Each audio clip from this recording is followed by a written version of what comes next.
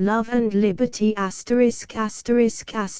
Transcribers note the two footnote anchors are denoted by 1 and 2, and the footnotes have been placed at the end of the book, in front of the catalogue pages.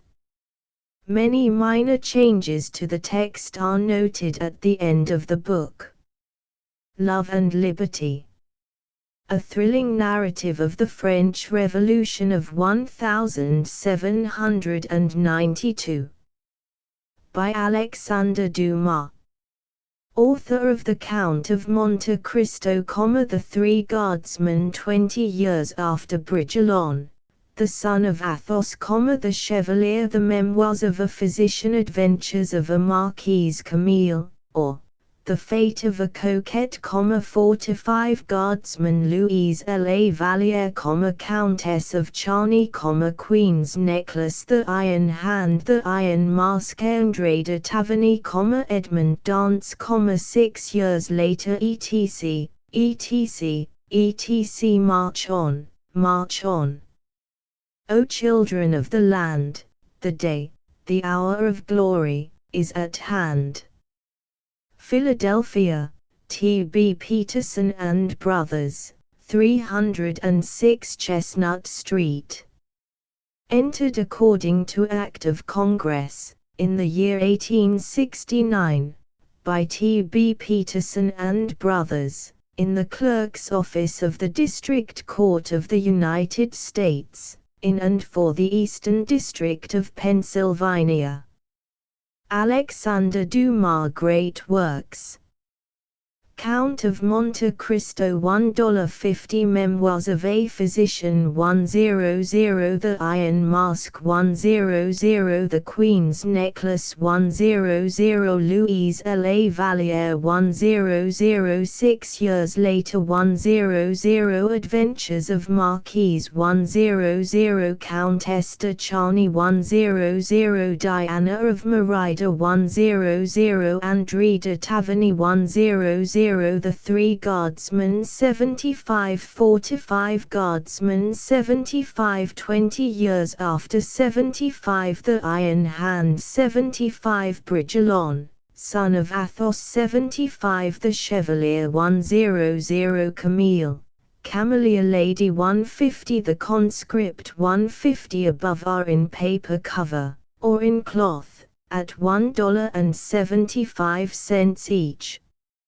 Edmond Dance, 75. Man with 5 wives, 75. The Fallen Angel, 75. The Twin Lieutenants, 75. Felina de Chambure, 75. Annette, Lady of Pearls, 50. The Horrors of Paris, 75. Mohicans of Paris, 50. Sketches in France, 75. George, or the Planter of the Isle of France, 50. Isabel of Bavaria, 75. The Marriage Verdict, 50. The Corsican Brothers, 50. Buried Alive, 25. The Count of Moreat, 50. Above books are for sale by all booksellers.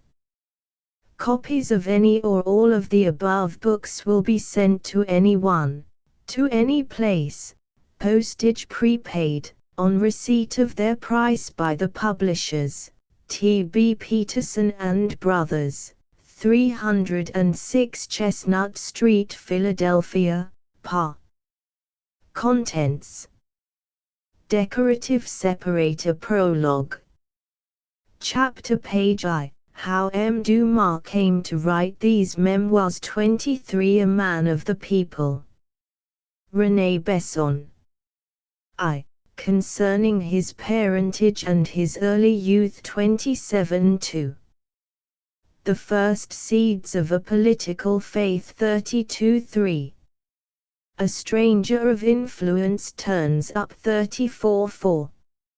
I educate myself for contingencies. 39. V. I break with the aristocracy. 41. 6. The nation and the Bastille. Verdict for the former. 44. 7. Concerning the Bastille. 48. 8.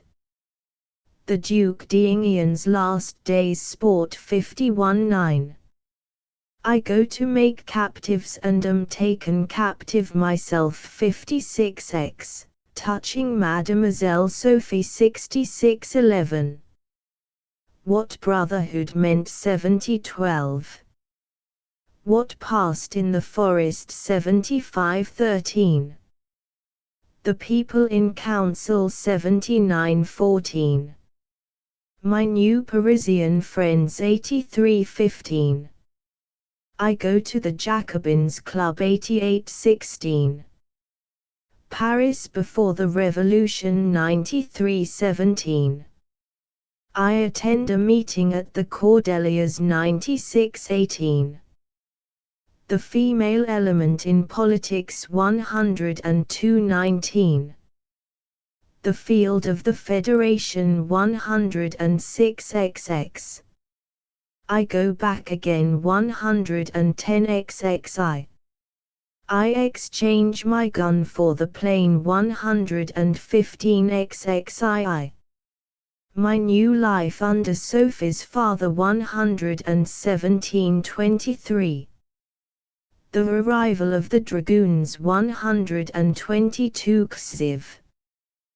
The night of the 21st of August, 1791 128 xxv. The tragedy of royalty begins 134 xxvi.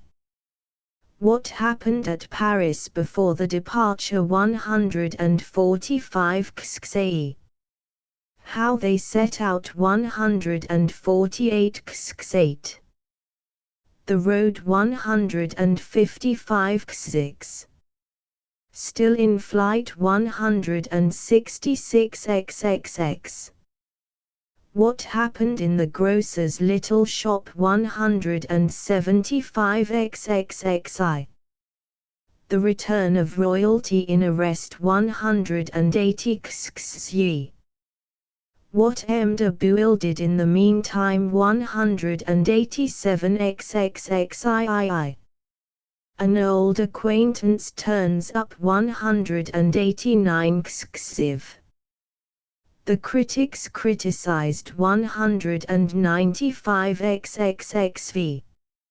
Is love eternal 196 xxxv.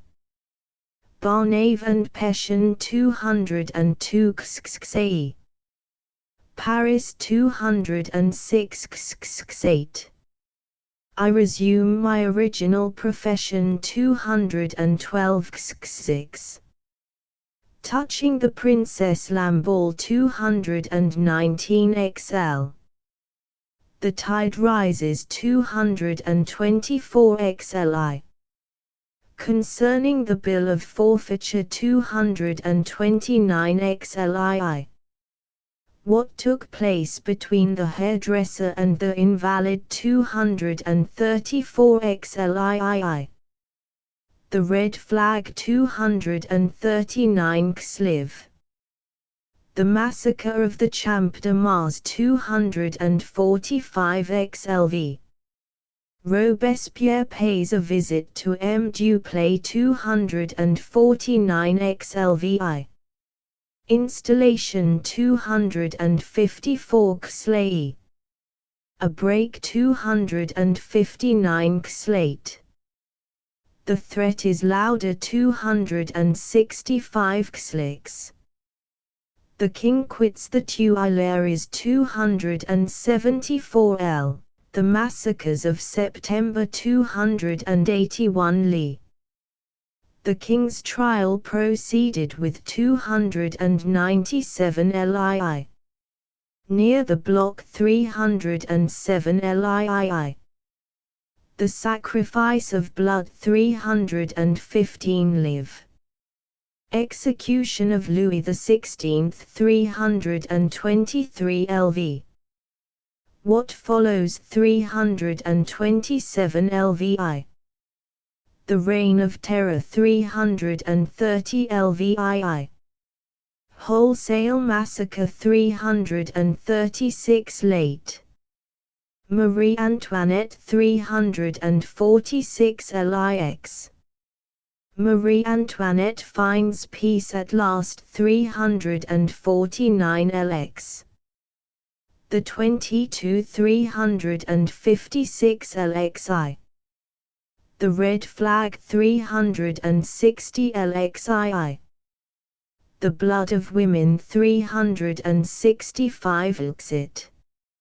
Robespierre falls 370. Love and Liberty. Decorative separator prologue.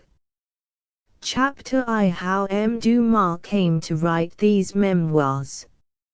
Of all the remarkably interesting events connected with the French Revolution, perhaps the one most worthy of notice is the flight of Louis XVI, and his capture at Varennes.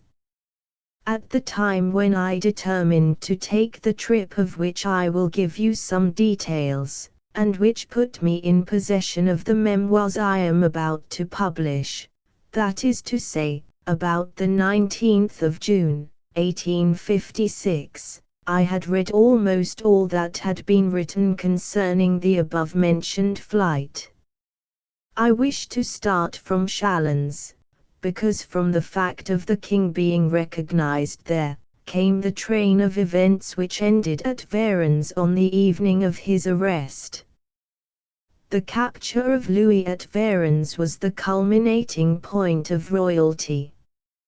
For although it took 704 years to arrive at Varennes, it took but 19 months to descend from Varennes to the Place de la Révolution. It is not because the heads of 3 persons, who were in the carriage that took royalty to the precipice, fell on the scaffold, that we mark out the event as the greatest in the French Revolution, and, indeed, in the whole history of France. No. It is because the arrest of the king in the little town of Varennes, unknown on the 22nd of June, and on the morrow fatally immortalized, was the source of the political convulsions which have since occurred. My resolution to go to Varennes once taken, I started from Paris on the 19th of June, 1856, and on the 20th of the same month, at 1 o'clock next morning, I arrived at Chalons. I was, as you know, in search of details actually seen by eyewitnesses. I soon discovered 2 old men who could give me the necessary information. One was a Monsieur Riquez, at Chalons, one of the postilions who drove the king, the other, Monsieur Mathieu, notary, at Saint Menehoud, who had seen the horses changed at the moment that Drouet recognized the king. But it was especially necessary to discover someone at Varennes who remembered some incidents connected with the affair, because at Varennes occurred the most dramatic part of the whole catastrophe. I first asked a keeper of the records whether he knew anyone who had seen the king, and assisted to arrest him. He mentioned Colonel René Besson. I asked him to give me his address. "I will do better," said he, "I will take you to him." At the very moment that we entered by the Rue de l'Horloge, that place where Louis XVI was arrested, which, singularly enough, has the shape of the axe of the guillotine, my guide put his hand on my shoulder. Said he, "here is the very man we want." And he showed me, at the corner of the Place Latry and the Rue de la Basse, a fine old man, warming himself in the rays of the sun, and sitting in a large armchair before his door. It was Colonel René Besson. We drew near to him. Imagining that we had some business with him, he arranged himself more comfortably in his chair, and waited an explanation.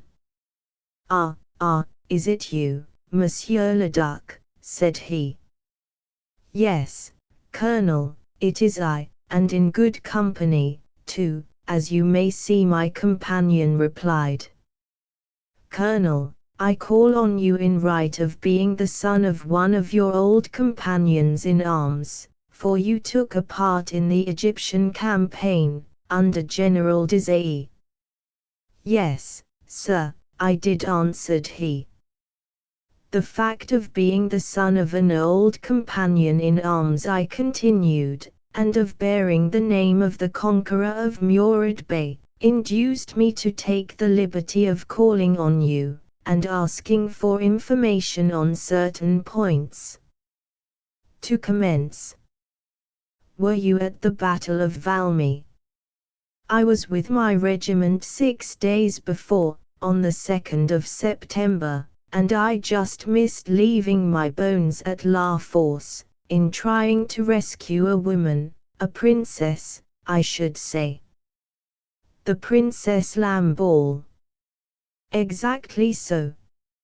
At this period, I was living then, in the Rue Saint-Honore with the carpenter, Duplay. You have seen Robespierre, then. Just as I have you. It was I who made the table on which he wrote the greater part of his speeches. And Danton. Danton. It was he who enrolled me on the 2nd of September.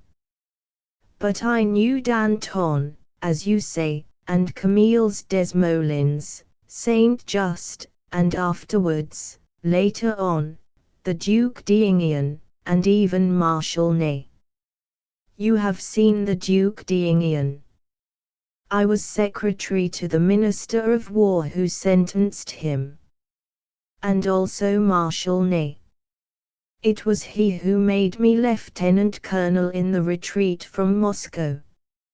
I will never leave you, Colonel, I will be your secretary, and we will write your memoirs.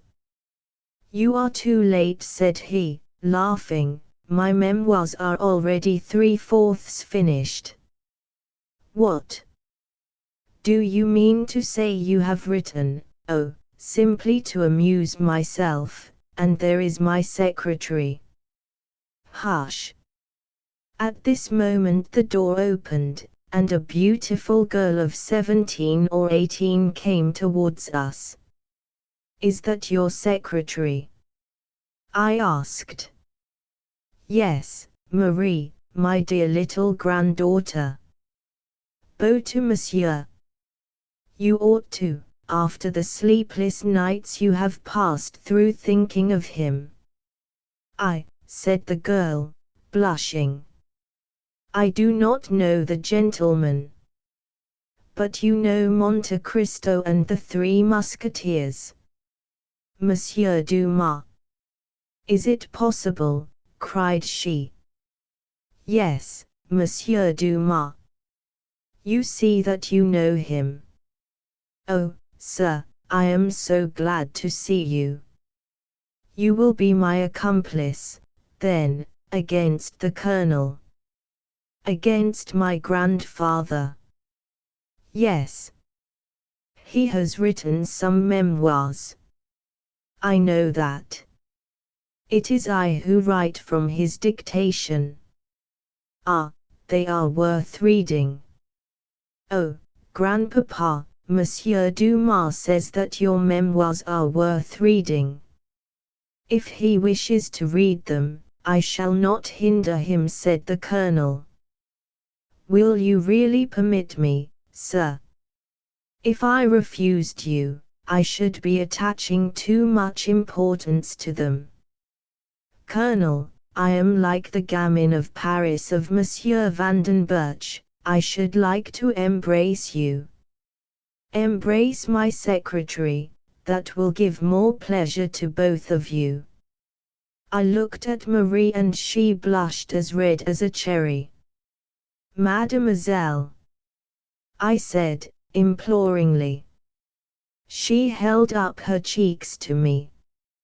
I took her hands in mine, and looked at her intently. Has Mademoiselle, I asked the colonel, a page in your memoirs. The last, a white page. But Marie has something to tell me. What is it, my child? That supper is ready, Grandpapa. You hear? Have you an appetite? Unfortunately, I have just dined. I should have liked to clink glasses with you. Will you allow me to breakfast with you tomorrow, instead? You see, I am taking a liberty with you already. Mademoiselle can give me the memoirs this evening. I will read them tonight, and return them tomorrow. What, read them tonight? How many pages are there, Marie? 700 or 800, grandfather, replied the young girl. 700 or 800 pages. If you will permit me, I will copy them.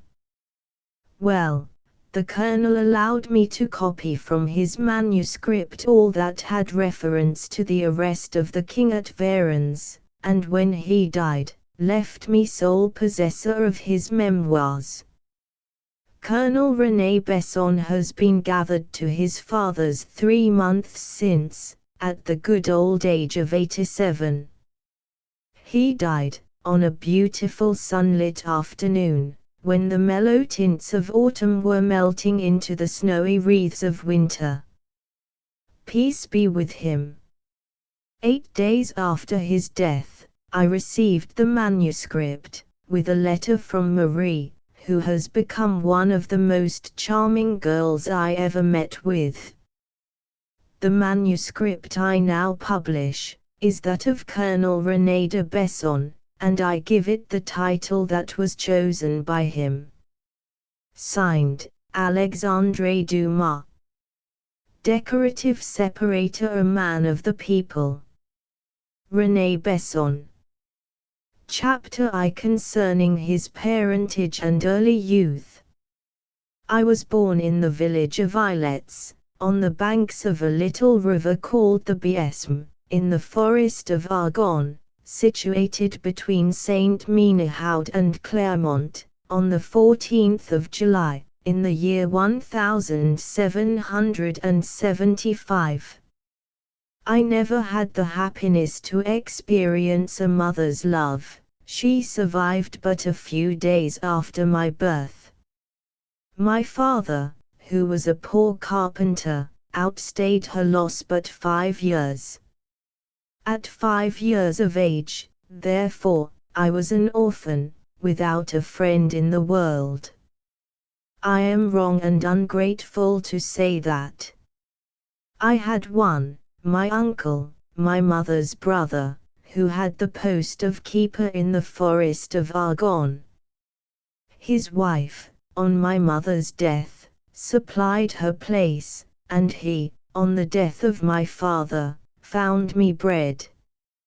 My father died so poor, that all had to be sold to pay his little debts, with the exception of his box of carpenter's tools, which had been taken to Father Descamps, that was my uncle's name, and placed out of sight in a little room belonging to me. The forest of Argonne was government property, and was preserved for the pleasure of the nobles attendant on the court, but that did not hinder the young people of the environs from coming secretly with the keepers, to enjoy a little sport with the deer and the hares. There was one, who took part in these hunting parties, whom I knew well, Jean-Baptiste Drouet, son of a postmaster at Saint-Ménehould, also William, a friend of his, and one Belout, who afterwards took the name of his native place, and called himself Belout Varennes. All three were to acquire a certain celebrity in the middle of those revolutionary movements, still hidden in the future. Certain young noblemen, by very special favor, received privileges of game denied to the outer world. Amongst the number of those young nobles, was M. de Dampierre, the Count de Mans, and the Viscount de Malmy. The former was at this time a man of about 45 years, the latter not over 20. I select these out of the number, because they will play leading parts in the events I am about to describe.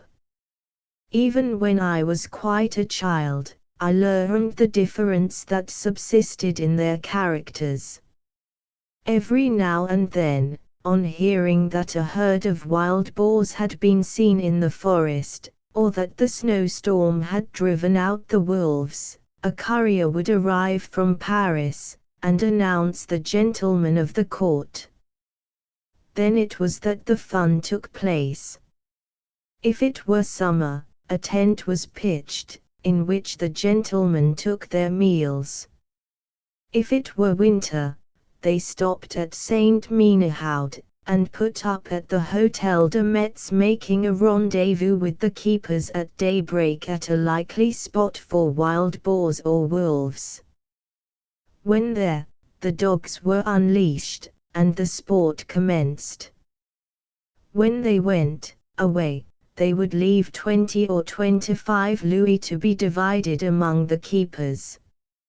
In general, these nobles of the court were exceedingly polite towards the underlings. Twice the Prince de Condé and his son, the Duc d'Enghien, came.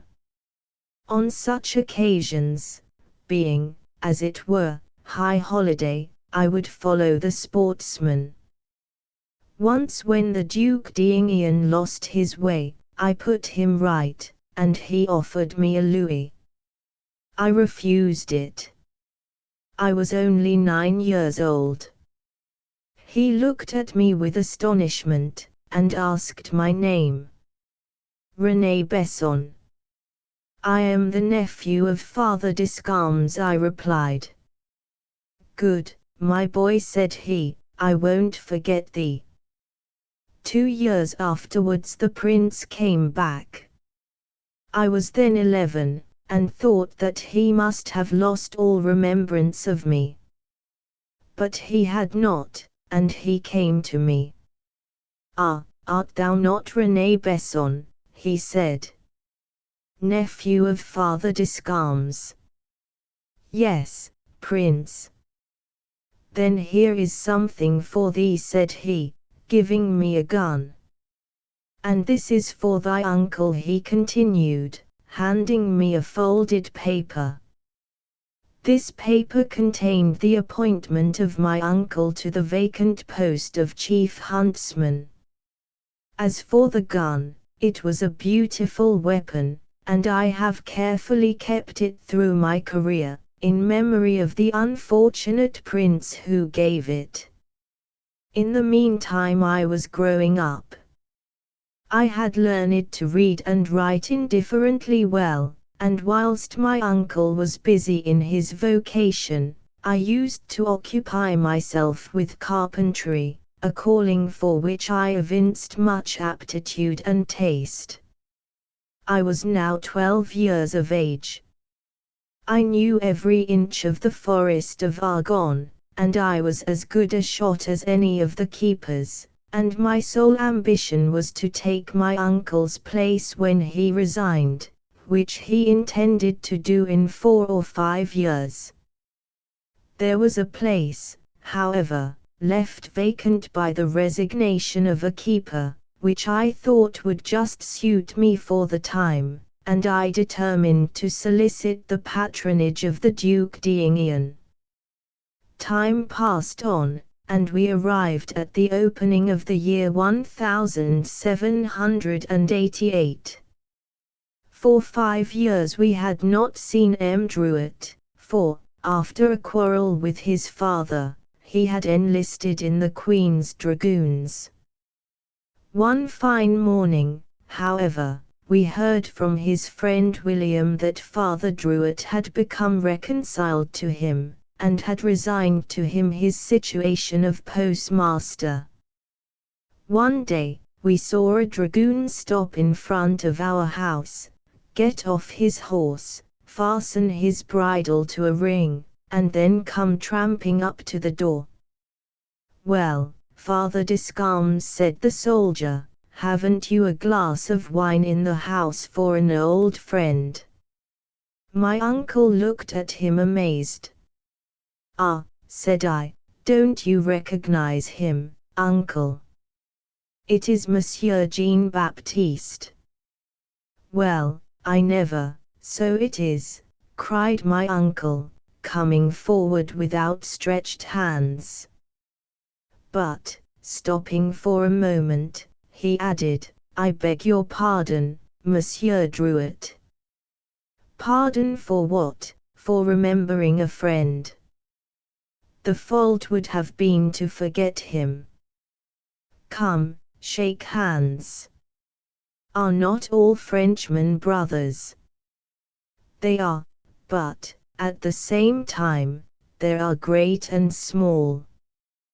"Good, but, in 2 or 3 years, I will say to you, there are neither great nor small. All are children of one mother, and all will have their rights before man, as before heaven." "Ha! Is that the sort of schooling they give you in the Queen's Dragoons, Monsieur Jean-Baptiste?" "Not only in the Queen's Dragoons, but in all other regiments, old Nimrod." My uncle took 3 glasses from the cupboard, filled 2, and half filled the other for me. Druet took up his glass. "To the nation," said he. "What is that word?" inquired my uncle. "It is a new one, which I hope will yet gain the rights of the middle classes." "That youngster there, what are you going to do with him?" "Make him my successor." Druet shook his head. "My good old Descalmes," said he, "you belong to the past. Better far an independent and honorable position for a man, than to wear a livery which, no matter how gay it is, puts you at the mercy of the first whippersnapper that comes. I thought René was a carpenter." "So I am, Monsieur Jean-Baptiste, but I only play at joiner work." "Nay, look you here," said my uncle, proud to be able to show some of my handiwork. "Here is a wardrobe the youngster has made." Druet went forward, and examined the construction in question with more interest than it deserved. "Good, very good," he said. "Go on as you are doing, my boy, and, believe me, it is far better to work for the public, than to be a gamekeeper dependent on a prince, liable to be turned away should a wild boar make an unforeseen bolt, or a wolf force the line of beaters." "But," answered I, "you must know that I have a gun, Monsieur Jean-Baptiste, and a gun, too, given me by the Duc d'Enghien." And saying this, I showed him the cherished weapon, with as much pride as my uncle had displayed in exhibiting my efforts at wardrobe making. "A pretty gun," he said, looking at it attentively, "and I see that it bears the royal mark. If you take my advice, you will not hesitate between the plane which your father left you, and a gun which a prince gave you. The carpenter's plane is the breadwinner that the philosopher of Geneva put into the hands of his favorite pupil, and ever since the day that Emile appeared, the plane has been ennobled." "What is Emile, Monsieur Jean-Baptiste?" I asked. "It is the work of one who teaches that all men are citizens together, and that all citizens are brothers. Keep your gun, René, to preserve your country, but also keep your plane to preserve your independence. Be a carpenter to the people at large, my boy, but be no one's servant, not even if he be a prince. The first opportunity I have, I will send you a meal to read." So saying, and squeezing the hand of his old friend, Jean-Baptiste remounted his horse. As I held his stirrup, he lifted me gently to his saddlebow, and placed his hand on my head. "René Besson," he said, with dignity, "in the name of that grand future of liberty, with which France is even now in travail, I baptize thee citizen." Then relinquishing me, and striking his spurs into his horse, he disappeared down the forest. Next day a messenger came from Jean-Baptiste Drouet, who, faithful to his promise of the night before, sent me a little book, with these words written on the first page: "To the citizen René Besson, carpenter."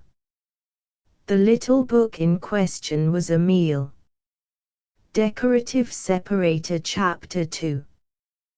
The First Seeds of a Political Faith. When I came to examine the book which Jean-Baptiste had sent me, and the title of which was A Meal, or Education, I sought out the chapter which had direct reference to my own case. In the course of my search I came across the following paragraph: "It is my positive desire that Emily should learn a trade. An honest one, at least," you will perhaps say. What means that? Every calling useful to the public is an honest one, is it not? I don't wish particularly that he should be a carver and gilder, neither do I particularly care that he should be an actor, or a musician. Still, let him adopt any one of those professions, or others resembling them, that he may fancy. I do not wish to fetter his will in anything, only I would rather he was a shoemaker than a poet, and would much prefer him to earn his livelihood by paving stones than by porcelain. I read over and over again the paragraph which opened up this train of thought, and at last, I understood it. Let no one be astonished that my intelligence was so slow. Taken up as I was until I had reached at this time, my 14th year, with the usual jog-trot of rustic occupations, my mind had remained in a sort of twilight. I continued my reading. The needle and the sword can never be wielded by the same hand. If I were a king, I would only permit the ell, the wand, and the shears, to women, and to maimed men, equally feeble with the weaker sex. I would forbid callings against health, but not those which are simply laborious, or even dangerous, for those demand at once both strength and courage. Everything considered, the trade which I should like a pupil of mine to adopt of himself would be that of a carpenter.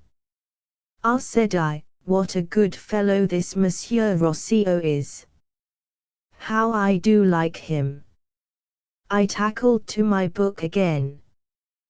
Touching a carpenter's trade, it is a tidy calling, it is useful, you can follow it in the house, it requires both skill and industry, whilst the exercise of taste is not excluded from the articles it turns out. So, then, I was precisely in the state recommended by the author of A Meal. Not only that, but I did not even require to learn the trade he praised, I knew it already. I read on as follows: "Of all states and conditions of life, the most independent is that of a mechanic. A mechanic is dependent upon his work only. He is just so much free as an agricultural laborer is a slave, for the latter can only prepare the field, and leave the product thereof to fate. A foe, a powerful neighbor, a lawsuit, can deprive him of his field. In fact, that very field can be made to vex him in 1,000 different ways. But, if fate disturbs a mechanic, he gathers his tools together, and, carrying his sturdy arms with him, away he goes. At this point, I looked at my own arms, already muscular and well developed, and I swung them in the air with pride. Evidently the man was right who wrote those lines. I uttered a cry of joy, and rushing into my little workshop, I hugged severally to my bosom my hammers, my planes, and my chisels. Then, strong with a new strength, I felt irresistibly impelled to rush off at once, and thank M. Jean-Baptiste Drouet for lending me the precious book. Saint Menehould was exactly 3 miles away, and it was only 11 o'clock in the morning.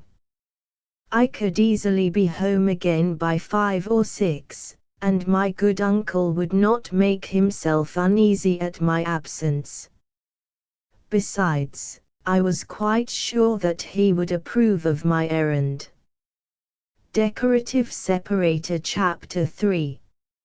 A stranger of influence turns up. Out I set at once, taking my book with me, to read on the way, and so interesting did I find the adventures of Emile that I found myself near my friend's house actually without being aware of it. In the distance I could see M. Jean-Baptiste superintending some postilions, who were putting fresh horses to a carriage. He was standing on the threshold of his door. Running up in a state of great excitement, I cried out, "Monsieur Jean-Baptiste, it's I." "Well," he said, laughing, "I am quite aware of the fact. What do you want, my boy?" "What do I want? Oh, I want to thank you, and to tell you that I will never be a keeper. The only calling worth following is that of a carpenter, and I mean to be one, Monsieur Drouet." The carriage went off. "So you have been reading Emile?" he asked, taking me inside. "Yes, up to here." And I showed him page 160 of the work. "Bravo," said Monsieur Drouet. "But it is not enough to read, you must also understand." "Of course, M. Jean-Baptiste," said I, "there are many things that I cannot understand, but I always look to you for an explanation." "So you are come expressly for that?" "No, M. Jean-Baptiste.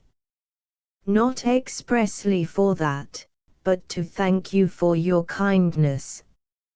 After my father, who gave me life, after my aunt and my uncle, who have fed me, I owe more to you than to any other person in the world, for has not Rousseau himself said that every man is born twice, first, physically, then intellectually?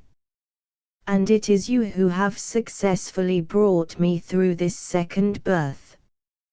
I must pass over that afternoon of familiar intercourse with my mentor and my friend. Suffice it to say, that my newborn resolutions were strengthened, my eyes still more widely opened to my own wants and requirements, and when I set out on my return, I felt that, indeed, a path had been tracked for me across the yet untrodden wilderness of life.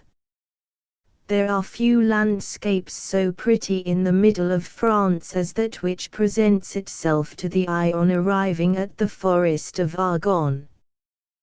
This struck me as it had never done before, and I paused involuntarily to gaze at the scene. At this moment 2 travelers came towards me, followed by a carriage slowly toiling up the ascent.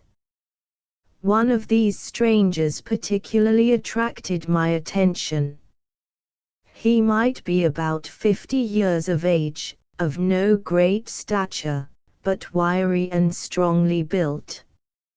He had a noble head, and his weather-beaten face was lit by the glance of an eagle. Had not the scar of a saber wound sufficiently indicated his profession, I could have told he was a soldier from the unmistakable way in which he wore his civilian's suit. His companion, younger and stouter, was likewise a soldier, but evidently not of the same standing. These 2 men halted a moment near me, less to look at the landscape than to continue an animated conversation, in which the elder sustained the principal part. "Yes, my dear Thevenot," he said, "I will never give in on this point. If ever France is invaded by Montmedy and Verdun, it is here that we must meet the enemy. With 20,000 soldiers I'll engage to stop a foe 80,000 strong. The forest of Argonne is the Thermopylae of France." "That is to say?" "General," replied the other, who looked like his aide-de-camp, "if the 2 or 3 roads through the forest could be defended as easily as this one, for it is quite evident that a couple of batteries with 6 guns each would make this defile impracticable." "There are only 2 roads," returned the general, "the one we are now pursuing, leading to Ilettes, and the other, the Grand Prés road. Both these routes conjoin at Verdun. I thought there was a third, namely, the Chain Popular road. I don't think that road leads through the forest at all, but I will ask our driver." The general did so. The bumpkin only shook his head. "I only know," he said, "the road I'm accustomed to travel, and that's not it. Beyond that, I can't tell you anything, but," he added, nodding towards me, "if you want to know all about this part of the country, why, there's the nephew of Father Descamps, who knows it all blindfold. Hillo, boy! Come and speak to these gentlemen." I approached, cap in hand, for the look of the elder traveler inspired me with respect. "Friend," said the general, seeing that I waited till he spoke to me, "we want to know where the Chain Popular road leads from, and if it takes you through the forest, or round by the outskirts." "It leads from Stenay, monsieur, takes round by the forest, and opens upon Vonague, at the river Ain." "Ah, now we have it, Thevenot, but so far as I can remember, the Chain Popular road is only a narrow defile. I still hold my original opinion." "Will you get in now, gentlemen?" asked the postilion. "My horses are well breathed by this time." "Thank you, my young friend," said the general, waving his hand towards me. But just as he had his foot on the step, the distant sound of an alarm bell, violently rung, came through the stillness. "What is that?" cried the general. "A fire at the village of Ilettes," said I. "Look, you can see the smoke above the trees." And, without any further speculation, off I ran towards the village. The general called after me, but I did not stop to listen. However, before I had gone 100 yards, the carriage rattled past me at a gallop. The general, evidently moved by a humane motive, was hastening, like myself, towards the scene of the catastrophe, where I soon arrived. All the village was astir, and I found the general and his companion had taken command of the rustics, just as they would of an army on the field of battle. The fire had broken out in the workshop of a cartwright. The fiery element had attacked an adjacent shed full of wood, and threatened to reduce the neighboring house to ashes. Now, at Ilett's, fire engines were unknown, and I need scarcely say that handing along little buckets of water from the river was by no means an effectual remedy. "We must cut off the fire," shouted the general. "But how?" returned the peasants. "I want somebody," cried the general, "who will get up upon the roof of that shed, and cut away the principal support. The post will fall, and carry the roof with it." "Oh, yes," said a voice, "and the somebody in question will go down with the roof." "Very likely," acquiesced the general, calmly, "but the fire will be smothered, and the rest of the village saved." At that moment, a certain passage from Emile flashed across my mind. "Give me an axe," I cried. As I spoke, I saw one leaning against a house near which I was standing. I laid down my Emile and a dictionary which M. Jean Baptiste had given me, seized the axe, and rushed into the house adjacent to the shed. Already its inmates were carrying out all their little property, expecting every instant that their cottage would be in flames. Up the little wooden stairs I rushed, and scrambled out on the roof through a sort of trapdoor. It was my first experience upon roofs, but as I had been accustomed to climbing trees up to any height, a promenade on the thatch was only child's play. Below, all was hushed in anxiety.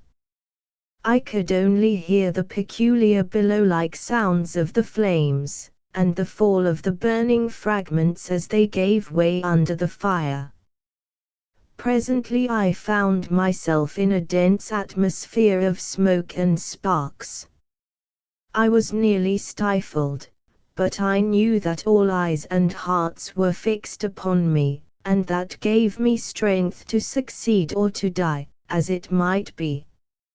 Supporting myself by the chimney, I commenced to cut away a hole round about the roof tree. I was strong of my age, and could wield with dexterity the axe, that instrument of my adopted calling, but though at every blow the upright beam trembled, on the other hand, the advancing flame seemed to increase in volume. There was, in a word, a battle between me and the flame, and I felt proud to have an element for my foe. All at once, the gable end fell in with a terrible crash, the other supports of the roof being weakened by my blows, gave way, and the roof itself fell, smothering, beneath the raging flames. I flung the axe away from me, and held on like grim death to my chimney.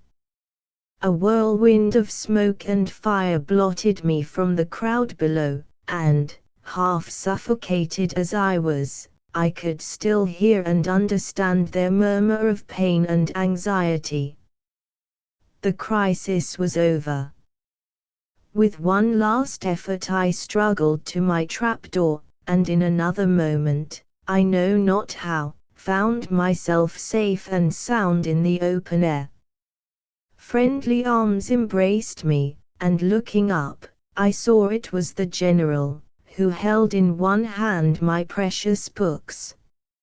"My boy," he said, "you are brave, and you read Rousseau, therefore I do not offer you a reward. but you will be a true man, and I embrace you." And again he pressed me in his arms. By this time, my uncle, and, indeed, all the village, were at my side, and whilst I was receiving their congratulations, the general and his friend had departed. No one knew who they were. This was an important day in my life, for I had learned to understand what was conveyed in that most beautiful of all human words, self-devotion. Decorative Separator Chapter 4. I educate myself for contingencies. Next day I laid up for myself a course of study, physical and intellectual. In the morning I read and studied my books, during the day I worked at my carpentry, towards evening I indulged in shooting, in gymnastics, and sports of that nature, and at night I again returned to my books. I improved every day. About a week after the events of the last chapter, M. Druitt and two friends came to my uncle's. M. Druitt and his friends shook me by the hand. He asked me how I was getting on, and I told him all, regretting at the same time that I had no money to buy books, or get instruction in Latin. "No money," said Jean-Baptiste. "Who hinders you from making it?" "Making it?" I answered. "But how?" "With your plane, of course." "But, Monsieur Druitt, I have no customers." "I will find them for you." "Where?" "To begin with, the postmaster of Saint Menehoud, Jean-Baptiste Druitt by name. The fact is, I require a quantity of carpentry work done in my house, and you must undertake it." "I am not good enough workman for that, Monsieur Druitt." "But if I find you good enough, then I would not like to take your money." "Nonsense. I must get somebody to do it, so that is settled. Now, about the Latin. I will find you a teacher, Monsieur Fortin, the cure of Ilettes." "How will I pay him?" "I don't think that he would take your money." "But I take yours, Monsieur Druitt." "Ah, that is different. Government does not pay me to make wash-hand stands, but it does pay Abbé Fortin to instruct his flock morally and intellectually. I should like to offer him something." "Exactly, not as a right, but as a graceful act of courtesy, and as I know the Father Fortin does not despise the good things of this life, you can shoot him a hare occasionally, or knock him up a cupboard, to keep his preserves in." "1,000 thanks, Monsieur Jean. Listen. I have it in my mind's eye that you will be a soldier, at all events. The education necessary for an officer will not be thrown away. For 6 francs a month, Bertrand, of Ilettes, the old soldier, will teach you fencing, and, for a trifle more, Mathieu, the land surveyor, at Clermont, will show you how to draw a plan. As for horsemanship, I will give you the run of my stable, so, there you are, with your lifetime all mapped out. Now, let us to the forest." At dinner that day, the conversation turned upon politics, and particularly on the unpopularity of Marie Antoinette, the Queen. All this was Greek to me, till M. Jean-Baptiste explained the situation of affairs. Marie Antoinette, it appeared, daughter of the Austrian, Marie Therese, and ancient enemy of France, had been accepted by the French people as a harbinger of union and of peace. Very different, however, had been her influence. In a word, Marie Therese hoped that Louis XVI would someday aid her to get back the provinces wrested from her by Prussia. Until 1778, Marie Antoinette did not meddle with affairs of state. Up to that time, Turgot was the ruling spirit, but, at last, he had to succumb to that famous de Calonne, who used to reply thus to the demands of the Queen: "Madam, if it is possible, it is already done; if it is impossible, it will be done." Misrule went on. The king, despite his impoverished treasury, bought St. Cloud. The queen, whilst her people were starving, purchased Rambouillet, and lavished millions of francs which were not her own upon her immediate favorites. Scandal arose, and when scandal gets into everybody's mouth, it is worse than truth. M. de Calonne resigned. He could not make both ends meet. The next Prime Minister was Brion, a Queen's favourite, and, when he fell, Paris was illuminated from the Bastille to the Cour de la Reine. M. de Necker reigned in his stead. He was a Genève's banker, and a financier of the first force, but even he failed to see a way out of the royal bankruptcy, and it was whispered that he was going to ask the nation what it thought of matters. France was to speak.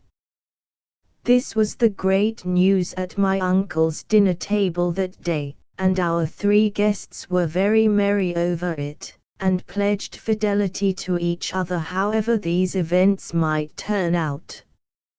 And they kept their word. Decorative Separator Chapter V. I break with the aristocracy. Next morning I set out for St. Menehoud, to see about M. Drouet's job. He told me what he wanted, and that he should require the new furniture I was to make him to be of good, well-seasoned oak.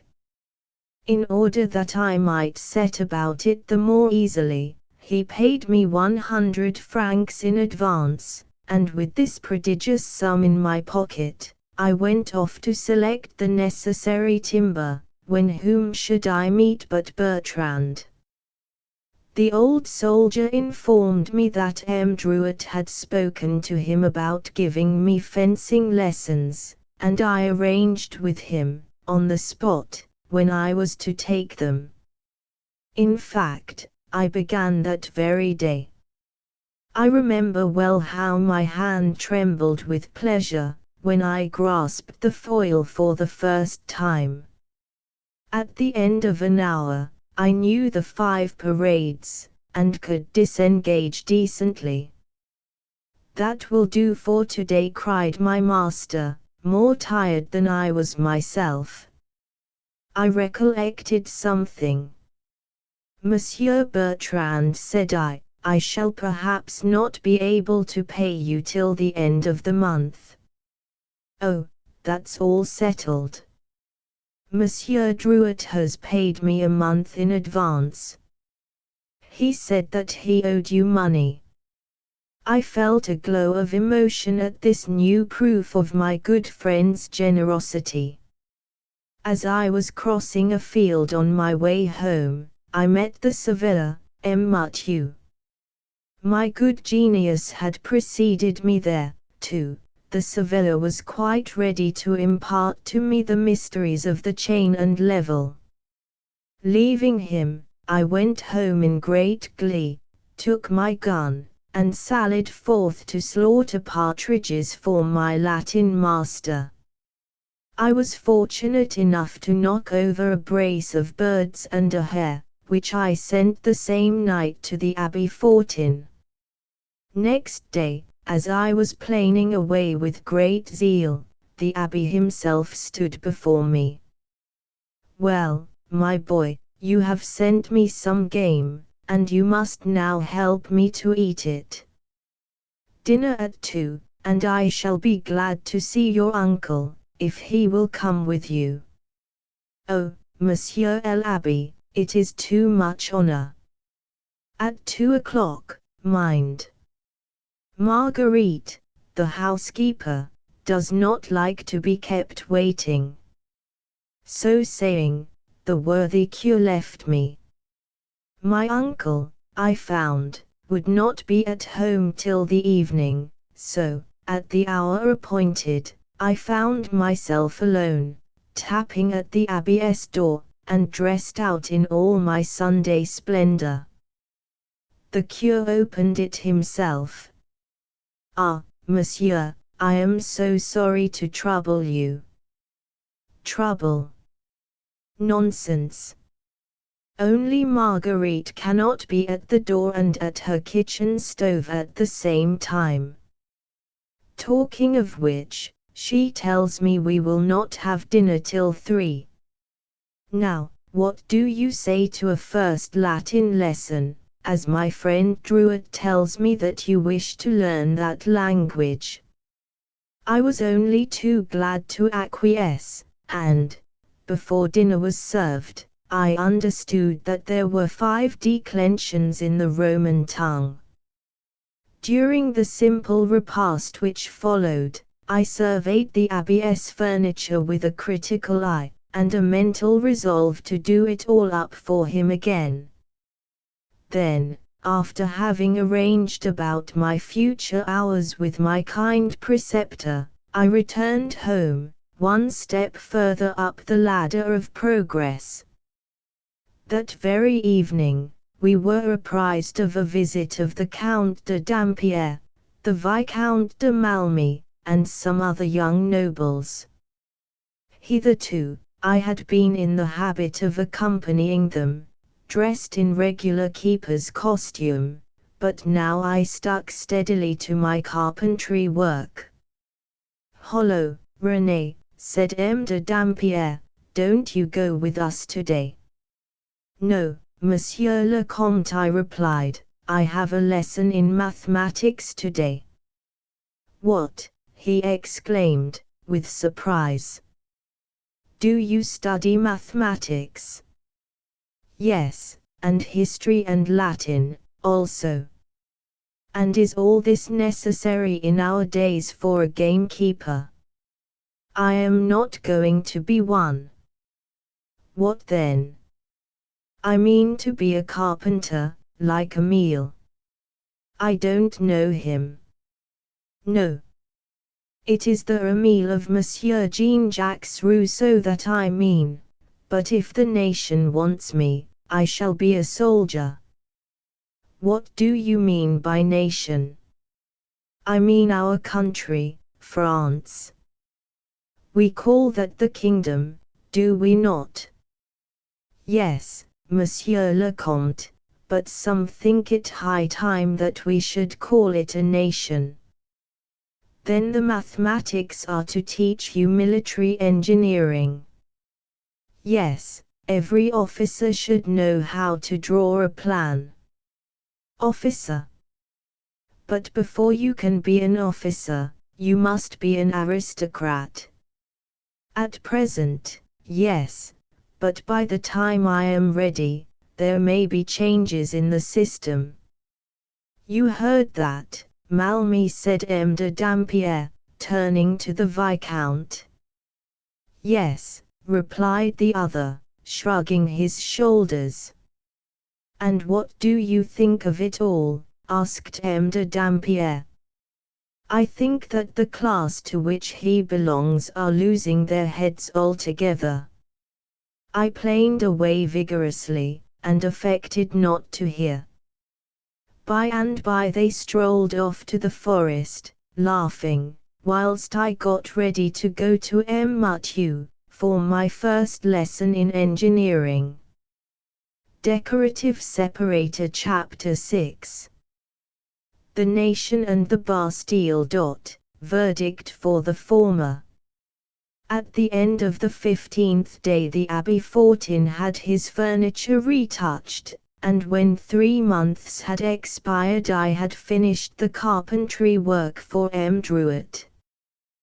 The work was estimated at 500 francs, the materials alone costing 120, so that I received 380, with the compliments of my 2 masters on the excellency of my workmanship. Whilst I was still engaged on the completion of the order, M. Druet advanced me 500 francs, to enable me to buy the wood, and at the same time, to take my lessons in the use of implements of warfare, and purchase useful books. The warrant expected from M. Necker, for the convocation of the Etats Généraux, had appeared. For the first time, a great nation, or a great kingdom, as M. Dampierre said, admitted all its members to political rights. No sooner had the warrant appeared, which can be translated in these words: all will assemble to elect, all will write their grievances in the books given to them for that purpose, than all France thrilled, as it were, with an electric shock, and the people leapt from darkness into light. That cry, treasured up for 2 centuries, becomes stronger and stronger every day. They complain that the year 1788 was barren, that the winter was bitterly cold, that the famine in the following spring was terrible. They went to the municipality of Saint Menehould, to write in the books, and my capital penmanship procured me the office of secretary. Afterwards, they went to election. Druet, Guillaume, and Billaud exercised enormous influence. M. Dampierre was balloted with a poor parish priest. The priest prevailed over him. The event deceived all. The Etats, which ought to have opened on the 27th of April, were adjourned to the 4th of May. The court was frightened, and delayed the matter as long as it could. All France had its eyes turned to Paris. Every hour brought forth unexpected events. On the 5th of May, the opening of the Etats, in the procession from Versailles, the king was applauded, and the queen hissed. On the 8th of May, the 3 classes were changed into 2, the one formed of the 3rd class, the other of the nobility and clergy. On the 18th of June, the assembly hall was closed by order of the king. On the 22nd of June, the oath of jus de pauvre was taken. This oath was the declaration of war from the 3rd Etat against the nobility and clergy. It was the first menace direct from the people against the throne. All in a moment, these comparatively small events ceased, and a portentous calm intervened, so to speak, as if the minor combatants held their weapons to intently watch the issue of the combat between their superiors.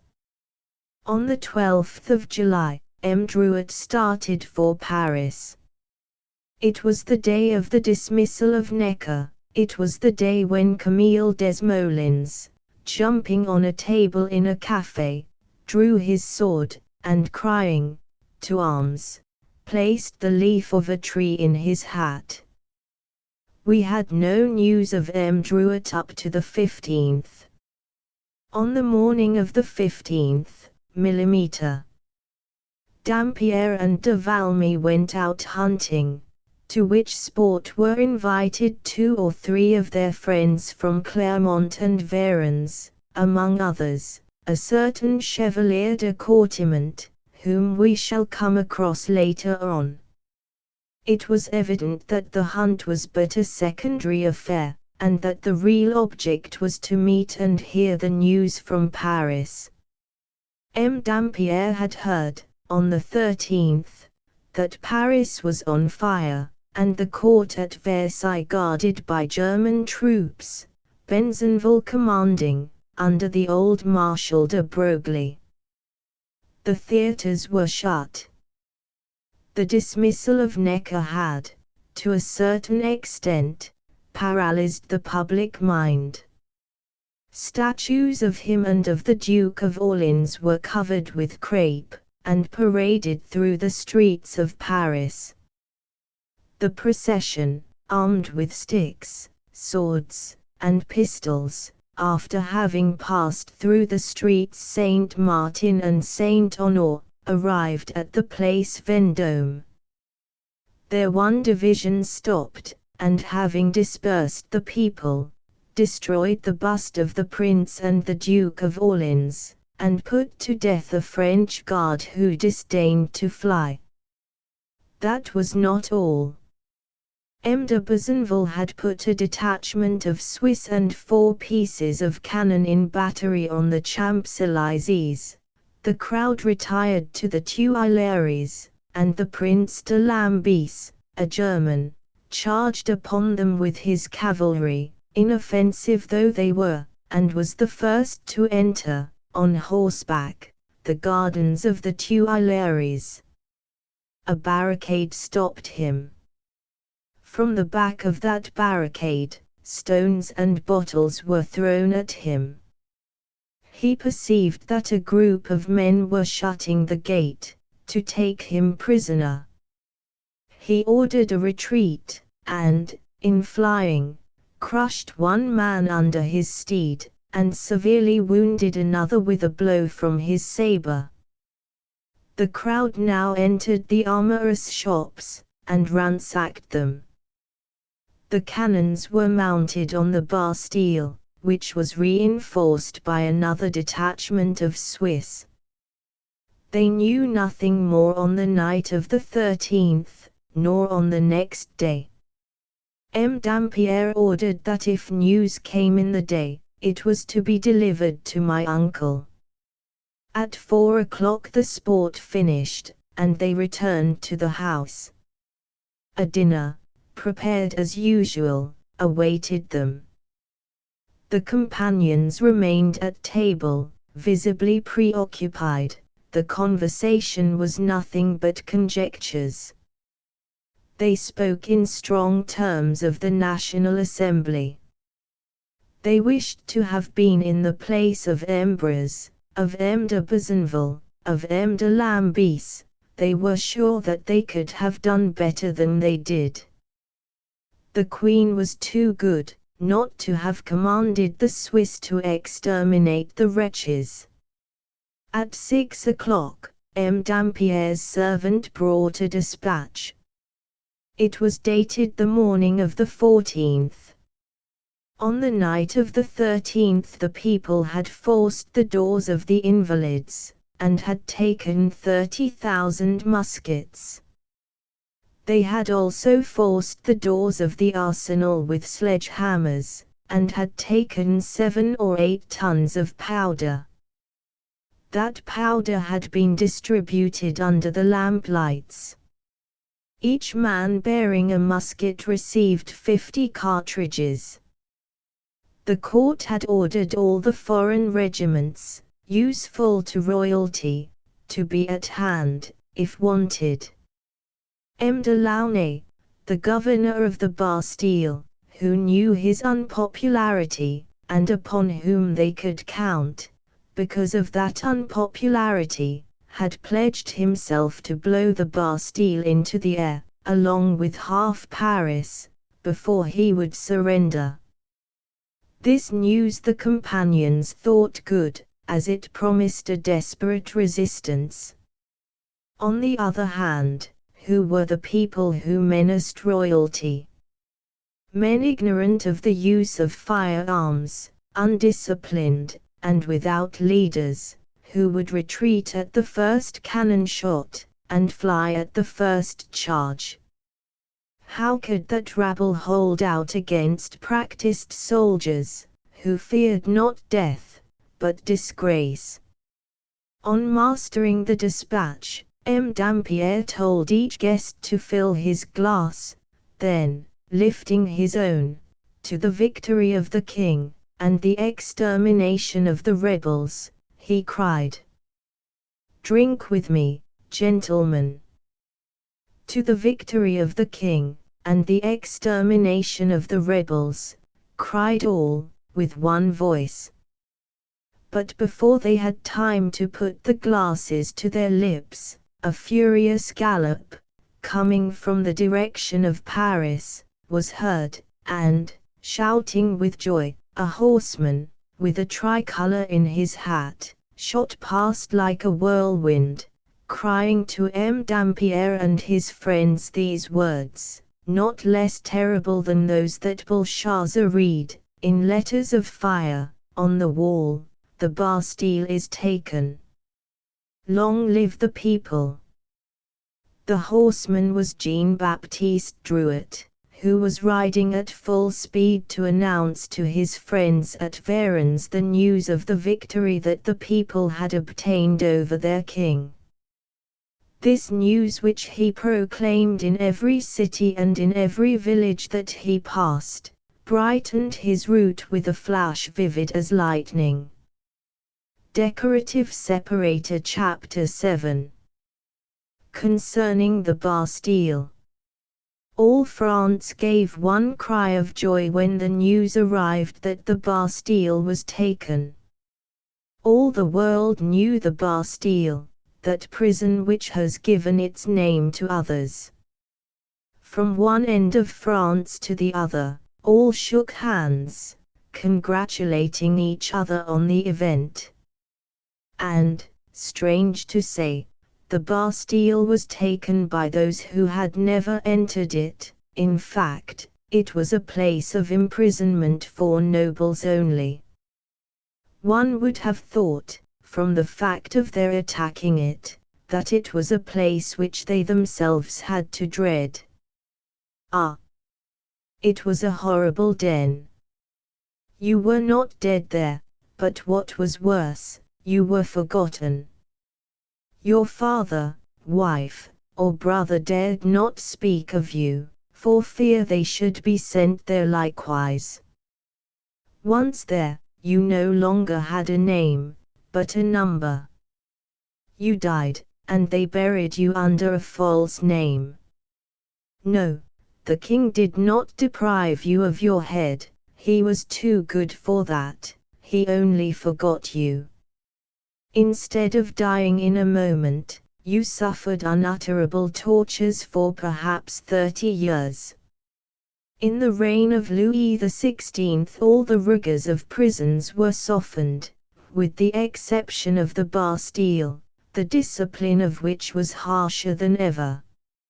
In former reigns they had barred the windows, but now they also stopped the promenades in the gardens.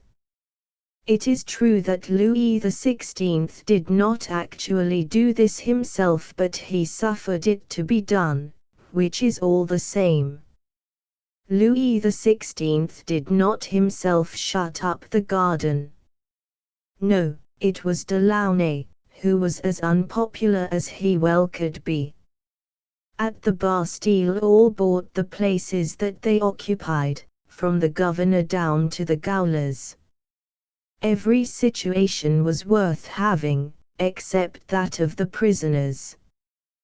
The governor had 60,000 livres salary. He made 120,000 by his plunders. We have already spoken of the garden of the Bastille open to the prisoners.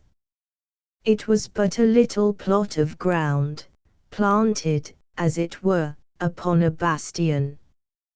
A gardener offered 100 francs a year for it, and this scoundrel, who was wringing from the pitiful allowances of the prisoners the sum of 120,000 francs per annum, actually, for the sake of this paltry sum, deprived the poor wretches under his rule of the breath of air that made life supportable, of the sole gleam of life that intervened twixt them and the tomb. He well knew that he would never survive the capture of the Bastille, this man of iron, who had a Bastille in place of a heart. The governor's 135 barrels of powder were placed in a vault, situated in the center of the fortress. The Bastille blown into the air would astound Paris in its ascent, and utterly destroy it in its stupendous fall. This he knew. When the prison was entered by the people, he clapped a torch to the touchstring. An invalid seized his arms, 2 Sous officers crossed bayonets across his breast. He snatched a knife from his belt, they took it out of his hands. Then he demanded to be allowed to march out with the honors of war. This demand met with a positive refusal. At last, he would be satisfied were he allowed to depart with life alone. 2 of the conquerors of the Bastille, Hulin and Elie, promised this in the name of all. He begged them to conduct him to the Hôtel de Ville, where he had some shadow of authority. In the meantime, whilst the people were dashing themselves against the granite and the oak, and demolishing the 2 stone slaves that supported the clock, and breaking open the dungeons, with the intention of liberating the prisoners confined therein, Hulin and Elie took away Delaunay, hiding him as much as possible by placing themselves in front of him. But when he arrived at the gates, the governor was recognized. He had no hat. Hulin, fearless of consequences, gave him his own. Turning into the Rue Saint-Antoine, one who had taken part in the combat, recognized the prisoner. Farther on, came some who had not yet been engaged in the siege, and who, as a matter of course, were more bloodthirsty now that the danger was over. They wished to massacre the prisoners. Delaunay remained alive through the protection of Hulin and Elie. Elie, less powerful than Hulin, was carried away by the crowd, amongst whom he was lost sight of. At the Arcade Saint-Jean, Hulin himself lost sight of Delaunay, but by a superhuman effort he separated the crowd, and regained him. He dragged him to some adjacent steps, but in the effort fell. Twice did he again raise himself, only to fall again. At the 3rd time, Delaunay had disappeared. He looked for him on all sides, and at last recognized his head fixed on the extremity of a pike, and borne above the crowd. That head Hulin would have saved, had it been possible, at the risk of his own. During this time, the mob had released the prisoners in the Bastille. There were 9.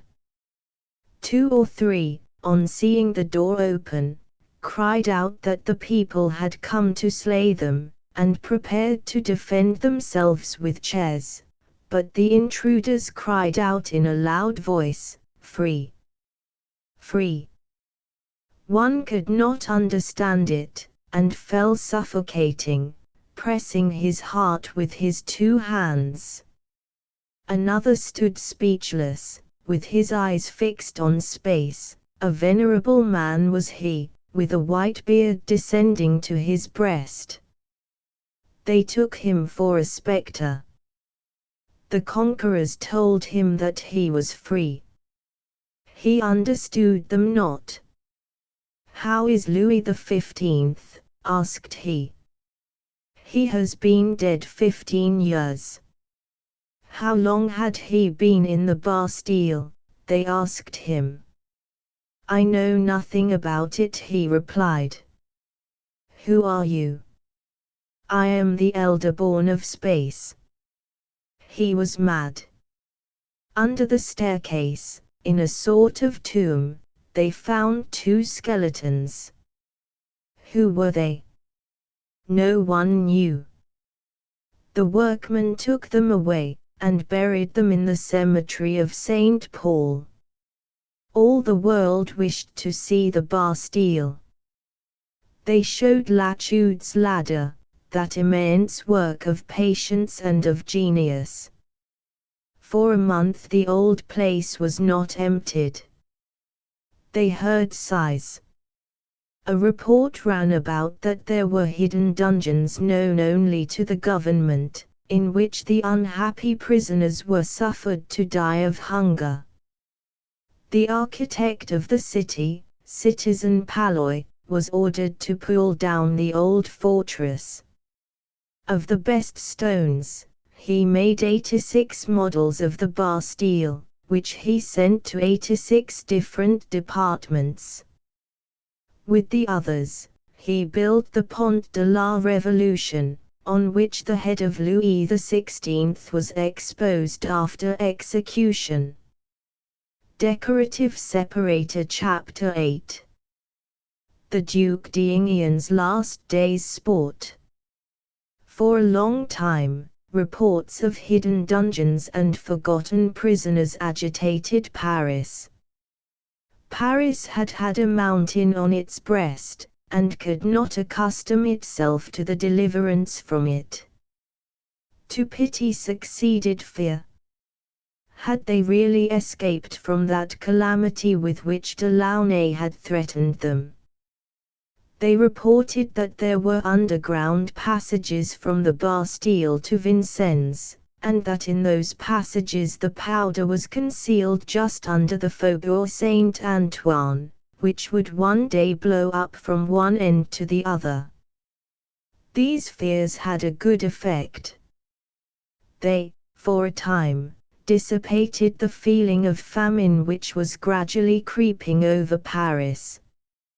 Foulon said, "The French have no bread, why should they not eat hay? My horses eat it." True or not, he expiated this sneer with his life, and they carried his head about with a mouthful of hay stuffed between his teeth. But, alas! It seemed that the French people had nothing to do but to eat what Foulon recommended. From Paris, the fear of famine was dispersed among the provinces. Foulon said all had predicted it. They must mow all France. All said that his ghost appeared to execute the menace. Then report went about that bands of robbers had been seen mowing the green wheat. The municipality of Soissons wrote to the Assembly a letter full of fears. The robbers had cut, they said, all the wheat 4 miles around, and were now marching on the city. Soissons demanded help. The Assembly sent 1,000 men, who searched on all sides, 12 miles a day. They could not find the robbers. No matter, 10, 20, 100 people had seen them. In the midst of this disputed news, other transpired which was but too true. A certain lord, having heard that Delaunay had wished to blow up the Bastille, resolved, if it were in his power, to complete that which the governor had been unable to do.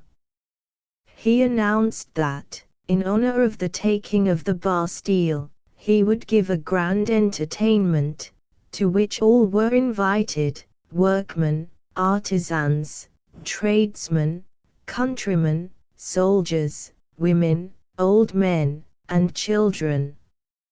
In this time of famine, when all lived on an ounce or 2 of bread per diem, a good dinner was a public service. Everybody, about 5,000 persons, that is to say, rushed to the feet. In the midst of it, an explosion was heard, and the surrounding plain was covered with dissevered limbs. The gentleman, whose name was Menet de Quincey, escaped to Switzerland, and avoided punishment. Later on, he returned, and, as he was a member of Parliament, he was arraigned before it, and acquitted. But the breach between the nobles and the people was now opened. The poor Count de House, who was incapable of committing such a crime, was accused of abetting M. de Quincey. Some days afterwards, being at Neuville-le-Pont, he was insulted by the people, who proceeded to extremities, and he had but just time to spring on his horse, and gallop off to a place of safety. Fear had now seized upon us, as well as everyone else.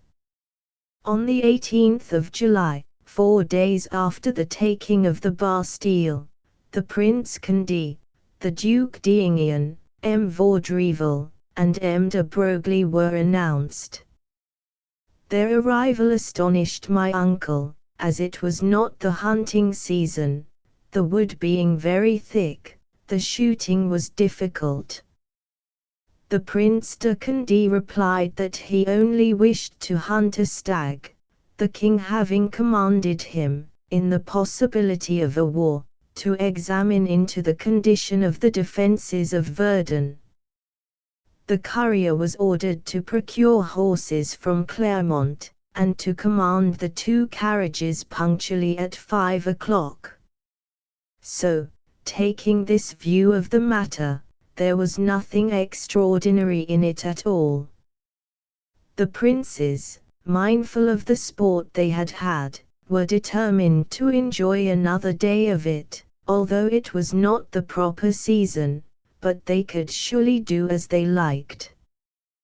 The Duc d'Enghien commanded me to accompany them.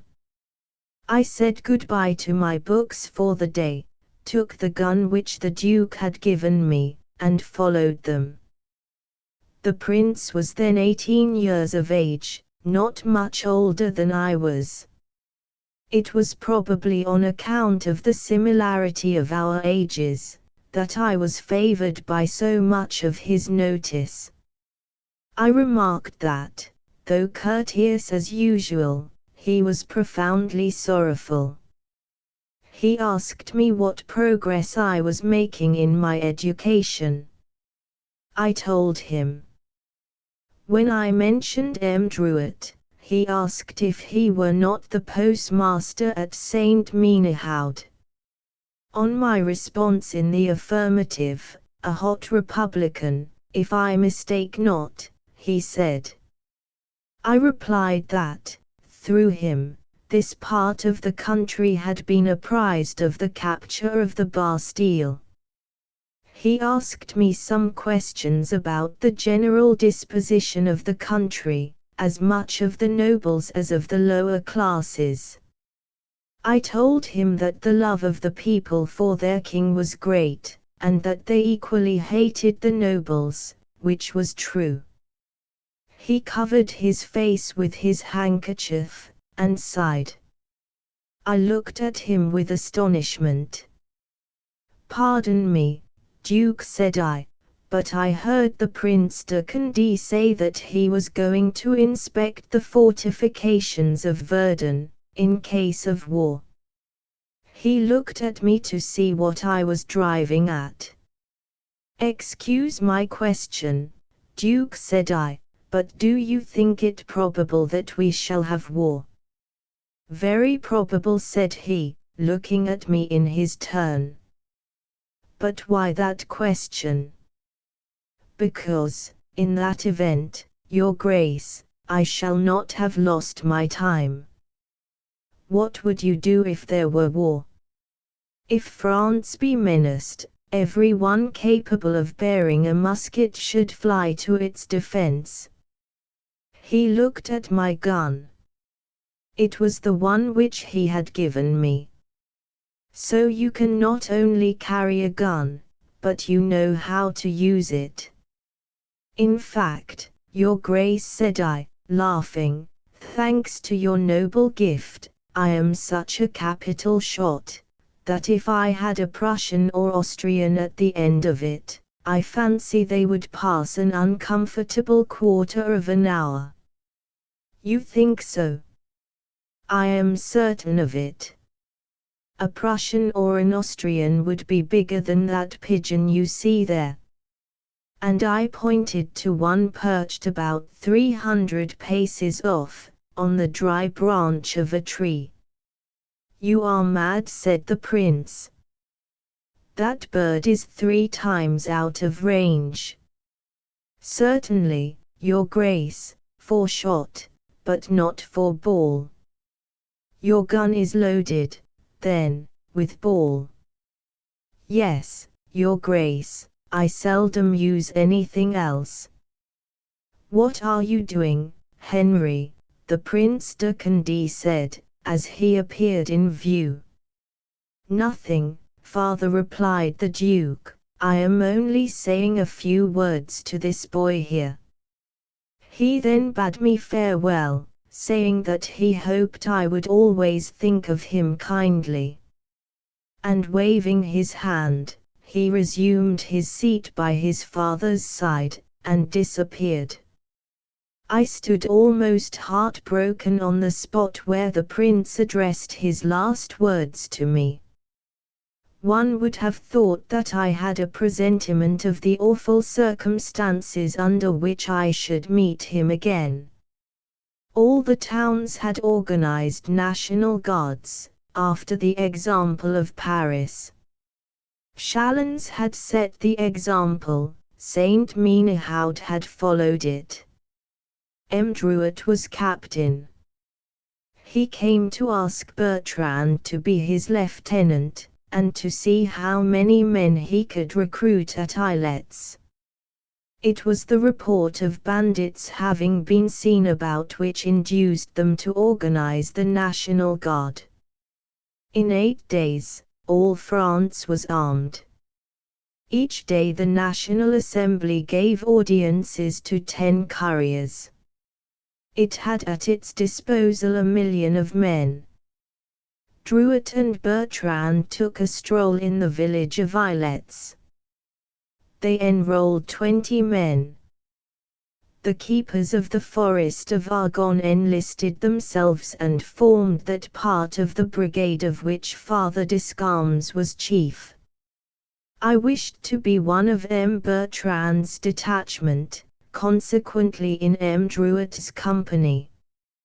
He accompanied me as far as Father Descalmes' cottage, and asked me about the visit of the evening before. He also asked if the princes had not returned. No, because they have gone to Verdun, said I. Why did they not send to hire their horses from my place? Because they preferred to have them from Clermont.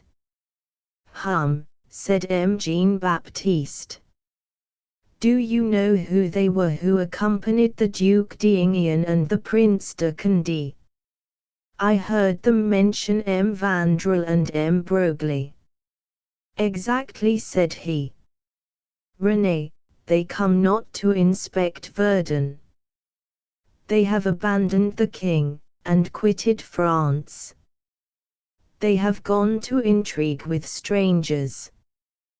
Then I remembered the sadness of the Duc d'Enghien, and I called to mind his peculiar look, when I said that an Austrian or Prussian were easier to shoot than a pigeon. I also remembered his last words before leaving, I hope that you will always think of me with kindness. Poor prince! He had left France, and that was the cause of his sorrow. Would that all would follow his example, murmured M. Druet, from the first to the last. But continued he, grinding his teeth, I fancy that if the king or queen were to try that move, they would not escape so easily. Decorative Separator Chapter 9. I go to make captives and am taken captive myself. Our National Guard was at first a curious sight. The first rank were armed with guns, the second with scythes, the third with clubs, and so on. Later on, the armourers made some pikes for those who had no guns. But however the guard was armed, there is no doubt but that it was filled with enthusiasm. Not a man, had he received the order, would have hesitated to march on Paris. What was most remarkable, with regard to this corps, was the manner in which the battalions seemed, as it were, to spring from the earth. Liberty was as yet quite young, and yet she had only to strike with her foot on the ground, to raise this deadly harvest of men. It was in the sainted year of 1789 that all France became soldiers. After the 14th of July, every Frenchman was born with teeth ready to bite a cartridge. Villages and towns joined in one compact, and that was, to mutually help each other when necessary. One day, we saw arrive, by way of Clermont, the people of Verdun, and, by way of Paris, the people of Saint Menehould. They had heard that a band of robbers had issued from the forest of Argonne, set fire to islets, and plundered the village. 100 men from Clermont, under the command of M. Mathieu, and 200 from Saint Menehould, under M. Drouet, had therefore set out, to render what assistance they might in the extermination of the brigands, of whom they had as yet not seen a trace. They made merry, therefore, instead of fighting, and in the place of the rattle of musketry, was heard the more peaceful song. 8 days afterwards, a man passed on horseback, going from Clermont to Saint Menehould, and crying out, "The brigands are marching on Varennes. Help! Help!" The man disappeared from view, none knew him. No matter, all leaped up, the drum beat the rappel, 50 men put themselves under the direction of Bertrand, and, without inquiring the number of the enemy, marched to Varennes. Needless to say, I was one of them. From the height of the hill of Vouvely, we saw a great cloud of dust, about half a league ahead of us. They were the men of Clermont, who, having started about half an hour before us, were about half a league ahead. At that sight, all elevated their hats on the ends of their muskets or pikes, and shouted "Vive la Nation!" That cry had almost completely taken the place of "Vive le Roi!" We arrived at Varennes, which we expected to find in flames, with the streets running blood. From the height of the hill, which descends to the Rue des Religieuses, we had a good view of the town. All was quiet. The people of Clermont, when they first arrived, were taken for the brigands, whom they were expecting every moment.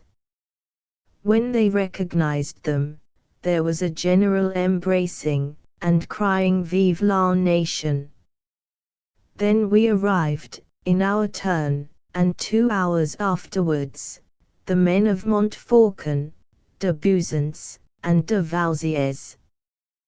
The latter had marched 8 leagues in 5 hours. They bivouacked in the Place de l'Étrie, and the Place de Grand Monarque. They then laid out tables for a public repast, where, after an ancient custom, each one chose his companions, and found his own dinner. I had one visit to pay in Varens, a place to which I seldom came, and where I only knew two persons, M. Guillaume and M. Bilaud. I remembered me of one of the two master workmen who had priced my carpentry work for M. Druet, and who said that if I had no work to do, and would accept it of him, he could always find me plenty. His name was Father Gerbort. I asked his address. He lived in the Rue de la Basse-Cour.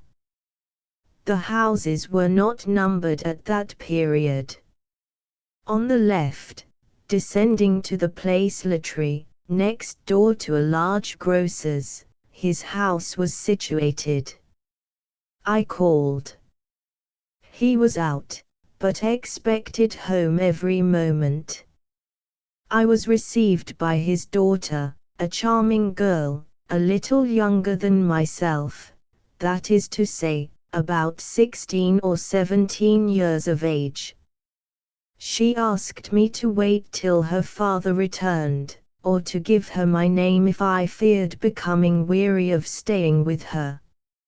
Of course, I rejected with scorn the idea that anyone could become wearied in the presence of one so gracious and charming. It was the first time in my life that I had ever addressed a compliment to a female. Indeed, it was the first time that I had been in conversation with a girl at all. Up to this time, I had scarcely given women a moment's consideration. Directly I told my name to the young girl, her face, which had before been amiable, brightened into a look of friendship. "I know you," said she, "you worked for M. Druet. My father has mentioned you to his workmen, more than once, as an example to be followed. Do stay, he will be glad to see you." On looking around me, I perceived a harpsichord. "You are a musician, I perceive, mademoiselle." "Oh, Monsieur René, you must not call me that.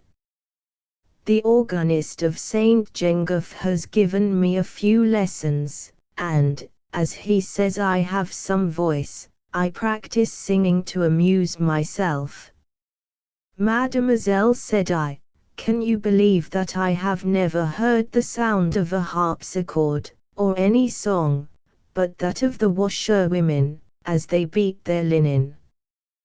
Will you sing something for me as well as yourself, and I shall be completely happy?" "With the greatest pleasure," she replied. And rising up, she crossed over to the harpsichord, and, after a simple prelude, she sang, "How sad to me the day when thou art far away." Every one knows that pretty romance, the Devinda village. But it had never seemed so charming to me as when issuing from the lips of my pretty songstress. Mademoiselle Gerbort had sang very simply, but with that coquetry so natural to women. Her face was variable, and as she sang without accompaniment, leaning slightly back in her chair, her half-closed eyes gave a somewhat sentimental expression to the rest of her face. Her mouth was beautifully formed, she spoke almost without any perceptible movement of the lips, and you saw, at the first glance, that what she said was neither artificial nor constrained. I was delighted with her. I said nothing, but my looks spoke more than words could have done. "Mademoiselle," said I, not being able, in my enthusiasm, to think of anything else, "have you read Emile?" "No, monsieur," she replied, "but my mother has read it, and that is why I am named Sophie." "You are named Sophie," cried I, seizing her hand, and pressing it to my heart. "Now I am completely happy." She looked at me with an astonished smile. "And why are you so happy?" "Because my name is Sophie," said she. "Because now I can look upon you as a sister more than a stranger." "Oh, Sophie, dear Sophie." Sophie regarded me with a more astonished expression of face than ever, and I know not what she might have said, had not M. Gerbaut made his appearance at that moment. "Ah, is that you, René?" said he. "You are, indeed, welcome.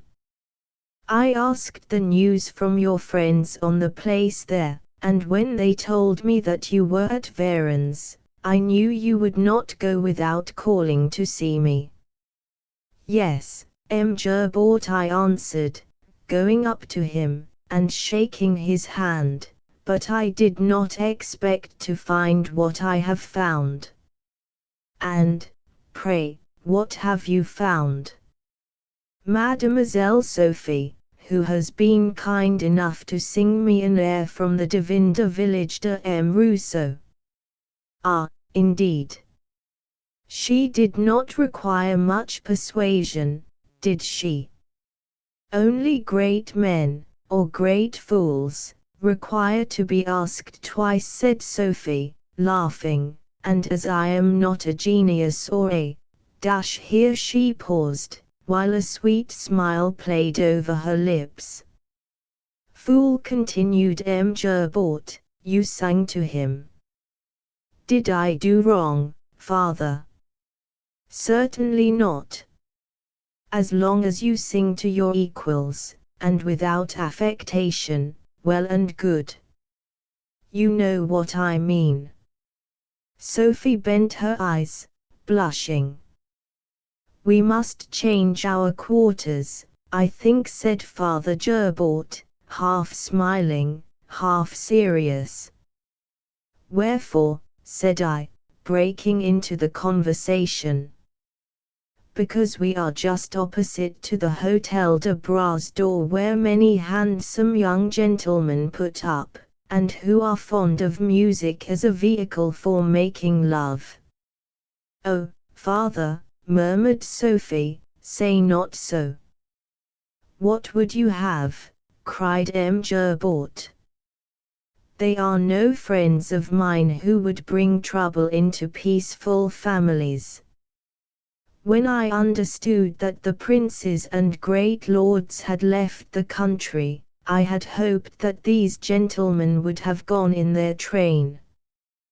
But no, they stay to make love to our wives and daughters, and to conspire against the nation.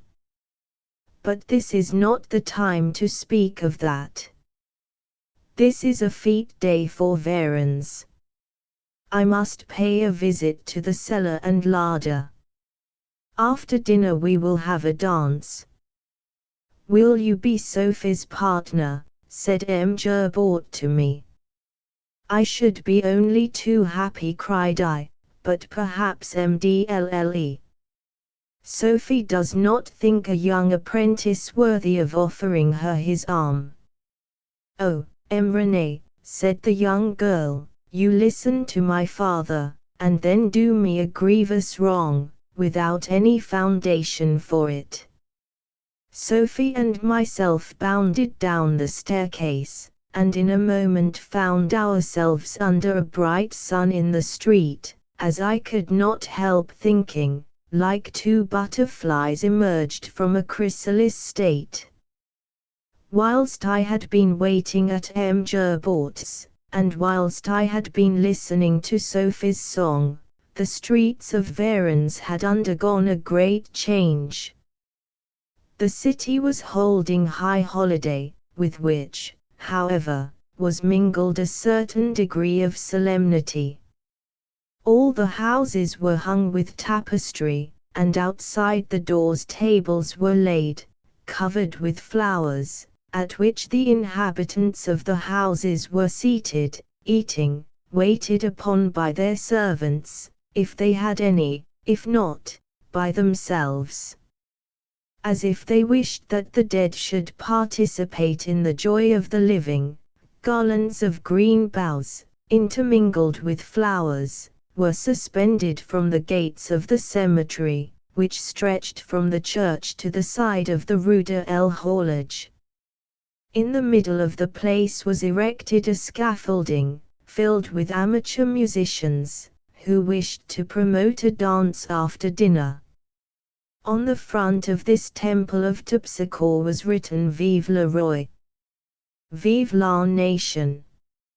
Underneath this, in large letters, was inscribed the word Fraternite. It was, in fact, a brotherly rejoicing. Those who there met for the first time were members of one great family, which had existed for centuries, only it ignored the tie which bound one to the other. But common danger had caused to meet the two ends of the thread, and in their union they found force. After passing the houses leading to the Place Latree, we arrived at the open space in front of the Rue de l'Horloge, and entered into the midst of the crowd. There seemed to be collected all the inhabitants of the high town. In each street the tables were arranged on the right and left side of the houses, a space in the middle being left for the promenaders. The Rue des Religieuses, which runs down from the foot of the hill, made a most perfect and picturesque view.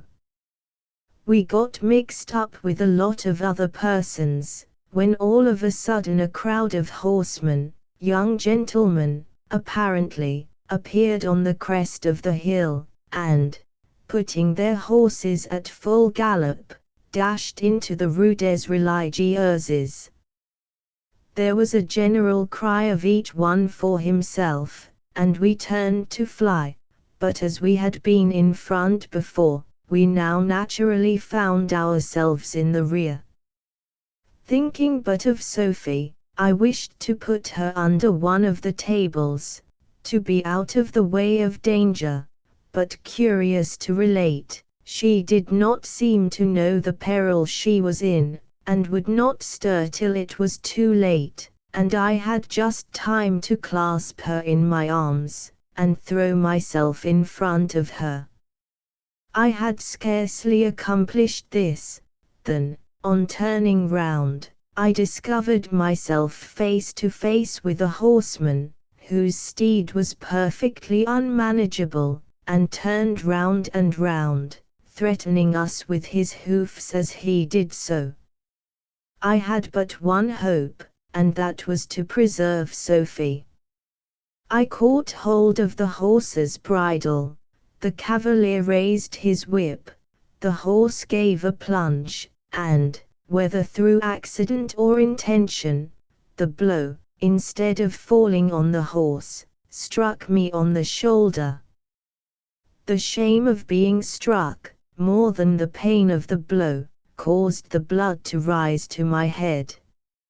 I seized the horseman by his waist, lifted him from the saddle, the horse bolting away at the moment, upsetting a woman and 2 or 3 children in its wild career, and fell with him on the pavement, but, being the more vigorous, I was the uppermost, and soon had him at my mercy, with my knee on his breast.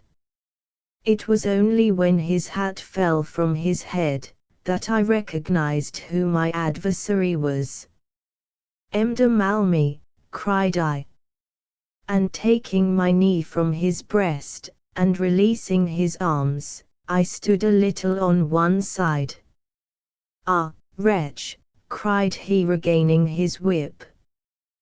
"Do you know what is the penalty for laying hands on a gentleman?" "M. le Viscount," cried Sophie, pale with terror, placing herself, at the same time, between us. He smiled a grim smile, grinding his teeth as he did so. I am determined, mademoiselle.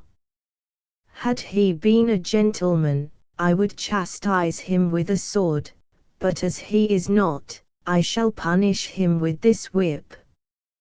He raised it. I looked for something with which to defend myself. At that moment, a man sprang over one of the tables, seized the marquise with one hand, and possessed himself of the whip with the other. Monsieur, said he, whips were made for horses and dogs. René Besson is a man. A man, repeated the Viscount, furiously. Yes, a man, and one whom you may not insult. Who are you? Asked the Viscount. You know me very well, M. de Malmy, but as you ask, I will tell you. I am Jean-Baptiste Drouet, postmaster at Saint Menehoud. I am not of noble birth, I know full well, but for 6 years have I served my country as a soldier, and that is better than a gentleman who spends his life in eating, drinking, and hunting. This I say for the benefit of you and your friends, and if you want me, you know where to find me. Saying these words, Drouet pushed de Malmy aside, and turned to confront 2 or 3 other young gentlemen, who, having dismounted, had come to join in the quarrel. When we change horses at your post house, M. Drouet, said one of these young men, we do not generally approach, but send our domestics to bear our orders to you. I would much rather deal with your servants than with you, M. de Courtement. They, at least, have not sold their wives or daughters in the park or serfs. The young noble took this as a sarcasm on his birth, with regard to which infamous reports had been bruited about. He had a hunting knife in his belt, and suddenly drew it, maddened with anger. But before the knife could do any mischief, Drouet drew a pistol from his pocket, and presented it full in the face of the chevalier. Monsieur, said he, I could shoot you like I would a wild beast, and 200 people would bear witness that you offered the first insult, but the time has not yet come when all shall have their dues. So go your way in peace, and let the matter stand as it is. Oh, without doubt, that proceeding would suit you wonderfully well, said M. de Malmy, but, for the sake of an example, I must proceed otherwise. Raising his whip, he advanced on M. Drouet, who, making a spring to one side, jumped on a table, and cried out, in a powerful tone of voice, help!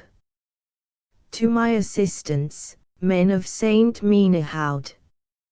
100 voices responded to the cry, a crowd rushed to where we were, and in a moment, the 5 or 6 gentlemen were completely in our power.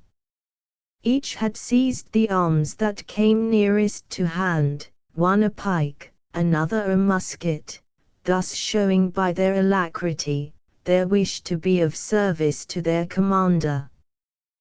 They were informed of the origin of the dispute, and wished nothing better than to fan up the embers of the old quarrel between the nobles and the people. The young gentleman saw that it was useless to attempt resistance. Murder us, cried the Viscount, even as your friends at Paris have murdered Delaunay, Foulon, and Berthier. Our friends, as you call them, in Paris, disgraced themselves by laying hands on men who were scarcely good enough to die by the hands of the common executioner. But what would you have? The people have cried for justice, and it has been denied them. Is it, then, wonderful that they should take the law in their own hands when the opportunity presented?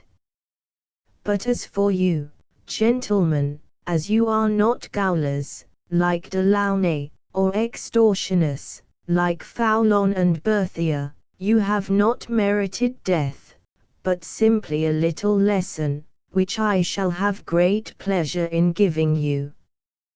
Give a lesson to us, cried the young men, mad with rage. Yes, but it shall not be harsh or spiteful. This is a day of brotherly fraternity. Are you our brothers? Will you share in our feat? Forget the hard words that have passed between us, or, if you cannot, put them down to the account of that goddess who is aptly called Discord. The tables await you. Sit down among us, and we will give you the place of honor, and the first one who forgets to pay the respect which is due to you, shall be chased from the midst of us, as one unworthy of participating in our reunion. Do you agree with me? Cried Druitt to all who were around.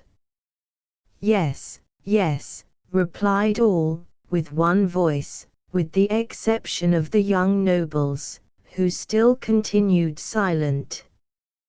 What if we refuse? At last said one of them. If you refuse, said Druitt, go to the brass door or the Grand Monarch, eat and drink as you like, you are free, but disturb not our enjoyment. Am I not right, my friends? Continued Druitt, for the second time addressing the crowd. The applause was as loud as before.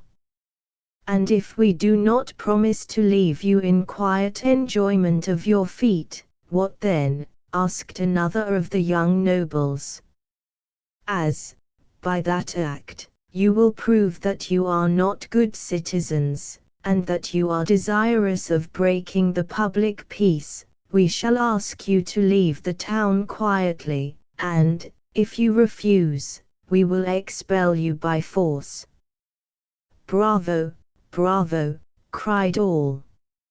M. de Malmy interrogated his companions with his eyes, and as he saw the same expression in all theirs, Messieurs, said he, I regret that, in the name of my friend and myself, I must refuse the great honor that you offer us. I regret, also, that we cannot pledge our word not to interrupt the feat, as we are not sufficient philosophers to avoid breaking our promise, so, as we have no further business to detain us in town, we ask your permission to make our most respectful adieu, and to go and seek our pleasure elsewhere. As you wish, M. le Viscount, said M. Druitt. You are free to go.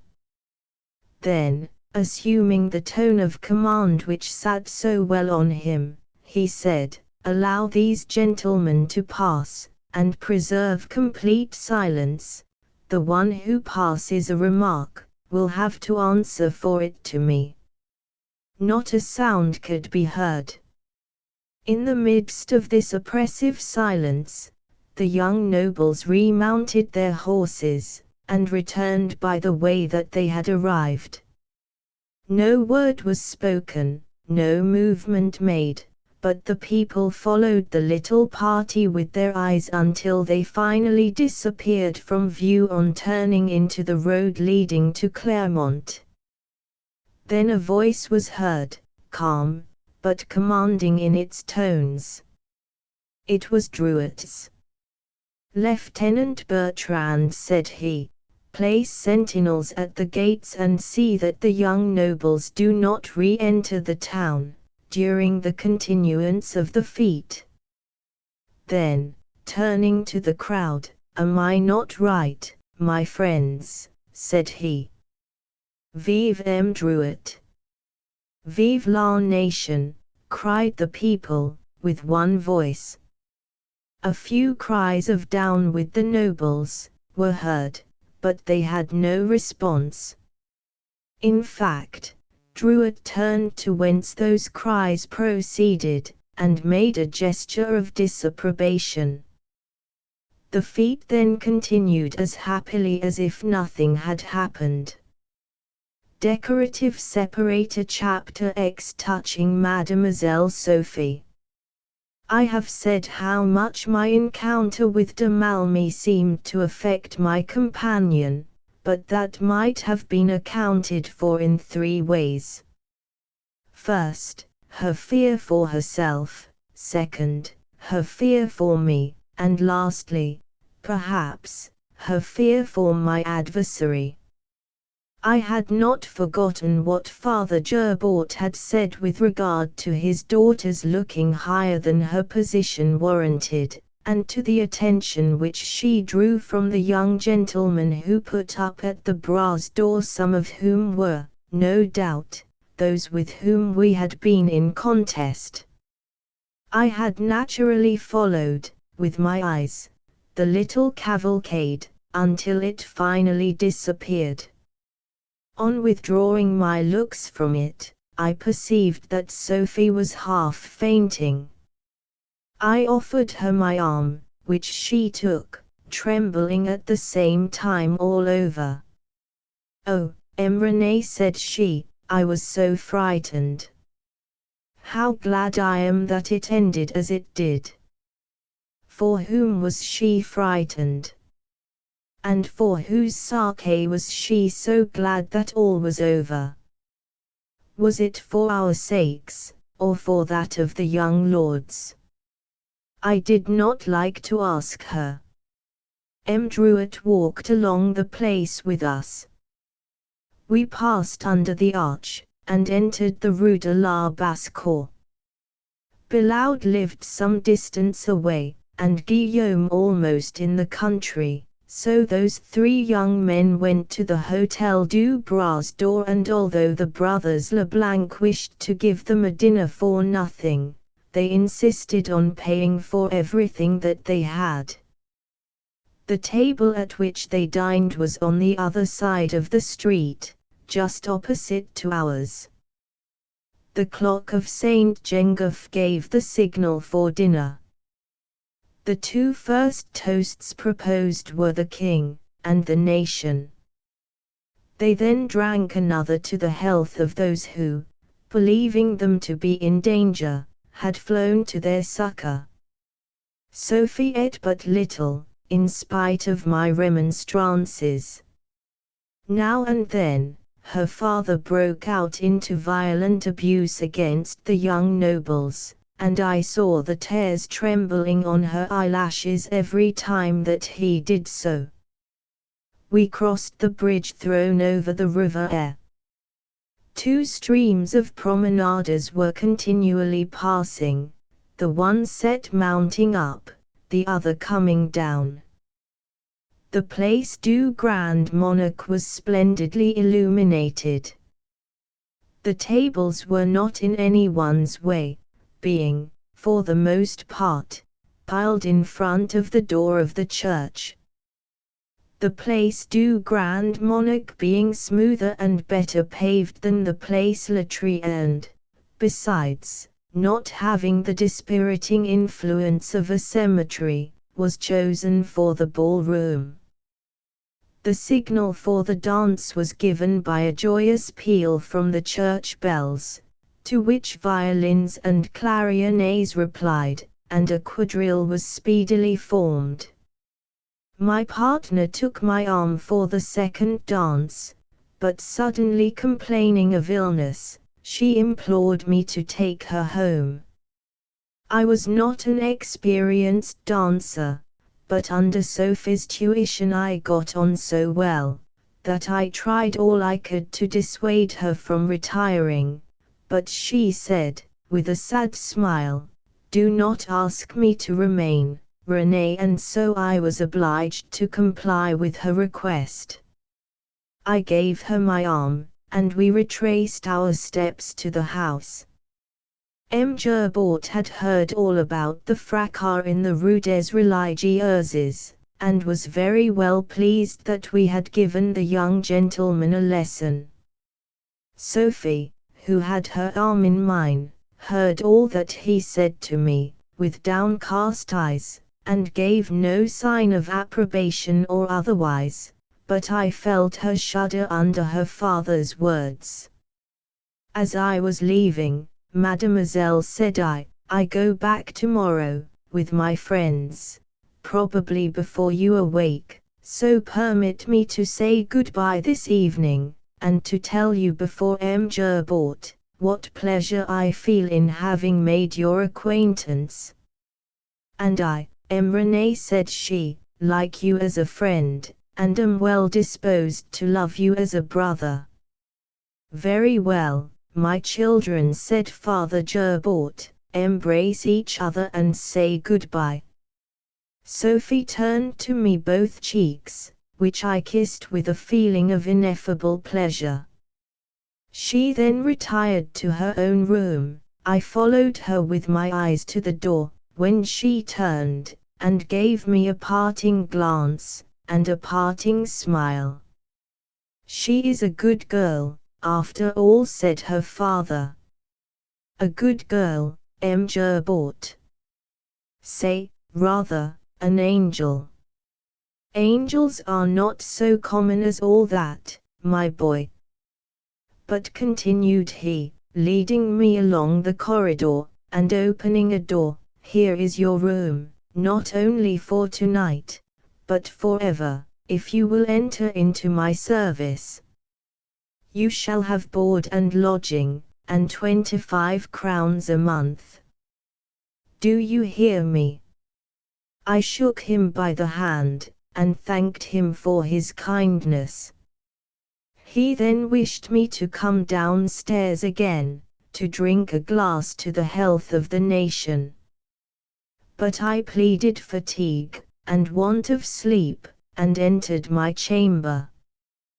The real reason why I did not comply with his offer, was that I wished to be alone.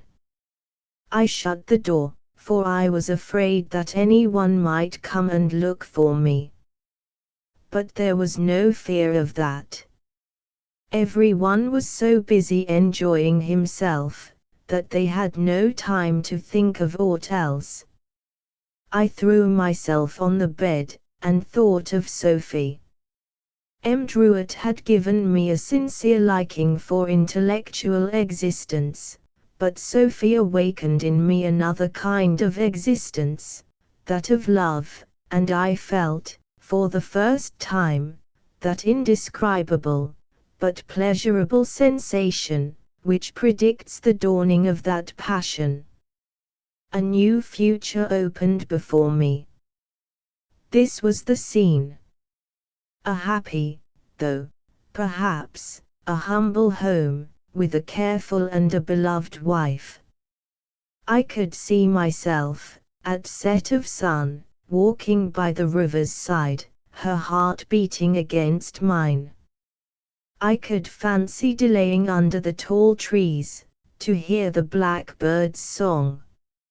In a word, this dream of the future was that twofold life which, till then, had never engaged my boyish thoughts.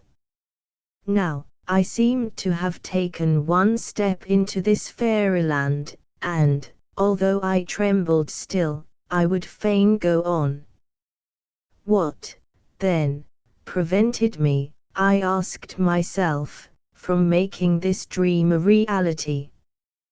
Why did I not at once close with M. Gerbort's offer? It was because my heart misgave me. I thought of Sophie's evident leaning towards men of a higher class. I reflected that, to her, I must be a mere boy. And I groaned in spirit that I was not half a dozen years older. At daybreak, the reveille was beaten. My comrade had passed the night on the place and in the streets, dancing and drinking. I jumped from my couch, and, having hastily dressed myself, crept on tiptoe to the door of Sophie's chamber, wishing to say adieu, even if only through the keyhole. I had trodden as lightly as possible, scarcely hearing my own footsteps, and how great was my astonishment on seeing the door open a little way, and a hand put out. It was easy to see, through the crevice from which the hand was protruded, that Sophie had not retired to rest at all, or, if she had, that she had not undressed herself. I seized the hand, and pressed it to my lips. She withdrew it, leaving, at the same time, a little billet in mine, and quickly closed the door. I could scarcely believe my eyes. I approached a window, and, by the light of early dawn, read these words: "I have no friends, Renée. Be one to me. I am very unhappy." I pressed, with one hand, the billet to my heart, and, with the other extended towards her chamber, I swore to accept and prove myself worthy of the friendship so mysteriously offered. Then, perceiving that all was quiet in her room, I went downstairs, took my gun, and, throwing one parting glance at her window, passed into the street. The curtain drew back, giving me a glimpse of her face. She nodded, throwing me a sad smile, and the curtain was replaced before the window. Small as the time was that I had for observation, I could not help thinking that her eyes were reddened with weeping. There was nothing wonderful in that. Had she not told me, in her letter, that she was very unhappy? There was a mystery, which, no doubt, thought I, time will clear up. I walked rapidly down the street, in the direction of the place, knowing that, if I did not make a vigorous effort, I should never be able to tear myself away from the vicinity of the house. The men of Clermont, d'Islet's, and Saint Menehould, in fact, all who followed the same route, were collected in one group. They drank one last toast, shook hands for the last time, and separated. Father Gerbaut conducted us as far as the top of the Hill des Religieuses, and there renewed the offers that he had previously made to me. I reached Father Descamps' cottage, and, for the first time, found it lonely, and my room wretched. On the morrow, I recommenced my usual routine of life, and though I had the same wish to make progress in my studies, still there was a dreary blank in my heart, which they could not fill. Decorative Separator Chapter 11. What brotherhood meant. I have told you all that took place up to this time. My life continued the same as ever, with the exception of a dreary feeling about the heart. The events that took place in Paris had no direct effect upon me. I heard them as one might hear the echo of a distant thunderclap. In this way we heard of the abolition of titles, on the 1st of August, of the suppression of tithes, of the recognition of religious liberty, of the orgy of the Gardes du Corps, of the insult offered to the national cockade, of the days of the 5th and 6th of October, of the return of the King and Queen to Paris, of the plots and intrigues of the court, of the prosecution of Besenval and Favres, and of the publication of the Red Book by the Assembly. The Red Book revealed all. The King, who had, on the 12th of February, sworn friendship to the Constitution, not only was in direct correspondence with the exiles, but went to Treves, a military post, where his stables were situated, and which was in charge of Prince Lambis, the very man who had charged on the people in the garden of the Tuileries, on the 12th of July, and wounded an old man with his sabre, and trodden the helpless underfoot. The same kind of thing went on at Versailles. The king had a minister of foreign affairs, uniforms were made for the Gardes du Corps, and sent to Treves. Horses were bought in England for the accommodation of the king's household, and the only grumble that Louis XVI made, when he paid the bills, was, that, at least, they might have bought the horses in France. The Comte d'Artois, the Prince Condé, and the other exiles, received enormous pensions. They had not then been able to find what became of the 60 millions. But now the Red Book pointed out where they had gone. If, up to this moment, there had been any hesitation on the minds of the people, that hesitation now disappeared. They knew where was their enemy. The enemy was the exiles, and their ally, the king, who pensioned them. This was the reason why the Assembly struck a decisive blow, and put up for sale, at one time, ecclesiastical benefices to the tune of 400 millions. Paris alone bought 200 millions worth. All the municipalities followed that example. They bought a great number, and then sold them, one by one. In a word, they wished to expropriate the clergy, and they did not hesitate to do it. There is something miraculous in this, and which does not appear in the history of any other country. And that is, the spontaneous organization of France by itself. The Assembly was only a secretary.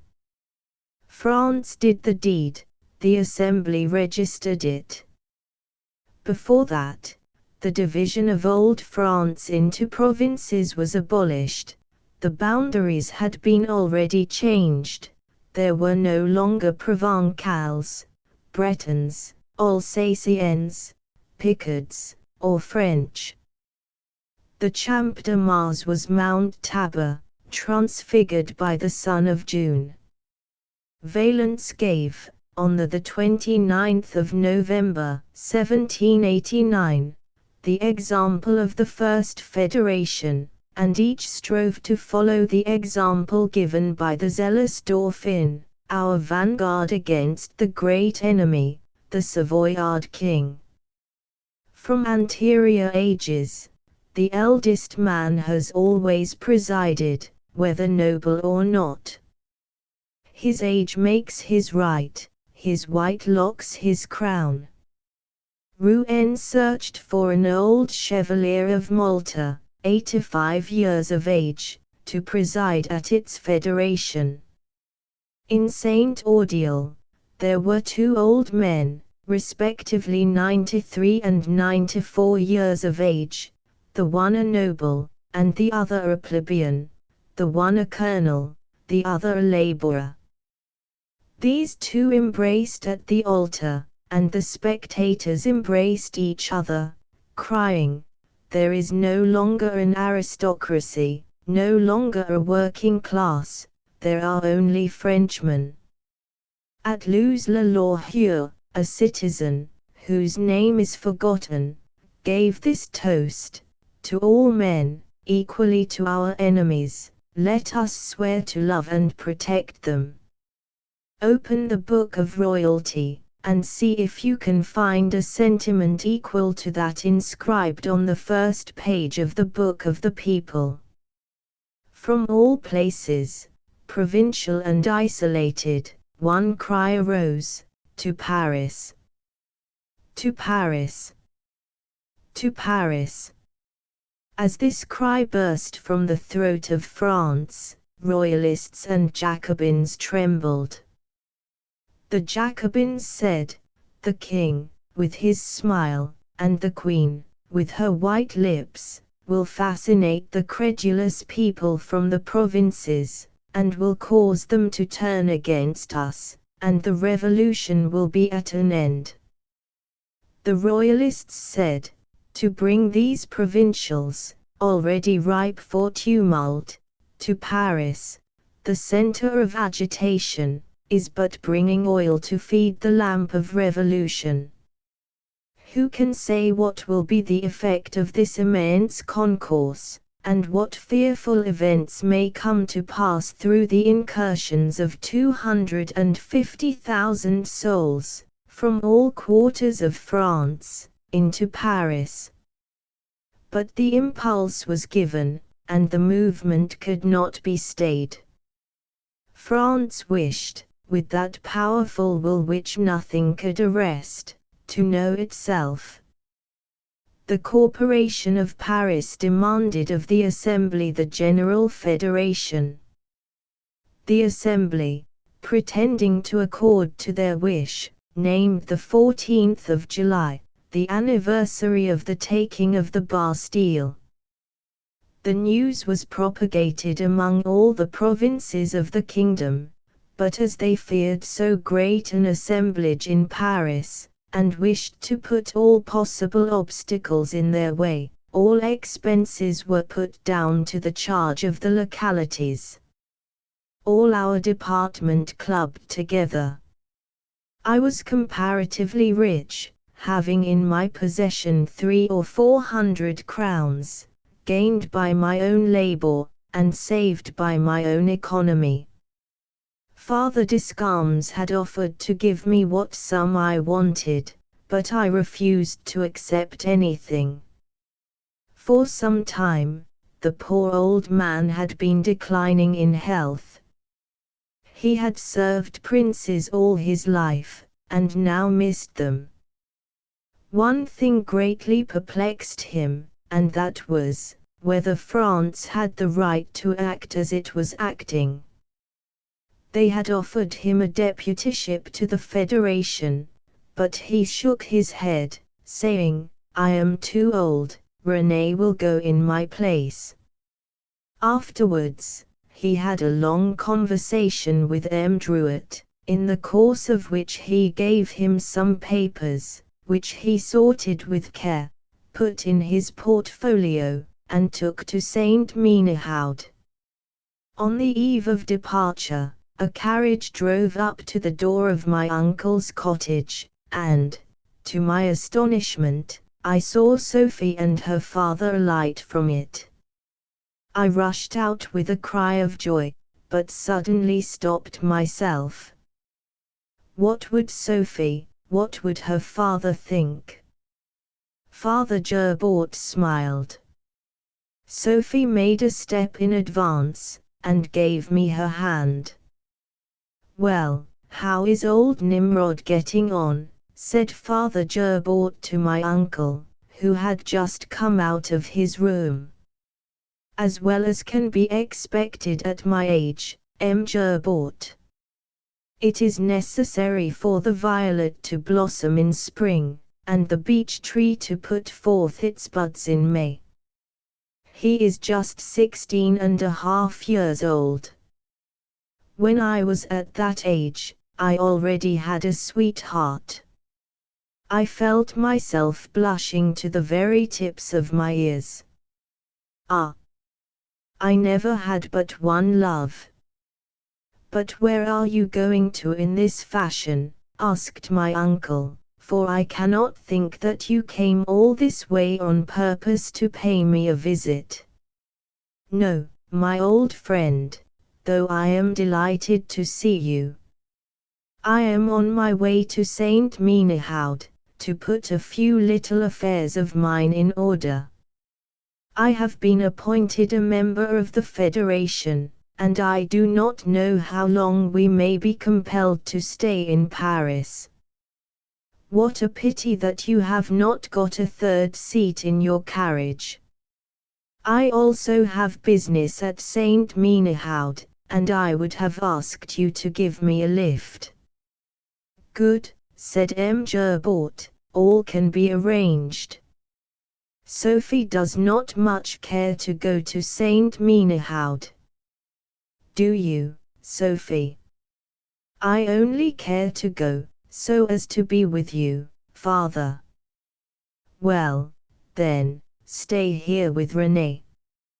You can stroll, in the wood, like two lovers, and we, like two old fogies as we are, will go and look after our affairs. If Renee were a young nobleman, I should not place so much trust in him, but he is a good lad, a clever workman, and an honest man, and as I would trust him with a purse, so will I trust him with my child. I looked joyfully at Sophie, but she showed neither pleasure nor sorrow. She seemed to be exactly of her father's opinion, that we might be trusted together. M. Gerbort and Father Descalmes got into the vehicle, and drove off in the direction of the village of Islets. Decorative Separator Chapter 12. What passed in the forest? For some time I followed the carriage with my eyes, for I feared to look at Sophie, as I could not help thinking that the expression of her face would decide my future happiness or misery. After a time I made up my mind. I turned round. Sophie had a smile on her lips, but it seemed as if the rest of her face was overshadowed with sadness. I offered her my arm, which she took. "What would you like to do?" I asked her. "Would you rather stay here, or take a stroll in the wood?" "Take me under the shadow of yon great trees, M. Renee. In my little chamber at Varennes I stifle for want of air. It is singular, Mdlle. Sophie, that I always believed that you preferred the town to the country. I prefer nothing. I live, that is all." She heaved a sigh. The conversation fell. I threw a side glance at Sophie. She appeared fatigued and in pain. "You look pale," said I, "and although you do not prefer the country to the town, I fancy it does you more good." She shrugged her shoulders, by way of reply. "Perhaps," said she. I turned towards my uncle's cottage, all covered with ivy and creepers, surrounded by flowers and shadowed by the branches of chestnuts and beech trees. It was beautiful, seen half in light and half in shadow. A cat was sleeping comfortably on the window-sill, 2 dogs were playing in front of the door, and a black-headed linnet was singing in its cage. It was a beautiful picture of contented country life. "Look, Mdlle. Sophie," said I, drawing her attention to the scene. "Would a little place like that, with a man who had the honor of being beloved by you, suffice for your ambition?" "Who told you that I had ambition, Renee? I ask you, do you think that you could be happy under those circumstances?" She looked at me. "You see, then, that I am now miserable. You told me so in a letter, when I was staying at Varennes, 8 months ago. And have you not forgotten what I wrote to you so long as 8 months ago?" I drew a little portfolio from my pocket, and out of it I took a little scrap of paper, on which was written, in her hand, "I have no friend, Renee, will you be one?" I am very unhappy. If the paper is a little crumpled, said I, it is because a day has never passed without my reading it. Then how is it that I have never seen you since that morning, Renee? For what purpose? Since you wrote to me you cannot have doubted me. You have a good heart, Renee, and I did not wish to see you to get that opinion from you. That is well. If you had had need of me, you had but to write, and I should have been with you in a moment. At first, day after day, I hoped for a letter. Oh, if I had received one, had it been only the one word come. With what joy would I have flown to your side. But such happiness was not for me. Days, weeks, months passed away, and I remained alone with my sorrow, without ever being called away to offer you a consolation. She looked at me with an expression of affectionate tenderness. Ah, Renee, I should have liked to have seen you, but not hearing from you, I thought that you had forgotten me. Oh, MDLLE. Sophie, I cried, I am not sufficiently happy or unhappy for that. In truth, my dear Renee, said she, trying to smile, you have quite the air of a hero of romance. As I have never read a romance, I scarcely know what that is. A hero of romance, Renee, said Sophie, smiling at the experimental lesson in literature she was trying to give me, is a man who loves without hope. That is good. Then am I a hero of romance? By the by, what are these heroes supposed to do? Everything impossible, in order to touch the heart of the woman they vainly love. Then I am ready to do so, but, if commanded by you, I should know not impossibility.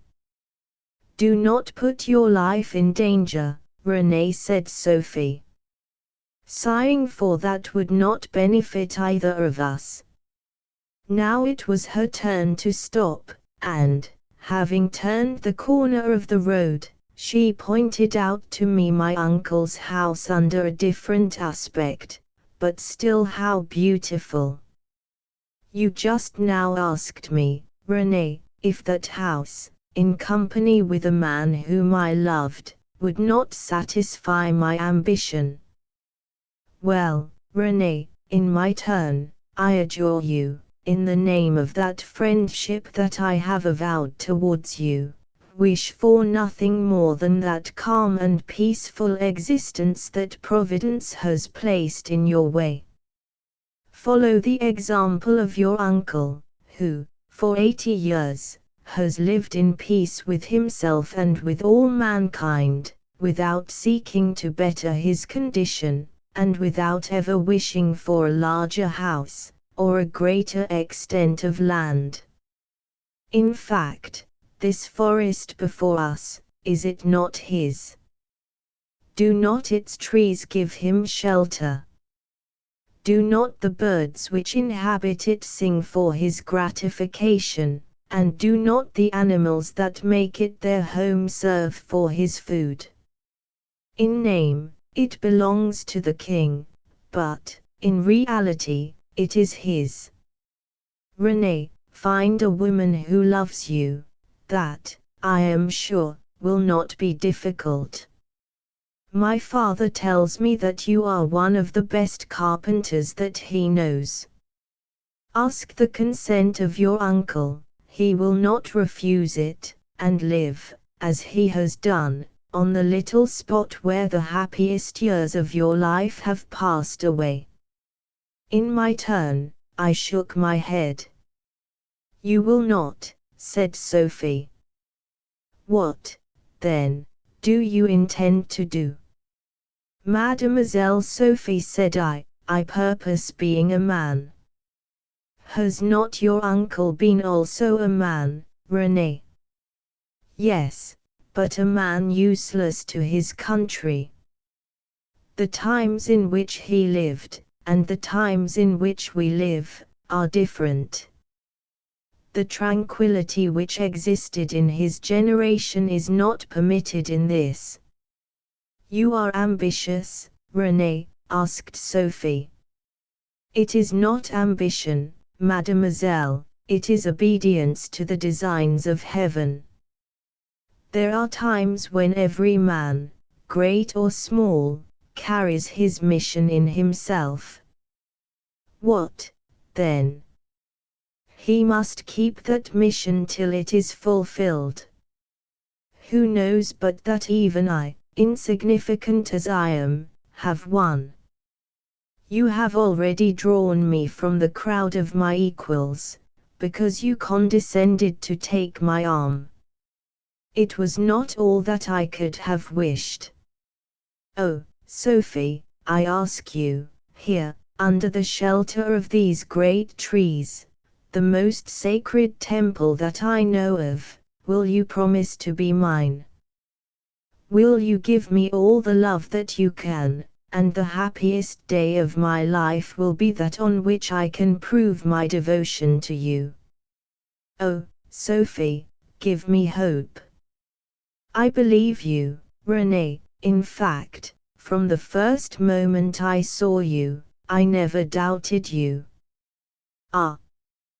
Why were you not always with me, to support me with your arm when I stumbled, and with your heart when I doubted? I have called on you many times, René. Can this be true, Mademoiselle Sophie? Cried I, filled with joy.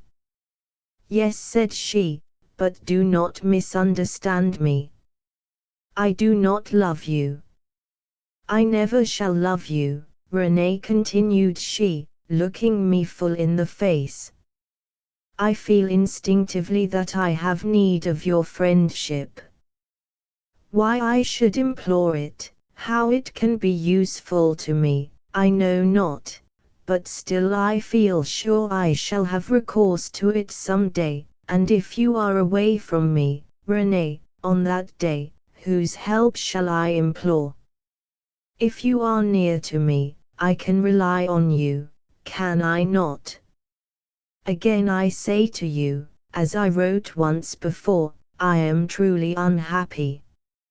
She took her arm from mine, hid her face in her hand, and I could see by the heaving of her bosom that she was weeping.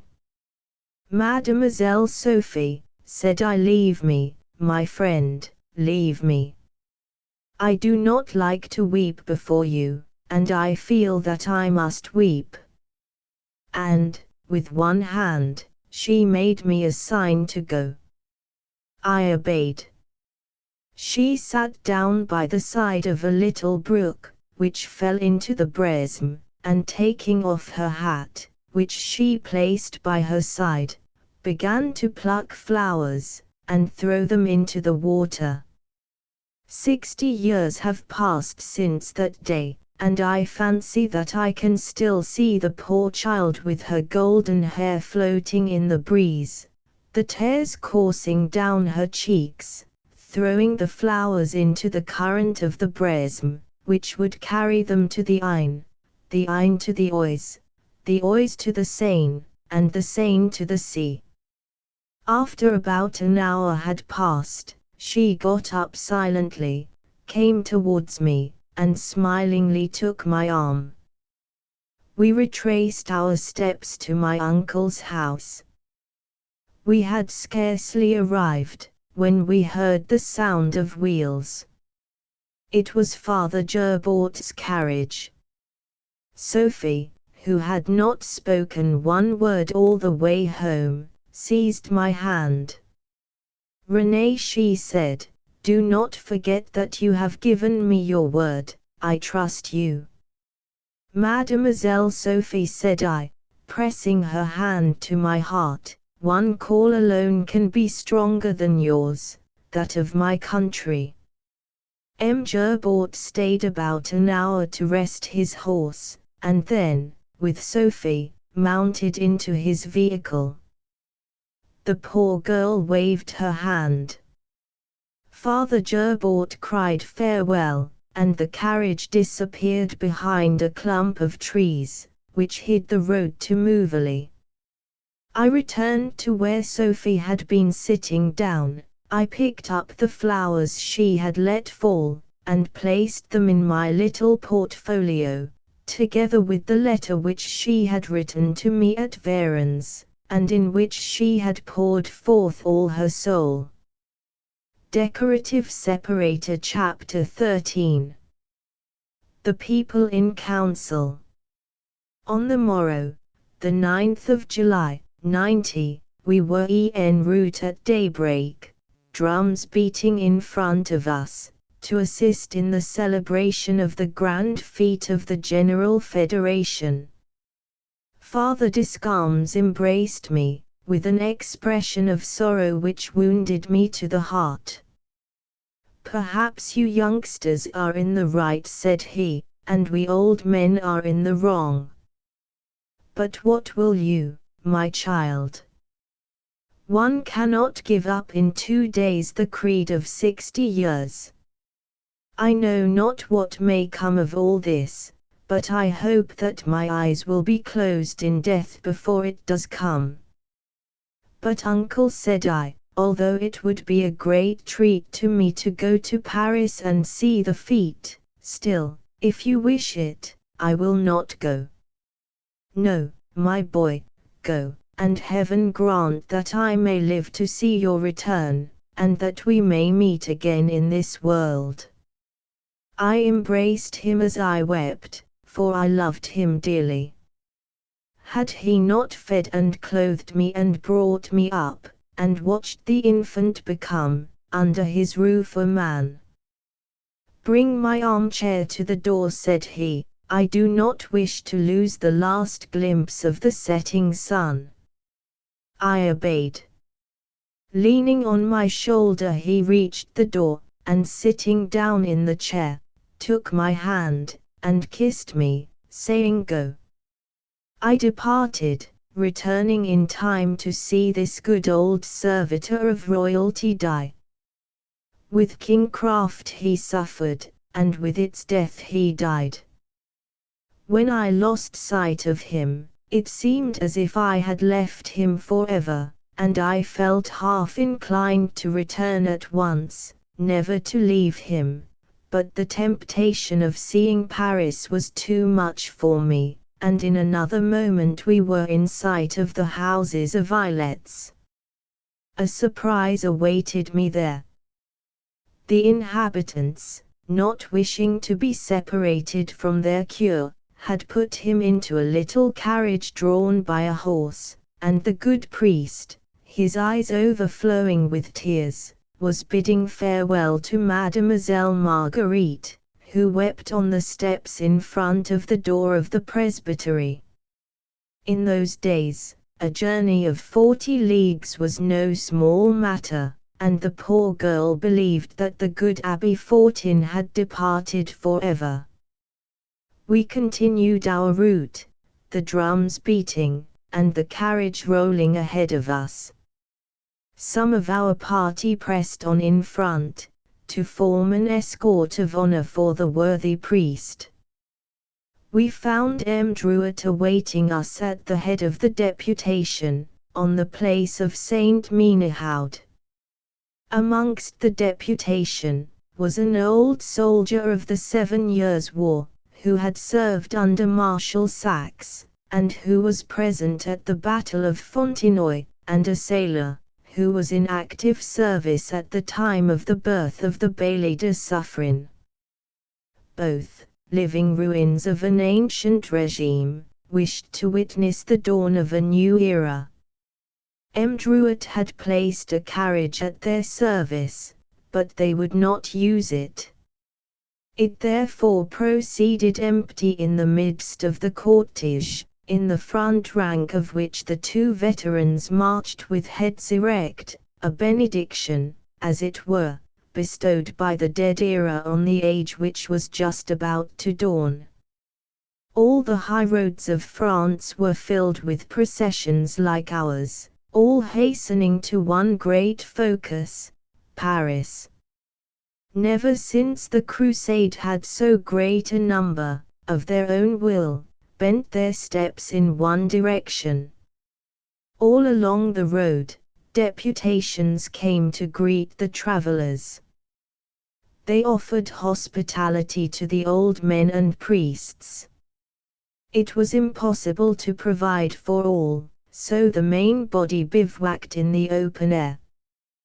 Great fires were lighted, at which every one prepared his simple meal.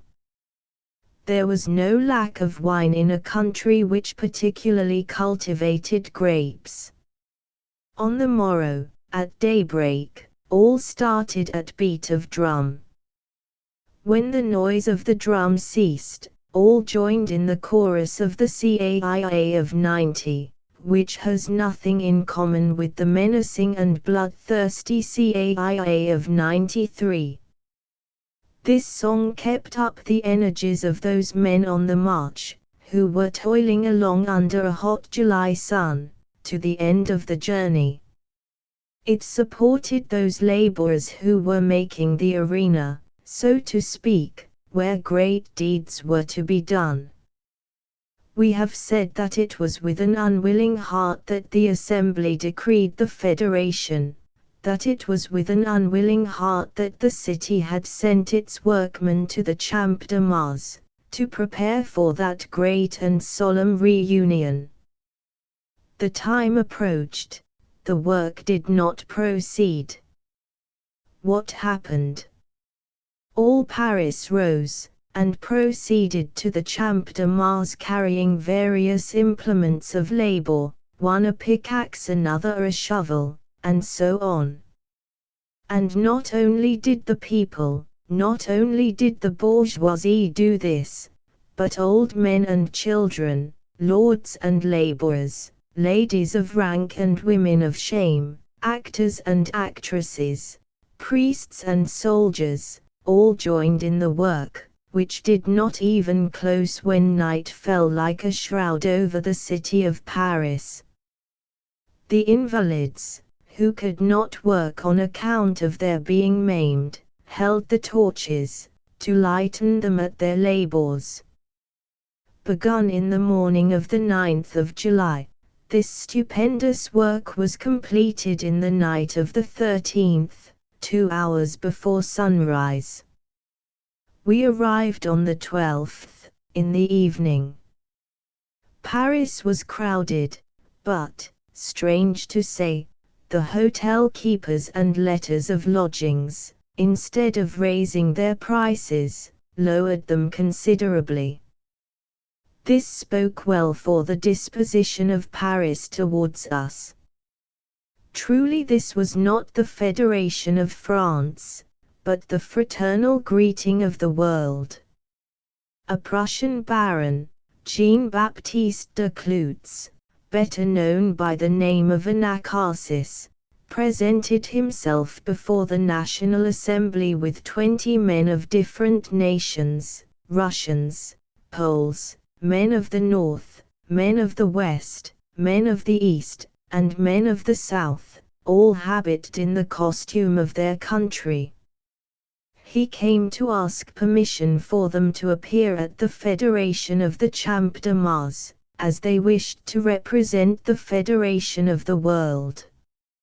Later on, this same Anacharsis Clootz wished to give 12,000 francs, to make war against royalty.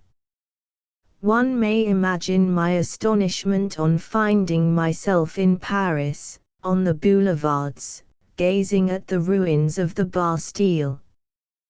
Drouet pointed it out to me, afterwards, the patriotic workmen on the Champ de Mars. I rushed to join them, and, seizing a spade, was speedily hard at work. My fellow workman appeared to be an artisan of about 50 years of age. He gave orders to a boy about my age, who was close at hand. On seeing the ardor with which I worked, he asked me who I was, and whence I came. I told him that my name was René Besson, that I came from the new department of the Meuse, and that I was apprenticed to a carpenter, by trade. When he heard this, he held out his hand, a smile illuminating his austere visage. "Take that, boy," said he. "If you are an apprentice, I am a master, and here are two lads, about your age, who live with me, to learn their trade. If you have nothing better to do, come and sup with me tonight, you shall be made welcome." I shook hands with him, and accepted his kind offer. The French, at the dawn of the Revolution, were a nation of brothers. As the clock struck 5, we threw down our tools, gave ourselves a wash in the Seine, after which we crossed over to the other side of the river, and entered the Rue Saint-Honore. The master and I had walked side by side all the way, the two apprentices following behind. He asked me some questions about our department, what political opinions we had, and whether I knew anyone in Paris. I answered all his questions with becoming modesty. My companion stopped at the commencement of the Rue Saint-Honore, on the left-hand side, opposite a church, which I discovered later on to be the Church of Assumption. "We have arrived," said he. "I will go first, to show you the way." He passed down a passage, at the extremity of which I perceived a light. I involuntarily raised my head, and read on the facade of the house these 3 words: "Duplay, Master Carpenter." I entered, the apprentices followed me. Decorative Separator Chapter 14. My new Parisian friends. The carpenter, Duplay, in contact with whom fortune had brought me, had, at that period, that is to say, on the 12th of July, 1790, the celebrity of having given shelter to a notorious revolutionist, which celebrity afterwards was attached to his name, his family, and his house. He was a good patriot, and attended constantly at the Jacobin Club which was held in the neighborhood, and where almost all his evenings were passed, applauding the speeches of a little advocate of Arras, who, though ridiculed in the National Assembly, was appreciated in the Rue Saint-Honore. The name of this little advocate was Robespierre. When we arrived, we found the table laid for supper, through the forethought of his 2 daughters, Estelle and Cornélie. Their old grandmother was seated in an armchair, and Madame Duplay was in the kitchen, devoting all her attention to the forthcoming meal. I was introduced to the 2 young ladies, both very charming girls. Estelle was a blonde, with beautiful blue eyes, and a figure wonderfully symmetrical, and flexible as a reed. Cornélie was a brunette, with eyes black as sloes, and a stately and majestic contour. Estelle dropped her eyes, as she curtsied.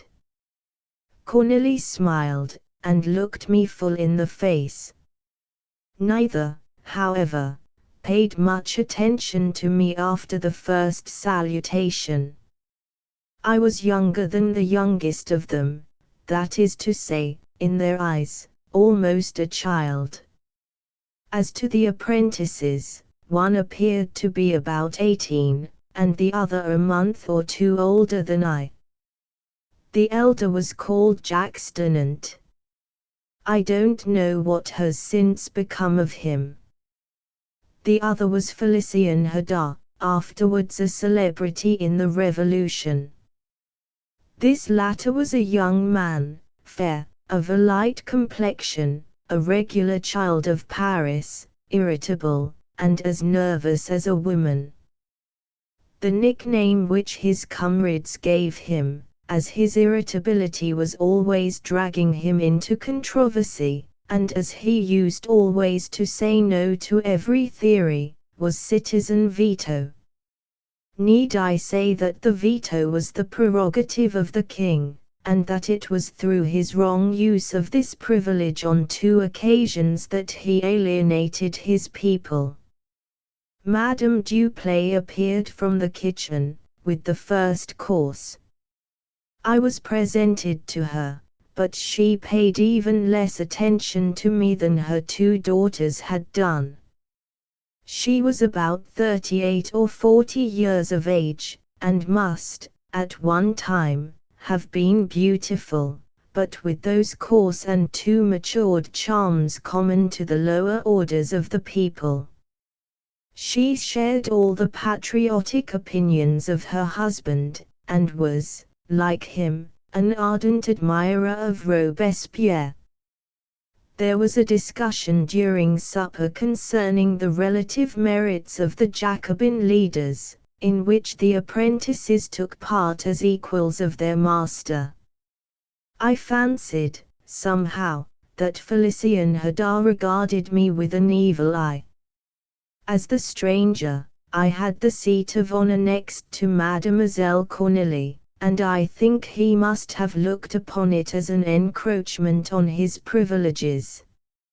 Although well read in antiquity, I was profoundly ignorant of modern politics, and this gained me the pity of M. Duplay. I knew the name of the famous club of Jacobins, where Monsieur passed his patriotic evenings, but of all else I was ignorant. From that bed of aristocratic Jacobins of '89, one could not foretell the springing up of the terrible and popular Jacobins of '93. Robespierre alone appeared, but he began to assume that pale and impassible visage which was never forgotten, if once seen. Duplay promised to take me to the Jacobins, and to show me him who was known among them by the title of an honest man. Robespierre had, as yet, but on 2 occasions spoken, and he had obtained the name of the Timon of public affairs. I know not if it was the view of Robespierre, whom I saw that night for the first time, that engraved the words on my mind, but I know this, that, in 60 years, I have not forgotten one word of his biography, or one lineament of his face. I feel that I could draw his portrait now, as lifelike as when he appeared first to me, on the platform, preparing to address us, and, from that time to the end, I was his most devoted admirer. Robespierre was born in 1758, in that old, sombre, ecclesiastical and judicial town of Arras, capital of Artois, a province of France only 150 years, and where may yet be seen the ruins of the immense palace of its king bishop. His father, an advocate of the council of the province, lived in Rue de Rapporteur. The young Maximilian was born there, that name being given him in honor of the last conqueror of the city. Notwithstanding his hard work, the advocate was poor, but a wife, older than himself, helped to alleviate their poverty. She died. He thought the burden too heavy to bear alone, so, one morning, he decamped, and was no more seen in Arras. They spoke of suicide, but nothing was proved. The house was shut up, the 4 children abandoned. The eldest, Maximilian, was 11. After him came his brother, whom they called young Robespierre. After him, 2 sisters, one of whom, called Charlotte de Robespierre, has left some rare and curious memoirs. The other sister died 3 or 4 years after the disappearance of her father. What with the death of his mother, and the absence of his father, there was enough to render the boy serious and unhappy. The friends who assisted the family asked the powerful abbey of Saint Vaast, who possessed 1/3 of the town, and who had the disposal of many bursaships at the college of Louis-le-Grand, to give one to young Maximilian. The charitable abbé complied with their desire. He started alone for Paris, with a letter of recommendation to a prebendary, who died almost at the same time as the young bursar entered the college. It was in that ancient building that the young pupil grew pale, sickly, and envenomed, like a flower deprived of the sun, away from home, away from his friends, separated from all who loved him, and from all who could have brought a glow to his cheeks, or imparted happiness to his withered soul. It was there that he met Camille Desmoulins, an ecclesiastical bursar like himself, and Danton, a paying pupil. The sole friendship of his boyhood was formed with these 2. How lightly that friendship weighed in the balance we know, when he believed that the moment had come to sacrifice it on the shrine of his country. 2 things militated against the firm continuance of this friendship: the one, the gaiety of Camille Desmoulins, and the other, the immorality of Danton, who paid no attention to the reproaches of his fellow student. Robespierre paid for his bursarship with laurel crowns. He left with the reputation of being a sound scholar, a reputation which gained him few friends and little honor. He afterwards studied with a procureur, entitled himself to practice, and returned to Arras a middling lawyer, but a stern politician, and having learned to smile with the lips while the heart was filled with gall.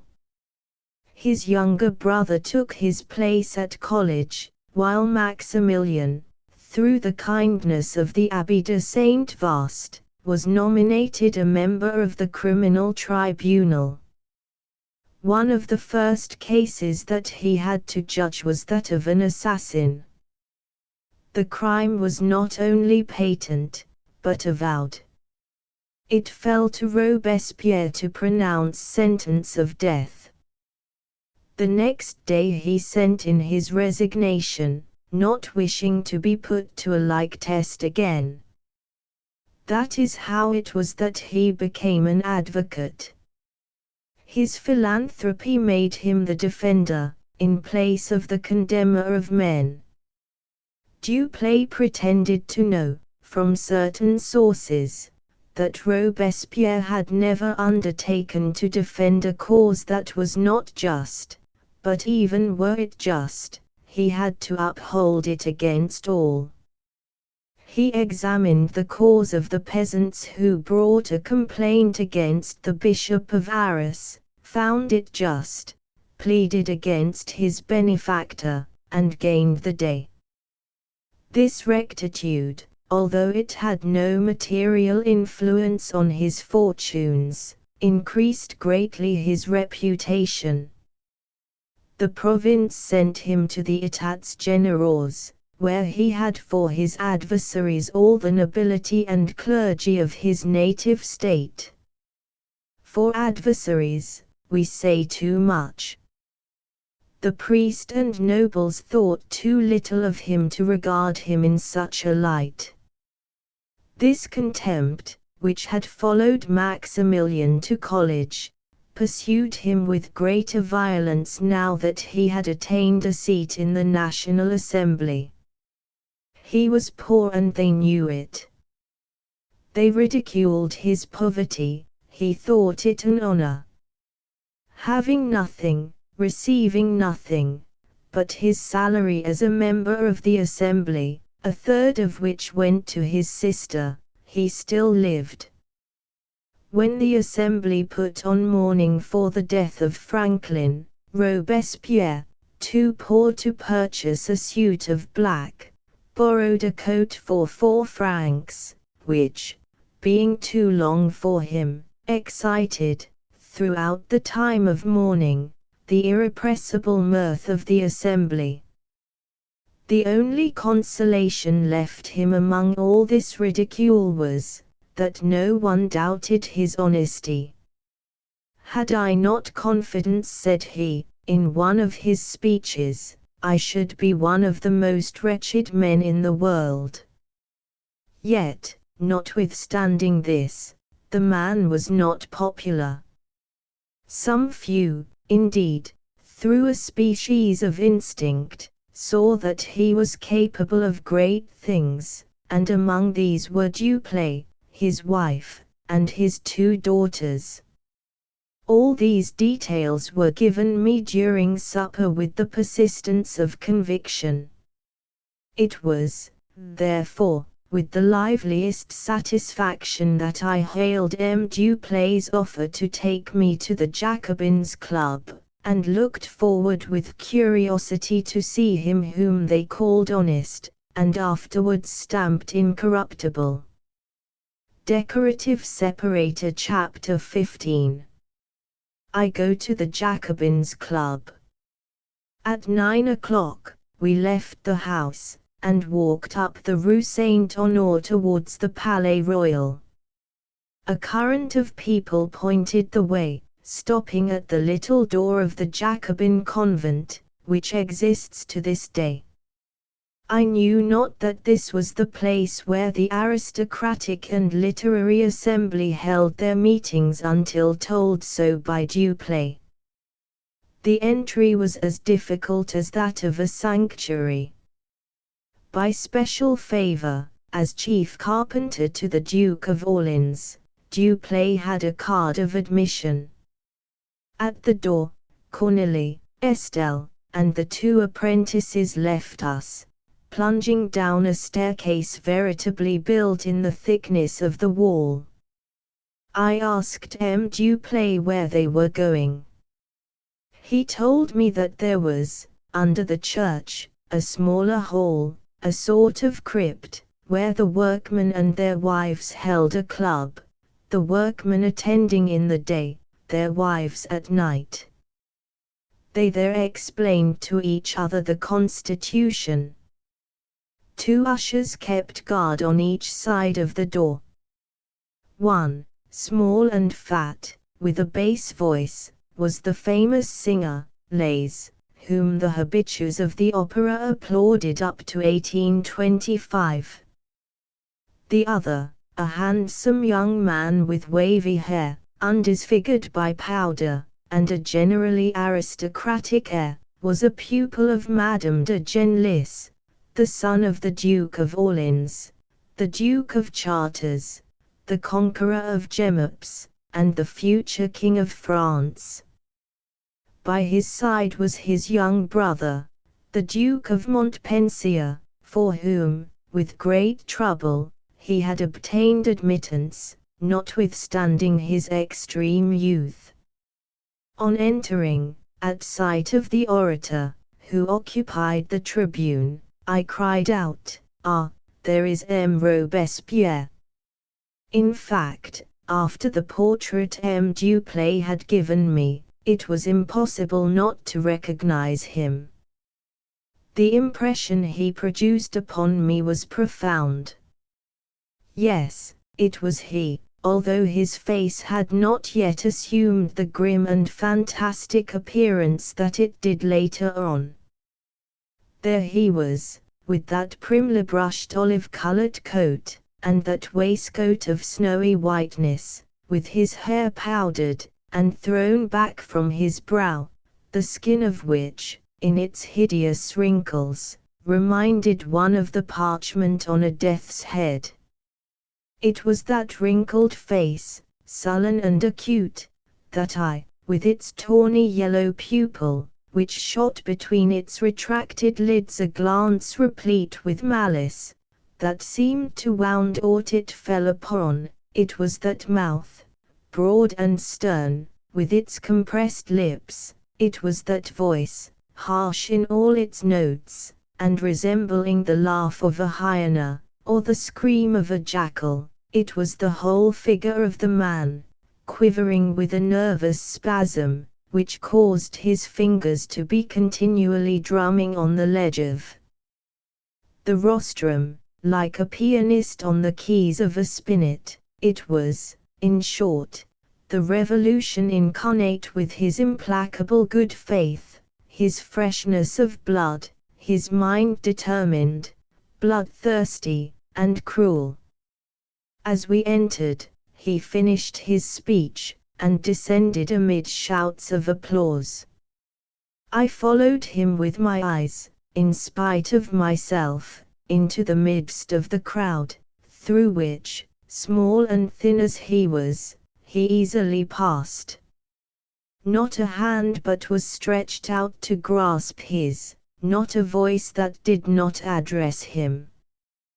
One man, dressed in black, stopped him, as he passed the desk, and said one word to him. He started, his face expressed hatred and disgust, and he passed on without replying. Who was that sombre-looking man who spoke to M. de Robespierre? Said I, to M. Duplay. He smiled. It is a customer of mine, to whose intervention with the Duke of Orleans I owe the right of coming here. His name is M. de Laclos, and he has written a very bad book. What book? Asked I. Les Liaisons Dangereux Uses. Well, what then? Speak lower. He is the man of the Duke of Orleans, he it was who, in the Cour des Fontaines, under the shadow of the Palais Royal, published Le Journal des Amis de la Constitution. Robespierre hates him on account of his fame, but he is all-powerful here. It is he who disposes of the purse of the prince. Hush! M. de Sillery, the husband of Madame de Genlis, is listening to us. All this was Hebrew to me. I asked who M. de Sillery and Madame de Genlis were. Ah, of course, said he, I forgot that you had only just arrived in Paris, from the depths of some impenetrable forest, and of course know not the names of those who are around us. I fancy that I know the name of M. de Sillery. If I do not deceive myself, he has been sent by the nobility of Champagne. Good, my boy, good. But it is the man, continued I, that I do not know. Well, I will tell you all about the man. We begin to know names, as well as men. Charles Alexis Brulat is a marquis, like Lafayette, but having, like him, renounced his title, on the night of the 4th of August, he calls himself Sillery, as I call myself Duplay. As to his courage, it cannot be doubted. At 20 years of age, he assisted in the campaign of the Indies, and gained his rank at the point of the sword. What rank did he gain? Asked I. Captain in the Navy. But he wears the uniform of a colonel of grenadiers. Yes. He has left the Navy for the Army. He is the accredited agent of the Duke of Orleans. In his youth, he was called Comte de Genlis, that, as I have told you, is the name of his wife. She has acquired a double, and doubtful, celebrity, as the friend of the Duke of Orleans, whose children she has educated, and as a writer, in which occupation she is at present engaged. But what does M. de Sillery say to all this? Asked I. Duplay lifted his brows. No wonder M. Robespierre is not his friend. One cannot be friendly with Robespierre and the Duke of Orleans at the same time, said Duplay, shaking his head. But patience. All eyes are turned towards a man who enters. One felt, at first sight, without knowing him, that he was some great personage. An immense forest of hair, a head resembling, for size and marked outline, a lion's or a bull's, indicated a ruler of the multitude. I had not time to ask Duplay who he was, for every mouth murmured the word Mirabeau, Mirabeau. Ah, cried Duplay, there is the hurricane that brings us news. Draw near to him, that you may say, when you return home, that you have not only seen and heard Mirabeau, but that you have touched him. We approached, but, of a truth, it was necessary to approach in order to hear. All the audience collected round him. I looked for M. de Robespierre, to see if he pressed round like the others. He was isolated, alone, leaning against the rostrum, with a disdainful air, watching the men following the idol of popularity, like a shower of leaves after an autumn storm. He knew that the crowd never drew near him, incorruptible, but it rushed after Mirabeau, the corrupted, and, at the same time, he both envied and blamed him. The debate of the National Assembly had been stormy. There were a few nobles there, who witnessed, with profound grief, that union of all the parties of France. Mirabeau had been insulted in the rostrum. A gentleman, M. d'Amblay, had threatened him with his walking stick. Mirabeau stopped his speech, drew his tablets from his pocket, and demanded M. d'Amblay's address. He cried it out from one end of the hall to the other. Very good, said Mirabeau, you are the 150th person who has insulted me, and with whom I will fight when I have the time. Until your turn has come, hold your peace. I ask the President to make you pass your word to that effect. Mirabeau related the story with incredible irony. All laughed, all said he was in the right. And Lameth? Asked several members. Which, Alexander or Charles? Charles. Oh, that is another matter. After practicing with the rapier for 2 days, he could not decide upon anything, and, at the close of the assembly, M. de Castries cried out that he was a coward. They went out, and fought, and Lameth received a rapier thrust in his arm. Is it true that the sword was poisoned? Asked one voice. I know not that, but I do know that they are preparing to raze M. de Castries' house to the ground. This news was greeted with a shout of laughter. At this moment, an eager voice was heard, urging the debate. Robespierre was on the forum. He began to speak in the midst of the noise. As far as I could judge, he spoke for union, but the noise and excitement were so great, that it was almost impossible to hear what he said.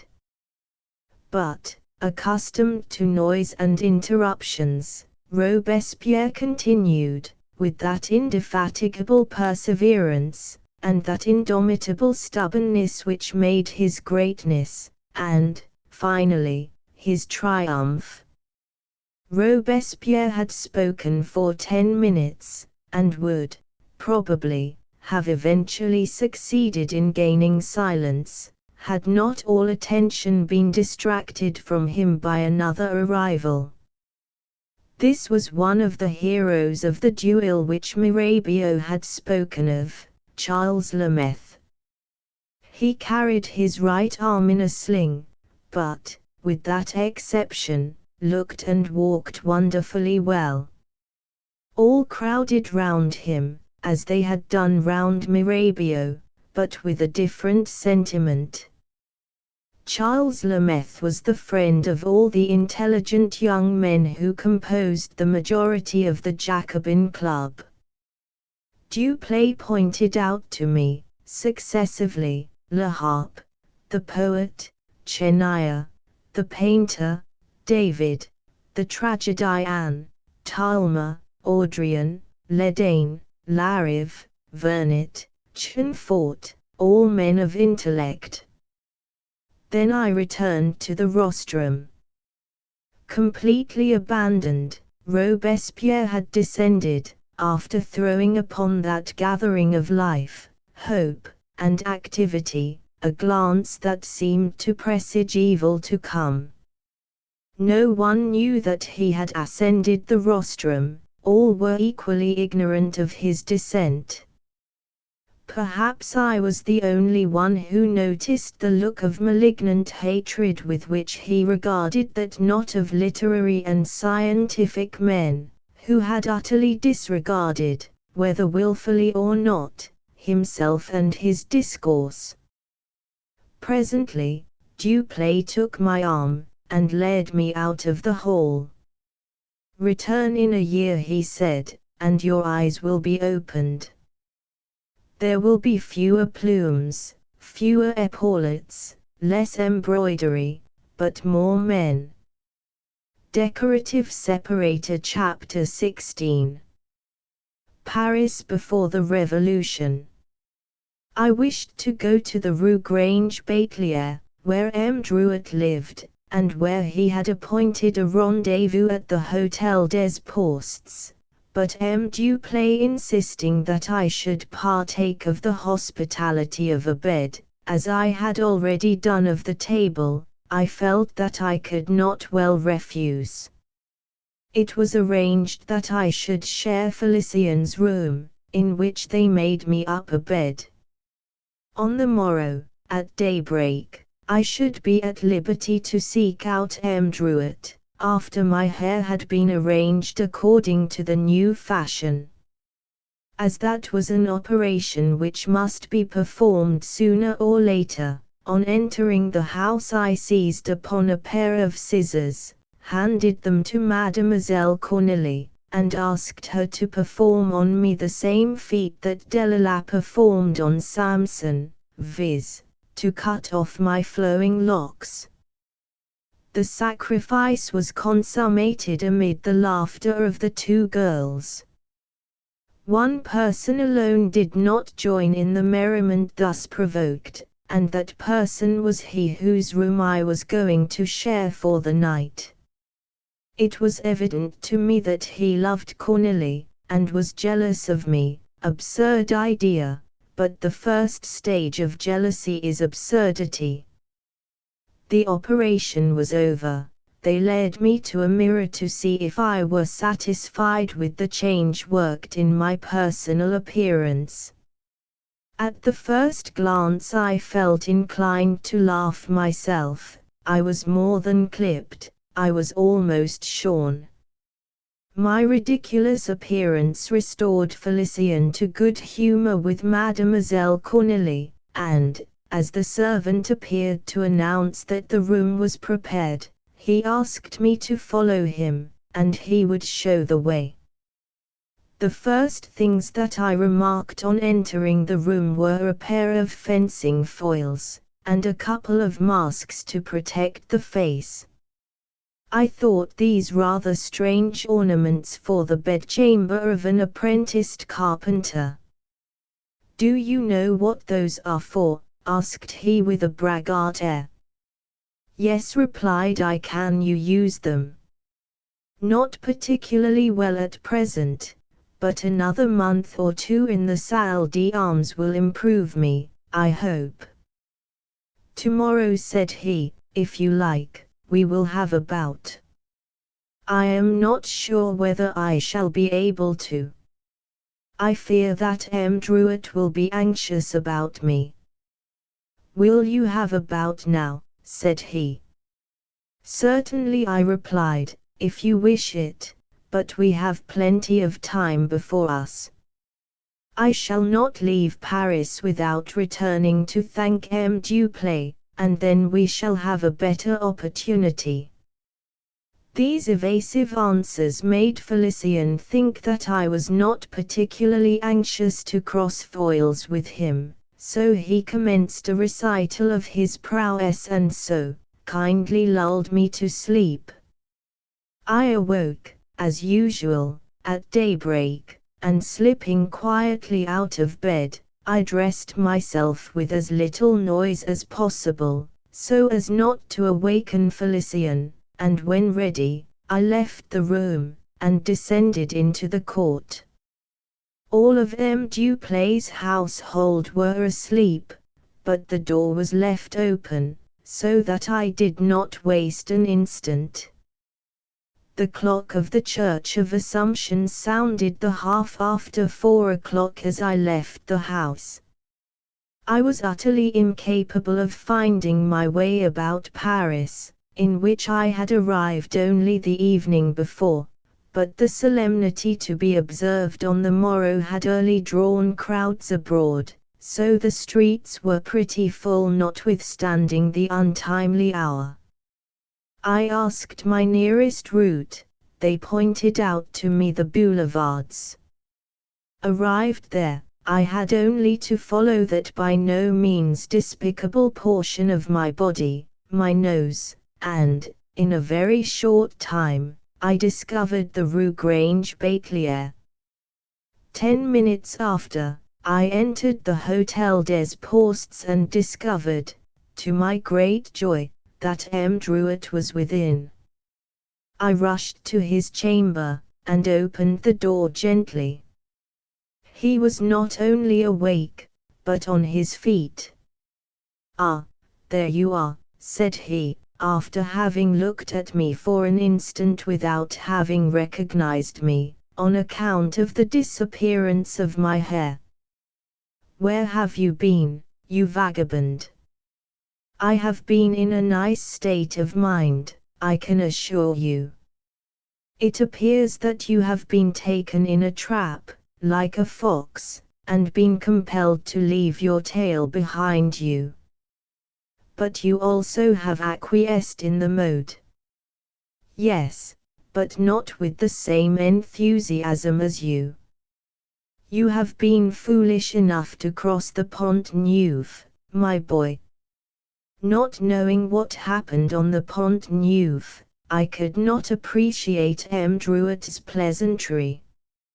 I told him all that had happened, from my meeting with the carpenter, on the Champ de Mars, to my visit to the Jacobin Club. "Very good," said Druitt. "You passed last night among the aristocracy, you shall pass this among the canaille." "Shall we spend the night together?" cried I, joyously.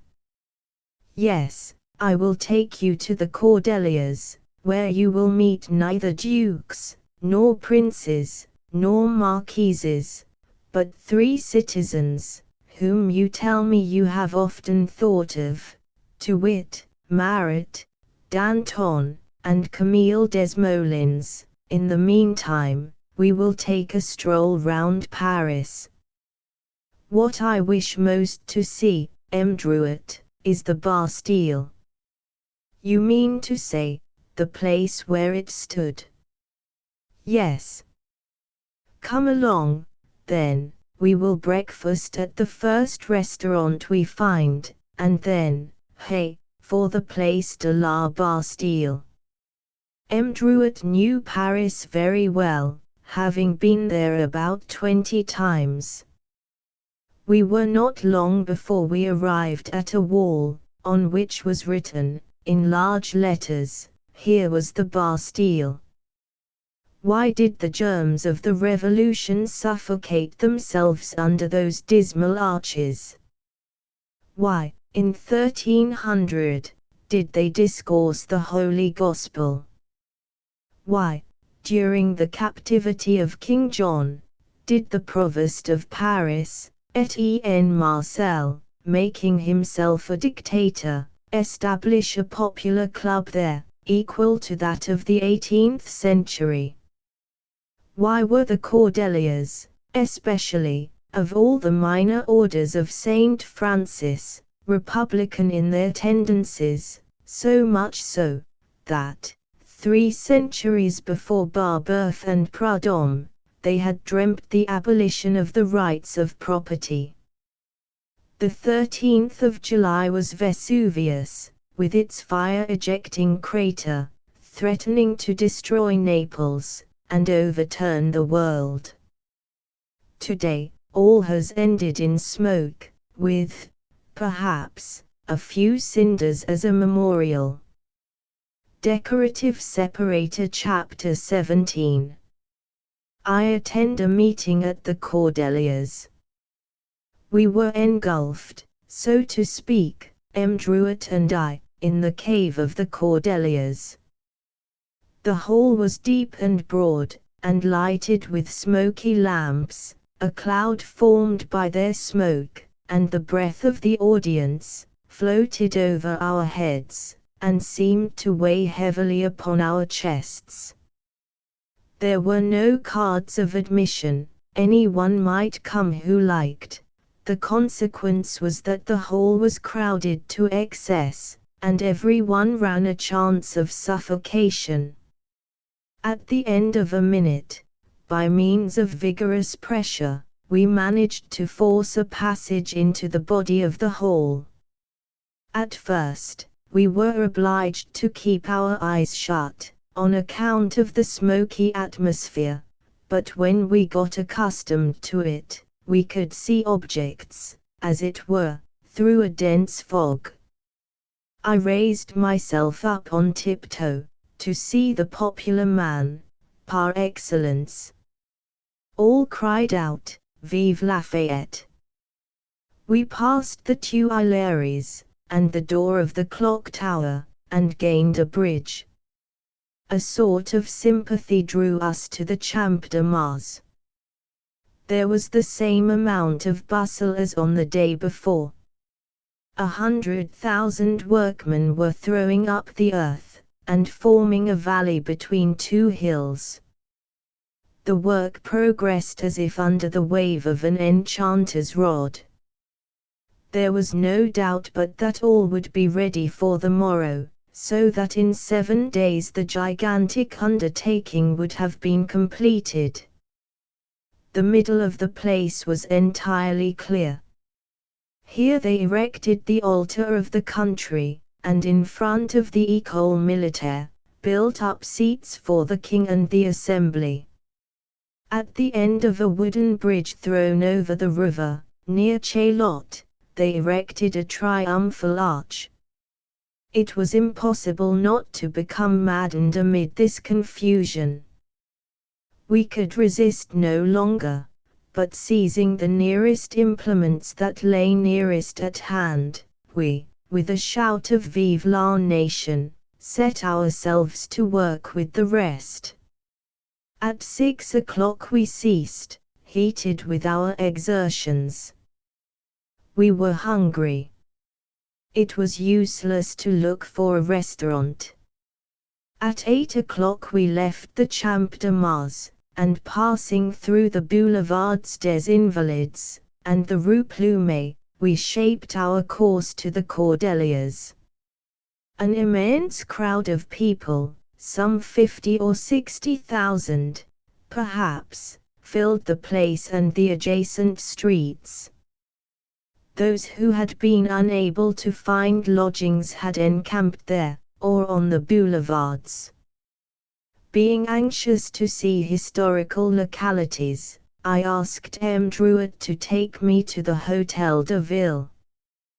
We went up to the Rue Saint-Antoine, M. Druitt showing me the steps on which they had slain Delaunay, the lantern on which they had hung Foulon, and the corner of the quay where they had killed Flesselles.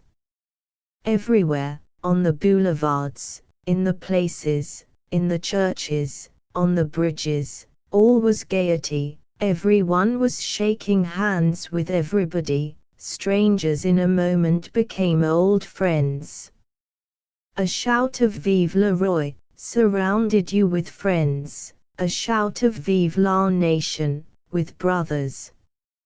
After dinner, we proceeded to the Jacobin Club. It was crowded, like all the rest, if possible, more so. Look, look, said M. Jean-Baptiste, the moment it was possible to see. Look. Where? Said I. There, on the president's chair, between two candles. Do you see anyone? Oh, M. Druitt, said I, trembling. Well, what do you say? Asked he. I say that it is not a man whom you point out to me. What is he, then? A monster. Good. Look at him for some length of time, and you will get accustomed to his face, all hideous as it is. That man was M. Danton. He rang the bell, and shook with a fury that seemed to animate all he did. In a moment all was silence. His mouth, like the top of a cyclops, opened, and a voice, which could have thundered down the noise had it continued, pronounced these words, "It is Marat's turn to speak." Let us say a word or two about Marat before we proceed any further. Marat was born in 1744, at Neuchâtel. He was, at the period of which I speak, 4 to 6 years of age. His mother, nervous and romantic, was ambitious enough to try and make her son a second Rousseau. His father, a Protestant clergyman, well-read and hard-working, taught his son the elements of science, and all the other branches of knowledge that he was acquainted with, so that the young man resembled a dictionary full of errors, and without even method or form. His grandfather nicknamed him Marat. The T is an addition of his father's, or his own. He had been a teacher of languages in England, and understood English pretty well. He also dabbled a little in physiology and chemistry, but in a slight degree.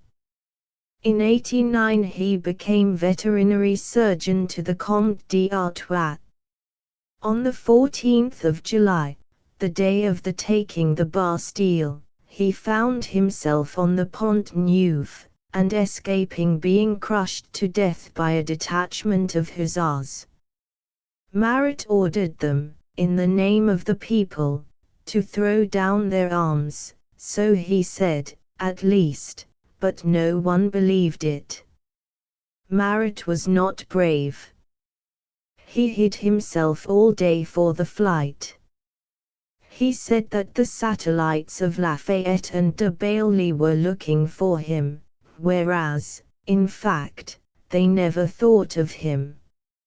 In the evening, he crept out like a beast of prey. His eye, yellow as that of an owl, seemed better adapted for seeing in the dark than in the daylight. He lived, creeping from hiding place to hiding place, never seeing the light of day, and writing continually, imparting to his compositions all the bitterness and acerbity of his forced mode of life. From time to time he would exalt and provoke himself to blood. They say that blood was his ordinary drink, that he imbibed it when he was thirsty. His physician shook his head, and said, "Marat writes red." His friends the journalists lifted him up to laugh at him. They called him the divine Marat. The people took a leaf out of their book, and called him a god. Let Marat do what he liked, the people applauded. Marat did more than lead them, he gave them room for amusement. Amid the murmur of applause which greeted him, applause which had been, in conjunction with silence, denied to Robespierre the evening before, Danton, opening the door of the rostrum, said, "It is Marat's turn to speak." Scarcely had the words been pronounced, when Marat was seen mounting the steps leading to the rostrum, in which he appeared, with a lurid smile on his coarse mouth, seeming to embody, at one and the same time, three distinct genera: the man, the frog, and the serpent. That thing, dressed in almost rags, with disheveled hair, squinting eyes, broad nose, and hideous appearance, was the friend of the people. They had concluded by giving Marat the name of his journal. At last, his hideous head appearing over the ledge of the rostrum, radiant with pride, and held, as it were, defiantly back to hide a neck covered with ulcers, all cried out, "Speak, Marat, speak." "Yes," replied Marat, with a deep voice, "I am going to." All was hushed, as if by magic. Danton covered his face with his hands, and listened with a smile of scorn, while a young man placed himself in front of the rostrum, his arms crossed over his breast, in the attitude of a gladiator, defying his enemy. "Look, look," said Drouet. "At whom?" "Marat. I can see him." "No, no, that young man in front of the rostrum." "Who is he?" "Camille Desmoulins, the man of the 13th of July, the man of the Café de Foy, the man of the Green Cockade." "Silence, silence," cried out several voices. Marat, hearing a whisper, had turned his evil eyes on us. We became as still as mice. "Great treason," cried Marat, "but that is not wonderful. They would not follow my advice, and I tell you that until the heads of some of the National Assembly ornament pike staffs, things will go wrong. Do as I tell you, and the Constitution will be perfect." Why, don't you send a model to the Assembly," said the young man, in front of the rostrum, with a terrible and painful stutter in his speech. "I am framing it," said Marat, "while you make love, Camille, I think." "Dream, you mean," said the same satirical voice. "Silence, silence," cried the audience. "Yes, I am preparing a scheme for our Constitution." Tell it us, great legislator," said Camille, totally disregarding the cries for silence. "I say that the form of government should be monarchical," continued Marat, "that monarchy is the guiding star of France, and that the person of the king should be sacred, only to be approached through the medium of his ministers." "Ah, aristocrat," cried Camille. Danton cried Marat, furiously, it is my turn to speak, and I demand silence. Silence, silence, again cried the crowd. Citizen Camille, said Danton, in a voice as satirical as that of the man whom he reproved, I call you to order. Then ask the speaker, said the imperturbable Camille, to give us part of his plans for the legislation. Firstly, cried Marat, I demand that the blasphemer's tongue be cut out. Well, cut my tongue out. I blaspheme. I say Marat is a fool. And, suiting the action to the words, he protruded his tongue at Marat, and made a grimace. Some of the audience could not avoid laughing. Marat was mad with rage. I again say, said he, in my project for our constitution, that the city is burdened with 200,000 poor people. I argue the right of the poor to share.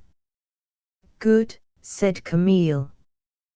We are ready, let us plunder. Yes, plunder, cried Marat, rapidly becoming more and more excited.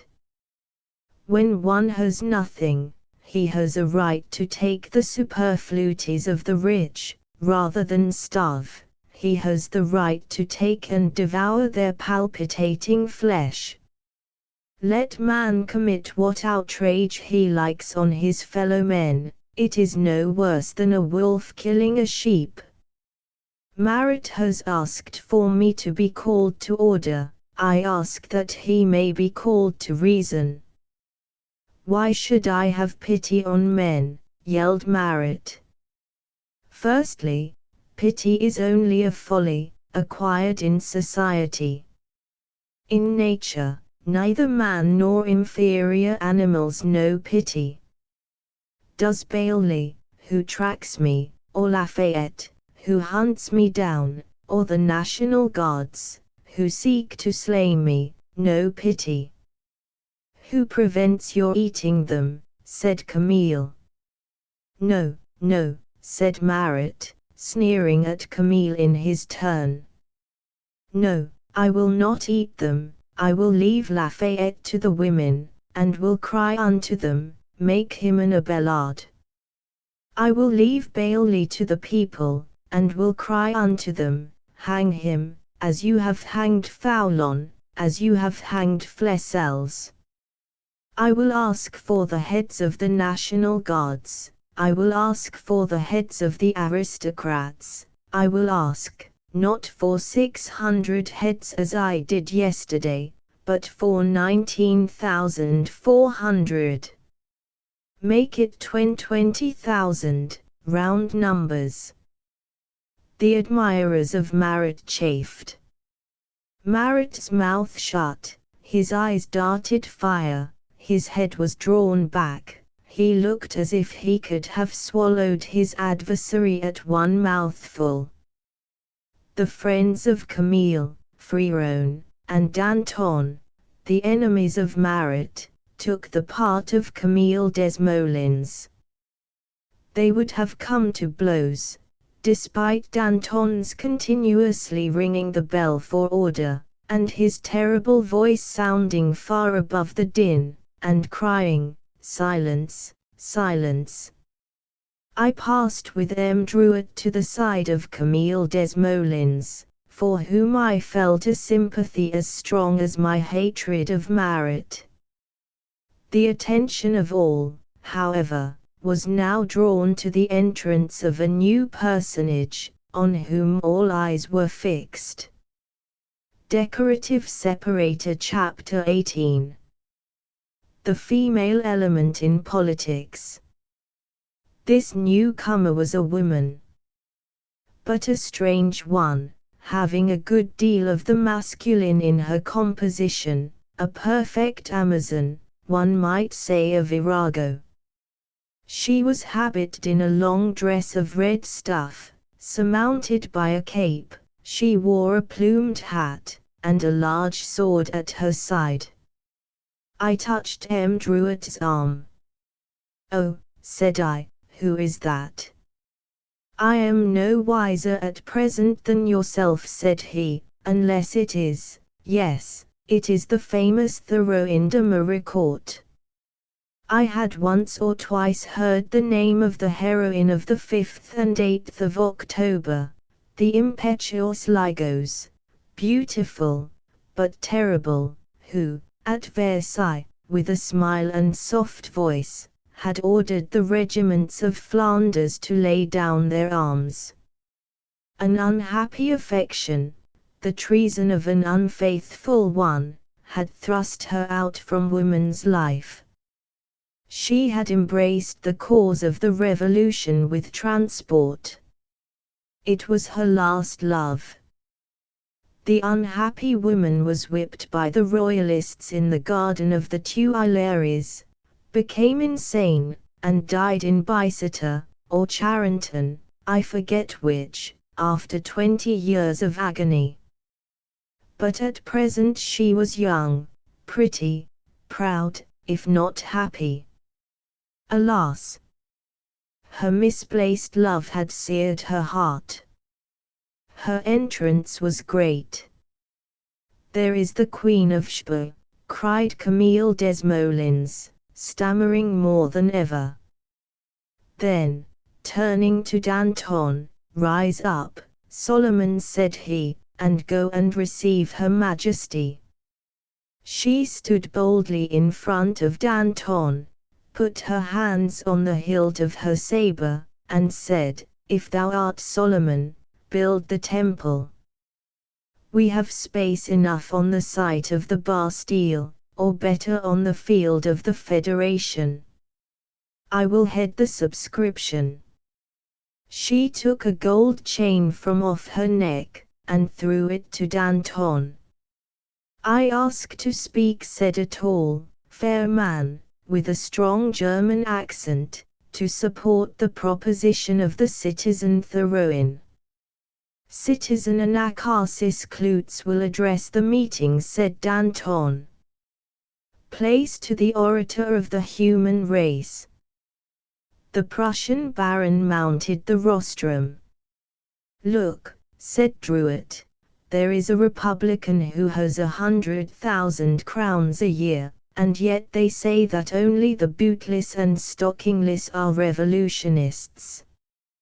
"Yes," said he, with a soft smile and quiet voice, which contrasted with the harshness of the former speaker, "yes, I second the motion of Citizen Thoreau. The temple should be built in Paris." Why was Paris built at an equal distance between the pole and the equator, if not to be the center of attraction for all men? At Paris will one day assemble the Etats Generaux of all the world. You are laughing, Camille, you eternal grinner. The day is not so distant as you suppose. Oh, that the Tower of London may fall as did the Bastille. Oh, that a second Cromwell may rise from insignificance into power, and the tyrant of a day will be seen no more. When the tricolour of liberty floats, not over England and France alone, but over all the world, there will then no longer be provinces, soldiers, and vessels of war. Here will be a people, and better than that, a family. It will then be as easy to go from Paris to Pekin as from Bordeaux to Strasbourg. The shores of the ocean will be brought together by a bridge of ships, and the East and the West will embrace on the Champ de la Fédération. Rome was the queen of nations by force of arms. Paris will be the same by dint of peace. Think not that this is mere imagination, oh, my brothers. No, the more I think over the matter, the more sure am I that I am right, and the more I believe in the possibility of one great and united nation.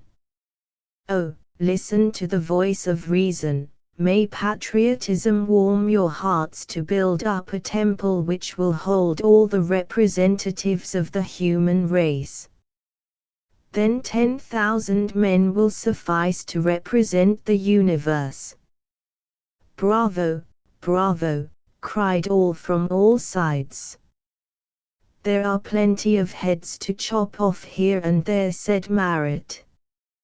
Yes, stammered Camille Desmoulins. 600 yes yesterday, 19,400 today, and if a tomorrow arrives, there will be 50,000. Anacharsis, cried Danton, you are, but on the side of a good and generous heart. The terrible man looked at him with a soft smile, and he continued, men will be what they ought to be, when one can say, the world is my country, the world is mine, but till then, there are more proscriptions, more banishments, more exiles. Nature is one, why is not society one? They are divided forces, which strike one another when nations are driven against each other by the breath of hatred, and, like clouds, they strike and are scattered. Tyrants, we wish not that, and the proof is that we demand not your death. Kill yourselves, slay each other. Descend, O kings, from your thrones, and we will give you your choice twixt misery and a scaffold. Usurpers of sovereignty, Balthazars of modern times, is it possible that you see not on your palace walls, amid the glare of your 1,000 lamps, the shouts of your revelries, and the crash of your song, the writing, not in fire, but in your people's blood, man.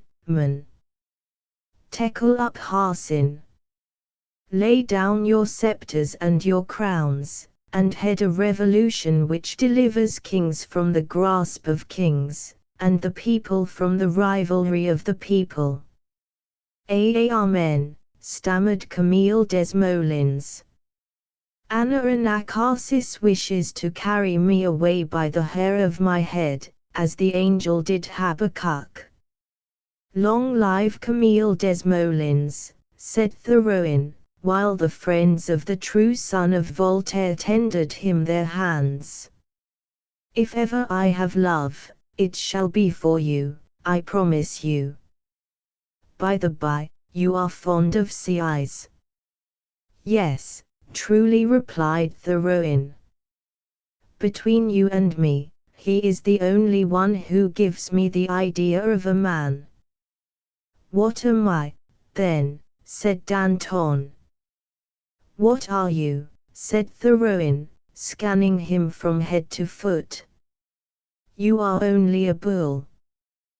Well, replied, said Camille, that is what I call taking the bull by the horns. In the meantime, cried Marat, you are losing sight of the public safety. I speak to you of a great treason, and you will not listen, Lafayette. Ah, good, said Camille. Go on, Marat. Lafayette has caused to be made in the Faubourg Saint-Antoine 10,000 snuff boxes, all of which are embellished with his portrait as General of the National Guard. Lafayette aspires to the dictatorship of tobacco merchants, queried Camille Desmoulins. Marat's yellow skin assumed a green tinge, and perspired with rage. He has some scheme beneath that, continued he, so I pray all good citizens in whose hands these snuff boxes may fall, to destroy them. In order to discover the names of his accomplices, asked Camille. There are many of them. I told you that 20,000 pieces of cord would suffice, but bring 30 or 40,000, and you will not have enough. The applause drowned the voice of Marat, but eventually their breath failed them, and they could hear Camille Desmoulins, who, like a swimmer who had dived, again remounted to the surface. Always tragic, friend Marat, always tragic, hyper-tragic, in fact. And these chords continued. Marat, take care, Camille Desmoulins, that one of them is not first tried on you.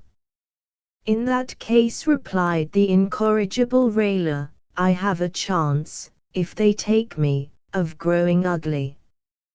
You haven't. Here the laughter broke out irresistibly, and as it arose from Camille's side, he may be fairly said to have gained the victory. Marat descended, furiously shaking his fist. Return to thy cave, night bird. Go back to thy hole, hyena. Sneak into thy nest, viper, murmured Danton, with a look of ineffable disdain. But Danton's murmurs were like thunder, everyone heard them. When Marat left, all joined in brotherly communion, his presence having alone restrained them hitherto. M. Jean-Baptiste knew Danton, and went to shake hands with him, and to compliment Camille Desmoulins. I could not turn my eyes from the face of the ex-advocate, that terrible blind man whom Providence had given to guide the revolution. I shall have occasion to speak again of him, and to show what sensibility of heart was hidden beneath that rough exterior. We left the club at midnight, and returned to the Hôtel des Postes Rue Grange Batelier. At daybreak on the morrow we had to be under arms. Decorative Separator. Chapter 19. The Field of the Federation. I could not sleep all night. I had seen so much since my arrival, and had been in company with so many great men, Mirabeau, Robespierre, Lemaitre, Laclos, Kemia, Talma, David, Le Harpe, Danton, Marat, Desmoulins, Anacharsis Clootz, and Herbert, that their names continued to ring in my soul like an alarm bell. And through them all passed the beautiful Amazon in her red robe, and that seemed so strange to me, coming as I had for the first time from the forest of Argonne, and feeling, as it were, in another world, or else in a state of furious delirium. I arose at daybreak. Alas! The morning was dark and rainy-looking. Thick black clouds were chasing each other over the sky once so pure and brilliant, but now changing its opinions, and becoming aristocratic.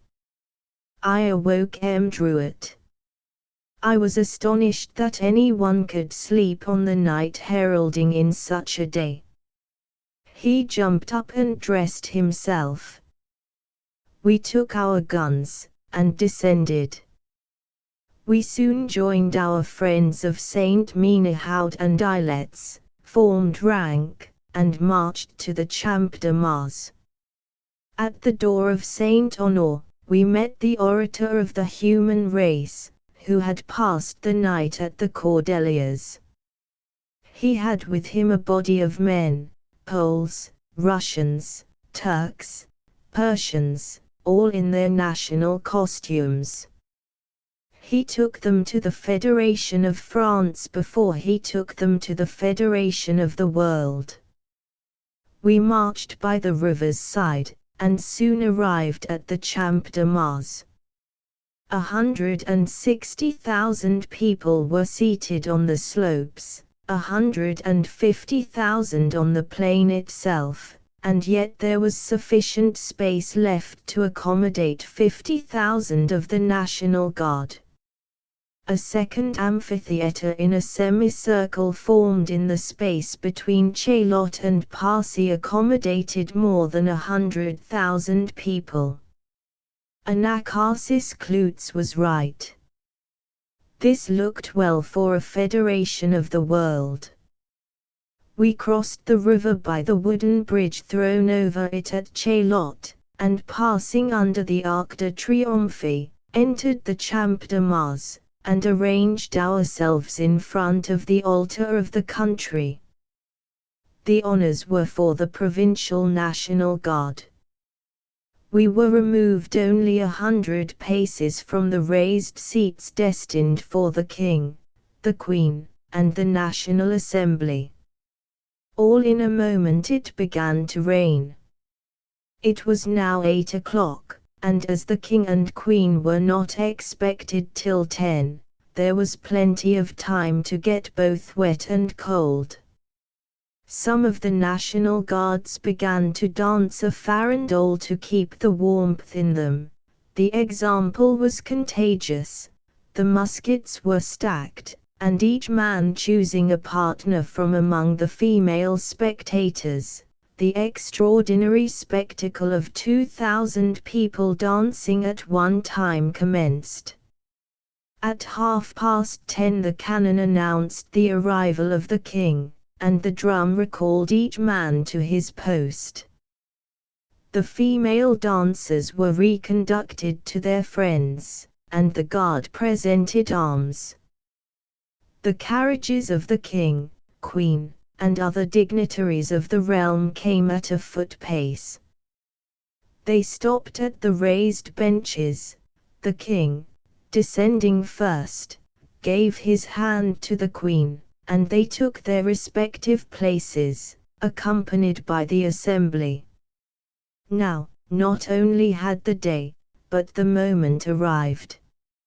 Stationed close to the benches, of which we had an excellent view, I had been awaiting with impatience the arrival of the King and Queen, of whose personal appearance I had formed my own ideas, which I am bound to say were very far from the truth. The King was not sufficiently kingly. The Queen was too much a queen.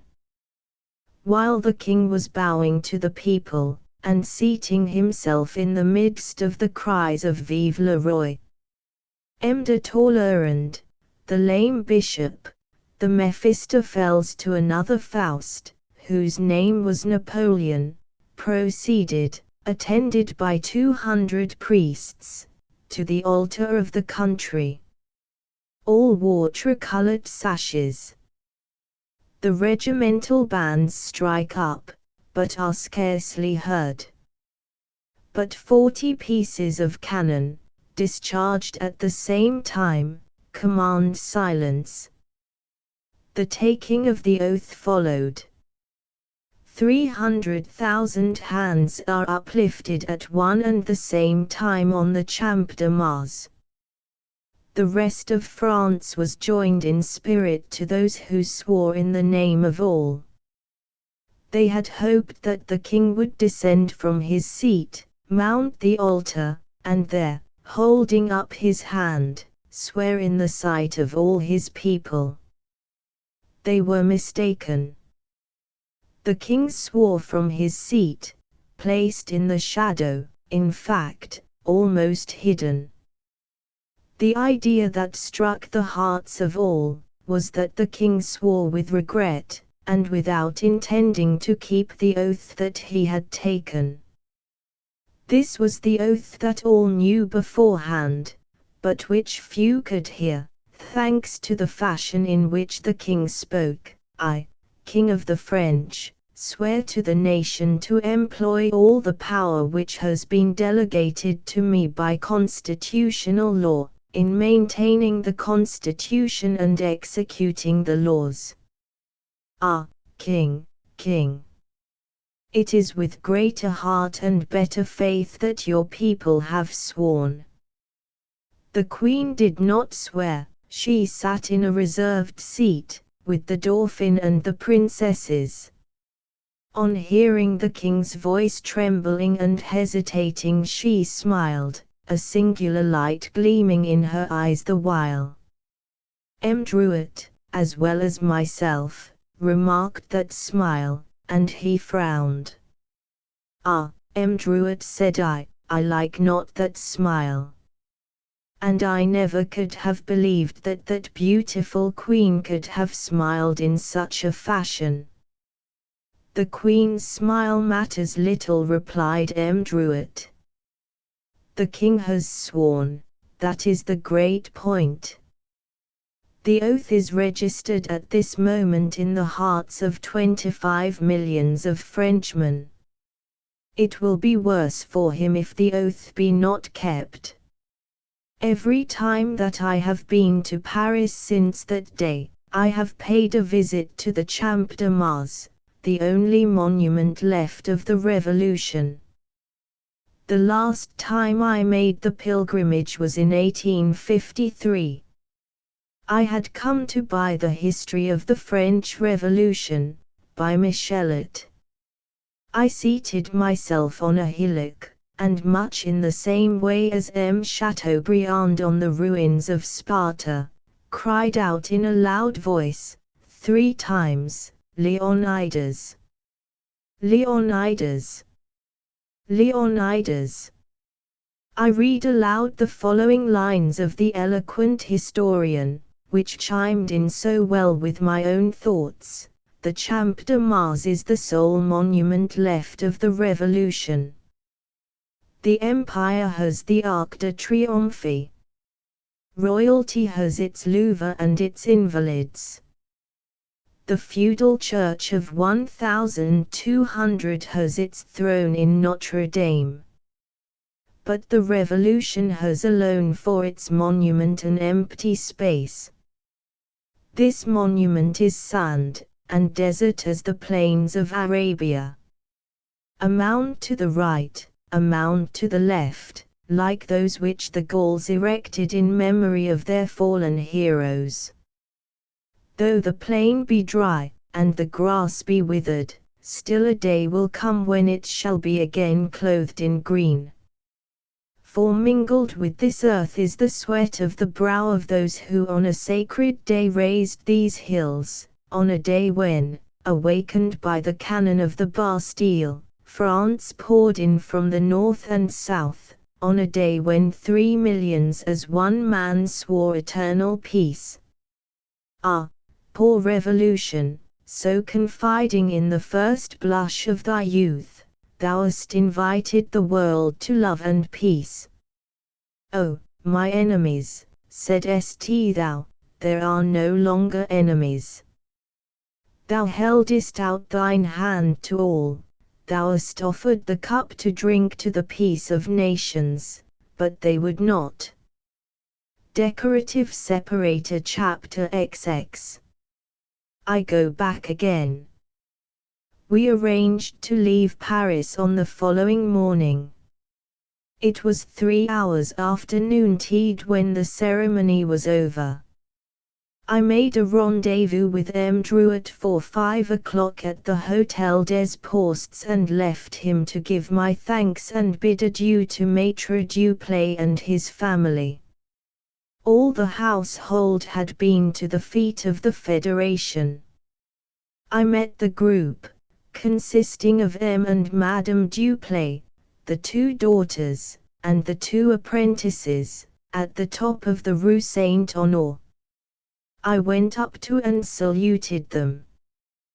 They, too, had remarked the hesitation with which the king took the oath, and were, in consequence, sorrowful. We entered the house. The dinner awaited us. Duplay invited me to join them. I assented. During the meal, Felicien, sure of his superiority over me as a fencer, spoke of the promise I had made to try a bout with him, and asked me, if, after dinner, I was prepared to stand by our agreement, and give Duplay and his daughters, the pleasure of witnessing our prowess. I replied that if it would please my worthy hosts, I should only be too happy to make such a slight return for their kindness and hospitality towards me. Dinner finished, we passed into the workshop, Felician evidently expecting an easy victory over me, and speaking much as a master would to a pupil. Duplay and the young ladies being seated, we each took our mask and foil. "Be easy," said Felician, in a whisper intended to be heard, "I will not hurt you." "Thanks," replied I, "for I shall probably be at your mercy." "Would you like to begin?" asked Felician. "As you please," said I. We placed ourselves on guard. At the first pass, I saw that Felician tried to touch me, which, between strangers, lacks courtesy. However, I appeared not to notice it, and contented myself by parrying his thrust. Now came my turn. I made 4 or 5 passes only, but they were sufficient to show me that, though Felician was a tolerable fencer, he had no chance with me. I had paid great attention to the instructions given me, as I wished to make rapid progress, while Bertrand being an able master, and I his sole scholar, he was enabled to devote all his attention to me. Felician, also, after the first few passes, perceived my superiority over him. I allowed him to make 5 or 6 thrusts at me, simply contenting myself with parrying them. Once he grazed the wristband of my shirt, but he did not dare say touched. I saw the blood mount to his face. "My dear Felician," said I have been 3 hours under arms, and am fatigued. If you will allow me, I should like to put an end to our combat. The ladies, I am sure, will accept my excuse." "They may, but I will not," said he. "I know full well, by the strength of your parries, that your arm is not fatigued. Say that you believe yourself to be a better fencer than I am, and that you are generous enough not to pursue your advantage. Then you wish to continue?" "Certainly. If you are the better man, I will take the lesson, as an obedient scholar should." "You hear the promise that Felician makes," said I, turning to Duplay, "and you are witness that I continue solely on that agreement." "Yes, yes," cried all the spectators, especially the 2 girls, who seemed to me to wish the pride of the apprentice lowered. I saluted Felician with my foil. "I await you," said I. "Take care of my riposters, which are very rapidly delivered." "We will see," said Felician, dealing me a thrust which I had only just time to parry. But, at last, I touched, almost imperceptibly, his breast with the button of my foil. He bounded backwards, and while neither of us cried touched, yet all the spectators saw that it was so. He again rushed on me, his teeth set, his lips pale. He crossed my foil, and passed 1, 2. But in retreat, his foil caught my guard, and snapped off, about 2 inches from the button. But he continued to fight, as if he knew not that his weapon was broken. So I took the first opportunity that offered, and, twisting his blade out of his hand, sent it flying across the room. "Pardon me," said I, "for disarming you. I know that it is not etiquette, but neither is it etiquette to fence with a buttonless foil. You might have dangerously wounded me, and been unhappy yourself ever afterwards. Then, taking off my mask, I hung it on the wall, and placed my foil by the side of it. Felicien saw plainly that I did not wish to continue the combat, and, without taking off his mask, he stalked out of the room. "Ah," cried M. Duplay, "you have read him a good lesson, and I must say that he deserved it. Now then, say goodbye to the ladies, and let us be off to the Rue Grange Batelier, where you will introduce me to M. Druet. I need not tell you that if I hear of your coming to Paris without paying me a visit, I shall be your bitter enemy for life." I bade the two girls goodbye, and we set out. As I expected, Felicien was awaiting us in the court. The moment he saw me come out with M. Duplay, who evidently only came with me to prevent a quarrel, Felicien began to divest himself of his upper garments, but M. Duplay cried out, "Come here, you young vagabond, I tell you, come here." Felicien approached unwillingly.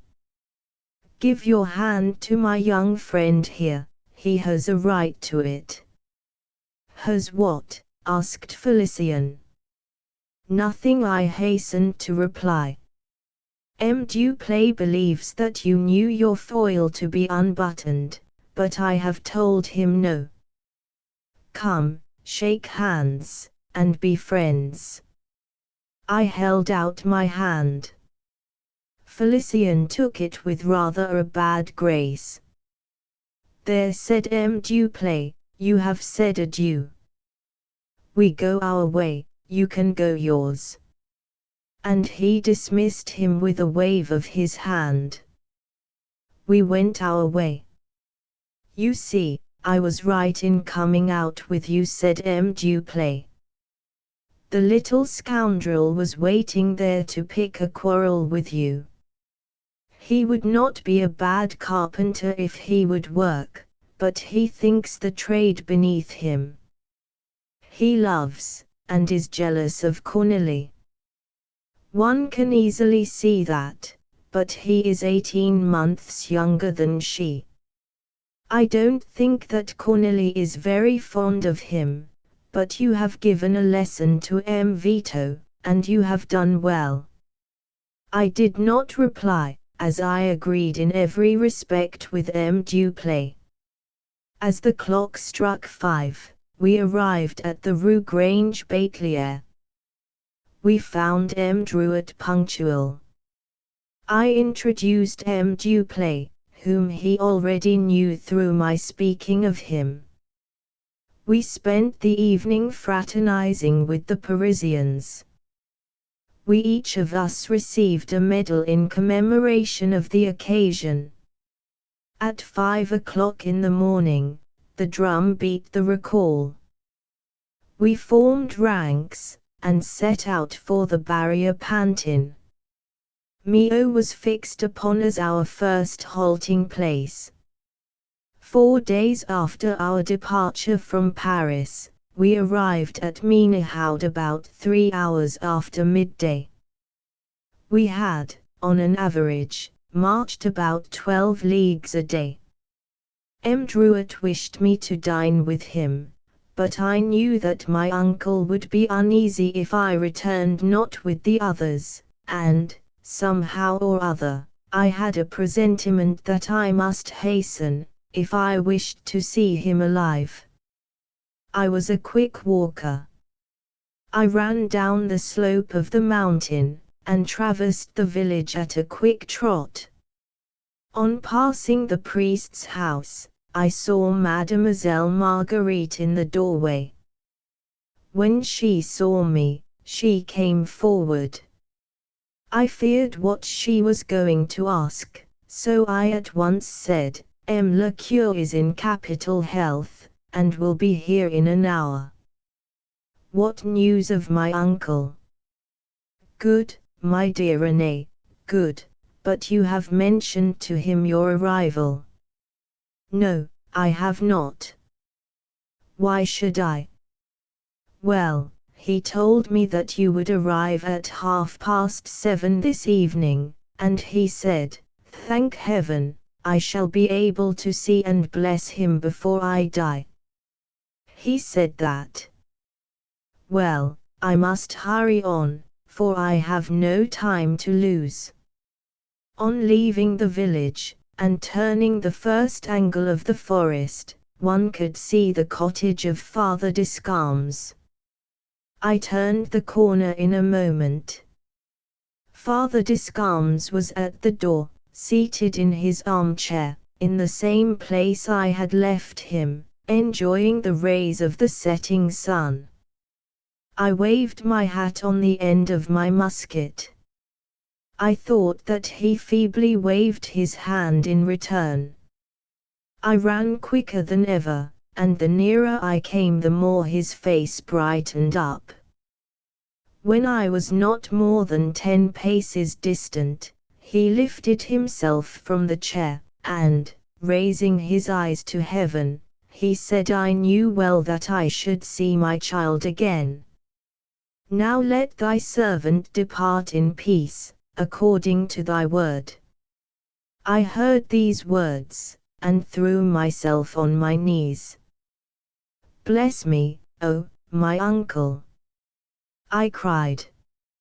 My voice was choked with sobs, for I saw that I had arrived just in time to receive his last breath.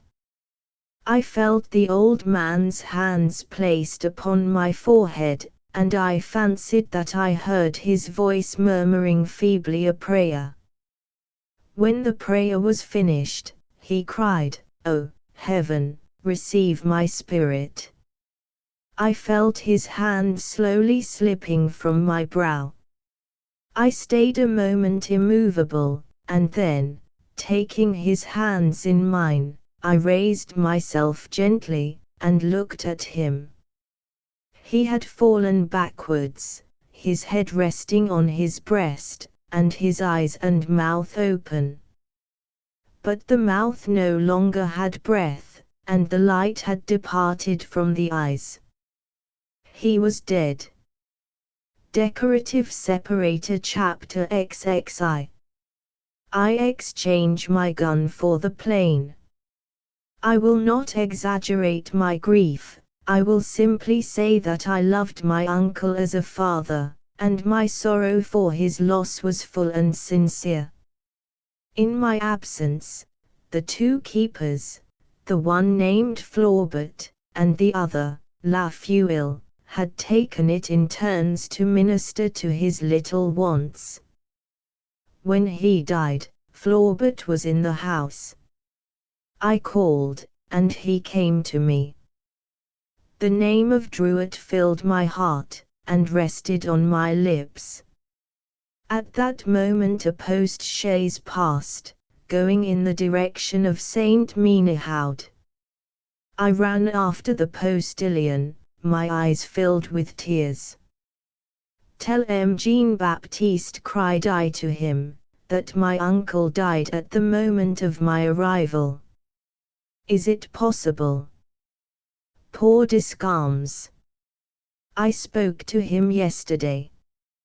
He was seated in his easy-chair, in the doorway, and he told me that he expected you this evening. He then drove on. You will not forget to tell M. Druitt, will you? I repeated. Certainly not. Do not be afraid, M. Renee, I shall not forget it. I had such confidence in M. Druitt, that I did not think it necessary to ask him to come. I had only to tell him my sorrow, and I knew that he would come. As I expected, 2 hours after, I heard the gallop of a horse. I rushed to the door, and M. Druitt was there. He had met M14 as he was coming in the same carriage which had taken him to the Federation. He had pressed on his steed, he had seen Marguerite in passing, and in all probability the good priest would be there in an hour, with his housekeeper, to say the prayers for the dead by the bedside of Father Descalmes. M. Druet wished to lead me away, but, smiling, in the midst of my tears, what would my poor uncle say of me on high? I said, if any other hand than mine performed the last sad offices for the dead. Do you feel yourself strong enough for it? Asked M. Druet. Is it not my duty? Without doubt. But one cannot always do one's duty. I hope that heaven will always give me strength enough to perform mine. Breathe that prayer night and morning, and it will be of more benefit than all the prayers printed in the church service.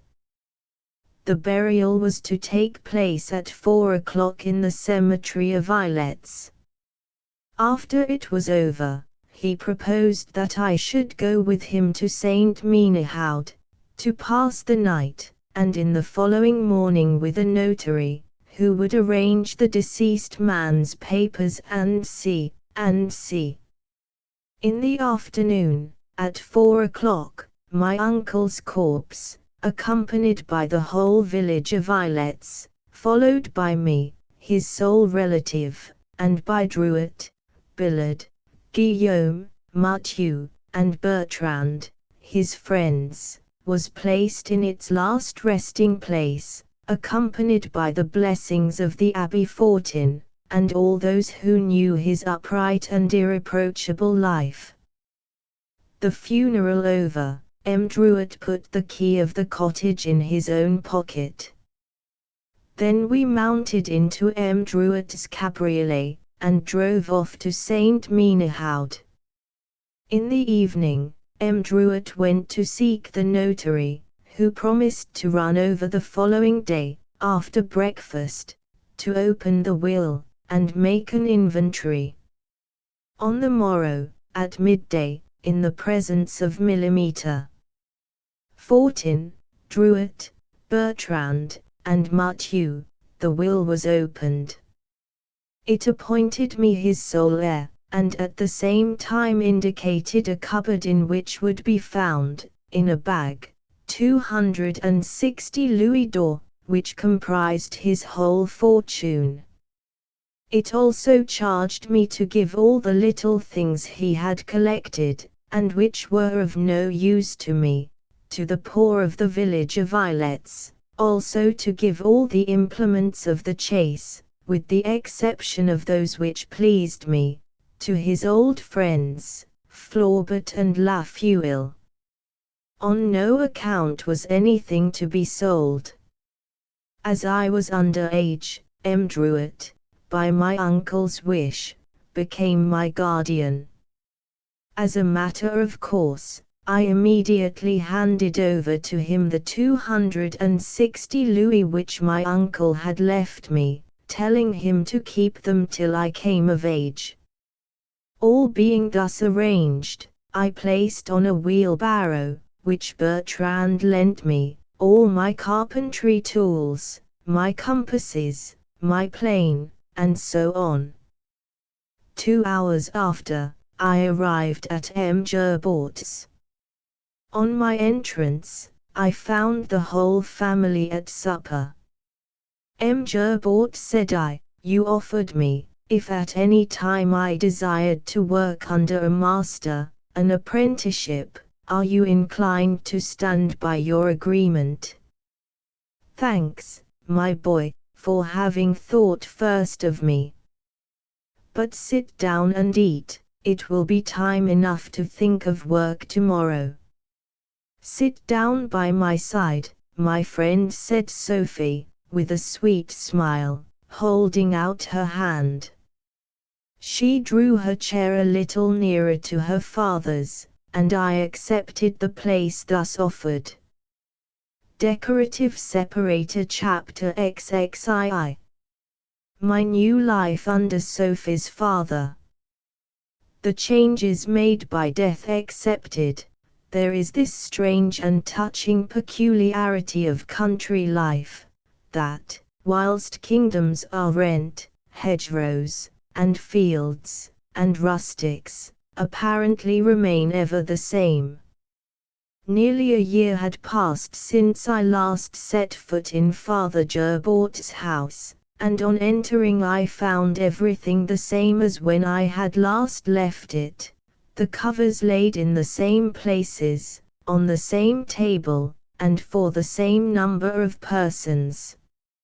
Not only were material affairs the same, but the affections remained unaltered. Sophie had said, "Come, my brother," and I came. She gave me her hand, and said, "Brother, you are welcome." And yet a great agitation prevailed over the whole surface of France. All the ancient names of the provinces had been changed.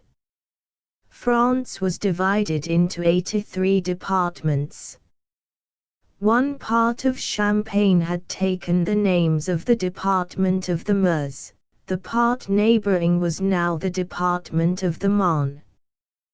The little river Biesme, which served as a line of demarcation between Germany and France, and, likewise, between Champagne and Clermontois, fixed the limit of the two departments. Les Ilettes, Clermont, and Varennes were in the department of the Meuse. Municipalities were constituted under the name of corporations. M. Gerbaut was nominated municipal councillor, and our neighbour, M. Sauce, grocer, procurer of the corporation. I say our neighbour, because the two houses were separated only by a lane. The two families frequently visited each other. M. Gerbaut and M. Sauce, with their blushing honours thick upon them, were patriots. Madame Sauce was a fine woman, but coarse and vulgar, a veritable dealer in candles, butter, and sugar, rather given to serving short measure, but otherwise incapable of committing a fraud. The mother of M. Sauce, an old lady of 63 or 64 years, was a royalist. The children, the eldest of whom was only 12, were incapable of having an opinion. We shall see presently what Sophie's opinions were. Opposite us was the tavern of the Bras d'Or belonging to the brothers Leblanc. Interest made them play a little comedy.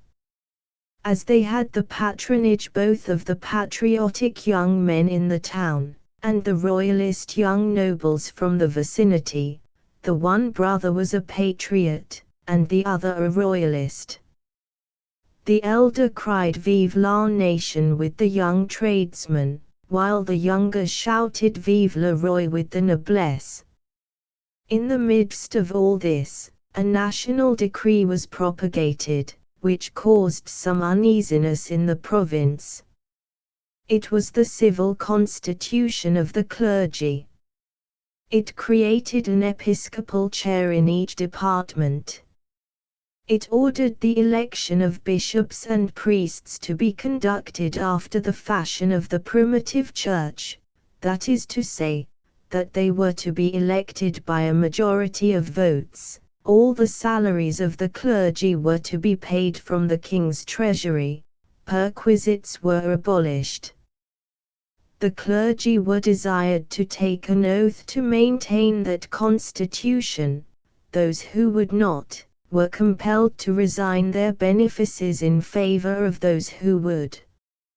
If, after being dismissed, they attempted to renew their functions, they were prosecuted as disturbers of the public peace. From this arose the troubles in the church, and the division between the constitutional priests and those who refused to take the oath. If one looks back on that great epoch, and on the two remarkable years of 89 and 90, one cannot fail to be astonished. Can anyone explain the precautions taken by nature, that the men and the events should arrive at the same time for that awful result which followed? In 1762, M. de Choiseul suppressed the order of the Jesuits, that is to say, deprived the Church of its wisest and most powerful supporters.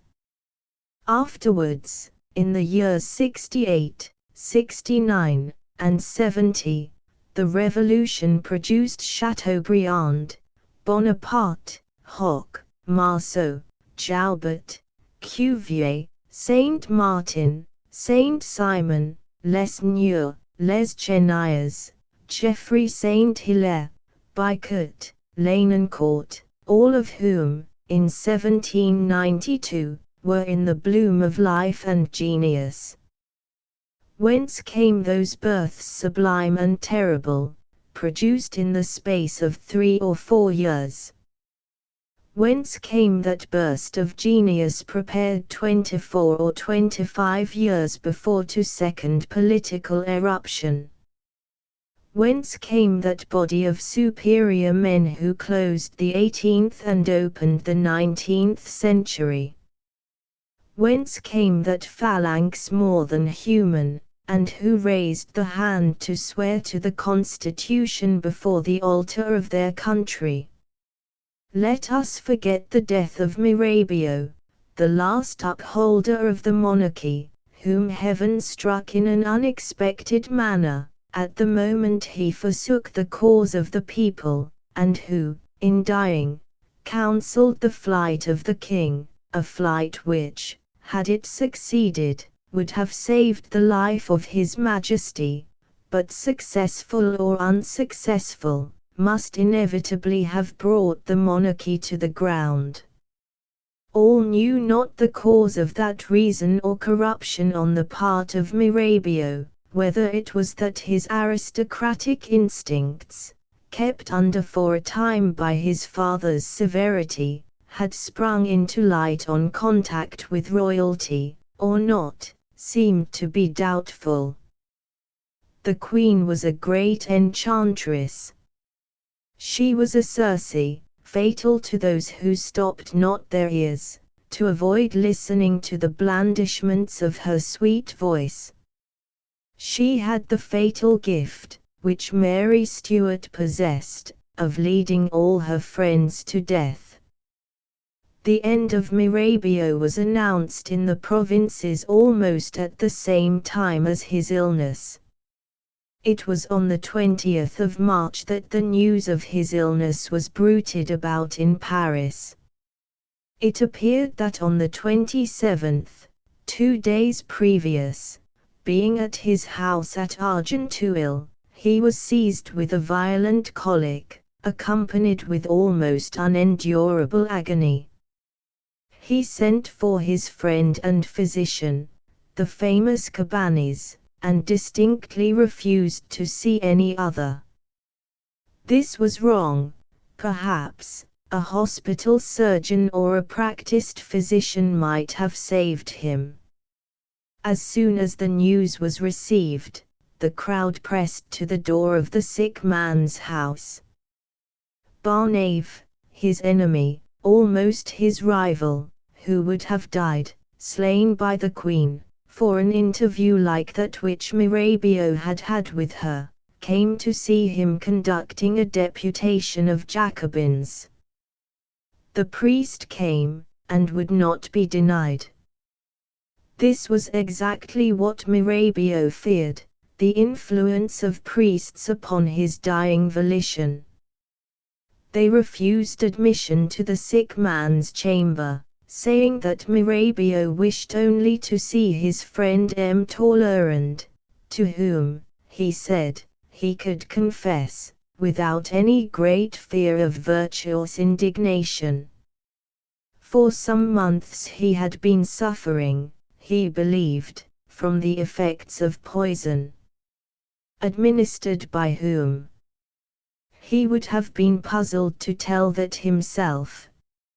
All the world, except the parties interested, knew about his interview with the Queen at St. Cloud, in the month of May, 1790.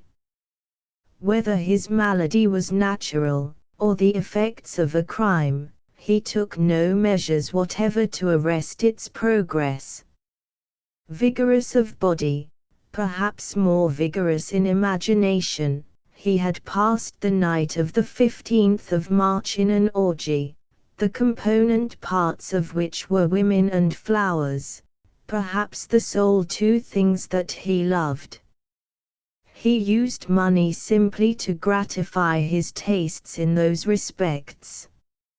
On the morning of the 2nd of April, after a night of agony, which inspired the famous prophecy, "I carry with me the morning of monarchy, its remains will be the prey of factions," awakened from the bosom of grief, if one can use the term, by a cannon shot, he cried. He summoned his valet, was shaved, washed, and perfumed all over his body. After his last toilette was completed, opening his window to admit the young April sun, which was brightening the first blossoms on the trees, he murmured, smiling, "O, sun, if thou art not God himself, thou art his cousin german." Afterwards, his last insupportable suffering seized him. He could not speak, but snatched a pen, and wrote plainly the one word dormir, sleep. Did he ask for death, like Hamlet, or only for opium to soothe his passage from one world into the other? At about 8:30, he moved, lifted his eyes to heaven, and heaved a sigh. It was his last. In the evening, the theatres were closed, as if some great national calamity had occurred. The mask was taken from that immobile face, from that powerful head which Camille Desmoulins called a magazine of ideas exploded by death. His placid brow expressed the serenity of his soul, and his face bore no trace of either grief or remorse.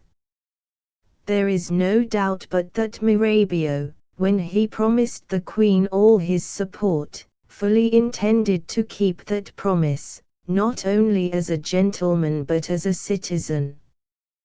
The funeral ceremony took place on the 4th of April. 400,000 persons followed in the procession. 2 instruments were heard for the first time on that occasion, filling the breasts of the spectators with their vibrating notes. They were the trombone and the tom-tom. At 8 in the evening, he was placed in the temporary tomb provided for him in the Pantheon. We say temporary, because his body remained there only 3 years.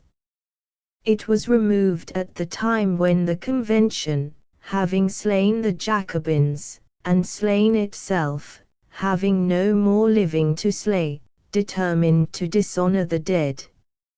It was ordered that the corpse of Honoré de Mirabeau, traitor to the people, traitor to his country, and sold to royalty, should be removed from the Pantheon. The order was executed, and the corpse of Mirabeau was thrown into the criminal cemetery, at Clamart. It is there that he now sleeps the sleep of hope, waiting the day when France, an indulgent, nay, let us rather say an impartial mother, will give him, not a pantheon, but a tomb, not a temple, but a mausoleum. Decorative Separator Chapter 23. The Arrival of the Dragoons. During the 10 months that I stayed with M. Gerbort, my life was monotonous in the extreme.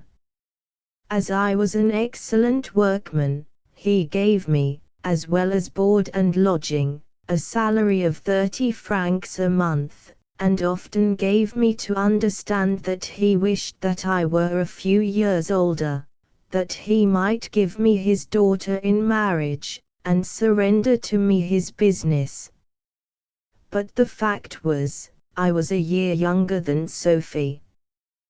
But it was not that only which rendered a union impossible between us, it was that invincible sorrow, denoting a passion hidden in the depths of her heart.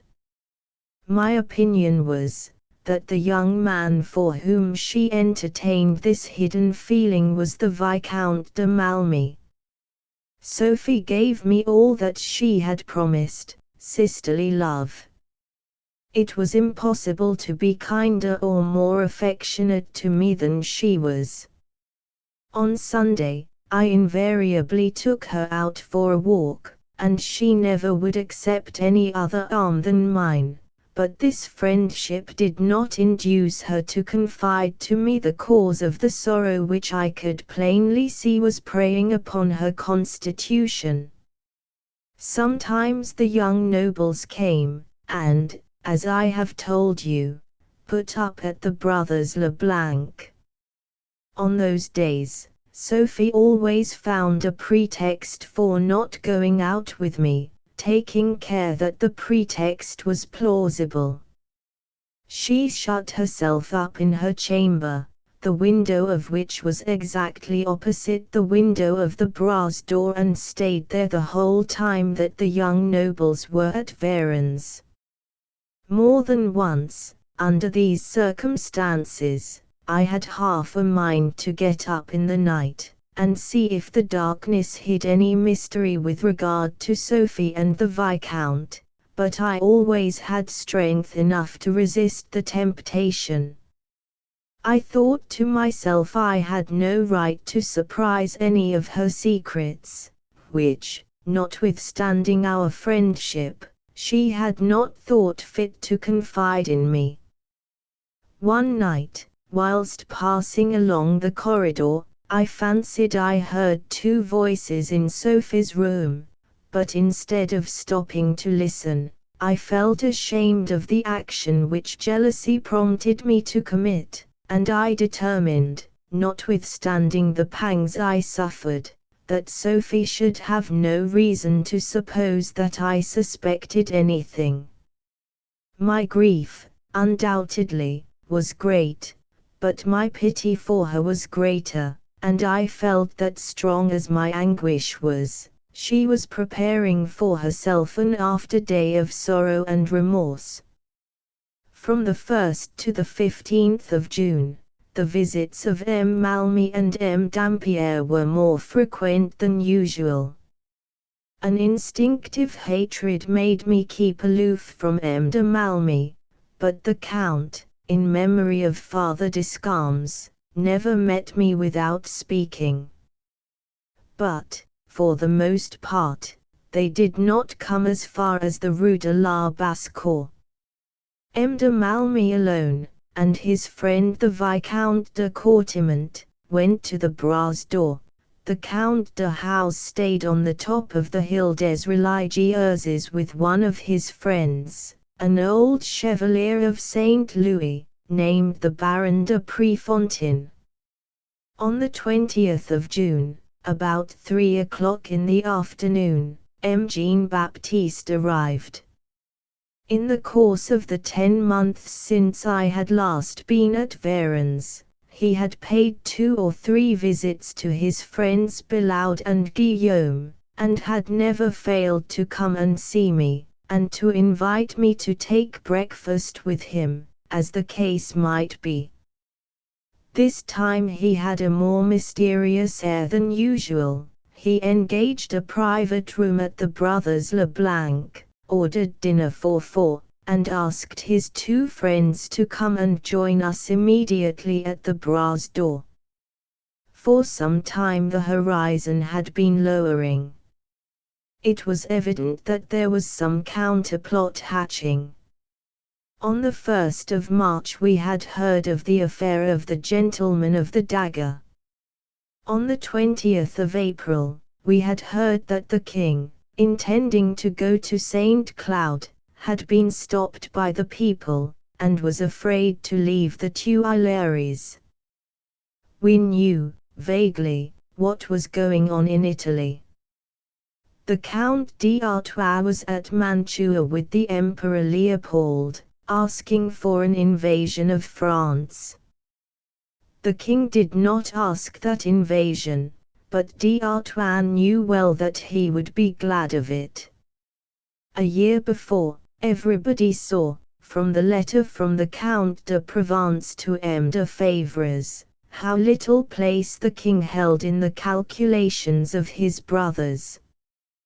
The young king of Sweden, Gustavus, after having been the enemy of Catherine, conquered by her, became her friend, and at the same time her agent, and was at Aix, in Savoy, publicly offering his sword to the king, while the Count de Fersen, an intimate of the Queen's, was carrying on a correspondence with M. de Bouille.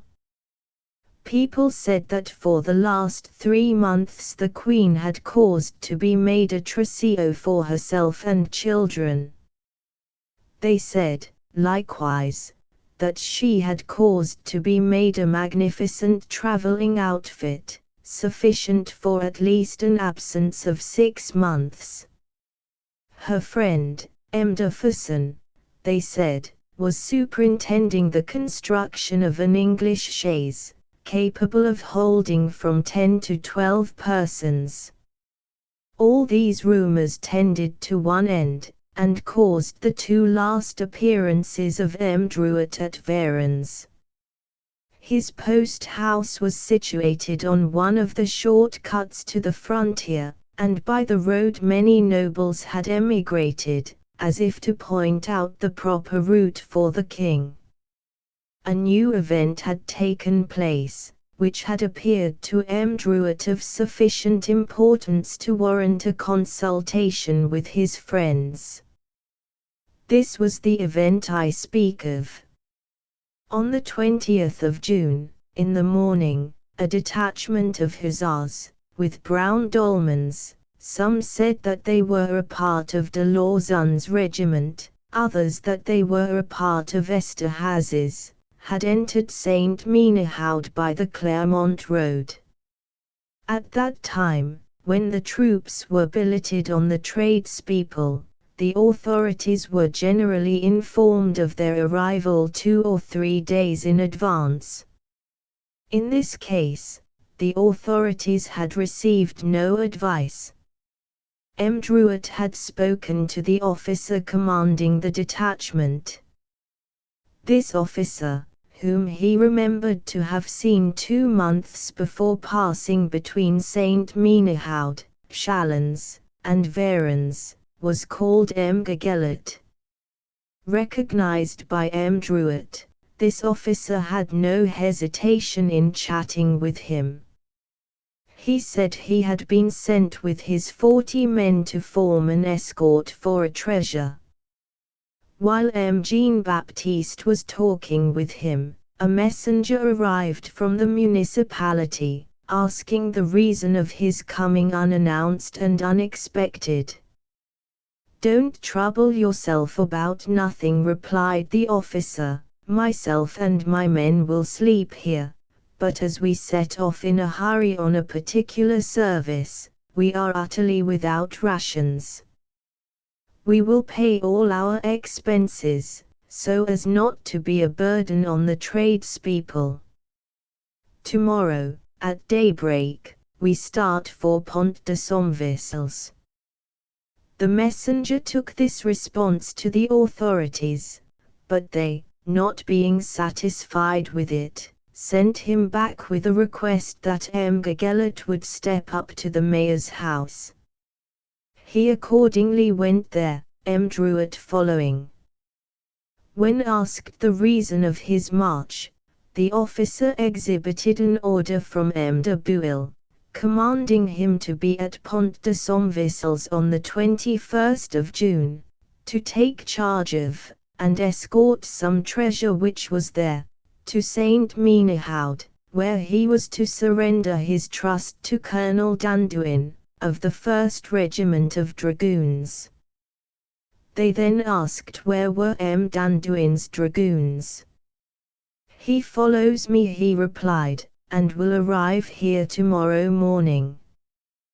The interrogator was not pushed any farther, but M. Druet was not satisfied, so he had run over to Varens, to inform his companions of the event, and to hold a consultation with them. Just as he had finished his tale, the younger brother Leblanc entered. He had come from Stenay. "Do you wish to see some beautiful horses, M. Jean-Baptiste?" asked he. "I should like nothing better," replied Druet, "especially if they are for sale, as I want a remount." "I don't think that they are for sale, but what is astonishing is that they are harnessed in relays." "Where are they?" "At the Grand Monarch with Father Gaetier." M. Jean-Baptiste looked at us. "It is well, Victor," he said, "I will go there after dinner." "Have you any other news?" "No, there is a movement going on among the troops at Stenay, but there is nothing astonishing in that. I should not be surprised if we received an announcement of their arrival here tomorrow." "Nor I," said Druet. We finished dinner, and entered into the Rue de la Basse-Cour, crossed the bridge, and arrived at the Grand Monarch, where we found 6 horses being carefully attended to by the 2 grooms. "Those are fine horses." "Whose are they, my friend?" "My master's," insolently replied one of the grooms. "The name of your master is a secret, I suppose?" queried M. Druet. "That depends upon who asks me." M. Guillaume frowned. "This is an insolent scoundrel," said he, "who merits being taught how lackeys should speak to men." "Will you teach me?" asked the groom. "Why not?" asked Guillaume, going a step nearer to him. M. Jean-Baptiste stopped him by taking hold of his arm. "My dear Guillaume," said he, "don't put yourself out. Perhaps this good man is forbidden to speak, and has come like M. Gagelet, for the treasure. Do you know M. Gagelet, and why we are here?" "You are here for the treasure which the hussars are bringing from Pont de Somvissels, to hand over to the dragoons who were awaiting them at Saint Menehoud." "If you are one of us, monsieur," said the groom, touching his hat, "I have no reason to refuse telling you to whom the horses belong. They are the property of the Duke of Choiseul." "You have said well," said Druet, laughing, "and we were going to quarrel with one of our friends." "If you are a friend, monsieur, you might tell me whom you are, as I have told you about the horses." "You are right. I have no motive for concealing my name. I am Jean-Baptiste Druet, postmaster at Saint Menehoud. As you have said, you are probably one of us." At this moment, Father Gaetier stepped out from the kitchen door. M. Druet thought he had better say no more to the groom, for fear of exciting suspicion. "Ah, ha! Father Gaetier," said he, "your kitchen appears to be in full blow." The fires, in fact, were at their highest. "It is so, M. Druet, but the astonishing part of it is, that I do not know for whom the cooking is going on." "You don't know for whom?" "No, I received on the 14th, an order from the military commandant to prepare a dinner for 5 o'clock, and it is now the 24th, and no one has arrived to eat it, but as it is a written command, I am not afraid, for eaten or not, the dinners are always paid for." M. Druitt again looked at us. "Perhaps they are some great lords about to emigrate," said M. Jean-Baptiste. "And who take away our money," replied Father Gautier. "In any case, they will leave you a little of theirs." 6 or 8 dinners, at how much a head? 3 crowns, not including the wine. And for how many people? 8 or 10, the number was not definitely arranged. "Father Gautier," said M. Druitt, "you will yet die rich." He then shook hands with him, smiling. We left the house, and soon found ourselves in the street. "My friend," said M. Druitt, "without doubt, something extraordinary is about to take place. I shall return to Saint Menehoud without losing a moment. Guillaume will go with me. When you get home, watch day and night. Sleep with one eye open, and hold yourselves in readiness for whatever may happen." We returned quickly to the brass door. M. Druitt saddled his horse with his own hands. M. Guillaume borrowed one of the elder of the Leblancs, and they both set off for Saint Menehoud at a sharp trot, recommending us both to keep our eyes and ears well open. Decorative separator chapter Xiv. The night of the 21st of August, 1791. One can easily understand that it was late when we sought our respective couches, and that we rose early the next morning, having kept one eye open all the time that we slept. When I say we, of course I speak of M. Billaud and the elder Leblanc, whom M. Druitt had taken into his confidence. About 11 in the morning we heard that a detachment of hussars had been seen on the road from Stenay. I left my work, giving a few words of explanation to M. Gerbort and M. Dlle. Sophie. They partook of the general agitation which pervaded the town, or rather the air which seemed tremendous with coming events. M. Dlle. Sophie was very much excited, especially when I announced the approach of the hussars. 2 days previously, Millimeter, Malmy and Courtimont had arrived at Varennes.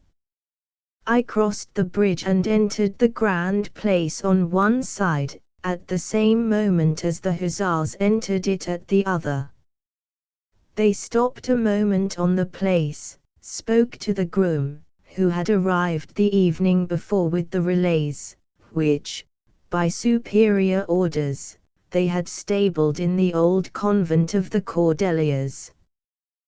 They were commanded by a tall officer of effeminate appearance, and blonde complexion. He spoke French with a very strong German accent. His name was M. de Rocré. He put up in the place, not at an hotel, but with a tradesman of the town, to whom he bore a letter of recommendation. Behind me a great number of the inhabitants of the high town were descending and forming themselves in groups with those of the low town. About 1 o'clock, 2 young officers arrived by the same route, and stopped to speak with him who commanded the detachment.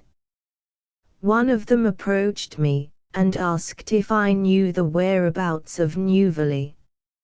I told him it was halfway between Claremont and Varennes, and pointed out the direction to take. "Can you tell me, sir," said he, "the cause of the agitation of the people? The movements of the troops about the city for the last 2 days. It is reported that they are to form a convoy for a treasure, and the inhabitants are curious."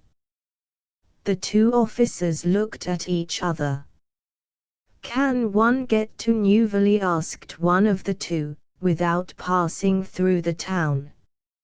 "Impossible," replied I. "A canal of great width intersects the road, and even if your horses could swim across they would not be able to mount the opposite bank." The officer turned round to his friend. "What will you do?" "It appears that the relays must pass through the town." "We have plenty of time," replied his friend. "The courier will precede the carriage 2 hours." The 2 officers thanked me for my information, and proceeded to the Hôtel du Grand Monarque, in the court of which they dismounted, having thrown the bridles of their horses to the stable boys in attendance. It was evident that the persons expected would arrive from the opposite side of the city, that is to say, the side on which Paris lies. It was, therefore, but lost time to stay in the low town. I walked up to the high town, crossed the bridge, and returned to M. Gerbaut's just as they were sitting down to dinner. Notwithstanding the stifling heat, the Place de la Tree was crowded. During dinner, Father Gerbaut lost himself in vain conjectures as to what was going on. Sophie, on the contrary, said not a word, scarcely lifted her eyes from her plate, and ate little or nothing. Not being authorized by M. Drouet to tell what I knew, I also held my peace. In the meantime, in order that the reader may fully understand what was about to take place, it is necessary for me to describe the scene of action. Varennes, as I before told you, is divided into 2 parts, the high town and the low town. The high town was called the Château. On coming from Claremont, you enter Varennes by a straight road, which, for more than 2 leagues, has not a single curve in it, with the exception of where it enters Newverley. All of a sudden, as you approach those scattered houses which always foretell a city, the road takes a sudden turn to the right, and falls, as it were, into the midst of the city by the Rue des Religieuses. This descent ends at the Place de la Tree. That place is, or rather was at the time of which I am writing, entirely blocked for 2/3 of its length by the Church of St. Gengulph, the side of which touched the right side of the place. I speak of the right side with reference to Paris, and the facades of which overlooked a cemetery, which, stretching from the side of the Rue de l'Horloge, left a passage of about 30 yards open to the sky. Another passage, intended for carriages, was formed, but on account of an arch stretching over it, it was impossible for vehicles loaded too high to pass underneath. Emerging from under that arch, one stood facing, 5 or 6 paces off, the Rue de la Basse-Cour. On entering, you could see on the right of him the Hôtel du Bras d'Or. A little further on to the left stood the house of M. Sauce, Procureur de la Commune. I have already said that his house was only separated from M. Gerbaut's by a passage. The Rue de la Basse-Cour descends rapidly to a little place, where it joins the Rue Neuve and the Rue Saint-John. A little running stream of rather deep but clear water, over a pebbly bottom, intersects the place. A bridge, narrower than the one you would find there today, joins the two parts of the town, that is to say, the high and low town. The bridge crossed, and the corner of the Grand Monarch rounded, you find yourself in the Grand Place. It was on that place that the hussars were stationed before they took up their lodgings in the old convent of the Cordeliers, and it was at the Grand Monarch, which bore the effigy of Louis XVI, that the relays stopped. Also the two officers, whom I have since discovered were M. de Bouille, the younger, and M. de Ragecourt, and where, for 8 days, they had prepared dinner for an imaginary traveller who was always expected, and who never came. This being all explained, the reader will be able the better to understand the various scenes of the drama, which will, in due time, be laid before him. Tired of seeing nothing fresh, though the day had been passed in excitement, at the moment the clock struck 8 I quitted the house of M. Gerbort. My intention was to walk along the road leading to Neuvilly, and if I saw nothing, to return home, go to bed, and patiently await the morrow. Many houses had their windows open, and were lighted up. The Hôtel du Bras d'Or was one of these. Some young townsmen were playing at billiards on the first floor. They were Millimeter, Coquillard, Justin, Georges, and Susan. 2 travellers staying at the hotel by chance were playing with them. These were M. Thevenin, of Ilettes, and M. Delion, of Montfaucon. I passed under the arch, and entered the place. 2 or 3 houses alone were lighted up. The crowd had dispersed, not a light was burning in the Rue des Religieuses, with the exception of 2 lanterns, which only made the darkness in the street visible. I walked up the street, and stopped on the summit, whence I could see the whole town. All seemed to sleep. The low town betrayed, especially on the place, no more life. I saw torches waving in the direction of the Grand Monarch. I was occupied in watching them, when I fancied that I heard the gallop of a horse. I laid myself down with my ear to the ground. The noise was now more distinct, on account, no doubt, of the horse having passed from the earth onto the stones. I jumped up, convinced that a horseman was approaching.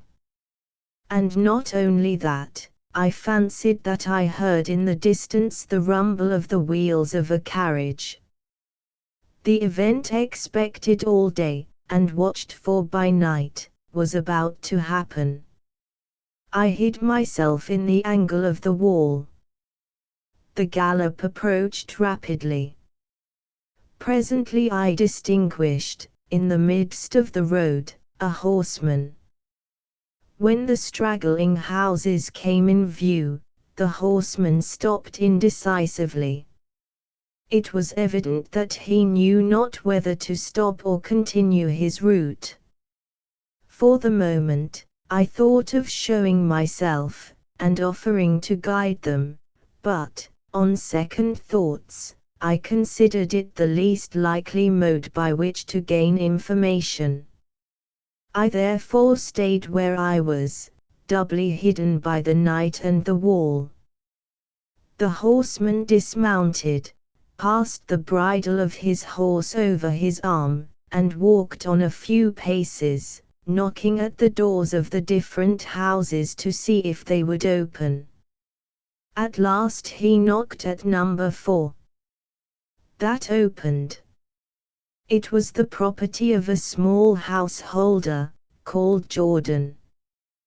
"Who are you, and what do you want?" asked a voice. "Pardon, monsieur," returned the courier, "but is this Véron's? Did you wake me up to ask me such a question as that? You are laughing at me." "Excuse me, monsieur, but I am a stranger here, and wish to know if I have really arrived at Véron's." "You have, monsieur. If you have come for beds, find them, and leave me to my sleep. Good night." "Your pardon, monsieur," said the courier, "I came not here to sleep, but am in advance of a carriage which expects relays at Véron's. I am sorry for you, but it is no use expecting relays at Véron's, for we do not possess a post-house." "I know that, monsieur." "Why did you ask me, then?" A woman's voice was heard. "Come to bed, Martin," said she. "You ought to see that he is only making fun of you. You hear, my wife calls me." He tried to close the door, but the unknown stopped him by placing his arm in the aperture. "Ha, monsieur," said the tradesman, "what does this mean? Do you wish to do me an injury?" "Do not be frightened, I only wish to ask you a question." "You have asked me 10 already. I know that I am at Véron's, thanks to you. I know that there is no post-house, but I knew that before. Having been so kind as to answer those questions, perhaps you will not object to one more." "How? Did not you tell me that you were preceding a carriage to Véron's?" "No doubt, but you have not allowed me to continue. A relay ought to be ready opposite the first houses of Neuvilly. I wished to ask, have you seen that relay?"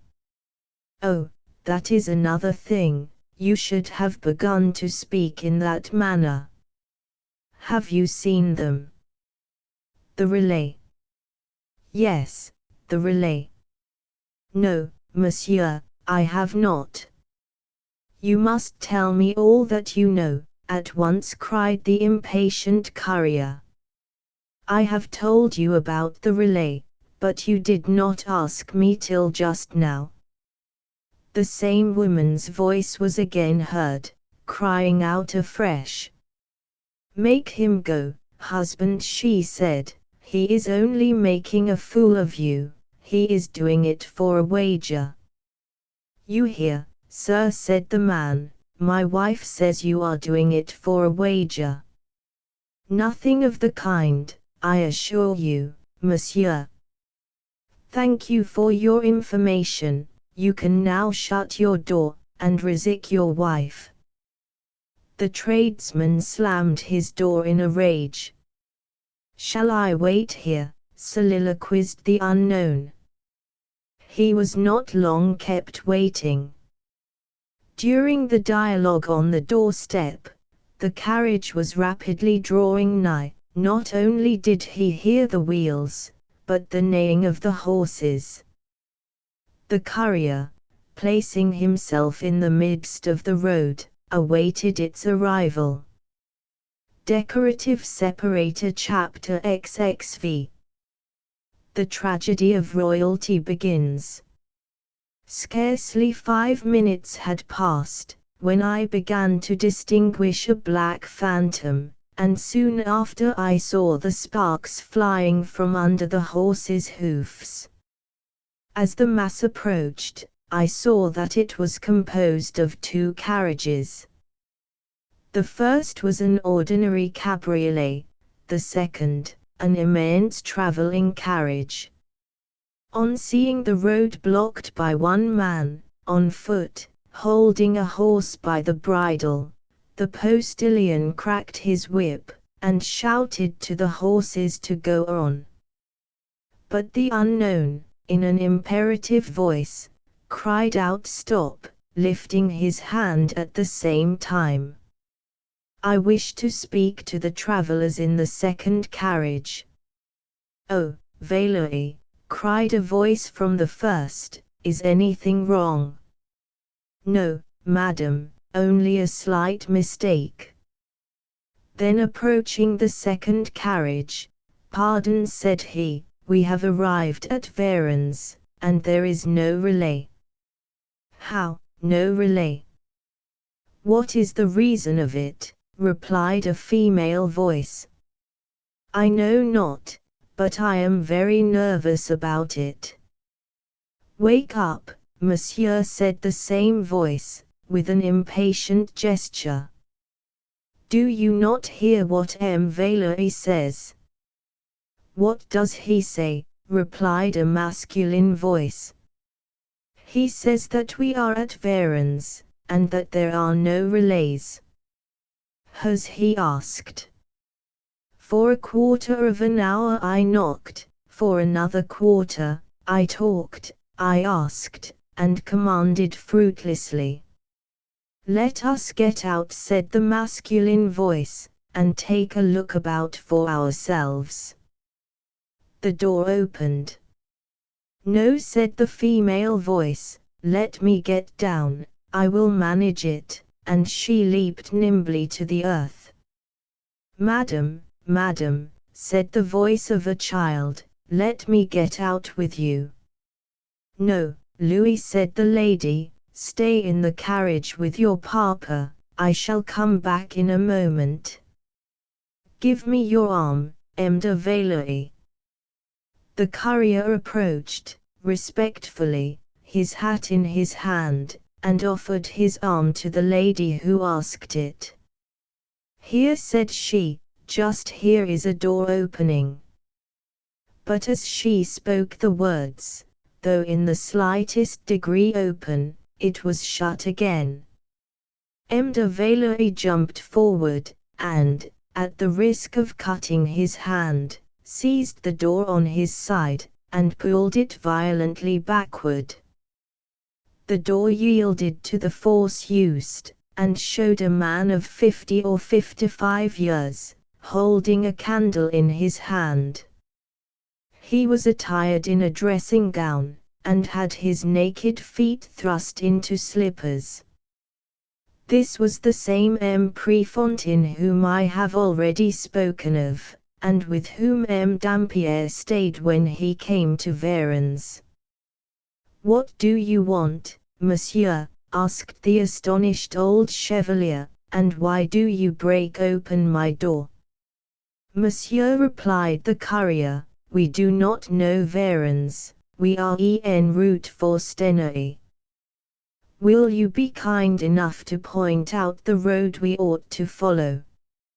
If I render you this service, perhaps I shall be compromised. You, I am sure, will never refuse to render a service to a lady who is in danger. Monsieur, said the old gentleman, the lady who is behind you is not simply a woman. Then lowering his voice, he said, it is the Queen. M. de Valery tried to deny it, but the Queen, taking him by the arm, lose no time in discussion, she said, tell the king alone that we are discovered. At this moment, two other young gentlemen, dressed as couriers, jumped down from the box of the chaise. Sire, said M. Valery, the Queen desires me to tell you that she is recognized. By whom? Asked the king. By an old man, of courteous manners, who, though a little timid, has the air of a gentleman. Ask him to come and speak to me, said the king. M. Valery transmitted the invitation to the gentleman. He went to the carriage, showing signs of great apprehension. The queen followed him, her face, made visible by the light of the candle which he held, expressed supreme disdain. "Your name, sir?" asked the king. De Prefontaine replied the interrogated, hesitatingly. "Who are you?" "Major of cavalry, sire, and Chevalier of the Military Order of St. Louis." "In your double capacity as Major of Cavalry, and Chevalier of the Order of St. Louis, you have twice sworn fealty to your king. It is, therefore, your duty to aid me in the difficulty in which I find myself." The major murmured some words. The queen stamped her foot with impatience. "Ah, sire," said she, "see you not that the major is afraid?" The king looked as if he had not heard her remark. "Monsieur," continued he, "have you heard that a detachment of hussars, and relays of horses, await a treasure which must pass through Varennes?" "Yes, sire," replied M. de Prefontaine. "Where are the hussars? Where are the horses?" "In the low town, sire." "And the officers?" "At the Hôtel du Grand Monarque." "Monsieur, I thank you," said the king. "You can return to your house, no one has seen you, no one has heard you, therefore, no harm can happen to you." The major took the hint, and retired, after having made a profound obeisance.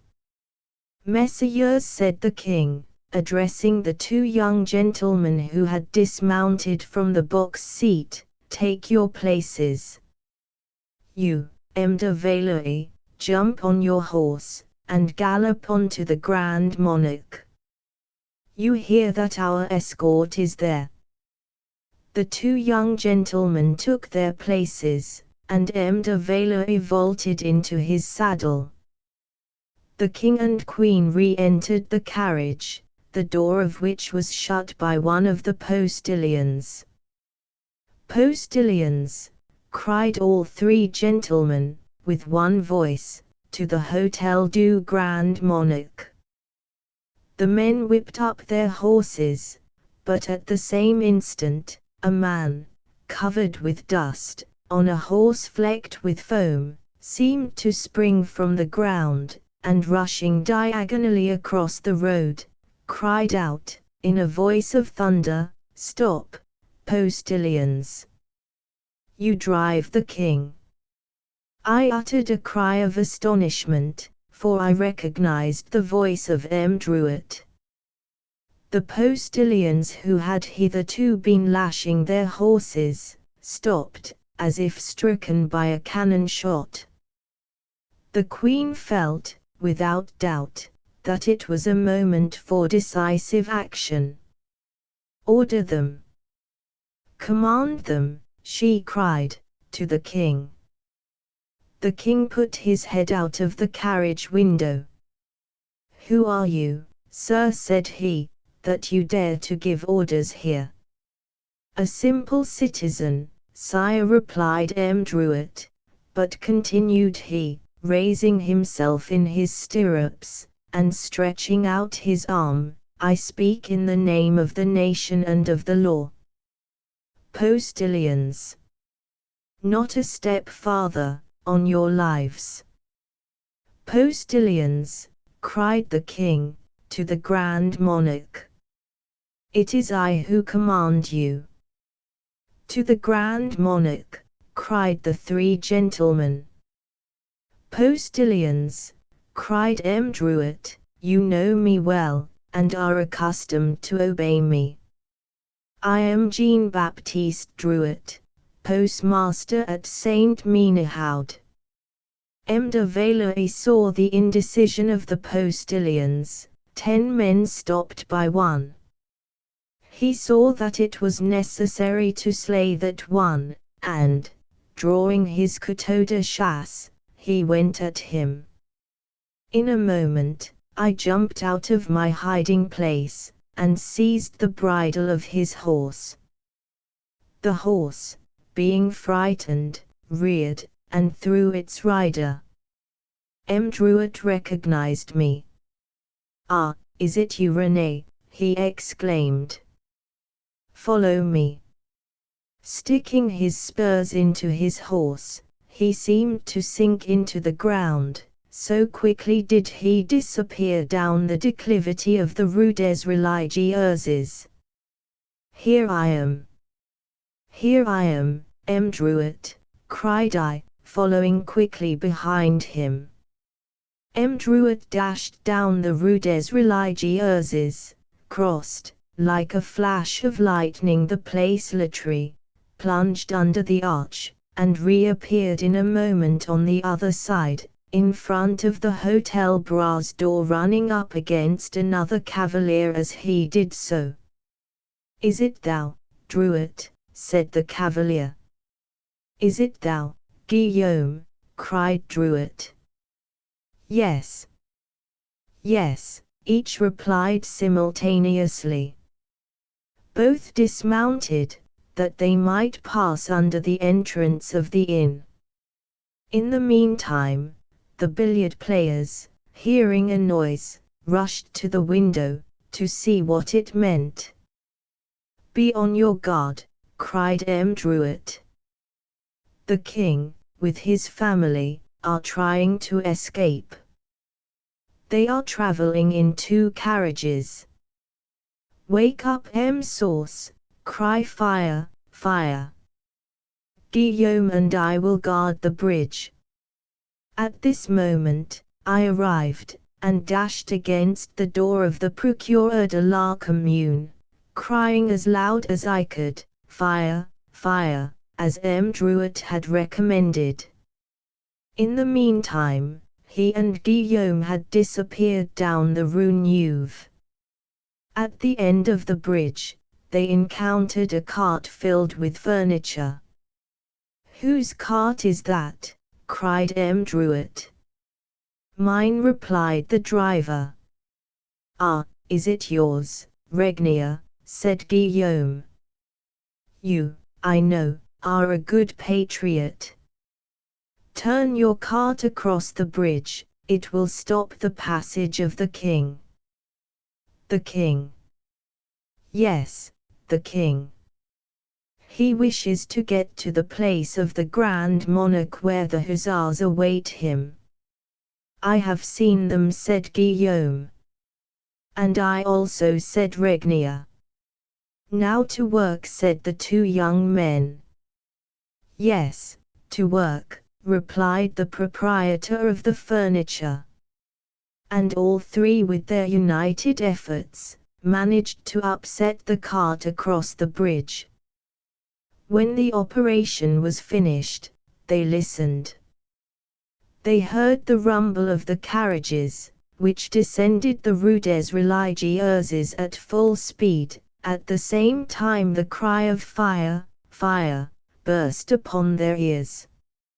I will now tell you what occurred on the high road, after Druet and I left the 2 carriages, as well as I can from the description given me afterwards by de Prefontaine, who, though he had closed his door, took good care to open his window, and, therefore, saw and heard all that passed.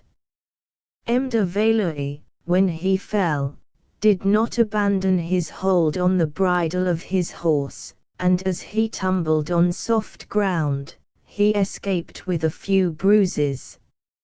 He was, therefore, soon again mounted, and, threatening the postilions with his raised whip, he cried, "Well, wretches, have you understood?" "Certainly, and have you?" "What?" "That which Druet said. He told us not to go any farther." "You dare to quote Druet, when the king commands?" "Get rid of the 3 scoundrels," said one of the young gentlemen on the box, and let us drive the carriage ourselves." "Gentlemen," cried the Queen, who saw that there was going to be bloodshed. Then to the postilions, "Gentlemen," she said, in her softest voice, "I do not order, I entreat. 50 louis to each one of you, if you drive us safely to the Grand Monarch." Frightened of the swords of the gentlemen, and melted by the entreaty of the Queen, the postilions set off at a gallop. But they had lost 10 minutes, and these 10 minutes M. Druitt had turned to profit. They dashed on, but were obliged to avoid the arch, for fear of breaking their heads, so they turned round the church, and began to descend the Rue Basse-Cour. But before they could execute that maneuver, their course was suddenly arrested. The cabriolet, as we have said, preceded the chaise, but scarcely had it turned out of the place, when the bridles of the horses were seized by 2 men. These were the elder Leblanc, and M. Thevenin, a Villets. That first carriage contained but 2 maids of honor to the Queen, Mesdames Brunier and de Neuville. "Messieurs, messieurs," cried they, "what is your will?" At this moment, a man advanced towards the cabriolet. He was the Procureur de la Commune, M. Sauce, who, awakened from his sleep, had sallied out, determined to do his duty. "Excuse me, ladies," said he, "but, without doubt, you have passports." "They are with the people in the other carriage," replied Madame de Neuville. The cabriolet having stopped, the chaise was forced to do likewise, thus it was completely blockaded. Millimetre Druitt, Guillaume, and Regnier, having finished barricading the bridge, rushed to the spot. There were 4 persons, armed with guns, namely, our 4 billiard players, Coquillard, Justin, Susan, and Delian. A 5th had arrived, namely, Billaud, who had heard the noise, and a 6th, M. Bellary, opened his door, and seemed not less ardent than the others. All at once, I felt my arm grasped by a trembling hand, and the voice of Sophie whispered in my ear, "For the love of me, René, do not meddle in this matter." If M. Druitt had required my assistance, I am afraid that he would have triumphed over Sophie, but he did not, as he was incurring no present danger, so I stood silent, motionless at the corner of the street, with Sophie on my arm. M. Gerbaut's window opened, and we heard him ask what was the matter. All the windows and doors in the street opened one after the other, the cries of "Fire, fire," having alarmed all, and made them anxious to see what was the matter. During this time, M. Sauce had been approaching the chaise, and as if he knew not who the travellers were, "Who are you?" "I am the Baroness de Cuff," replied Madame de Tourzel, governess of the Dauphin. "Where are you going?" "To Frankfort, with my 2 children, my 2 sisters, my steward, and my 2 female attendants. The latter are in the first carriage." "Madam," said Sauce, "you are going the wrong way to Frankfort, but that is not the question. Have you a passport?" Madame de Tourzel drew the passport from her pocket, and presented it to the Procureur de la Commune. The passport was correct. It was, in fact, that of Madame de Cuff, which M. de Fersen had given to the Queen. M. Sauce took the passport, which the false Baroness handed him, and, by the light of a lantern which an officious bystander offered him, began to reconnoitre the king. The king, no doubt, wounded by the mark of disrespect, tried to make some resistance. "Who are you, sir?" asked he of the magistrate. "What is your rank? Are you only a National Guard?" "I am Procureur de la Commune," replied M. Sauce. The king, whether dumbfounded by the force of these words, or conceiving that the response was sufficient, made no further objections. The procureur threw his eyes over the passport, and addressing, not the king, but the false Baroness Ducath, "Madam," said he, "it is too late to vise a passport tonight, and, on the other hand, it is my duty to detain you." The queen interposed. "Why so, sir?" she demanded in an imperative manner. "Because, did I permit you to continue your route, I should be running a risk, on account of the reports that are flying about." "Pray, sir, to what reports do you allude?" "The report of the flight of the king and his family," replied Sauce, fixedly regarding the king. The travellers were aghast. The queen drew back into the shadow of the carriage. All this time, the passport was being examined, in a public room in the Grand Monarch by the light of 2 candles. A member of the council remarked that the passport was correct, since it had been signed by the king and the Minister for Foreign Affairs.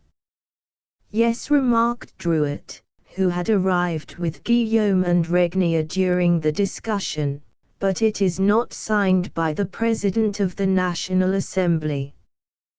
"How?" said a voice. "Why should it be signed by him?" "Certainly, it should be," said Druet, "considering that France is a nation, considering that it has appointed deputies to maintain its rights. The true King of France is he who sat on a seat as lofty as the king's at the Champ de Mars, not only the veritable, but the more than king." All were silent. No one could oppose such logic as that. That great social question, which had disturbed France for 700 years, "Is there in France an authority superior to the king's?" was settled in the public room of an inn in a little town on the borders of the forest of Argonne. Druet walked straight to the carriage. In all popular movements he took the lead, and, therefore, the responsibility. "Madam," said he, addressing the queen, and not Madame Tourzel, "if you are really Madame Ducath, that is to say, a Swiss, and consequently a stranger, how is it that you have sufficient influence to command a military escort consisting of a detachment of dragoons at Saint Menehoud, and another at Clermont, also a first detachment of hussars at Pont de Sombrefeuilles, and a second at Varennes?" To end a fatiguing discussion, and one in which M. Druet feared that the procureur, an honest man enough, but not equal to any great situation, would eventually yield, he put his hand into the carriage as a support for the queen, and said, "Will you be so kind, madam, as to descend?" To tell the truth, the procureur was most dreadfully embarrassed. Encouraged by M. Druet's invitation to the queen, and hearing the tocsin begin to ring, he, however, approached the door, from which he had been turned to make place for M. Druet, with great humility, his hat in his hand. "The municipal council is deliberating," said he, "whether it would be advisable to allow you to continue your route, but a report, wrong or otherwise, has been spread about that it is the king and his august family whom we have the honor of receiving in our walls. I beg you, therefore, to accept the shelter of my house, in all amity, until such time as the council shall have finished their deliberation. Against our will the tocsin has been sounded. The concourse of the inhabitants of the city is increased by the entry of the country people, and, perhaps, the king, if, in truth, I have the honor of addressing a king, may be exposed to insults which we should be unable to prevent, and which would fill us with unmitigated grief." It was no use his resisting. The low town was evidently ignorant of what was passing in the high town. No succor arrived, or, indeed, appeared likely to arrive. The three young gentlemen dressed as couriers had no other arms than their couteaux de chasse, and could not undertake to fight with 30 men armed with guns. The tocsin still vibrated in the air, and found an echo in every heart. The king set the example, and alighted. I then had a good view of him, and my astonishment at seeing a king in such a costume was great. He wore a drab grey coat, a satin waistcoat, and a pair of grey trousers, grey stockings, shoes with buckles, and a three-cornered hat. In descending, he knocked his head against the top of the door, and his hat fell off.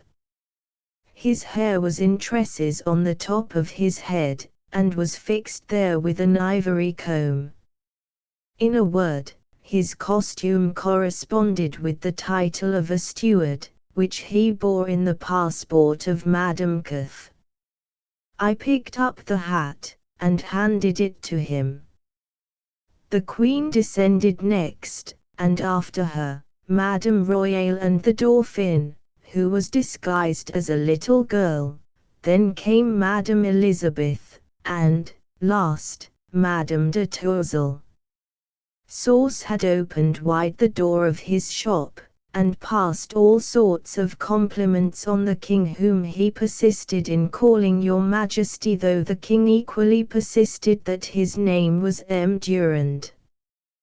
The Queen had not the courage to support this humiliating assumption. "Well, then," said she, "if Monsieur is your king, and I your queen, treat us with the respect that our rank demands." At these words, the king was ashamed, and said, "Very well, I am your king, there is your queen, and there are our children." Though vulgar enough in his royal dress, the king lost altogether what little dignity he had under the costume of a steward. Besides, always unfortunate, a grocer's shop, with its surroundings, was not the most romantic spot in which to utter those royal words, placed in the capital, in the midst of swords and bayonets, I came to seek in the country, in the midst of my faithful subjects, the liberty and peace that were denied me in Paris. Then, opening his arms, he pressed poor M. Sauce, paralyzed with the honor, to his breast. At the moment that the king embraced M. Sauce, a thunder of horses' hoofs was heard coming in an unexpected direction, that is to say, from the Place Laitry. The king believed that it was assistance, but the patriots smelled danger, and M. Druet cried out, "Take the king up to the first floor." Sauce asked the king to follow him, and he did so, without making any difficulty. Scarcely was the door of the chamber on the ground floor shut, when they heard a tumult at the head of the Rue de la Basse-Cour, by the side of the Place Lautry. Many voices cried out, "The king, the king!" One voice alone replied, "If it is the king you want, you will have him dead." Recognizing Drouot's voice, and thinking perhaps he might want me, I crept to his side. At the moment that I opened a passage to him they were parleying, but M. Drouot and his friends parleyed with muskets in their hands, and the officers of hussars with their sabres on their wrists. Between the two officers of hussars I recognized M. de Malmy on horseback, and covered with dust, like them. It appeared as if he had guided them. Decorative separator chapter XXVI. What happened at Paris before the departure? My story would be incomplete did I not follow the royal family in their flight from the moment that they left the palace of Tuileries, till their appearance at the top of the Rue des Religieuses, and did I not tell you through what circumstances M. Drouot was led to make his appearance in time to change the face of events, and to give that terrible blow to the throne of the Bourbons which occasioned Louis XVI not only the loss of his crown, but of his head? I have already told you that Mirabeau, on his deathbed, asserted that the king's only hope rested in flight now that he was deprived of his assistance. From that moment, Louis XVI had but one idea: to leave Paris, to leave France, to fly to a foreign land. We have mentioned the date of April, 1791. This is what happened on that date. The king had wished to go to St. Cloud, that was on the Easter Monday.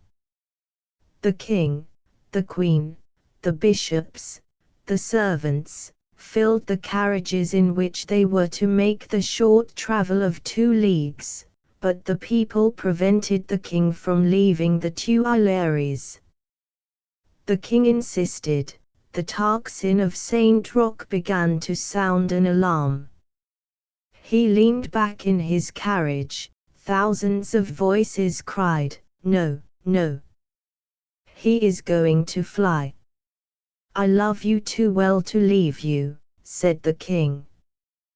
"We, also, love you," replied the spectators, with one voice, "but you alone." The queen, shut out from the love of France, wept and stamped, but, for all that, was obliged to re-enter the Tuileries. The king was a prisoner, there was no doubt about it, but it is permitted to a prisoner to escape. From this moment the king prepared for flight. 2 other parties were as desirous as the king that he should leave France. The one, the royalist party, because the king, once free, would be able to re-enter France with a foreign army; the other, the Republican party, because they could not form a republic, without cutting his head off. Therefore, one will perceive that they who arrested the king belonged to a third party, the Constitution. His decision taken, the king began to put it into execution. The queen was the mainspring of the plot. The princesses of the House of Austria have been invariably evil genii to the kings of France, Marie de Médicis, Anne of Austria, Marie Antoinette, and Marie Louise. The king might have fled alone, and that was the idea that first occurred to him, in which case he would have traveled on horseback.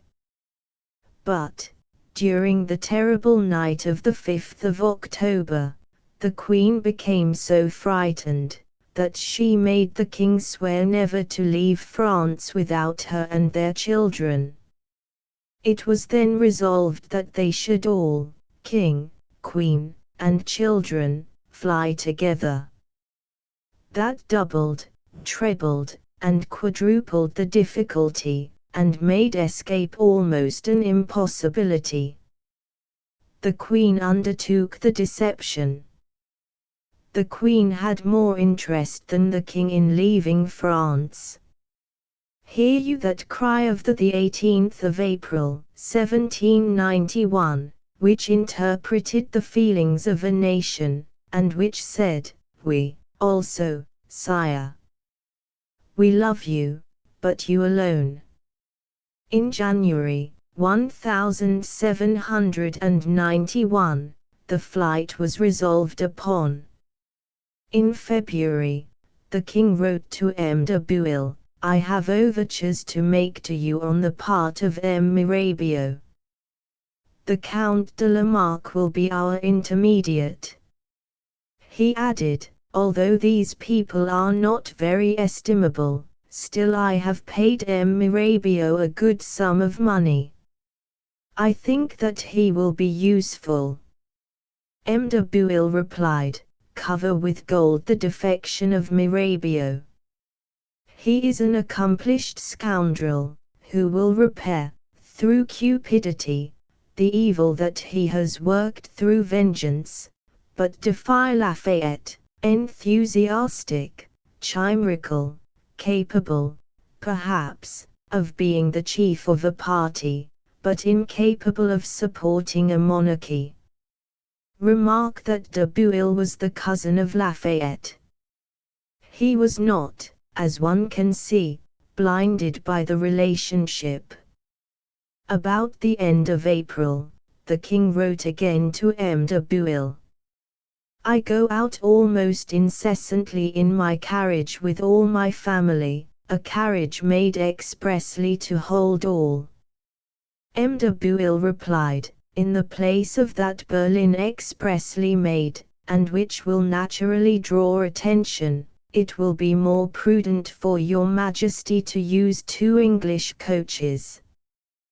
The coaches mentioned were the post-chaises in common use at that period.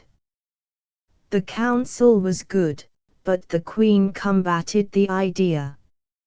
She did not wish to be separated from the King, and did not wish the children to be separated from herself.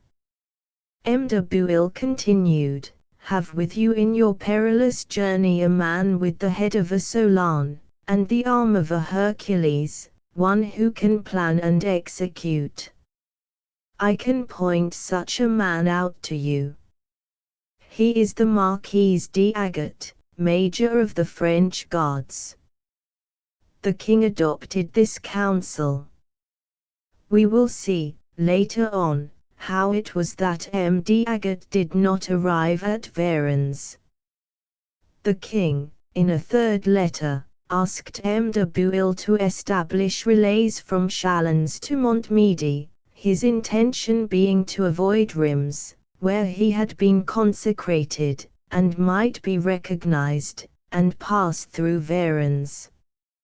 M. de Bouille replied, that in passing through Reims, the carriage blinds could be drawn down, but that he was sorry that the King persisted in using that noticeable Berlin, that at 2 points on the road to Varennes there were no post horses, so it would be necessary to send some, and, lastly, that as there were no soldiers on that route, it would be necessary to order up some detachments, which might excite suspicion. The King persisted in going the Varennes route. He sent 1,000,000 in assignats to M. de Bouille, to defray whatever expenses there might be with regard to troops, and asked him to send an experienced officer to reconnoitre the road to Varennes. M. de Bouille could not but obey so positive a command. He sent, on the 10th of June, M. Gellert to reconnoitre, a mission fitted only for a courageous and intelligent officer. Mgegelet was both. On the appointed day the detachment set out. One might have seen a train of artillery of 6 pieces setting out for Montmedy, the Royal Germans taking the Stenay route, a squadron of hussars going towards Dun, and another towards Varennes, and at the same time, 50 detached men under the command of M. de Choiseul, pushed on for Pont de Somvissels, where the king would meet them as first post. Afterwards, at Saint Menehoud, he would have found a detachment of dragoons, under the command of M. d'Anduins. At Clermont he would have found another detachment, under the command of M. de Damas. He would have found the relays and a detachment of hussars, under the command of Millimeter. Buil, Fils, and de Ragecourt, at Varennes, and at Stenay he would have found M. Stenay in person. All being arranged, the king wrote to de Buil, fixing the day for the 19th of the June following. Decorative separator chapter XXI. How they set out. This was the 3rd or 4th time that the date of departure had been altered. They had determined to depart on the 11th, but having refused to take Madame de Rocherel, femme de chambre to the Dauphin, and mistress of M. de Gouvion, aide-de-camp to Lafayette, and who was now on duty till the 12th, they thought that it was imprudent to depart on that day. On the 13th of June, the Austrians began to advance on the French frontier, and to occupy posts 2 leagues from Montmedy. The departure was postponed until the 15th following. On the evening of the 15th, the king set out with the royal family, in a plain carriage, the Berlin awaiting them at Bondy. If the king did not arrive at Bondy at 2 o'clock, it was arranged that it should be taken for granted that he had been stopped at the Tuileries or at the barrier. In that case, it was arranged that the person in charge of the Berlin should set out alone, and not stop till he arrived at Pont de Somvissels, and when there, that he should inform M. de Choiseul that the project had failed. M. de Choiseul would then tell M. d'Anduins, M. de Damas, M. de Buil, and each would provide for their own safety. M. de Buil received these new instructions, and arranged accordingly. M. de Choiseul set out at the same time for Paris. At Paris, M. de Choiseul awaited the orders of the king, and started 12 hours in advance. The men and horses belonging to M. de Choiseul would stay at Varennes from the 18th. On the 19th, fresh and renovated, they would pass through Varennes, and put up at a farm, halfway between Varennes and Neuville. One must call to mind that there was no post at Varennes. On the arrival of the king, they would take the place of the post horses from Clermont, and conduct the royal family to Dun. On his return, M. de Choiseul, who, as we said, preceded the king by 12 hours, would take command of the 40 hussars at Pont de Somvissels. At Pont de Somvissels he would await the king, and would escort him to Saint Menehoud. At Saint Menehoud the hussars would give place to the dragoons, and be left to block the road. After the king, no one would be allowed to pass. After 24 hours the road would be left clear, for by that time the king would be beyond the frontier. M. de Choiseul had orders signed by the king, authorizing him to demand the needful number of men. 600 louis d'or were distributed by him to the soldiers. On the 14th of June, M. de Bouille, who was in Hungary, received a letter from the king. The departure is postponed for 24 hours. Whence came this new delay? We will tell you. The reason was a serious one. The king did not receive his quarterly income until the 20th, and being economical, he did not wish to lose it. This reason, good as it was, made M. de Bouille despair. In fact, it made it necessary to give fresh orders all along the line. Instead of 2 days, the relays would have to wait 3, the same with the troops. On the 20th of June, M. de Bouille advanced to Stenay, where he found the Royal Germans. We have already seen that, on the same day, the Hussars arrived at Saint Menehoud, announcing the arrival of the dragoons. We know, through M. Druet, what a sensation their unexpected appearance created. We have seen another hussar detachment arrive at Varennes, causing little less sensation than their brothers in arms did at Saint Menehoud. Let us now turn our attention to Paris, and see what was going on these last few days. We have already said that the Queen managed the diplomacy. She diplomatized wonderfully. Firstly, she had used the white horses which drew the funeral car of M. Voltaire. Secondly, on the 19th, she took a stroll with the Dauphin on the outer boulevards. Thirdly, on the 20th, she said to M. Montmorin, Minister of Foreign Affairs, "Have you seen Madame Elizabeth? She causes me pain. I wished her to accompany me in the procession of the Fête Dieu, and she refuses me." On the same day, meeting a commander of the National Guard, "Well, monsieur," said she, laughing, "do they still speak of the flight of the king from Paris?" "No, madame," replied the commander, "they are too well convinced of the king's love for the Constitution and for his people." "They are right," replied the queen. On the 17th, M. Moustier, ex-garde du corps, had been accosted by an unknown whilst he was walking in the Tuileries. The unknown had invited him to follow him in the name of the king. M. Moustier had obeyed. 10 minutes afterwards he was in the presence of the king. Louis XVI saluted him by name. The garde du corps, astonished, bowed. "I know you, monsieur," said the king, "and feel assured that I can count upon you. That is why I am now addressing you.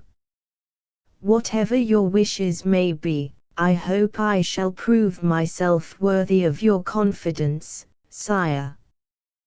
Think you that I can count equally well on your 2 friends, de Valois and de Malden?"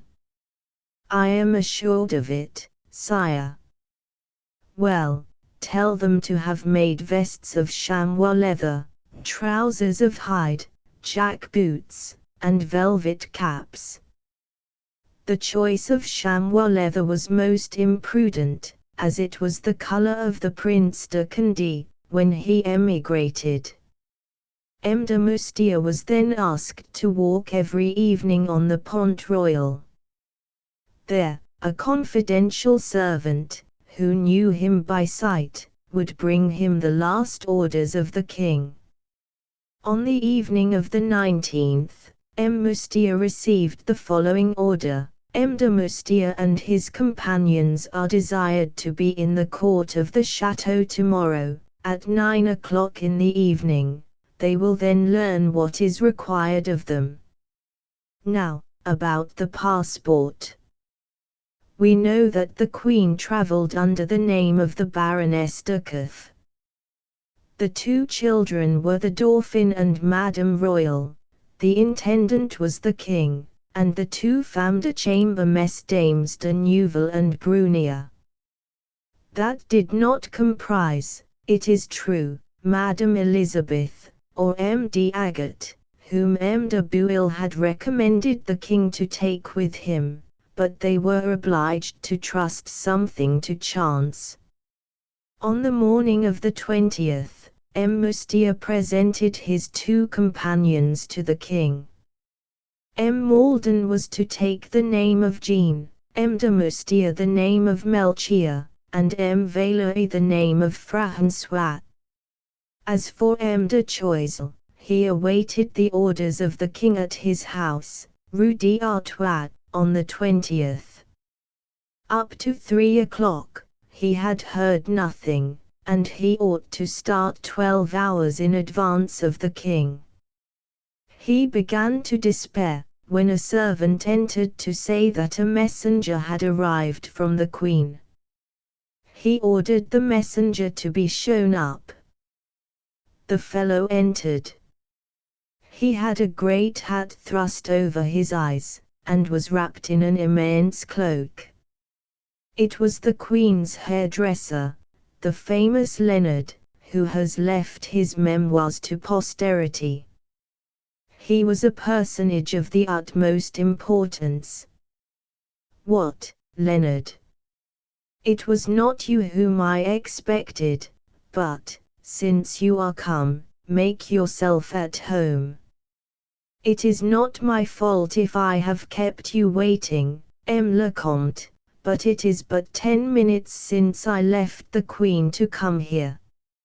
And she has told you nothing, given you no message, cried the Count, astonished. She told me to take all her diamonds, and bring you this letter. Well, well, give it me. M. de Choiseul read the letter. It was long, and full of instructions. It announced that they would leave punctually to the moment. As to the Comte de Choiseul, it commanded him to set out that instant, begging him to take Leonard with him, who, continued Marie Antoinette, had orders to obey him as he would herself. M. de Choiseul read aloud that recommendation to Leonard, who made a lowly obeisance. He then burned the letter. At this moment one of the Comte's servants entered. The carriage awaits M. le Comte, said he. Come, my dear Leonard, come, said the young gentleman. Why should I come? Cried the stupefied hairdresser. Why should you? Are you not to obey me as you would the Queen? Come. I command you. But Her Majesty's diamonds. You will bring them with you.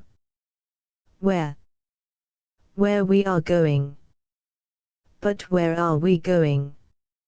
A few leagues from here, where we have to fulfill a most particular and important mission.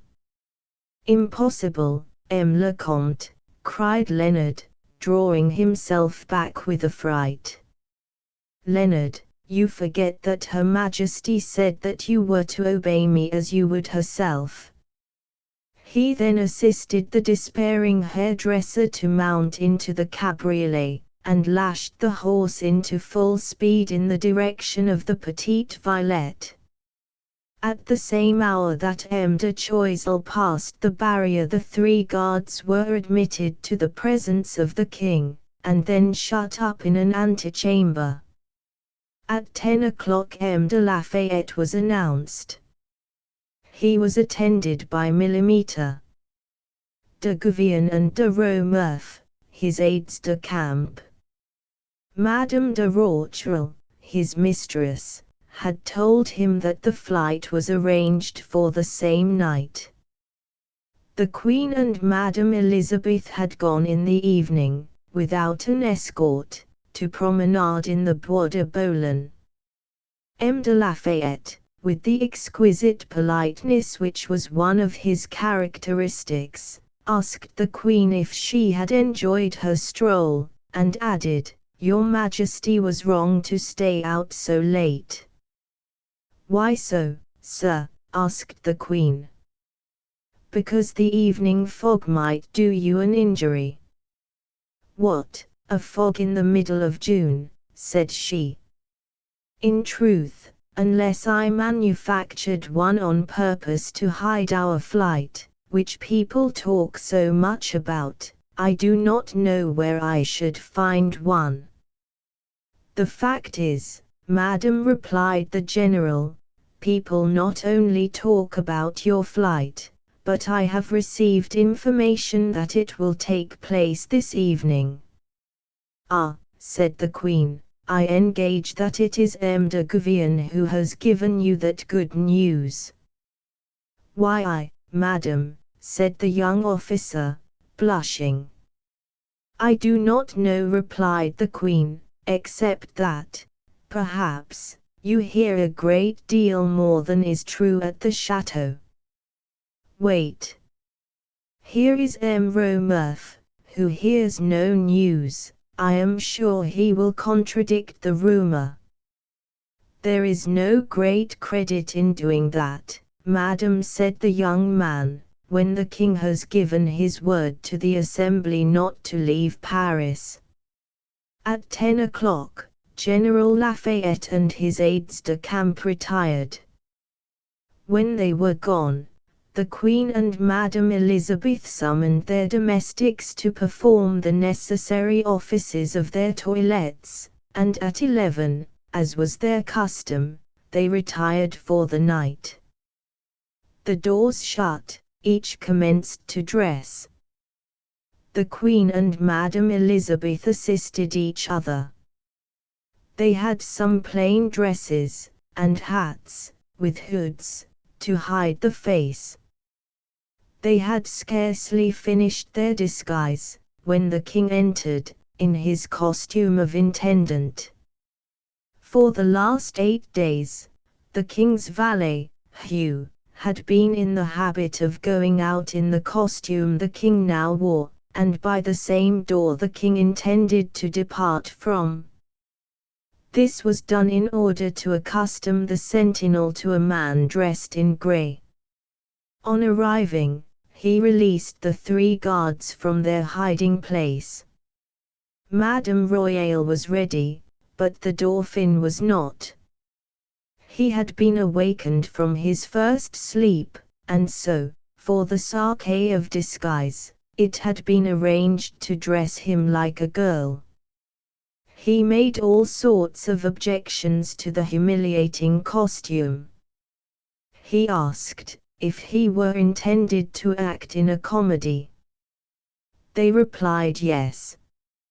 And as he liked comedies, he allowed them to finish his toilette. The gardes du corps received their last instructions. They were to travel as far as Bondy on M. de Fusson's horses. After that they were to take post. They had calculated that, if they went at a moderate rate, they would be at Chalons in 12 or 14 hours. They approached the door, and listened. All was silent. Let us see with what difficulties they encompassed themselves. Firstly, against M. de Bouilles's advice, who proposed 2 English diligences, the Queen had made 2 enormous berlins, in which she might put her trunks, boxes and bags. Then, in place of having a courier in simple livery, there were 3 gardes du corps, in the livery of the Prince de Condé.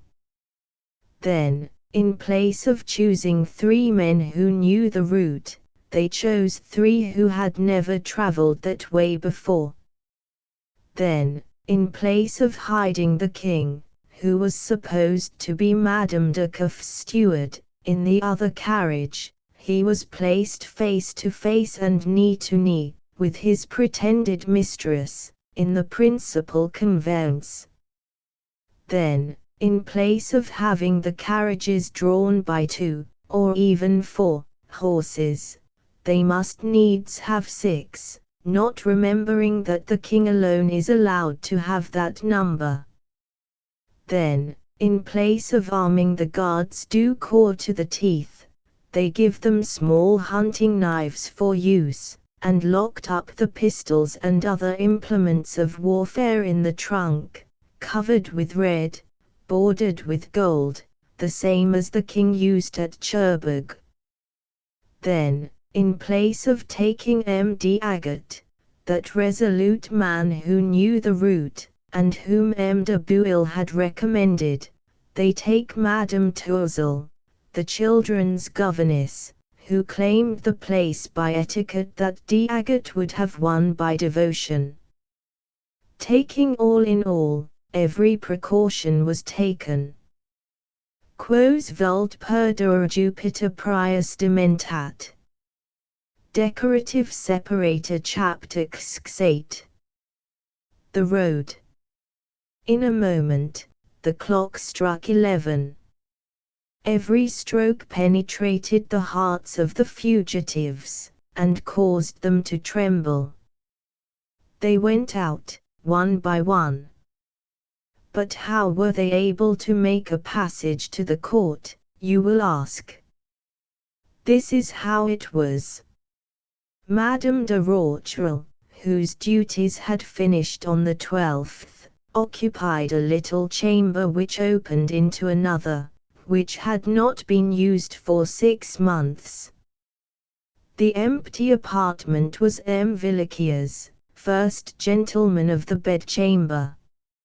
It was empty because M. Villequier had emigrated. That apartment, situate on the ground floor, had a door opening into the Cour des Princes.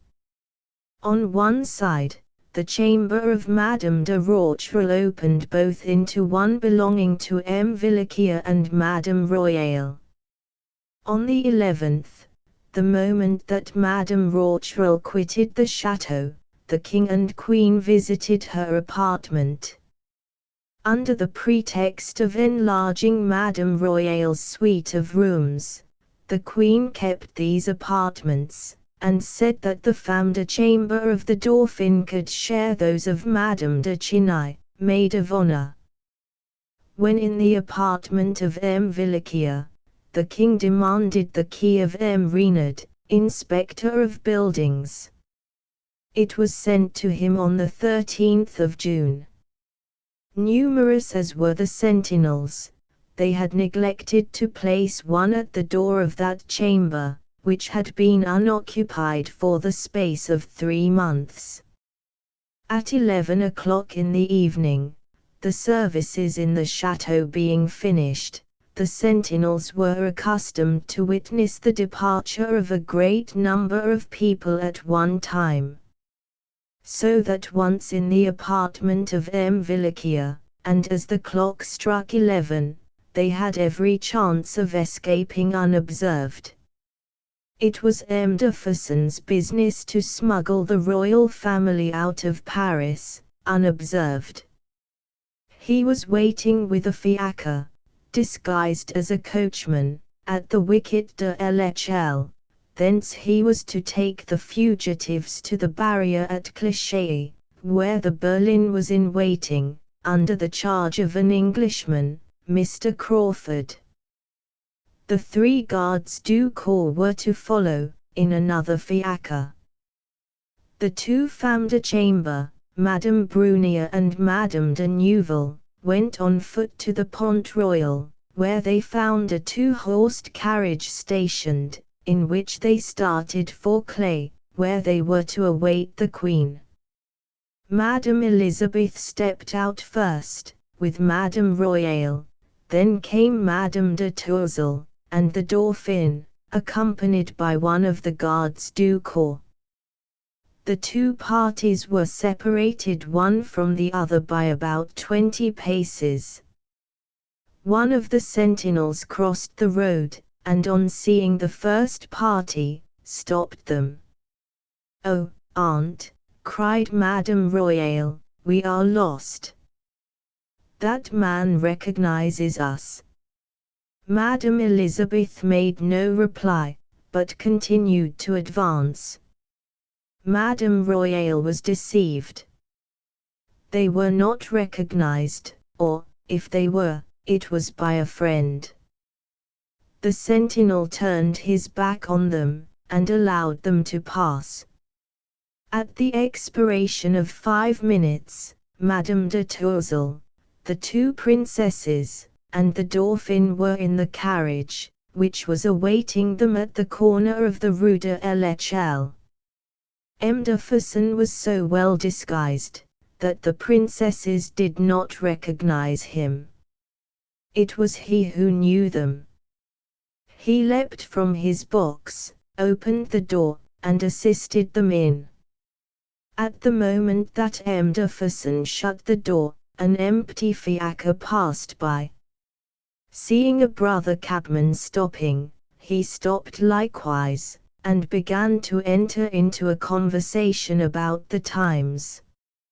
M. de Fersen, a man of ready wit, sustained the conversation wonderfully, and, drawing a snuff-box from his pocket, offered his friend a pinch. He plunged his fingers deep into the box, took a long and voluptuous sniff, and drove on. At this moment the king, followed by his garde du corps, came out in his turn, his hands in his pockets, and swaggering like a well-to-do tradesman. He was followed by the second guard. During his passage, one of the buckles of his shoes slipped off. The king did not care to stop for such a trifling matter as that, but the guard who came after him picked it up. M. de Fersen got in front of the king. "And the queen, sire?" asked he. "The queen follows us," replied the king. He then got into the carriage in his turn. They awaited the queen. Half an hour passed, and she did not arrive. What detained her? The queen was lost. She maintained that the wicket de l'Echelle was to the right. The third guard, not knowing Paris well, yielded to the queen's certainty, though he fancied that it was to the left. They therefore left by the wicket at the water's side, got confused on the quays, crossed the bridge, walked down the Rue du Bac, where the queen was forced to acknowledge her error, as they had completely lost their way. The guard was compelled to inquire the way to the wicket de l'Echelle. They had to cross the Place de Carrousel a second time. Under the arch, they found themselves face to face with some lackeys, carrying torches, and escorting a carriage which was approaching at a trot. The queen had just time to turn her face to the wall, in order to avoid being recognized. She had recognized Lafayette. The guard came to the front, in order to the more effectually screen her. But she struck the wheels of the carriage with the little cane that ladies carried at that period, saying, "Go to, Gauler, I am out of thy power." This is but a tradition. The guard says, on the contrary, that the queen was so frightened, that she dropped his arm and fled, but that he ran after her, took her by the hand, and drew her back. They crossed the Carrousel at full speed, passed the wicket de l'Echelle, and at last saw the carriage which was awaiting them. M. de Fersen assisted the queen into the vehicle, and she sank into her seat by the side of the king, trembling with fear. Mdefferson had stopped a voiture, for the accommodation of the 3 gardes du corps. They jumped into it, telling the driver to follow the other vehicle. Mdefferson, who knew not Paris much better than the garde du corps, who had followed the Queen, fearing to get lost in the streets, went to Faubourg Saint-Honore, along the length of the Tuileries. Thence, he soon found his way to the barrier of Clichy. A few paces before the house of Mr. Crawford, the gardes du corps got down, paid and dismissed their vehicle, and took their places behind the other. The travelling berlin was ready when they arrived. The change was effected. Mdefferson overturned his carriage in a ditch, then mounted on the box of the berlin. One of his men mounted a horse, and conducted them to Dormont. They took at least an hour to arrive at Bondy. All progressed capitally. At Bondy, they found the 2 femmes de chambre, who were to have awaited them at Clay.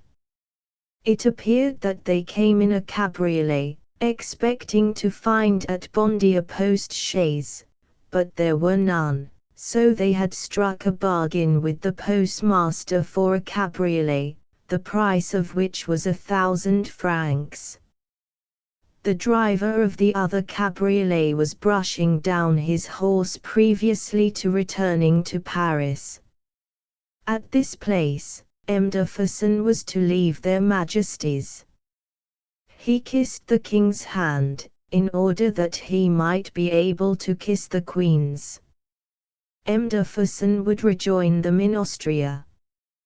He returned to Paris, to acquaint himself with what was going on. He would then start for Brussels. Man proposes, God disposes.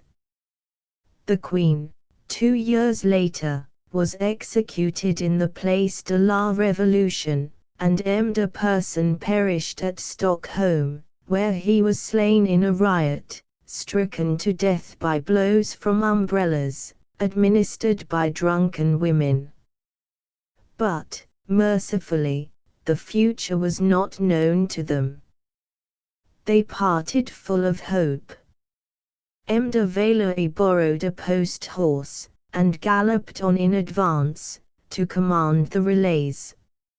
De Malden and de Moustier took their seats on the box of the berlin, which set off at the full speed of which 6 vigorous horses were capable. The cabriolet came on in the rear. Mdefferson followed with his eyes the carriage, rapidly disappearing in the distance, and when it had entirely disappeared, he got into his own carriage, and returned to Paris. He had on his costume as coachman, and much did it astonish the driver of the cabriolet to see a coachman kissing the hands of the king, disguised as a domestic. It is true that Mdefferson had only kissed the king's hands in order to be able to go through the same ceremony with regard to the queen. That was another imprudence added to those which we have already mentioned. All went well as far as Montmirail, where the traces of the royal carriage snapped asunder. It was necessary to stop. They thus lost 2 hours. The days were long. The night of the 20th of June is the shortest in the year. Then they came to a hill. The king insisted on their walking up, thus they lost another half hour. 4:30 sounded from the cathedral as the berlin entered Chalons, and stopped at the post house, then situated at the end of the Rue Saint-Jacques. De Valois approached the carriage. "All goes well," Francis said the Queen to him. "It seems to me that, if there had been an intention of stopping us, it would have been put into execution before now. In speaking to M. de Valois, the Queen disclosed her countenance. The King likewise imprudently showed himself. The postmaster, Ouds, recognized him, one of the spectators, whom curiosity had drawn to the spot, at once knew that it was the King. The postmaster saw the above-mentioned spectator disappear, and consequently feared some evil to the King. "Sire," said he, in a whisper, "for heaven's sake do not expose yourself, or you are lost." Then, speaking to the postilions, "How now, idlers," cried he. "Is this the way that you treat well-to-do travellers who pay 30 sous?" And he himself, to set an example to the postilions, put his shoulder to the work. The horses were put to, and the carriage was in readiness speedily. "Off you go," cried the postmaster. The first postilion wished to raise his horses into a gallop. They both fell, but gained their feet again on the application of the whip. They wished to upset the carriage. The 2 horses under the guidance of the second postilion fell in their turn. They drew the postilion from under the horse he had been riding, with the loss of one of his boots. The horses picked themselves up, the postilion regained his boot, and, putting it on, he remounted his saddle. Off goes the carriage. The travellers breathe again. But as the postmaster had warned them of danger, in place of riding in front, M. de Valois took up his position by the side of the carriage. The fact of the horses having fallen one after the other, without any apparent reason, seemed to the Queen a presage of evil to come. As yet, however, they had escaped the consequences of recognition. The man who witnessed the arrival of the berlin had run to the mayor's house, but that official was a royalist. However, the witness swore that he recognized the King and the other members of the royal family, so the mayor, driven into his last entrenchment, was forced to proceed forthwith to the Rue Saint-Jacques, but, happily, when he arrived there, he found that the carriage had started some 5 minutes before. Passing through the gates of the city, and noticing the ardor with which the postilion urged on their steeds, the Queen and Madame Elizabeth gave vent each to the same cry, "We are saved!" But at that very moment a man, arisen, as it were, suddenly from the very bosom of the earth, passed on horseback to the door of the carriage, and said, "Your measures are badly taken. You will be stopped." It was never known who this man was. By good luck, they were distant only 4 leagues from Pont de Somvicels, where M. de Choiseul was awaiting them with his 40 hussars. Perhaps they should have sent M. de Valois to the rear, in order to prevent this. But the last warning had increased the Queen's terrors, and she would not part with one of her defenders. They incited the postilions to greater speed. The 4 leagues were accomplished in an hour. They arrived at Pont de Somvicels, a little hamlet, consisting of 2 or 3 houses. They pierced with their eyes the wood which overshadowed the farm to the left, and the trees which indicated the windings of the river on the right, formed, as it were, a curtain of green to hide the modest streamlet from the curious eye, but still no de Choiseul, no de Gueguelet, no 40 hussars were to be seen. On seeing that the place was desolate, the Queen uttered the words, "We are lost." In the meantime, let us explain why the hussars were not at their post.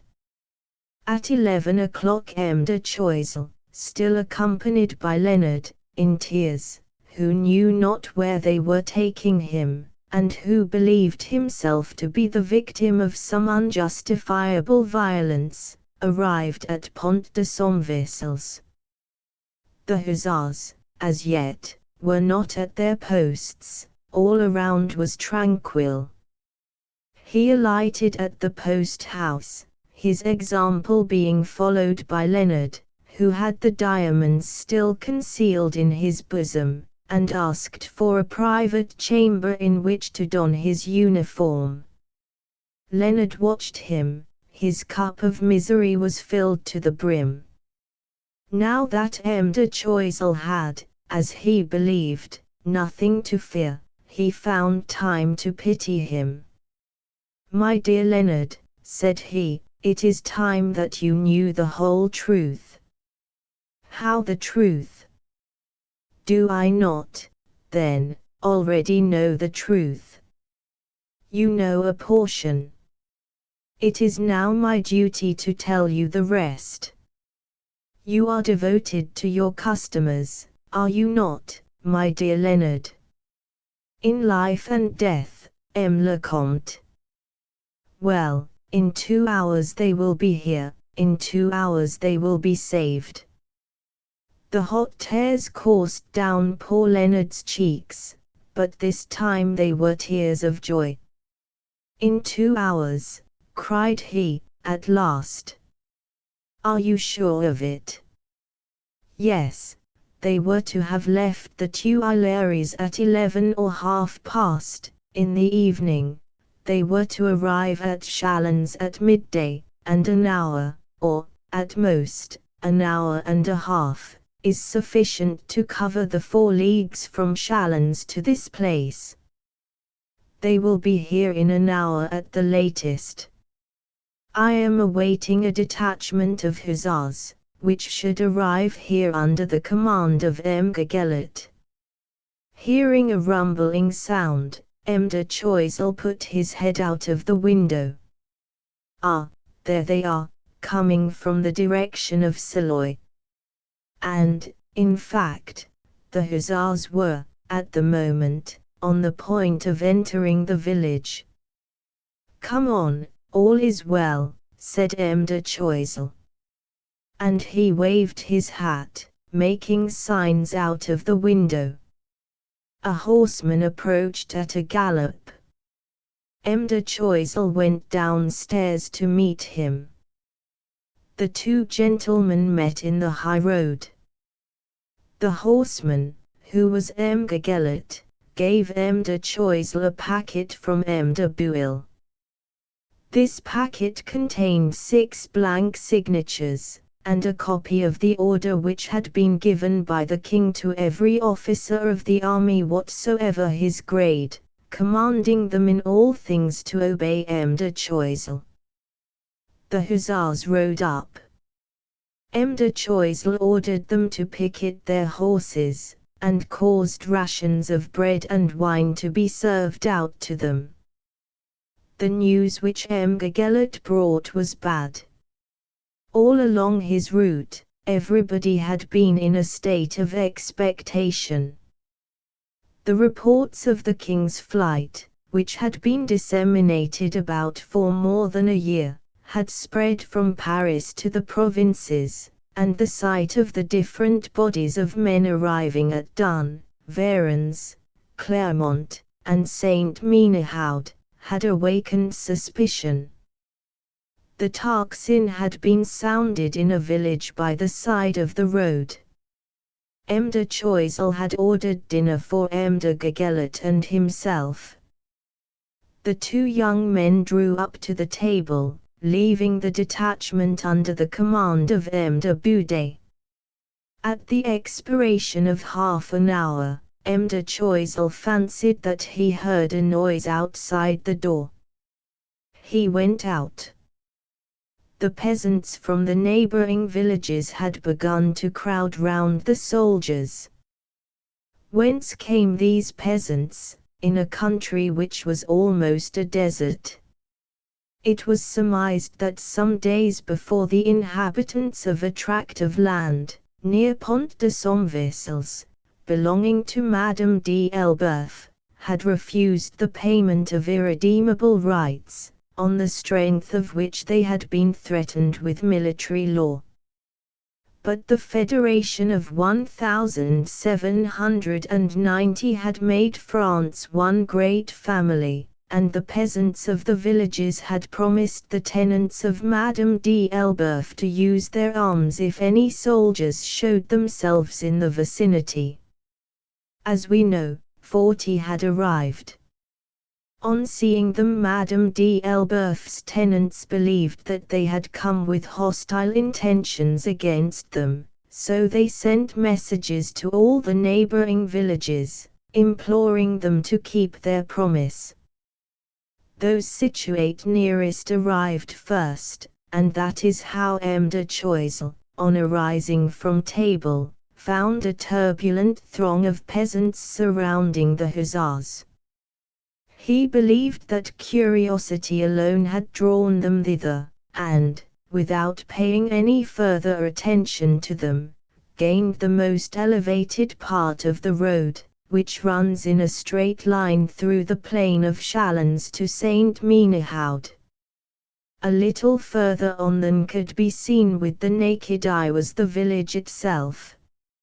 An hour slipped away. 2 hours, 3 hours, 4 hours, followed in the track of the first.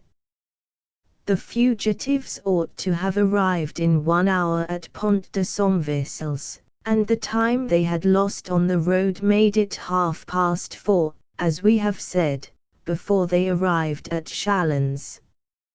M. de Choiseul was anxious. Leonard was in despair.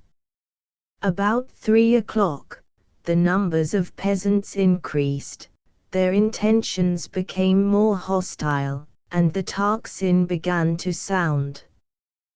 The hussars were, perhaps, more unpopular than any other corps in the army, on account of their supposed plundering propensities. The peasants provoked them by all sorts of insults and menaces, and sang under their very noses, "The hussars are forlorn, and we laugh them to scorn." Presently better informed people came up, and spread a report that the hussars had come, not to injure Madame d'Elbeuf's tenants, but to escort the king and queen. This was also a very serious matter. At about 4:30, M. de Choiseul and his hussars were so completely hemmed in, that the 3 officers counselled together as to what was best to be done. They agreed unanimously that it was impossible that they could hold out much longer. The number of peasants was augmented to about 300, many of whom were armed. If, by ill luck, the king and queen arrived at this critical juncture, 40 men, supposing that each killed his adversary, would be insufficient to protect them. M. de Choiseul reread his orders: "Manage in such a manner that the king's carriage shall continue its progress without interruption." But his presence and that of the 40 men became an obstacle instead of a support. There was no doubt about it. Their best plan was to depart. But a pretext must be found. M. de Choiseul, in the midst of some 500 or 600 gaping peasants who surrounded him, summoned the postmaster. "Monsieur," said he, "we are here for the purpose of escorting a treasure, but this treasure does not arrive. Do you know if any gold has been this last day or so to Metz?" "This morning," replied the postmaster, The diligence brought 100,000 crowns, and was escorted by 2 gendarmes. If the postmaster had been prompted, he could not have spoken better. "It was Robin and me who escorted it," cried a gendarme, hidden among the crowd. Then M. de Choiseul, turning to M. Giguelet, said, "Monsieur, the ministry have preferred the ordinary mode of carriage. As 100,000 crowns have passed through here this morning, our further presence here is unnecessary. Trumpeter, sound boot and saddle, and we will be off." The trumpeter obeyed. In a second, the hussars, who wished nothing better than to be off, were mounted. "Gentlemen of the hussars, march! Form by fours, and proceed at a foot pace." And he and his 40 men left Pont de Somvicels at 5 punctually by his watch. The detachment was to have fallen upon Varennes. He took the by-road in order to avoid Saint Menehoud, but lost his way above Mofficourt. The little troop hesitated for a moment, when a horseman coming from Neuville saw the perplexity of M. de Choiseul, and finding that he was a royalist and a gentleman, asked if he could be of any assistance to him. "Indeed you can," replied M. de Choiseul. "You can conduct us to Varennes by the Chalade." "Follow me," then cried the gentleman. And he placed himself at the head of the hussars. This gentleman was no other than M. de Malmy, and that is how it was that I met him on the Place Latry, between 2 officers whom I knew not, namely, M. de Choiseul and M. Giguelet. Decorative separator Chapter 6. Still in flight. There was therefore no escort awaiting the king at Pont de Somvicels when he arrived there. But if there was no escort, there were likewise no peasants. The road was clear. The king therefore changed horses without an obstacle, and started for Saint Menehoud. At Saint Menehoud, M. d'Anduins awaited the king's arrival with as much impatience as M. de Choiseul and M. Giguelet had, and about midday he set out with his lieutenant on the road to Chalons, in the hopes of seeing some sign of his arrival. This road is one long descent from Saint Menehoud to Chalons. They cast their eyes for a length of 2 leagues on a straight line, traced, as it were, by a pencil, between 2 rows of trees, with uncultivated green patches of country around them. Nothing was visible on the road.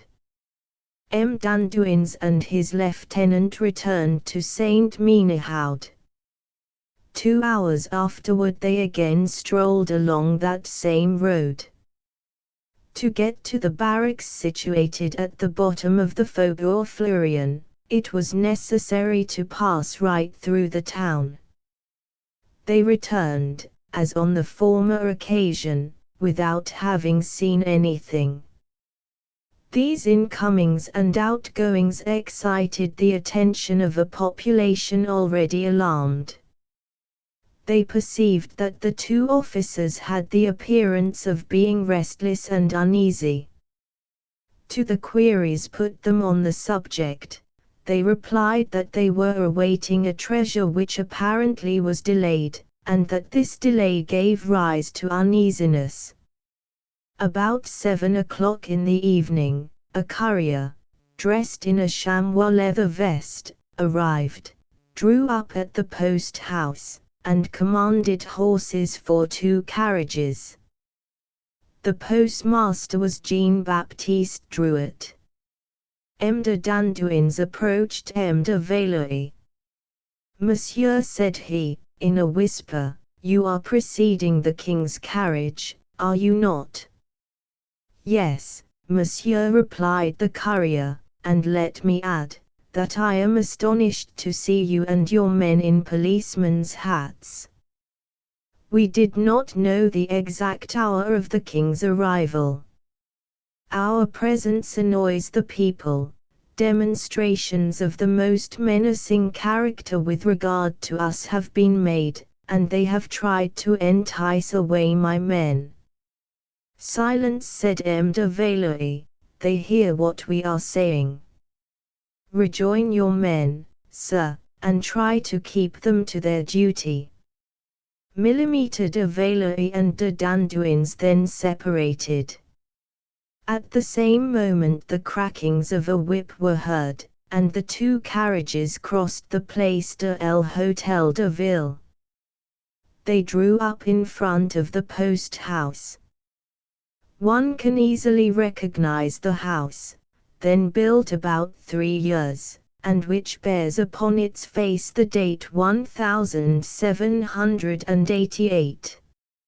Scarcely had the carriage stopped, when crowds of people surrounded them.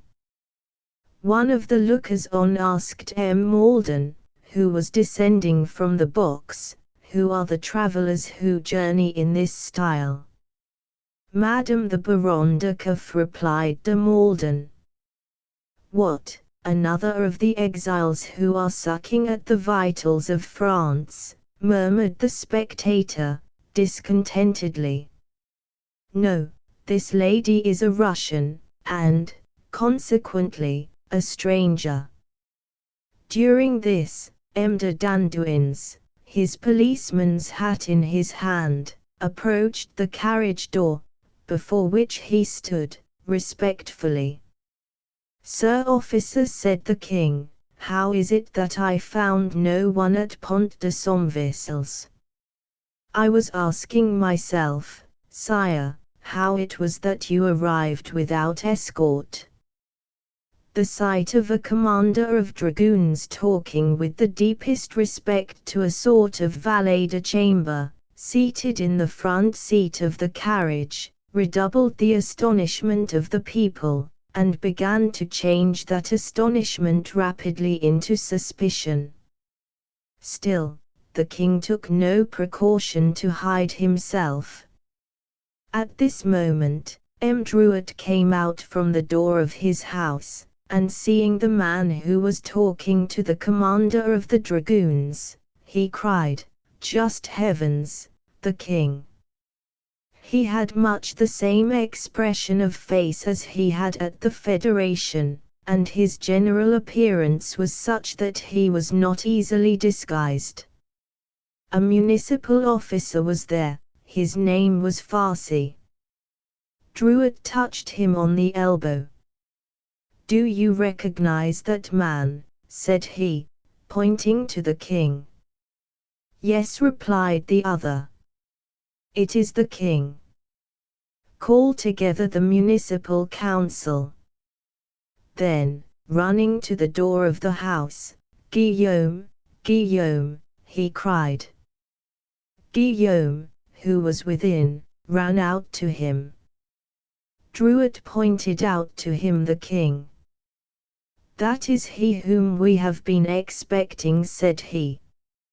Meanwhile M. Farcy had run to the municipality, and there made his report. Drouet followed after him, and likewise entered the municipal council chamber. Scarcely had he turned the corner of the street, than the carriages, which had been relayed in the twinkling of an eye, started off at a sharp trot. A somewhat strange event accompanied their departure.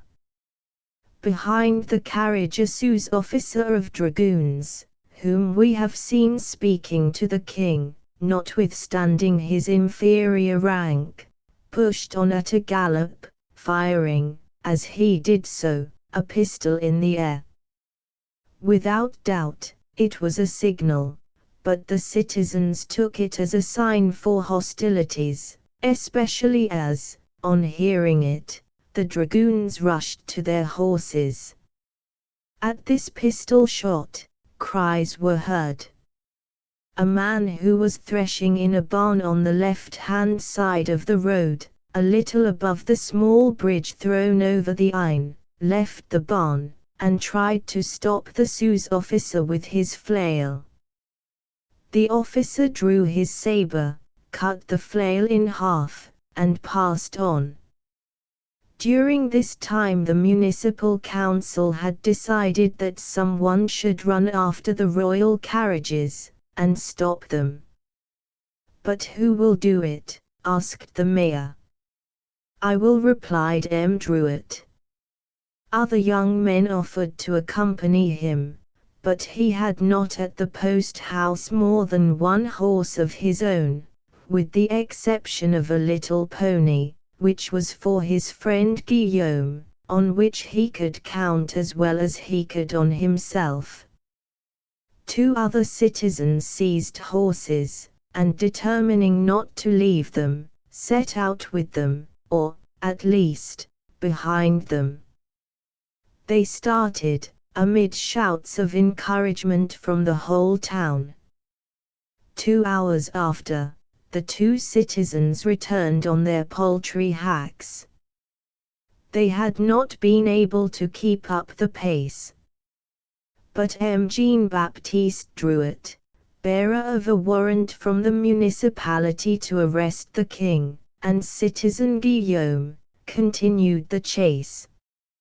I underline the warrant given by the municipality for the arrest of the king, because I have never seen mention made of it by any historian, and because, having seen the warrant in M. Druitt's hand, I can speak positively with regard to the existence of the paper.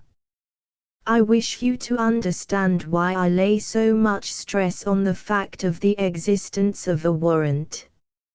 It is because M. Jean-Baptiste Druitt, sent by the municipality of Saint Menehould to arrest the king and the royal family, is not the isolated fanatic, obeying a regicidal impulse, as the royalist journals and histories would have it, but a citizen of unblemished character, who fulfilled but his duty in obeying the commands of the magistrates of his country.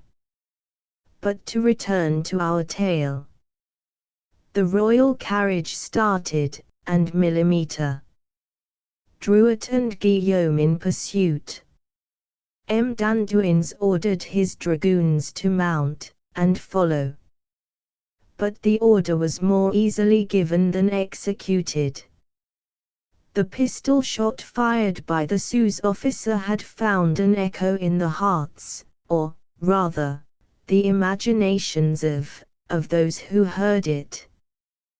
The National Guard armed themselves with their double-barreled guns.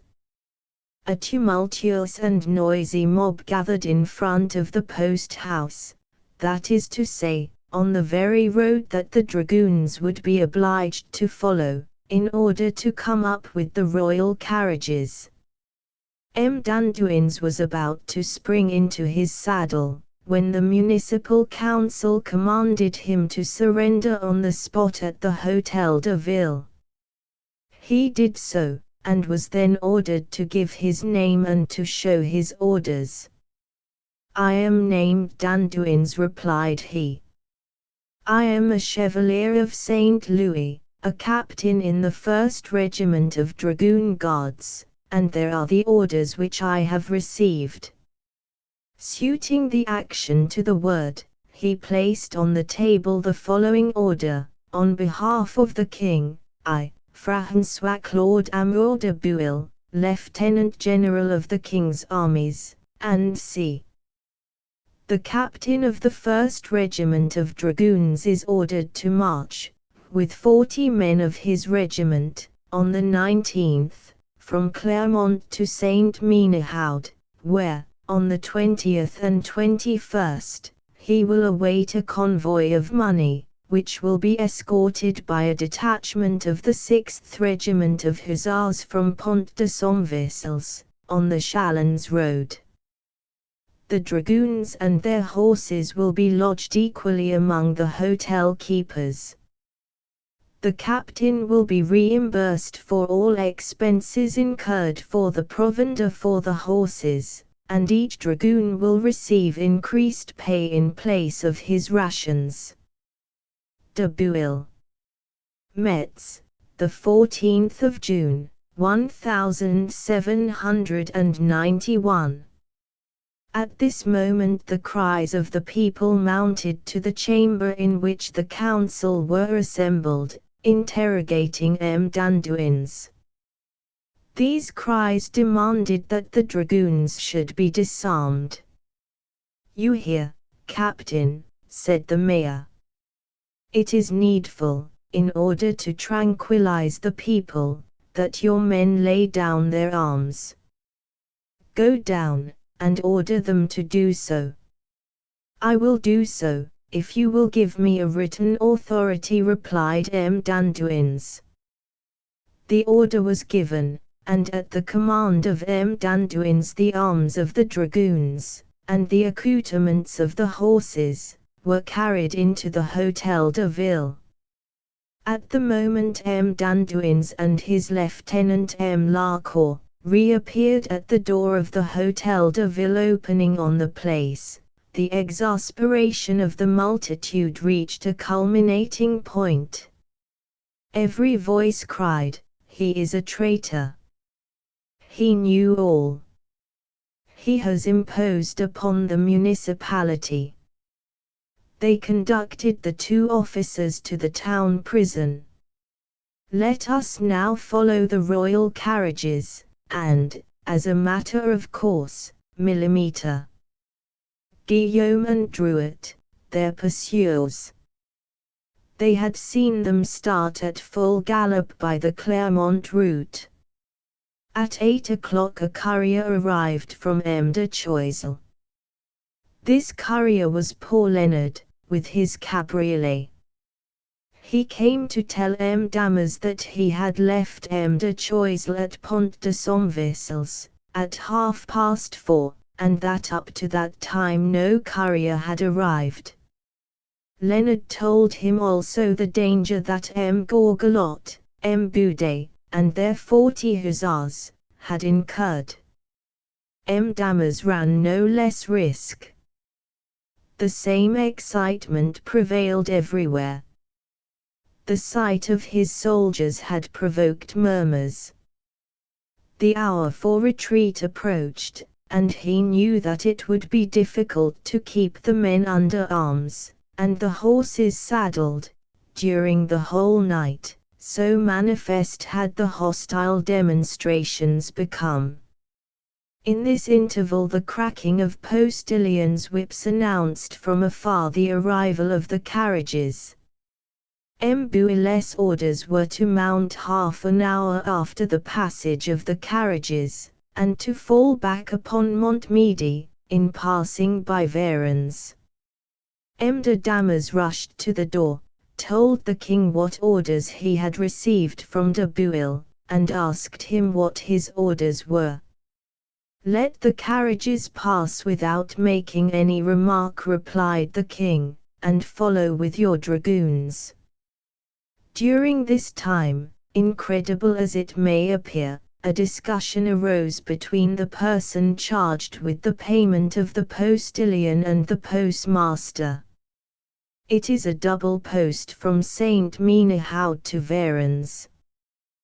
They did not wish to pay more than single." 10 minutes were lost in this squabble, which estranged the people, who were helping. At last, the carriages set off. They could have been half a league distant when Drouet arrived. Above Ilettes, he and Guillaume separated. Guillaume took the short cut by the wood, and thus gained a league, while Drouet followed the road, striving to arrive at Clermont before the king, or, if he could not succeed in that, at any rate to catch him up at Varennes. On the other hand, thanks to the advantage which the short cut gave him, Guillaume was sure to arrive at Varennes before the king. If the king took the Chalons route, Druat would arrive at Verdun before him. Druat arrived at Chalons, not in time to arrest the king, but in time to prevent the dragoons from following him. M. de Damas's dragoons were on horseback. M. de Damas ordered them to march 4 deep, with their swords drawn in their hand, but they stood motionless, thrusting their swords into their scabbards. At this moment, the municipal officers appeared. They commanded M. de Damas to order his men back to their barracks, as the hour for retreat had passed away. During this time, Druat had changed his horse and started off at a gallop. M. de Damas, who had not yet lost all hope of taking off his men, doubted to what end M. Druat had set off. He called a dragoon, on whose fidelity he knew that he could depend, ordered him to catch up Druat, stop him from following that road, and, if he resisted, to slay him. The name of the dragoon was Legac. Without making any objection, with the passive obedience of a soldier, perhaps with the warm devotion of a royalist, he darted off in pursuit of Druat. Scarcely had he started, when, as you have already been told, the council commanded M. de Damas to withdraw his men into barracks. But instead of obeying, like M. d'Anduin's, M. de Damas drew his sword, struck his spurs into the belly of his horse, dashed into the midst of the crowd, and cried, "All who love me, follow." 3 men alone replied to this appeal, and dashed after M. Damas, at a gallop, down the hill of Clermont. Druat was 3/4 of a league in advance of them, but he was pursued by a brave, determined, and well-mounted man. Only on leaving Clermont the road splits, one part going to Verdun, the other to Varennes. It was not probable that the king would go to Varennes, where he had no relays. If that route had been indicated, it was simply to throw pursuers off the scent. Anyhow, Guillaume would be at Varennes, and as he was a native of that place, he would have plenty of influence. Druat galloped, therefore, along the road to Verdun. Scarcely had he gone 200 yards, when he met a postilion, who was leading some horses. "Have you seen a large berlin and a cabriolet going past, one with 6 horses and the other with 3? "No, M. Druat," replied the postilion. The king had therefore gone to Varennes. Druat got on the road to Varennes by cutting across the country, after having leapt a ditch. This error, in all probability, saved him.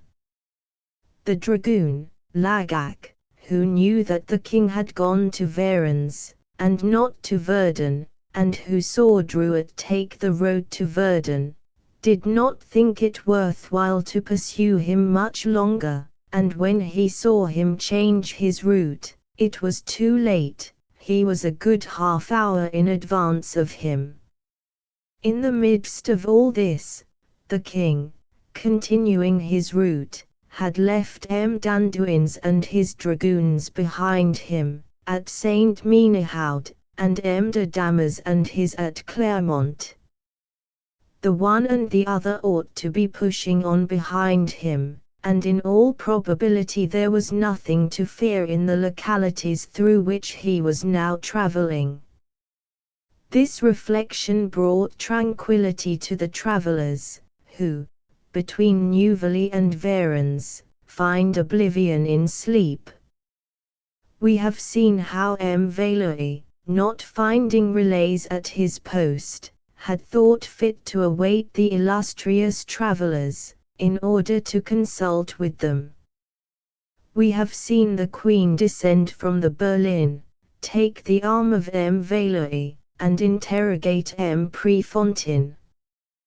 We have seen M. Prefontaine advance, trembling, to the door of the king's carriage, answer his interrogatories, return to his house, shut his door, and afterwards open his window.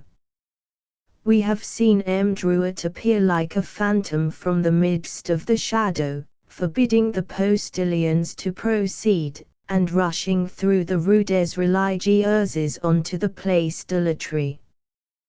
We have seen the royal berlin stopped, and the occupants forced to descend, and accept the hospitality of M. Sauce, who ushered into a chamber on the first floor of his house the king, the queen, Madame Elizabeth, Madame de Tourzel, Madame Royale, and the young Dauphin.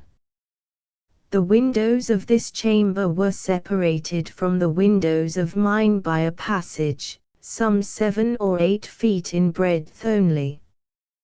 We have also heard the noise at the top of the Rue Basse-Cour, which was made by the arrival of the 40 hussars of M. Gagelet and M. de Choiseul, in the midst of whom I recognized M. de Malmy, who had, without doubt, served as their guide. We can, therefore, a light being thrown on the past, resume the thread of our story, without fear of complication or confusion. Decorative separator chapter XXX. What happened in the grocer's little shop? At the end of some minutes, during which they had been parleying, M. Gagelet and M. de Choiseul contrived to get admitted to the king. M. Sauce, who, after he had conducted his guests to the chamber in which they were confined, had descended to get the key, remounted the stairs, followed by M. Gagelet and M. de Choiseul. On seeing M. Gagelet, the king joyously clapped his hands, for he was the only person that he knew whom he had as yet seen.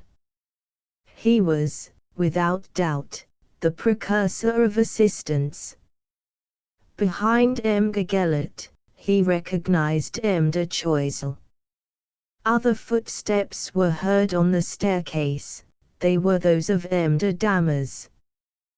The 3 officers, as soon as they entered, bent looks of inquiry around them. This is what they saw on entering, and what I saw from my window. A narrow room, in the midst of which was a cask, which served as a table. On that table was placed some paper and some glasses. In a corner stood the king and queen. By the window were Madame Elizabeth and Madame Royale. In the background, the Dauphin, overcome with fatigue, was sleeping on a bed, at the foot of which was Madame de Tourzel. At the door were stationed the 2 femmes de chambre, Madame de Neuville and Madame de Brunier, acting as sentinels, or, rather, 2 women armed with forks. The first word that the king uttered was, "Well, gentlemen, when do we start?" "When it pleases your majesty." "Give your commands, sire," said M. de Choiseul. "I have with me 40 hussars, but lose no time. We must act before the citizens have an opportunity of bribing my men." "Well, gentlemen, descend, and clear the way, but mind, no violence." The young men went down. The moment that M. de Gagelet had his hand on the street door, the National Guard summoned the hussars to dismount. "Hussars," cried M. de Gagelet, "remain in your saddles." "Wherefore?" queried the officer commanding the National Guard. To protect the king, replied M. de Gueguelet. Good, returned the officers, we can take care of him without you. 100 voices at the same time cried, yes, yes, yes. Make the hussars dismount. It is our business, and not the business of strangers, to protect the king. Dismount, hussars, dismount. M. de Dumas slipped through the crowd, and rejoined the 3 or 4 men who had been faithful to him. M. de Gueguelet exchanged signals with M. de Malmy, and in company with M. de Choiseul again ascended to the king's chamber. Both addressed the queen, as they knew that it was her head that planned. Madam, said M. de Gueguelet, it is no use thinking of proceeding in the carriages, but there is a way of safety. What? Will you mount a horse, and set out with the king? He will take charge of the Dauphin. The bridge is barricaded, but at the bottom of the Rougine the river is fordable. With our 40 hussars we will pass. In any case, make a quick resolution. Our hussars are already drinking with the people, in another quarter of an hour they will be brothers. The queen drew back, that iron heart failed her at that critical moment. She again became a woman, she feared a struggle, a skirmish, perhaps a bullet.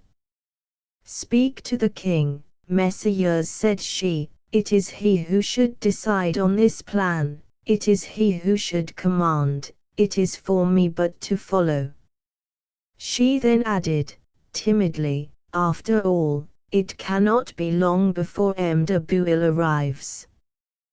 The gardes du corps were there ready to attempt anything. M. de Valois said, in his and the name of all his comrades, Her Majesty knows that she can command. We are ready to die for her. M. de Gueguelet and M. de Choiseul chimed in. M. de Dumas is below, said M. de Choiseul. He told us to tell your Majesty that he had but 3 or 4 dragoons, but that he could count on their fidelity as on his own. Let us set out, sire, let us set out, since the Queen places herself in your hands. If the king replied yes, there was still hope. Messieurs, asked the king, can you promise me that in the struggle which must take place as a consequence of our departure, no ball will strike the queen, my sister, or my children? A sigh passed the lips of the king's defenders. They felt him giving way in their hands. Let us reason coolly, said the king. The municipal council do not refuse to let me go. The annoyance is, that we are compelled to spend the night here, but before daybreak, M. de Bouille will be acquainted with the situation in which we are. He is at Stenay. Stenay is but 8 leagues from here, 2 hours will take one there, and another 2 suffice to bring back a message. M. de Bouille cannot fail to be here in the morning, then shall we depart without danger or violence. As he uttered these words, without announcing themselves, or asking the permission of the king to be admitted, the municipal council entered the room. The decision that they had arrived at was brief and precise. The people strongly objected to the king's continuing his route, and had resolved to send a courier to the National Assembly to know its sentiments. In fact, a citizen of Varennes, an M. Morgan, surgeon by profession, had started at full speed for Paris. M. de Gueguelet saw that there was not an instant to lose. he dashed from the house, and found M. de Malmy at the door. "Monsieur," he said, "you live here, therefore you know this part of the country. A man, come what will, must set out for Stenay to advise M. de Bouille of the predicament in which the king is placed, and return with a sufficient force to rescue him." "I will go myself," said M. de Malmy. And sticking his spurs into his horse, he set off at a gallop. At M. Gerbaut's door, he saw a file of National Guards, who commanded him to stop. "All very well," replied M. de Malmy, "but I intend to go on." "Not you, more than another," cried an officer, seizing his horse by the bridle. "If you advance another step," said M. Roland, the commander of the National Guard, cocking a pistol, "I will shoot you."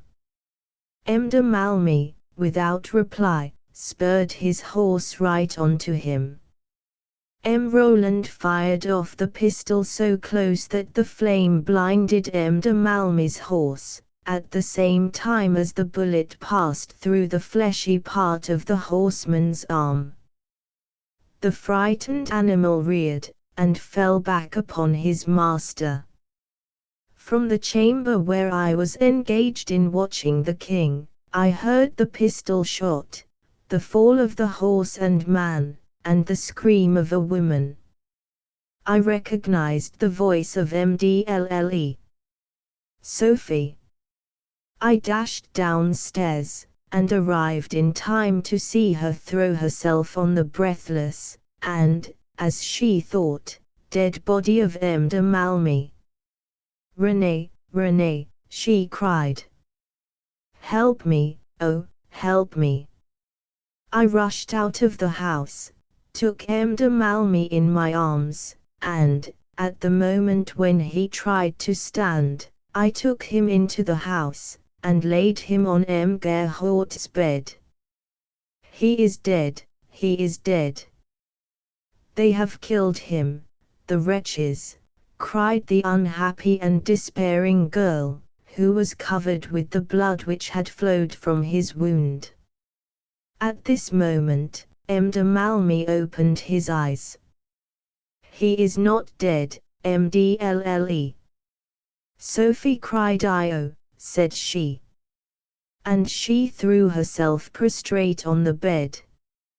Leave me," said M. de Malmy, making an effort to lift himself up. "I must go and seek M. de Bouille." Pain and weakness compelled him to fall back again. "In the name of heaven, stay there, Alphonse," cried Mdlle. Sophie. "Do not move, or you will uselessly throw away your life. You owe me somewhat, grant me that favor." "I must," said the young man. "I think that my leg is broken." René, I pray, I implore you, my friend, my brother, run for a surgeon." "Immediately," said I, dashing out into the street. But it was impossible to move. The crowd had become something fearful. "Hussars," cried M. de Gueguelet, "are you for the king or the nation?" They all replied, "For the nation." The others, "For the king, they cried out, in German. "Do you hear them?" said M. Druet. "They are strangers, they are Germans, that is to say, enemies." "No, sir," cried the officer, "it is a Frenchman, who, in good French, says to you, 'Make way, in the name of the king.' And I reply to you, in better French, 'If your hussars do not lay down their arms, we will fire on them, and not one shall leave Varens alive.' Soldiers, present arms, and, gunners, to your pieces." Then, stepping 2 paces forward, he said to Mgegelet, "Take care, sir. I have sighted you with my gun." "Vive la nation!" cried the hussars, as they saw the musket barrels pointed at them, with the matches burning brightly in the obscurity, and the 2 little pieces of cannon placed in battery at the bottom of the Rue Saint-Jean. At this moment, several National Guards sprang upon Mgegelet's horse, snatched the rider from the saddle, and dashed him head foremost into the road, where he lay for a moment or so, completely stunned. They treated M. Damas and M. de Choiseul, who appeared on the doorstep at that moment, in the same fashion. In the midst of this struggle, I set out for the Place Laitry, by way of the Rue El Horloge. When I got there, I found that M. Morgin had started for Paris, by wish of the municipality, at full speed. I ran to the house of another doctor of less skill than M. Morgin, A. M. Saulnier, and brought him to the Rue de la Basse-Cour, where the hussars were drinking and fraternizing with the National Guard. M. de Malmy was wounded in the shoulder by a ball which had traversed the deltoid muscles. His leg was not broken, but his knee was badly sprained. Mdlle. Gerbort, who feared that the condition of the wounded man would not be improved by his remaining on the ground floor in direct communication with the street, begged us to carry M. de Malmy into a chamber where the surgeon could pay, without inconvenience, all the cares necessary to a man in his condition. I assisted M. Saulnier, a sufficiently difficult job, to carry a man who could use neither his left arm nor his right leg. Afterwards, as I saw that my presence was not welcome to Mdlle. Sophie, and as I felt no particular interest in the wounded man, I retired, so as not to lose a single scene of the drama which was being played out before my eyes, and which was nothing less than a duel between a king and a nation. Decorative Separator Chapter XXXI. The Return of Royalty in Arrest. In the midst of the tumult which was produced by the disarming of M. de Choiseul and M. de Damas, and the cries of Vive la Nation, shouted out by the hussars, to the great delight of the people, M. de Gegelet, profiting by a moment of inattention on the part of his guards, rushed upstairs, and, all bleeding as he was, entered the chamber of the king. His head had been cut open by the fall, but he did not feel the wound. The appearance of the chamber had changed. It had become a prison. Marie Antoinette, who was in reality the strength and life of the family, was overwhelmed. She had heard the cries, the shots, and she saw M. de Gegelet return all covered with blood. The king, standing upright, prayed M. Sauce, the grocer, to assist them, as if he had the power, even had he wished to do so. The queen, seated on a stool between 2 packages of candles, likewise implored his assistance. But with brutal and petty selfishness, he replied, "I should like to be able to serve you, certainly, but if you think of the king, I think of M. Sauce." The queen turned aside, shedding tears of rage. She had never been so humbled before. The day began to dawn. The crowd filled the street, the Place de la Rue Neuve, and the Place Laitry. All the citizens cried from their windows, "To Paris, to Paris, to Paris with the king." Alas! To show himself, he was to appear no longer, as on the 6th of October, on the balcony of the marble court, but at the windows of a grocer's house. The king had fallen into a state of torpor. The cries redoubled. 5 or 6 people had seen, or rather had caught a glimpse, of the king. The others wished to inspect him thoroughly. At that period, when it took a diligent 6 or 7 days to go to Paris, to have seen the king was a thing to talk about. Each one had formed an imaginary portrait of him for him or herself. Therefore the astonishment was intense when Louis XVI showed himself with swollen eyes, and proved to that multitude a thing which they did not before believe, namely, that a king may be fat, pale, bloated, with dull eyes, hanging lips, a bad peruke, and a grey suit of clothes. The crowd believed that they were being deceived, and growled accordingly. Afterwards, when they knew that it was the king, "Oh, heavens," said they. "Poor man!" Pity having once seized them, their hearts opened, and they began to shed tears. "Long live the king!" cried the crowd. If Louis XVI had profited by that moment, if he had prayed that concourse of people to help him and his children, perhaps they would have passed him and the royal family over the barricaded bridge, and delivered them into the hands of the hussars. He took no advantage of that pity and sorrow. An example was given of the commiseration which the royal family inspired. Sauce had an aged mother, a woman of some 80 years of age. She was born in the reign of Louis XIV, and was a royalist.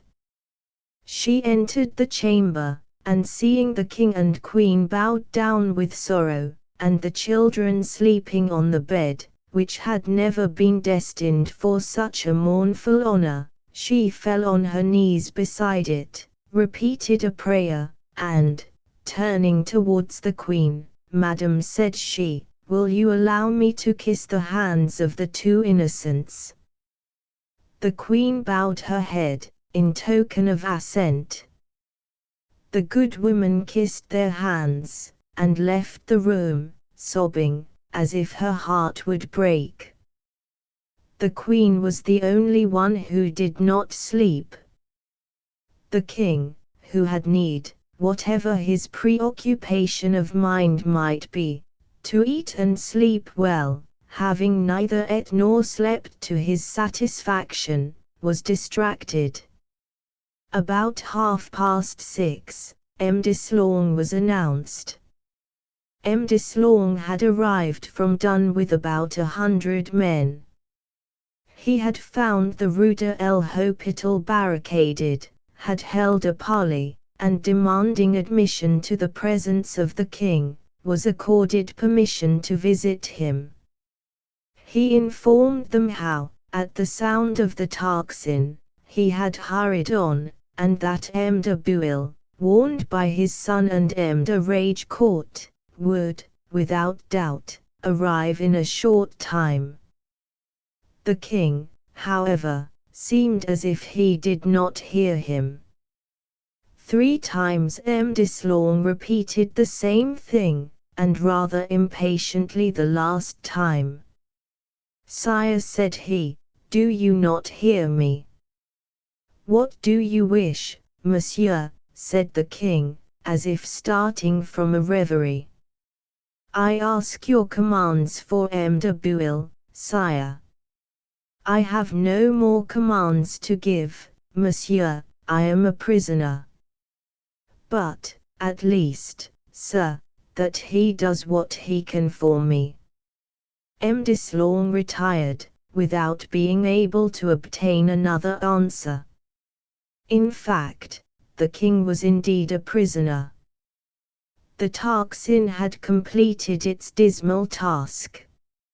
Every village had sent its contingent. 4,000 or 5,000 men encumbered the streets of Varens. About 7 in the morning, 2 men arriving by the Clermont road, and bestriding horses flecked with foam, pushed their way through the multitude. The shouts of the people announced something new to the king. Soon the door opened, and admitted an officer of the National Guard. It was the same Réan, who, whilst snatching a moment's rest at Chalons, sent on an express to Saint Menehoud. He entered the royal chamber fatigued, excited, almost mad, without a cravat, and with his hair unpowdered. "Ah, sire," said he, in a hoarse voice, "our wives, our children. They slaughter them at Paris, sire, you will not go much further. The interest of the state," and he fell, almost fainting, into an armchair.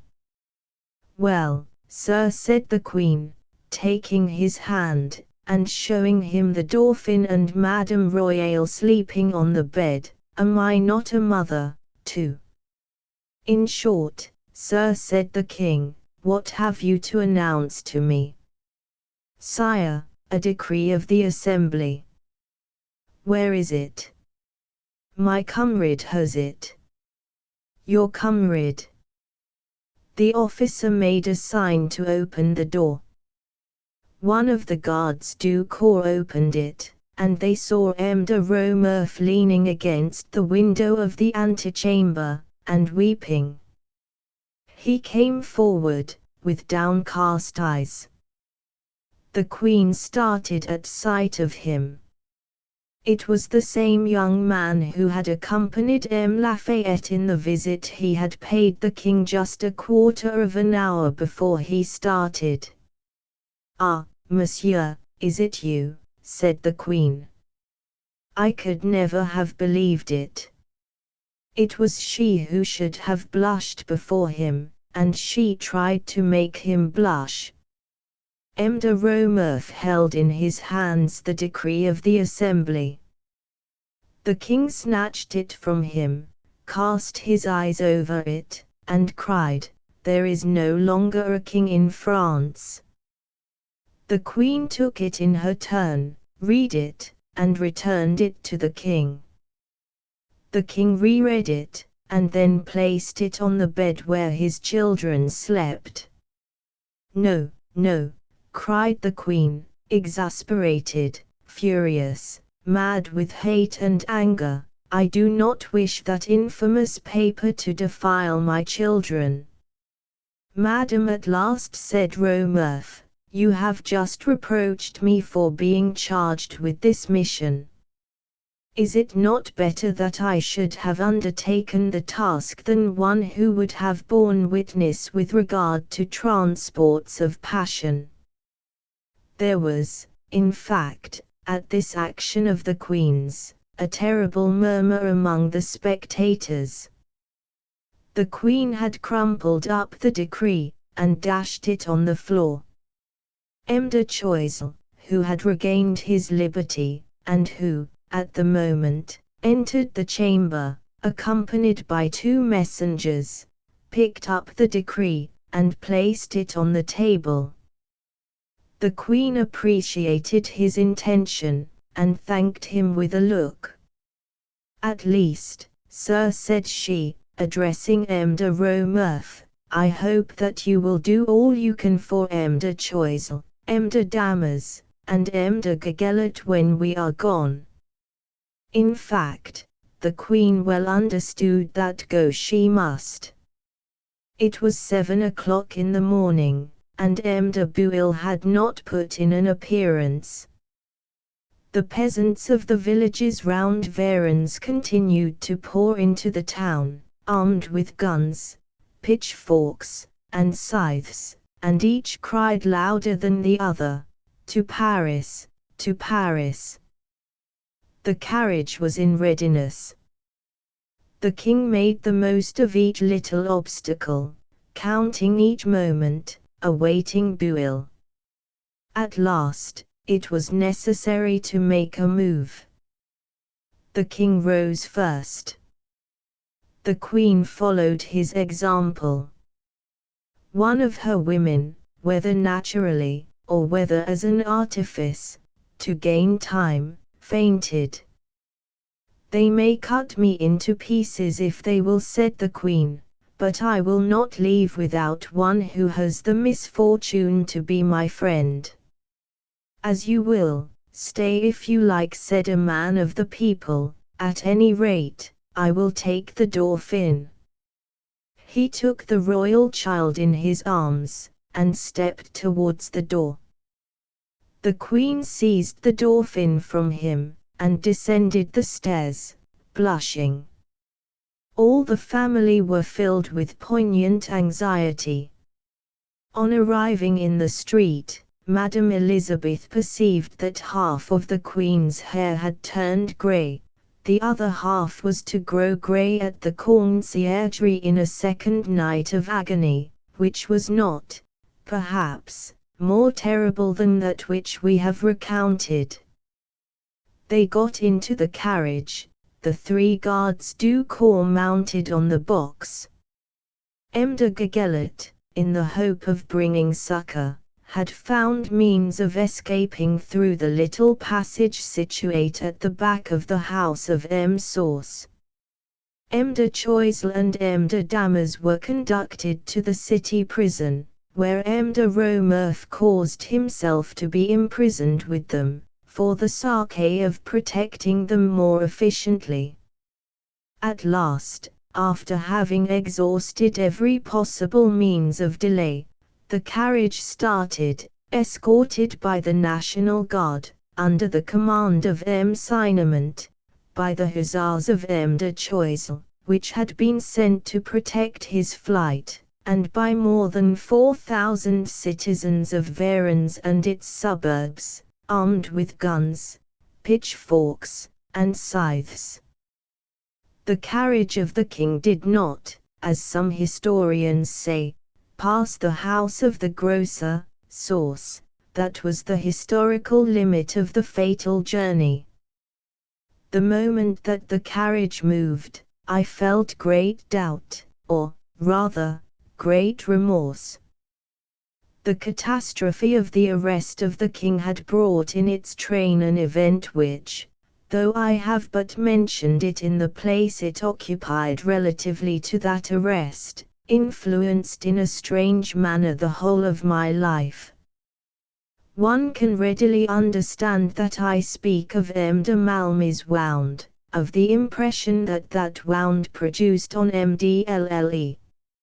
Sophie, and of the involuntary avowal that, on her part, she had made to me. I had a deep affection for Sophie.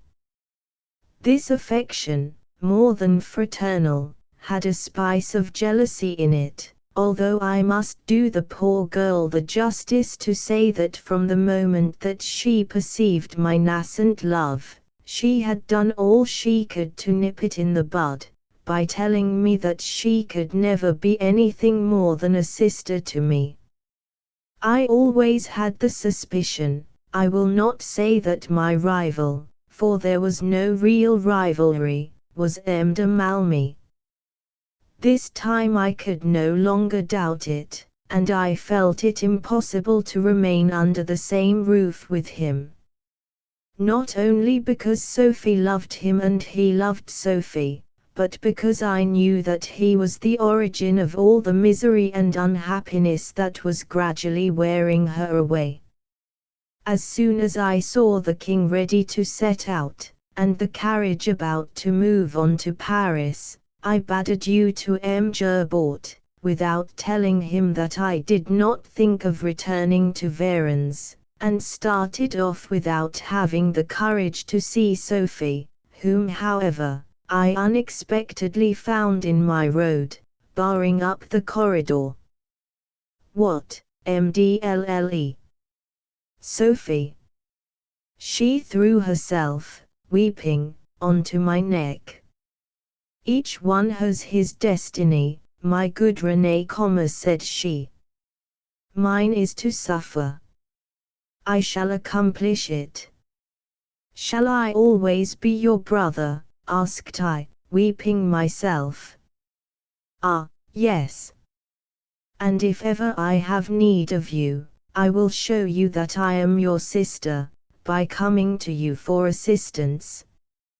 Heaven guard you, MDLLE. Sophie, cried I, withdrawing myself from her embrace. And you, also, heaven bless you, Renee.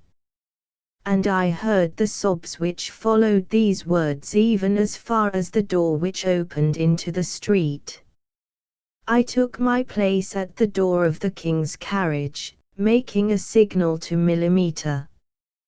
Drouet and Guillaume, who were on horseback, with the intention of preceding the carriages, in order to make way for, and protect them.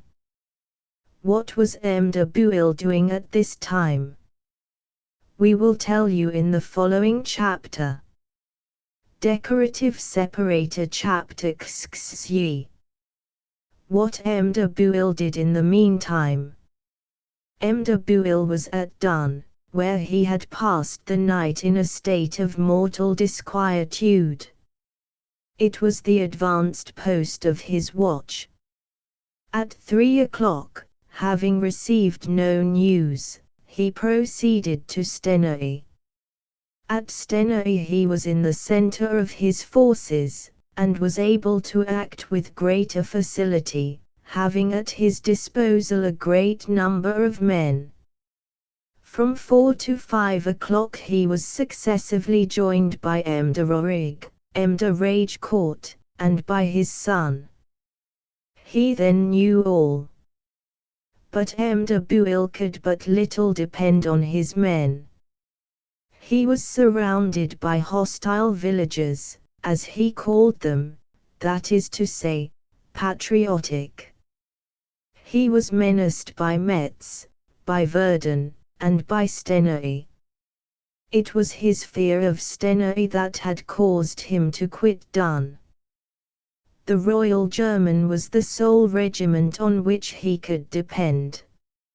It was necessary to keep up their loyalty. M. de Bouille and his son Louis set themselves to the work body and soul. A bottle of wine and a louis per man settled the affair. But it took 2 hours to arm and set out. At last, he started, but at 7 o'clock, just at the time when the king got into the carriage. In 2 hours he covered the 8 leagues which separated him from Varennes. On the road he met a hussar. Well, the king is arrested. We know it. What then? He has just set out from Varennes. Where goes he? To Paris. Bouille did not give himself time to reply. He dashed his spurs into the flanks of his horse. His regiment followed him. Varennes saw the regiment descend like a waterspout amongst its vines, to quote the language of the Procès verbal. When he arrived at the Place du Grand Monarque, the king had started more than an hour. He acted so as to lose no time. The Rue de l'Hôpital was barricaded, the bridge was barricaded. They made a date around the town, they crossed the river by the ford at the Boucheries, in order to take up a favorable position on the Clermont road, to attack the escort. The order was given, and the maneuver accomplished. The river was crossed. 100 steps more, and they would be on the road. But the Moulin Canal was on their way, 6 feet deep, and impossible to ford. It was necessary to stop and march back. For an instant, they held the idea of fording the river at St. Gengoth, taking the Rue Saint-Jean, passing through Varennes and falling on the rear of the escort. But the dragoons were fatigued, the horses rebelled at every step. It would be necessary to fight a way through Varennes, and to fight to get to the king. They said that the garrison of Verdun were on the march, with some cannon. Their courage failed them. They felt that all was lost. M. de Bouille, weeping with rage, dashed his sword into its sheath, and ordered a retreat. The inhabitants of the high town saw him and his men standing there for an hour, unable to make up their minds to return. Eventually he and his men took the route to Dun, and disappeared in the distance. The king continued his way, the way of the cross. After the arrest of M. d'Anduins and his lieutenant, an officer of the National Guard, Citizen Ligue, had established under the trees at the angle of the Rue de la Poste aux Bois and the Rue du Marais a post of National Guards, picked men, and all ordered to fire on anyone entering or leaving the city at a gallop, without responding to the challenge of the sentinels. Some minutes after these orders had been given, a report was circulated that the hussars of Pont de Somvissels had gone round the town, and that Drouet and Guillaume ran a great risk of falling into their hands. M. Ligue then asked for 2 volunteers to go with him on the road, and pick up what information they could with regard to Drouet and Guillaume. 2 gendarmes, Colette and Point, offered themselves, and all 3 set out on their voyage of discovery. On the road they met the 2 citizens of Saint Menehoud, who had started on sorry hacks, and been unable to keep up the chase. They learned from them that no accident had happened to the 2 messengers. Anxious to be the bearers of this good news, they put their horses to the gallop, and, forgetting the orders given by Ligue, omitted to answer the challenge of the sentinels in ambuscade. The sentinels fired. 2 of the horsemen fell, 1 dead, and the other wounded. Ligue received 5 or 6 shots in the arm and hand. The same day that the king repassed Saint Menehoud, the slain gendarme was buried. The king, on arriving, found the church hung with black, and the whole town prepared to follow the body to its last home. Decorative separator chapter XXXIII. An old acquaintance turns up. Nothing important passed between Varennes and Saint Menehoud. The illustrious prisoners, starting at every new noise, lost in a measure, as they approached the latter town, every hope of succor. The first thing they encountered was a sort of rebuke from the dead. Of course, I allude to the interment of the man shot in the evening by the sentinels. The royal carriages stopped in order to allow the funeral procession to pass. 2 kings found themselves face to face with each other, a living majesty and the king of death. The living king recognized the power of King Death, and bowed down before him. Saint Menehoud was crowded. The National Guard poured in from all points, those from Chalons coming in public or private vehicles.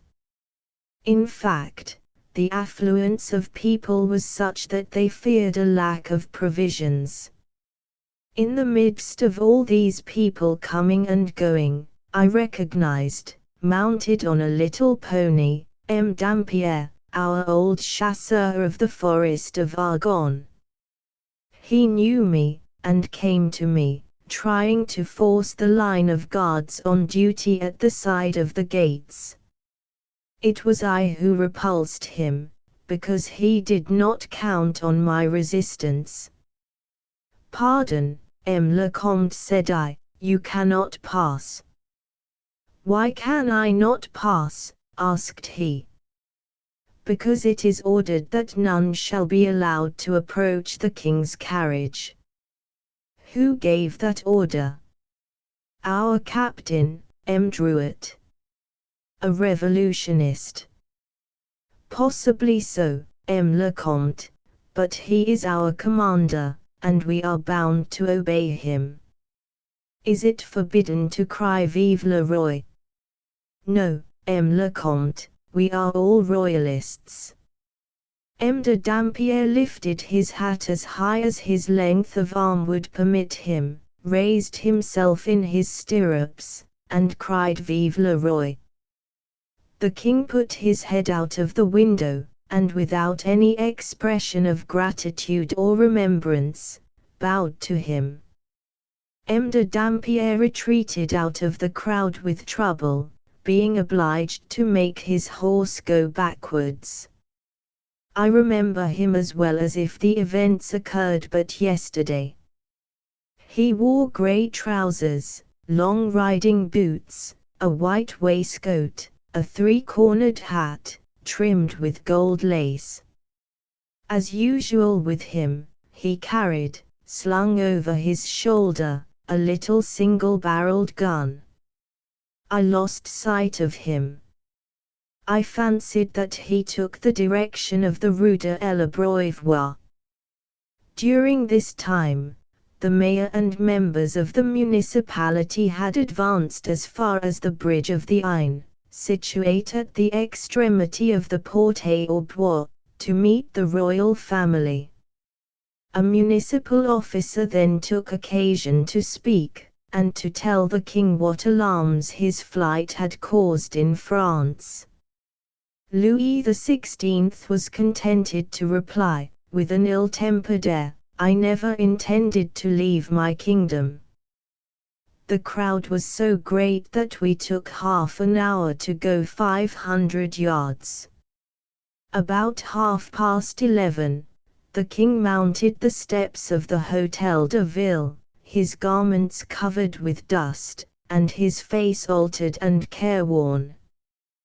The queen dressed in black. She had changed her robe at M. Sources, and held the Dauphin by the hand. Louis XVI and his children were hungry. As for the queen, in the same manner, as she cared not to sleep, she now seemed to care not to eat. A breakfast had been prepared through the forethought of the municipal council, but as they were a long time serving it, a gendarme named Lapointe brought some cherries in his hat for Madame Royale. The royal family had likewise need of rest. The mayor, M. Dupuis de Damartine, offered them hospitality. They accepted it. Only M. Dupuis de Damartine observed to the king that it would be just as well if the queen and the dauphin showed themselves to the people. The king made no difficulty. He showed himself first. Afterwards the queen appeared in her turn, holding the dauphin in her arms. The window of the Hôtel de Ville, the only one which had a balcony, was so narrow that the king and queen could not both show themselves at the same time. A municipal officer then announced to the people that the king, being fatigued, intended to honor the citizens of Saint Menehould by sleeping within their walls. The carriages had already been taken to the stables, and the news of a halt for 24 hours was not less agreeable to us, who had been marching 7 or 8 leagues under a burning sun, than it was to the royal family, when the National Guards from the adjacent towns and villages, who filled the hotels and cafes, rushed into the place, crying aristocrats, traitors, and saying that the royal family were far too near the frontier to be allowed to halt. In consequence, they ordered the immediate departure of the king and his family. The king, having informed himself of the cause of the tumult, said, with his usual impassibility, "Very well, let us go." The queen then reappeared on the balcony holding her son by the hand. She pointed out the National Guards to him, saying some words in a whisper.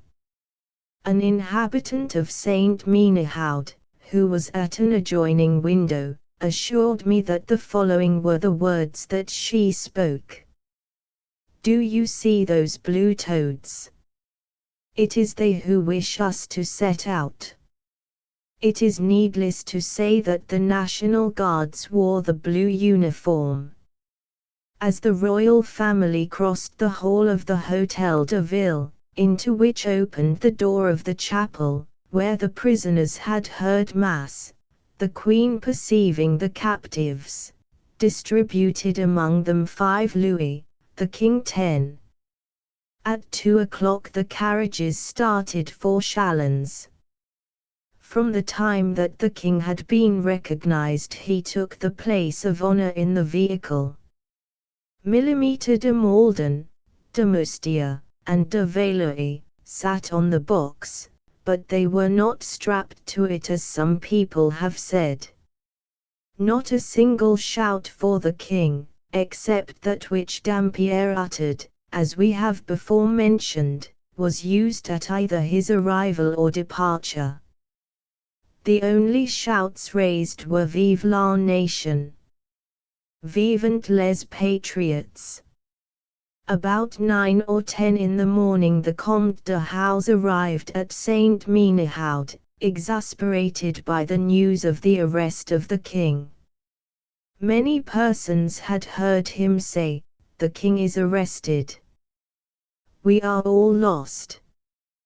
But the king shall know that he still has some faithful subjects. I have said that, after speaking to me, I had seen him go round to the side of the horse pond. As the royal carriage passed, he presented arms to the august prisoners, after the fashion of a sentinel. The king recognized him, pointed him out to the queen, and returned his salute. M. Dampierre then put his horse to a gallop, and disappeared at the Rue de l'Abreuvoir so as to get in advance of the king's carriage, stopped in the most public part of the town, at the corner of the Rue de l'Abreuvoir, and presented arms afresh. The king saluted him a 3rd time. Then, pushing his horse through the crowd on the side where I was, he approached the carriage. It was going at this time up the Fleurien at a foot pace. "Sire," said he, "you see before you one of your most faithful servants. My name is Duval de Dampierre, Comte de House. I have married a lady of the house of Leger, a relative of the minister of that name, and a niece of M. de Yonville." "All these names are known to me," replied the king, "and I am touched at the proof of fidelity which you give me." This whispered conversation, after the pretense of the Comte in presenting arms to the king on his road, was a direct provocation to that crowd who were taking him who had wished to escape back to Paris. In the meantime the Comte had been gently pushed on one side, and darting off, he disappeared in the distance. The head of the procession reached the end of the town, and arrived at the decline of Dammartin-la-Planche. As they left the city, M. de Dampierre reappeared, and followed their route, keeping himself on the other side of the hedge and ditch. He wished, by some means, to get on to the top of the king's carriage, from whence he could hold communication with the royal party inside. These signs, as they could easily understand them, excited defiance. They believed that in the few words exchanged at the door of the carriage, a project for a rescue had been broached. They closed round the carriage, and the words "Be on the alert" circulated through the ranks of the National Guards.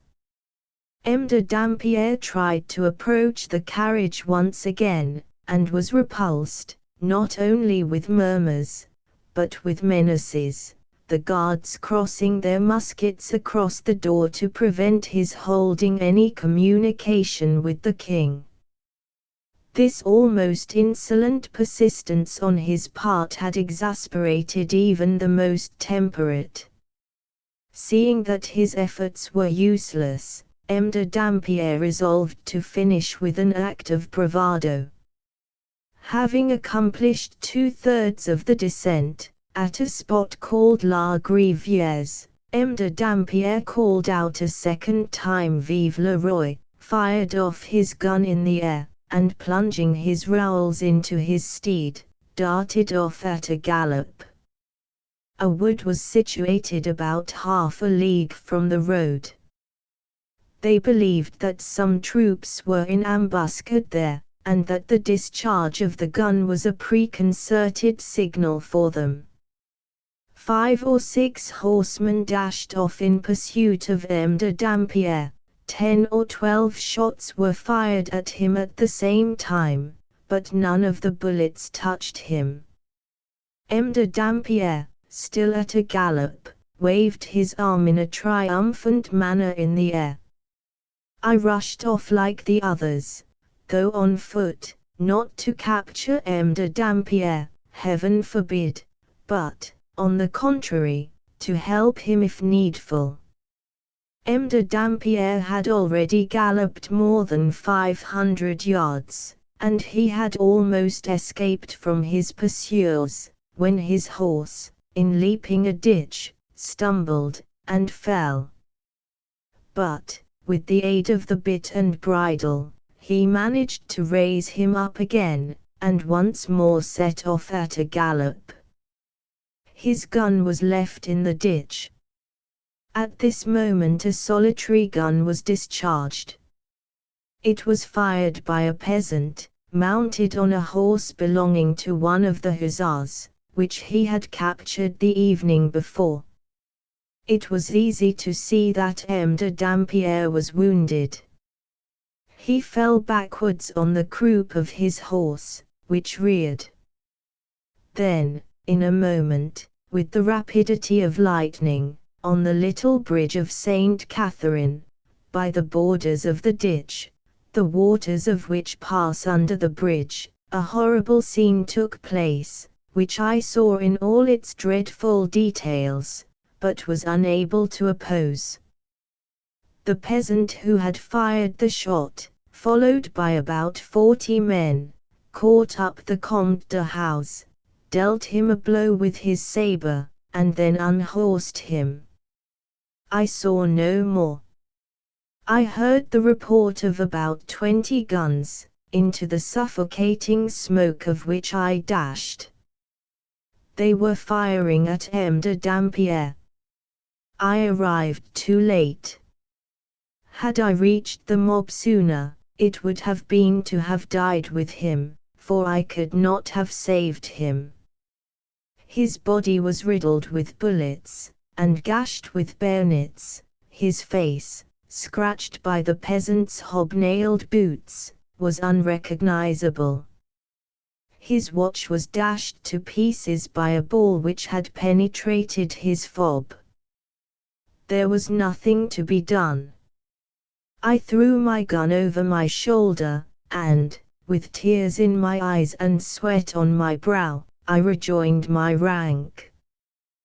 The Royal Berlin continued its route slowly and sorrowfully under a sweltering sun, along that unbending route which crosses like a pencil line that sorrowful portion of France called the Poultry Land. Decorative separator chapter XXV. The critics criticized. Not only does it seem to me sufficient to relate what I have seen, I desire also, as an eyewitness, to rectify history and to combat, on sure grounds, the mistake of historians. In order to give a slight idea of the intense excitement of Republican France against the King, and more particularly against the Queen, I quote the following letter, the original of which was sent by the citizens of Kaunion to the municipal officers of Varens, 27th of June, 2nd year of liberty. Gentlemen, allow the patriotic women of the state, who have the honor of being members of the Club of the Society of the Friends of the Constitution, to present to you their best congratulations at the capture in your city of the execrable traitors, Citizen and Citizeness Capet, whose traitorous machinations have so long tried to crush freedom in France. Our only prayer is that both may speedily be humiliated. Vive la France! Vive la Liberté! Abaisse les Capets. For the citizenesses of Kaunion, signed, Citoyenne Marie Benoit. To the municipal officers of Varens. After this specimen of the feeling of the women of France, can it be wondered that the fate of the King and Queen seemed assured? Either they must die, or France must sink lower than ever. This, of course, was only my opinion, but events have proved whether I was right or wrong. Decorative separator chapter XXXV. Is love eternal? The route from Saint Menehould to Chalons is long and fatiguing, 9 apparently never-ending leagues, traversing flat and arid plains under a leaden sky, with the sun darting his scorching rays with reflected luster on the musket barrels and sword blades. The royal family arrived at Chalons fatigued, dispirited and worn out, at 10 in the evening. Half the original followers of the royal escort had thrown themselves down under hedges and in ditches, unable any longer to proceed. But the actual escort was as strong on arriving at Chalons as when leaving Saint Menehould, since it was recruited by the National Guard of every village through which it passed, and the villages were pretty thickly scattered on the right and left of that road. The authorities, of whom the mayor took the lead, conducted the prisoners to the gate of the Dauphin. I use the word prisoners advisedly, as the royal family were in fact, at that time, prisoners of the nation. Strange coincidence, the gate through which they passed was the triumphal arch raised by the French people in commemoration of the entry of Madame the Dauphine into France. It still bore the inscription, "May it stand eternal like our love." The arch, in fact, still stood, but the love which prompted it had fallen away. At Chalons, especially, opinion changes. The bluffness of the national party was lessened. The old town where Attila lost himself, and which now preserved its trade only in the wines of Champagne, was inhabited by royalists of the better class, and by poor gentlemen. These good people were sorely vexed to see their unhappy king in such doleful plight. They expected his arrival, consequently a great supper was prepared. The king and queen partook of the meal in public, as they did at Varennes. A sort of royal drawing room was held. The ladies bore with them immense bouquets. The queen was positively overwhelmed with flowers. They determined to start on the morrow, feeling an increase of confidence on account of the reception they had met with. Before they set out, Mass was celebrated at 10 o'clock by M. Charba, perpetual curate of Notre Dame. The king was present, accompanied by the queen and the royal family, but hardly had the solemn service commenced, before a disturbance was made. It was the National Guard of Reims, who wished the king to set out at once. The time spent in Mass appeared to them wasted, as they had come solely to gloat over the downfall of monarchy, and the ruin of their king. They broke open, therefore, the doors of the chapel, despite the resistance offered to them by the National Guard.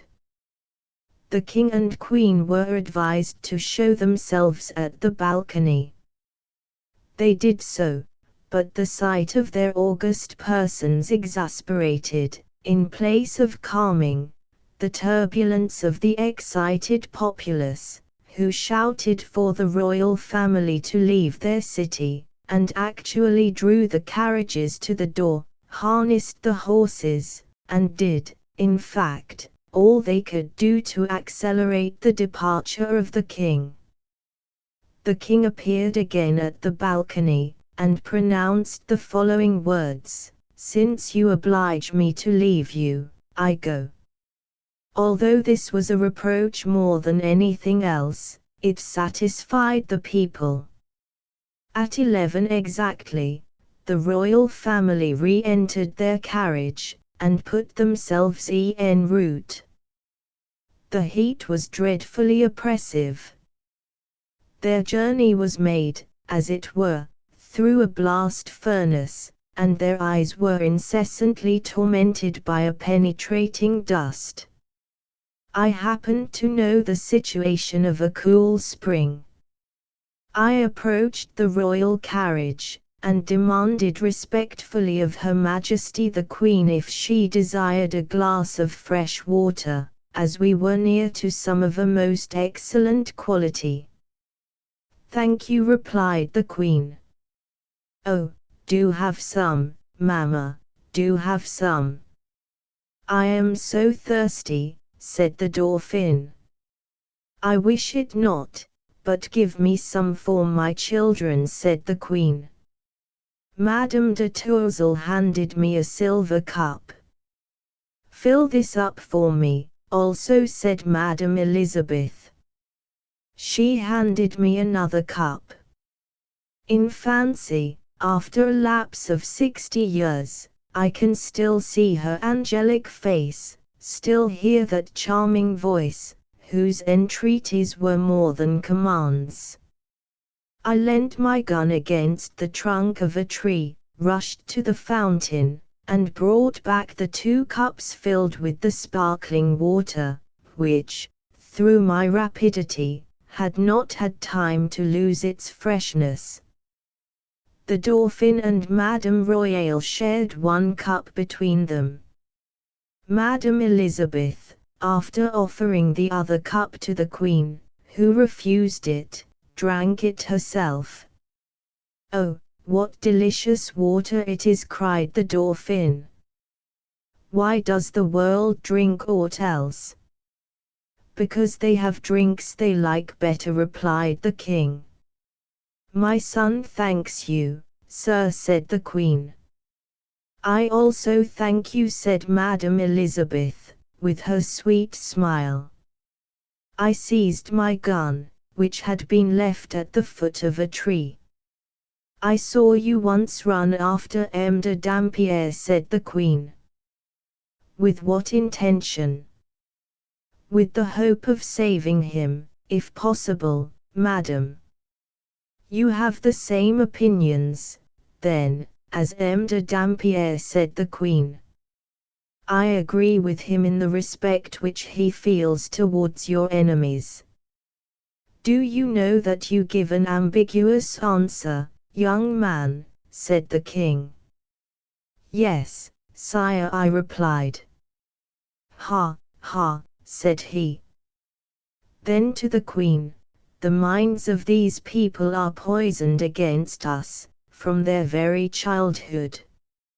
Oh, Papa, cried the Dauphin, what a beautiful gun he has. I was the person referred to. To the Queen and Madame Elizabeth I was Monsieur, but to the Dauphin I was simply he. The king looked at my gun. It is, said he, a gun manufactured at Versailles. Where did you procure it? The Duc d'Enghien gave it to me, sire. Yes, said the king, the cons have all the benefits on this side, the department of the Meuse as they call it. Then looking towards me, have you ever served princes? Sire, said I, smiling, is it necessary to have served princes in order to receive a present from them? The Queen bent her regards upon the king. Strange, said she. I retreated a pace. The king beckoned me, but not knowing how to address me, he said, my young friend, you say that the Duc d'Enghien gave you that gun. Yes, sire. I understand, said I, that the king wishes to know upon what occasion this gun was presented to me. I was the nephew of a park keeper of the forest of Argonne, whose name was Father Descamps. The Duc de Condé and the Duc d'Enghien often hunted in this forest. The Duc d'Enghien took a fancy to me, and gave me this gun. The king, for a moment, appeared buried in thought. Your uncle is still alive? He then asked. Sire, he is dead. Why do you not solicit his place? Because, sire, the keepers wear livery. I am a free man. Children suck in republican ideas, even with their mother's milk, murmured the king. He then threw himself back in his carriage. I know not if the king spoke again, but the carriage at the moment stopped, and, perchance, with it stopped something of importance. We had arrived at Port Bacon. Suddenly was heard a cry, the commissaries, the commissaries. At this moment, a man on horseback dashed up to the door of the king's carriage. The king put out his head, to see what had caused the halt. Sire, said the horseman, here are 3 deputies, who wish to direct the return of your majesty. Aha, said the king, can you tell me the names of these estimable gentlemen? Their names, sire, are citizens Latemorberg, Barnave, and Peshen. The 3 deputies represented the 3 different parties of the assembly. Latemorberg was royalist, Barnave was constitutional, Peshen was republican. The crowd respectfully drew back. 3 men approached the royal carriage, stopped at the door, and saluted the king, who returned their inclination. One of them held in his hand a paper, which he read in a loud voice. It was the decree of the National Assembly. The man who read it was Peshen.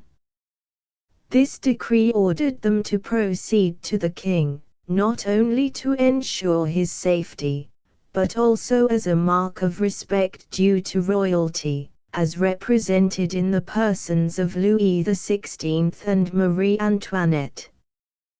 The king knew that Later was a royalist. He therefore desired that, as 2 deputies had to sit in the carriage with him, he would name the 2. The Queen expressed the same desire. Later replied, in a whisper, "I accepted the submission which introduces me to your Majesty only in the hopes of being of some service to you. Your Majesty can, then, count upon me as a faithful follower. But I have not the power of Barnave, who exercises an enormous influence over the assembly. He is vain as an advocate, and will be flattered by having a seat in the carriage of the king. It is, therefore, needful that he should occupy a place, and that the Queen should take the opportunity of improving his acquaintance. I, therefore, beg your Majesties to excuse my surrendering my seat." The Queen bowed her head. She wished to again assume her womanly properties, and to seduce Barnave, as she had Mirabio. To be sure, it was humiliating, but, at the same time, it was a distraction. Strange contradiction. It was the king who had most repugnance to Barnave's occupying a seat in the royal carriage.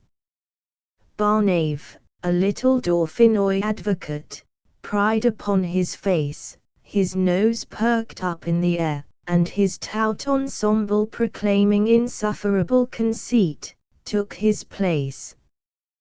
Passion likewise, his rosy cheeks glowing with satisfaction, disposed of himself to his perfect content.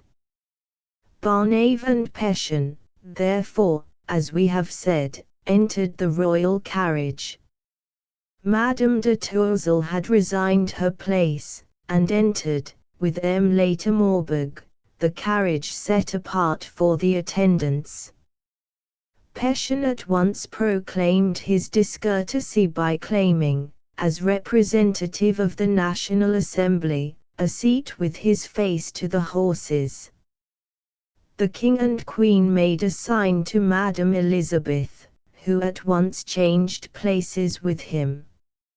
At last, all inside the royal carriage were satisfactorily arranged.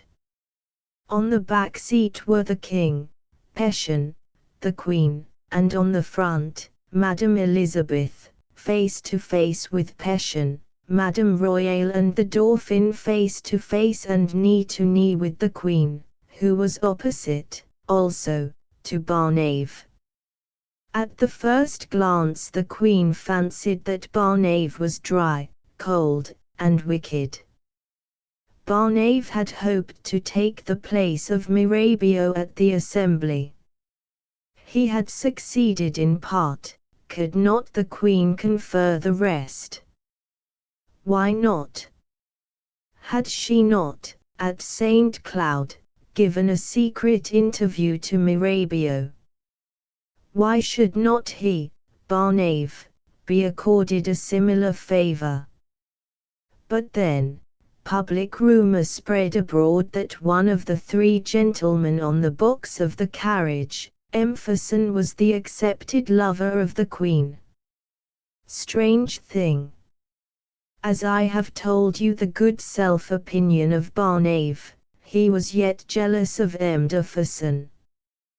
With the admirable shrewdness of women, the Queen discovered this before a quarter of an hour had elapsed. She managed to get the 3 guards, named respectively Millimeter, de Malden, de Valois, and de Mustia. No Fasson. Barnave breathed, smiled, and became positively charming. Barnave was young, handsome, polished, of fascinating manners, and felt great commiseration for the unfortunate royal party. In place of the Queen seducing Barnave, Barnave almost seduced the queen. Decorative separator chapter XXV. Barnave and Passion. One naturally asks how I became acquainted with all this.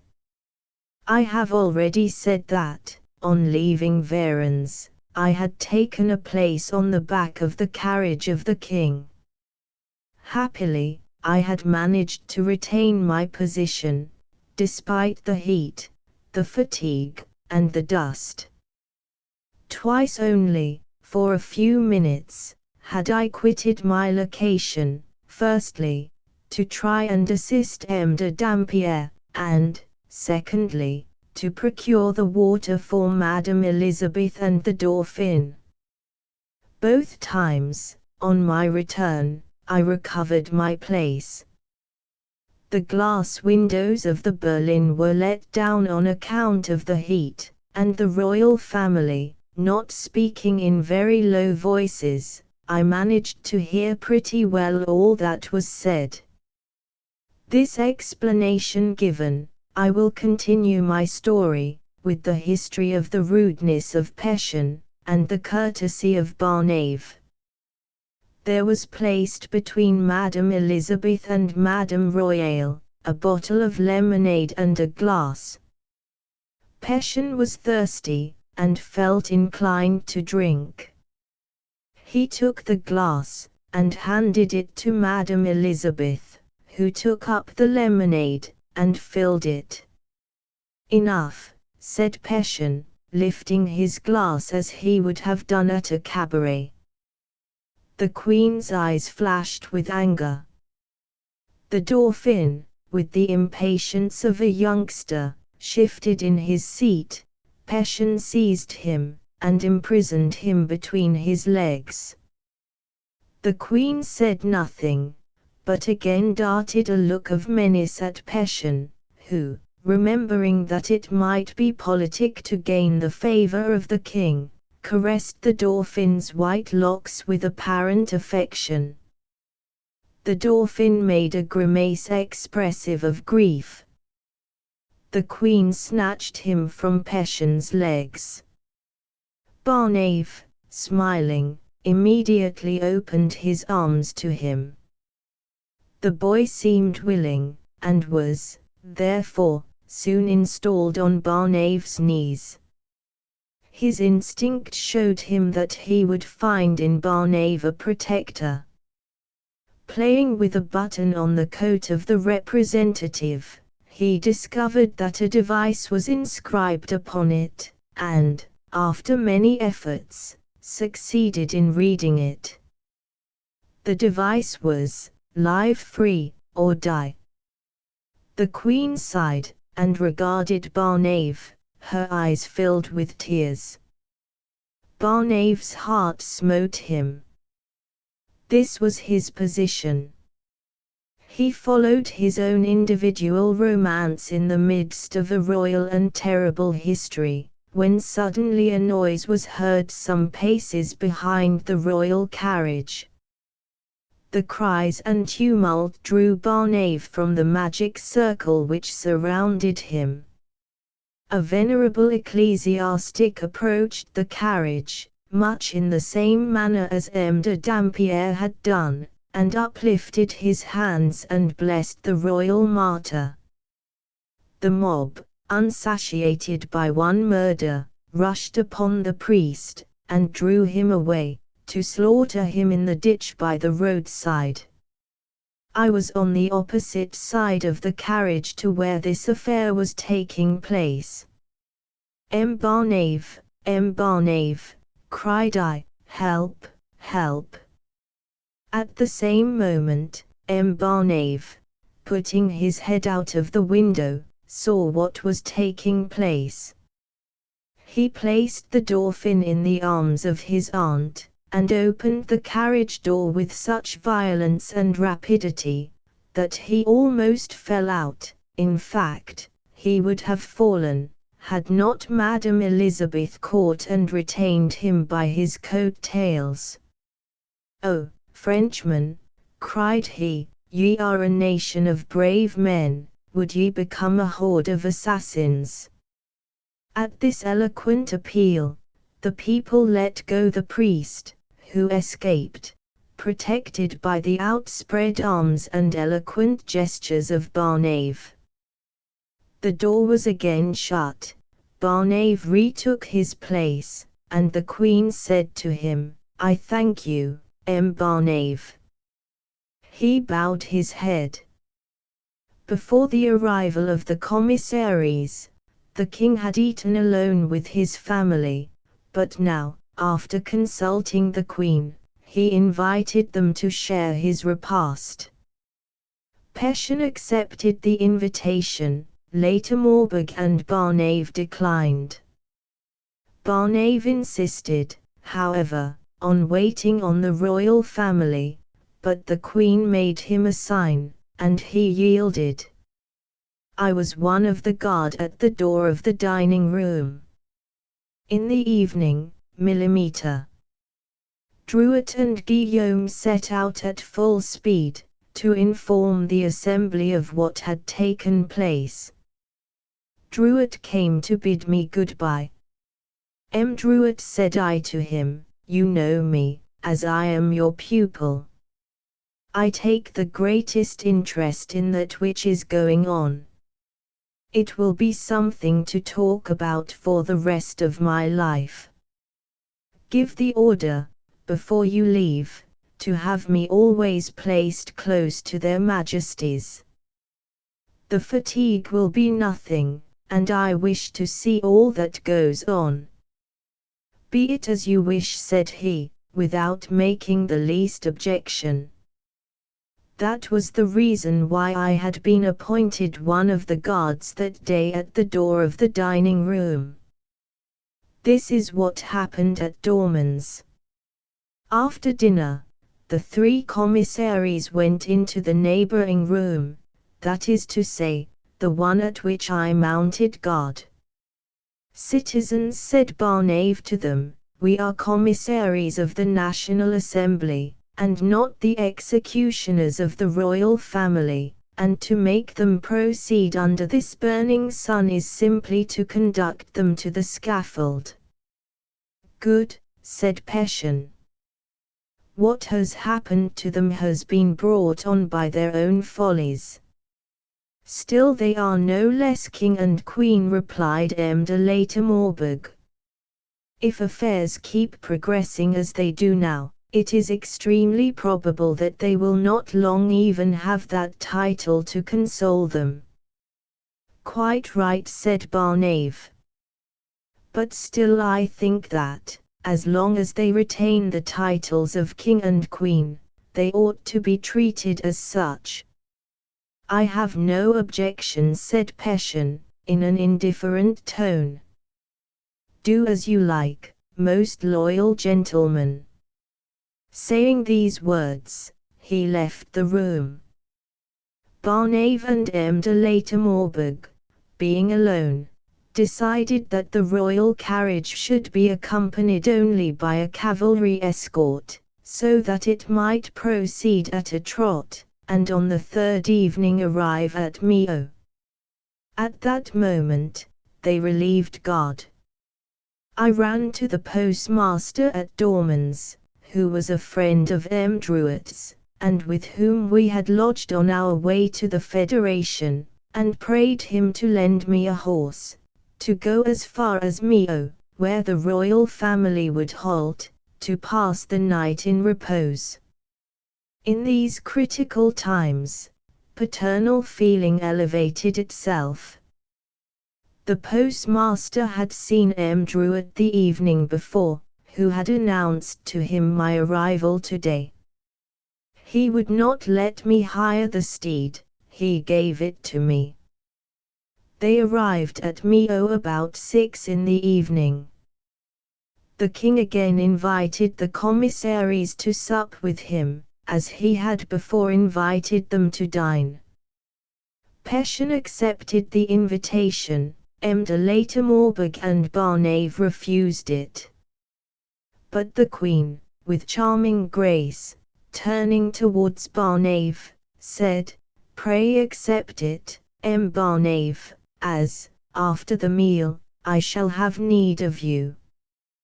Barnave bowed, the king signed to de Latermorberg, and the two took their places at the royal table. They were located in the palace of the Bishop of Meaux, a melancholy-looking place enough, with its dark oak staircase and mysterious and dusty passages. I was on guard at the garden gate. After dinner, the Queen, who, as she had said to Barnave, had need of him, took his arm, and mounted the staircase to the apartments above, under pretext of seeing a chamber once occupied by Bossuet. As for the king, he descended into the gardens with Pétion. Pétion it was who desired the tête-à-tête. Pétion, who, apart from his folly, was a good man, and had a good heart, had formed an idea of escape for the king. It was, to allow the 3 bodyguards to go, so that they might disguise themselves as National Guards, and so facilitate their entrance into Paris. But, extraordinary to relate, the king could not understand this idea of Pétion's, and not wishing to be under an obligation to Pétion, and having the absurd suspicion that he wished to assassinate the guards, he refused. And yet, on the day when he could have caused Lafayette to be proclaimed mayor of Paris, he nominated Pétion. It was because the Queen hated Lafayette more than the king detested Pétion. As for the Queen, no one knows what passed between her and Barnave, except through the account which she afterwards gave to Madame Campan. The impression which the young representative produced on the Queen may be summed up in those words. If ever power returns into our hands, the pardon of Barnave is assured in our hearts. The Queen was ready to pardon Barnave for his rebellion. France did not pardon him for his weakness. The unhappy orator paid with his head for the few moments of happiness he spent with this second Marie Stuart. Perchance he had the same honor as Mirabeau, of kissing her hand. Decorative separator chapter XXXAE. Paris. Day dawned. It was the 25th of June. They returned to Paris after 5 days' absence. 5 days. What terrible events had come to pass in the space of 5 days? As they approached Paris, Barnave retook his seat at the back. No longer was it a seat of honor, but the place of danger. If a fanatic should fire on the king, which was, indeed, probable, if on the Queen, which was more than probable, Barnave was there, to arrest with his own body the fell bullet aimed at royalty. Mathieu Damas had been charged by Lafayette, royalist though he was, to protect their entry. This able strategist had drawn from all parties in order to diminish the danger. He confided the guarding of the carriage to the grenadiers, whose tall hats hid entirely the doors. A line of horse grenadiers formed a second ring. As for the 3 guards whom Louis XVI had not wished to go, 2 grenadiers, with their muskets bayoneted, sat a little behind the box seat, ready to suppress any attempt at rescue or flight. The heat was tremendous. The carriage, the nearer it approached Paris, appeared to be entering the mouth of a furnace. The Queen, whom nothing hitherto had conquered, was beaten by the heat. Twice or thrice she cried, "I suffocate." At Bourget, the king asked for wine. Broken down by fatigue, Madame Elizabeth slept. The change of places had brought passion close by her. The face of the future mayor of Paris had a remarkable expression of joy. The queen, who cared not for sleeping herself, shook her by the arm in order to awaken her. "Let her alone," cried Passion. "Nature must take its course." They passed the barrier, and entered into the midst of a moving and agitated people. From time to time the crowd gave a tremendous yell. The king, trying to show sang-froid, began, apparently, to read. Suppose one were to applaud the king. He shall be scourged. Suppose one were to insult him. He shall be hanged. The crowd kept pace with the carriage. Mathieu Damas, commanding the escort, did not wish to enter Paris by the Faubourg Saint-Martin. He was nearer the Faubourg Saint-Antoine, of terrible memory, on account of the attack and seizure of the Bastille. He asked himself if he had a human barrier strong enough to protect the royal family from the crowd who had virtually sentenced them to death. He went round Paris by the external boulevards, and entered it by the Champs-Élysées and the Place Louis XV. On the Place Louis XV stood, at that period, the statue of the monarch whose name the place bore. They had bandaged the eyes of the statue with a handkerchief. This illusion, though ignored by the king, still disquieted him. "Why this bandage on the eyes of my predecessor?" inquired the king. "To show the blindness of the monarchy, sire," replied Passion. In the progress from the Champs-Élysées to the Place Louis XV, the barrier of grenadiers was often broken. Then the queen saw appear at the windows hideous faces, expressive of satisfaction and revenge. What caused those devils to turn away and bow? It was a kiss which the Dauphin sent them, and a bow from his sister, those white-winged angels hovering over the royal family.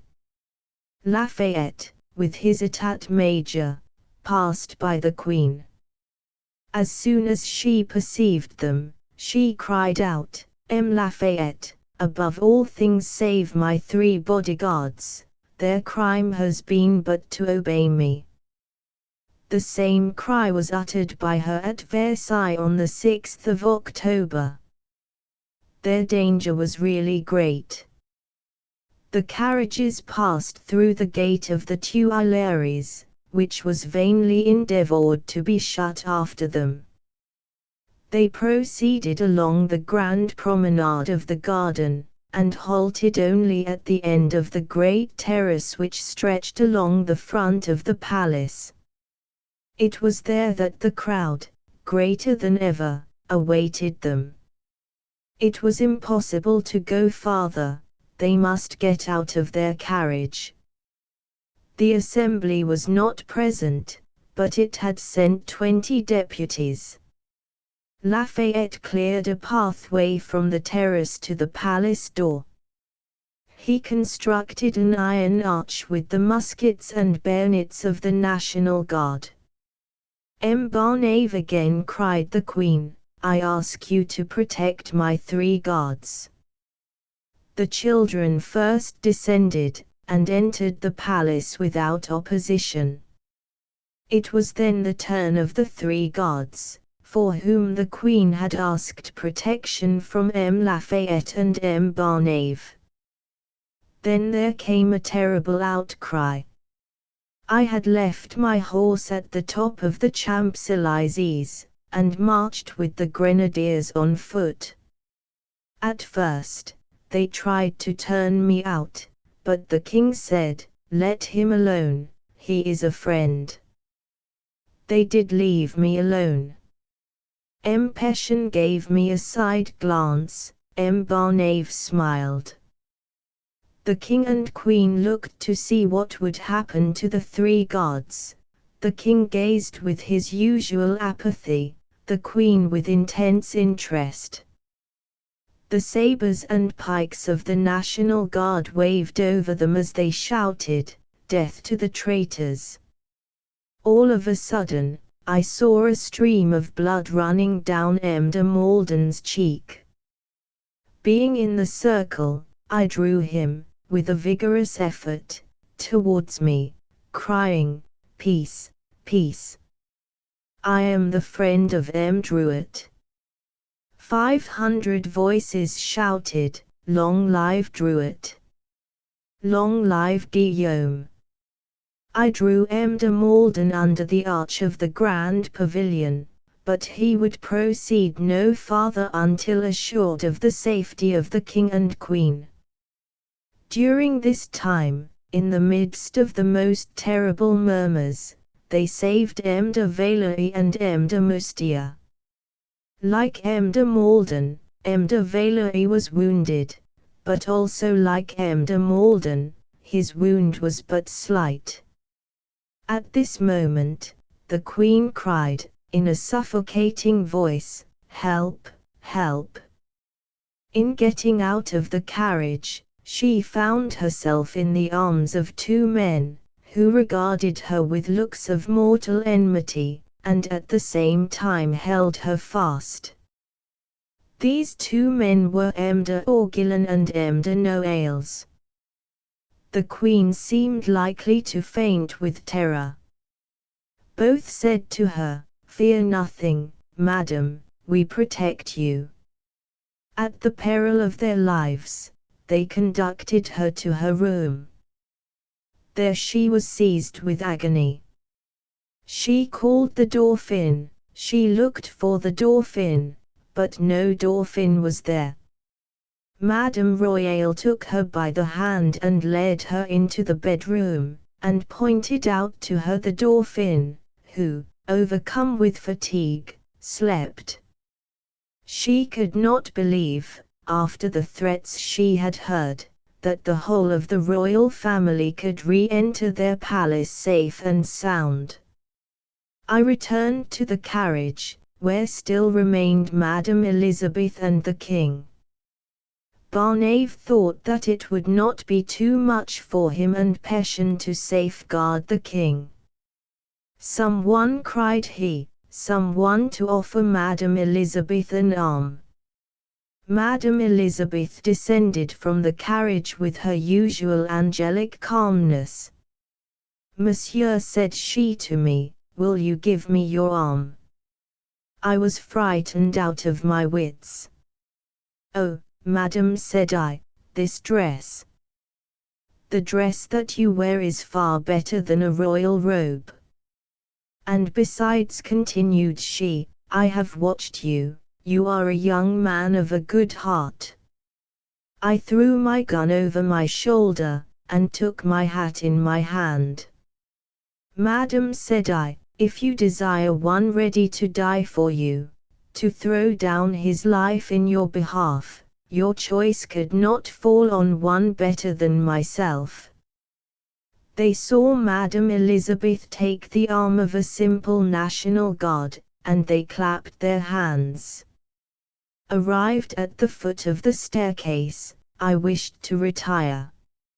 "My brother," said she, trying to see. I looked back. "He is coming," said I, between Barnave and Passion. I then bowed to Madame Elizabeth a second time. "Will you not return to see us, sir?" asked Madame Elizabeth. "I fear, madam, that I shall not again have the opportunity of being of service to you." "Perhaps so, but you have been, and, whatever people may say, we are a family that never forget."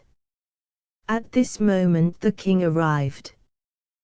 "Thank you, gentlemen, thank you," said he to Barnave and Peshen. "I need not say to you that if you like to come upstairs, sire," replied Barnave, "your Majesty and Her Majesty the Queen are at present in safety.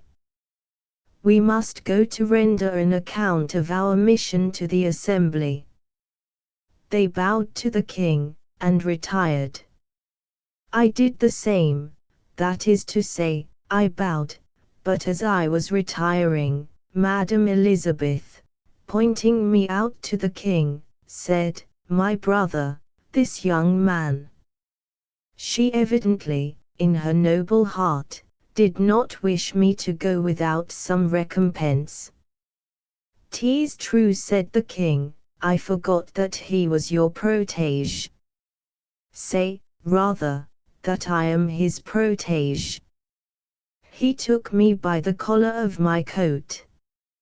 "Look here, young man, unhappy as we are, can we do nothing to help you?" I felt wounded that the king should think that I required to be paid for what I had done. "Sire," replied I, "if you make a promise to the nation, keep it, and, as a citizen, you will have done all for me that I can ask." "You see, sister," said the king, "he is a savage." "What is your name, sir?" asked Madame Elizabeth. "René Besson." "Whence come you?" "From the forest of Argonne." "I told you he was a savage," said the king. "What else could you expect?" "What trade are you?" "A carpenter." "My brother, you know the fable of the lion and the rat," said Madame Elizabeth. "My friend," said the king, "you see that I must enter my house. If you have need of me, ask for Cla, my valet de chamber." "Sire," replied I, "a man who has an occupation has need of no one, much less of a king." The king shrugged his shoulders, and mounted the staircase. Madame Elizabeth stayed behind. "But, on the other hand, my friend," said she, "suppose that we have need of you." "Ah, madam," cried I, "that is another affair." "In that case, René Besson, ask for Cla.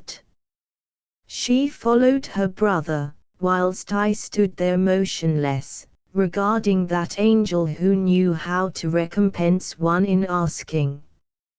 On the morrow, the journalist, Prudhomme, wrote, "Certain good patriots, in whom the sentiment of loyalty has not extinguished that of compassion, appear uneasy concerning the moral and physical state of Louis XVI and his family, after a journey so fatiguing in all respects as that from Saint Menehoud. Let them reassure themselves." Our friend, on entering his apartments, on his return, felt no more fatigue than if he had been indulging in the pleasures of the chase. He ate his chicken as usual, and the next day played after dinner with his son. As for the mother, she took a bath on her arrival. Her first request was for boots, she having remarked with sorrow that hers had been destroyed by travelling.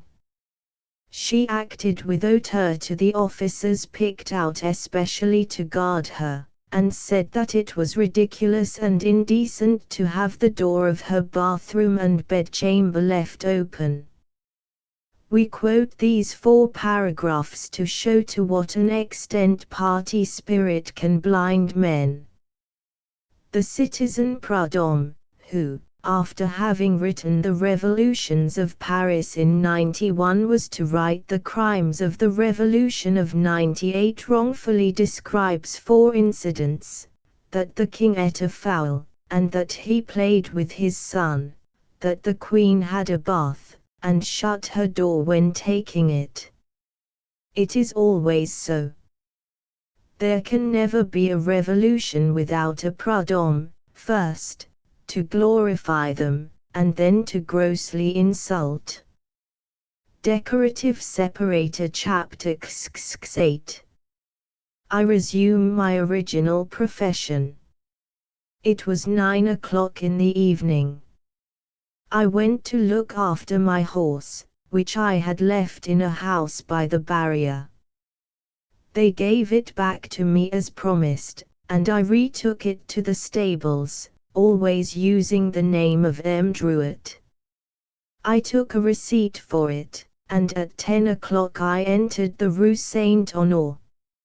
I found all the family at table, as, on account of the day's excitement, the supper, which usually was partaken of at 8 o'clock, tonight was delayed till 10.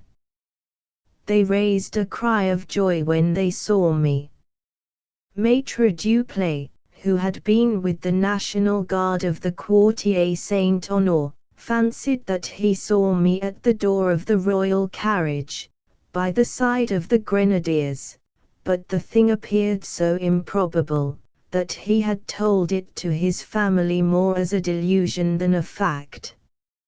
Scarcely was I recognized, than the two girls immediately made a space for me between them. This was the more easy, as the elder apprentice was absent, leaving only the one enamored of Mdlle. Cornélie, Félicien Hadar. I did not want much pressing to sit down, I was literally dying of hunger and thirst. The young girls wished to ask me questions, but M. Duplay excused me until I had both eaten and drank. In a few minutes, I rejoined the supper eaters, and set myself to gratify the public curiosity. It was necessary for me to recount everything, omitting no details, from the moment when M. Druitt appeared to the king as a vision, on the top of the Hill des Religieuses, to the moment when the carriage started from the house of the grocer, Sauce, and, lastly, to their arrival at the gate of the Tuileries. It can be easily understood with what avidity my tale was devoured, especially by the women. At that period, the women took a great interest in the revolution. Madame Duplay, Mdlle. Cornélie, and Mdlle. Estelle made me repeat the same details over and over again, and, though they had a sigh for Madame Elizabeth, the Queen was ever an Austrian, that is to say, an enemy. It was now 11 o'clock. Duplay, bursting with the news which I brought him, resolved to go to the Jacobin Club. There was no doubt but that, in consequence of the great events taking place, the club would, despite the late hour, be holding a sitting. He asked me if I would like to accompany him, but, indefatigable though I was, I asked his permission to retire to repose.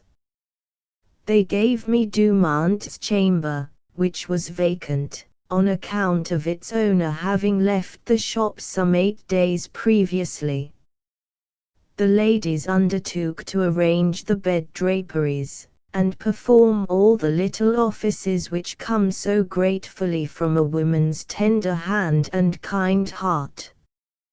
Félicien commenced by scowling at me, but when he perceived that upon Estelle, by tacit consent, fell the greater share of the labor on my account, his brow gradually relaxed. Duplay set out for his club. They then informed me that my chamber was ready. It was the first time for 4 nights that I had slept in a bed, so you may imagine that I stood upon no ceremony.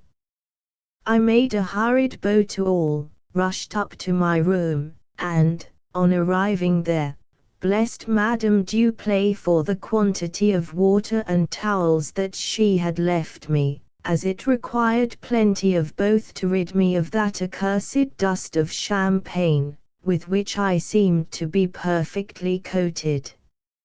I jumped into bed, and, in a second, fell into the most profound sleep. On the next morning, I was awakened by M. Duplay, after a most persistent shaking, which, in my sleep, I attributed to other causes. "Ah," said he, "when you sleep you do sleep, and no mistake, you drowsy provincials." "Bah," said I, "it is you, then, who have been trying to awaken me." "Yes, and who tried last night, but could not succeed." "What did you wish of me?" "Citizen René Besson, I fancied that you would excuse the breach of hospitality, when you knew that I had something most important to tell you." "Well, I am all attention, M. Duplay." "Call me citizen," said Duplay, pluming himself. "Well, I listen to you, citizen. As you know, I went to the club last night." "Yes." "There I met M. Chandelos de Laclos." "Citizen Laclos, you mean, I suppose." "I stand corrected. All men are now equal." "Well, I met Citizen Laclos, and told him all that you had related to me concerning the journey of the king to Paris. Do you know what he asked me? He asked me to take you to the Palais Royal, in order that you may give your version of the affair to the Duc d'Orléans. Yes, thou. In the meantime, you had better dress yourself." "Do I go this morning, then?" "Between 9 and 10 o'clock. What time is it now?" 8:30. "You know, I suppose, that my only costume is that of a National Guard. It is the costume of patriots. But still, when one goes near princes—" "Does my coat want brushing?" "Leave that to Catherine. You occupy yourself with putting on a clean shirt, if you have any. I will see that your clothes and boots are brushed. If you have not any clean linen, I can lend you some." "Thank you, I have all that I require in my bag." "Dress, then, don't waste time." And Maître Duplay, Republican though he was, enchanted to conduct me before a prince, took my coat, hat, trousers and boots, downstairs for Catherine to brush. At 9 o'clock exactly, I was ready. We went along the Rue Saint-Honore to the Rue de Valois, and, arm in arm, entered the Palais Royal by the gate which opens into that street. Maître Duplay gave his name. Citizen Laclos had, no doubt, given previous orders, for we were immediately admitted. Arrived at the first floor, no sooner had Duplay given his name, than they sent at once for M. Chandelos de Laclos. M. Chandelos de Laclos rushed up. "Is this the young fellow?" asked he. "Himself," replied M. Duplay. "Let him come into the presence of His Highness." He conducted me along a straight corridor into a boudoir, which led into a bedroom, the open door of which allowed me to see that the bed was unmade. The open windows, with the closed jalousies, gave access to a most refreshing breeze. His Royal Highness, clothed in a dressing gown, made of cashmere, with a cap to match, was sipping tea, a new fashion imported from England. Everyone knows that His Highness was thoroughly English, with a charming dame of 29 or 30 years of age, clothed in an elegant morning dress, and who was, as I afterward learnt, Madame Buffon. Le Duc d'Orleans, afterwards so celebrated under the name of Philip Egalite, was a man of from 44 to 45 years of age, a fat, full figure, red complexion, with a good carriage, but the head a little too large, who, on account of a quarrel with the Queen, had been cruelly and unjustly treated by the Court of Inquiry into the naval engagement at Ouessant, where he had comported himself most bravely. The result of this, on his side, was a most bitter hatred of the Queen. He received me with a nod of the head. Madame de Buffon regarded me with curiosity. I was far from being elegant, but I possessed great propriety of manner. Without being handsome, I was at an age when youth supplies the want of beauty. I was tall, well-made, with an open expression of countenance, and a well-knit frame. The loyalty of my heart beamed upon my face. In short, I made the same impression upon the Duc d'Orleans and Madame de Buffon as I had upon the King, the Queen, and Madame Elizabeth, that of being a well-looking lad. "You come from Varennes, my friend," said the Duke. "Yes, Monseigneur," replied I, "and you saw all that passed at the grocer's. What do you call him?" "Sauce, Monseigneur." "So it is. And you also saw what took place on the road?"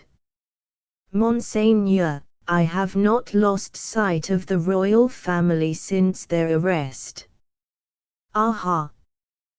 There is a lady, a thorough royalist. She wishes to know all that has happened to her good king and dear queen. Will you be kind enough to give her a history of it?" I commenced the account. When I mentioned Druet, the Duke interrupted me to ask particulars about him.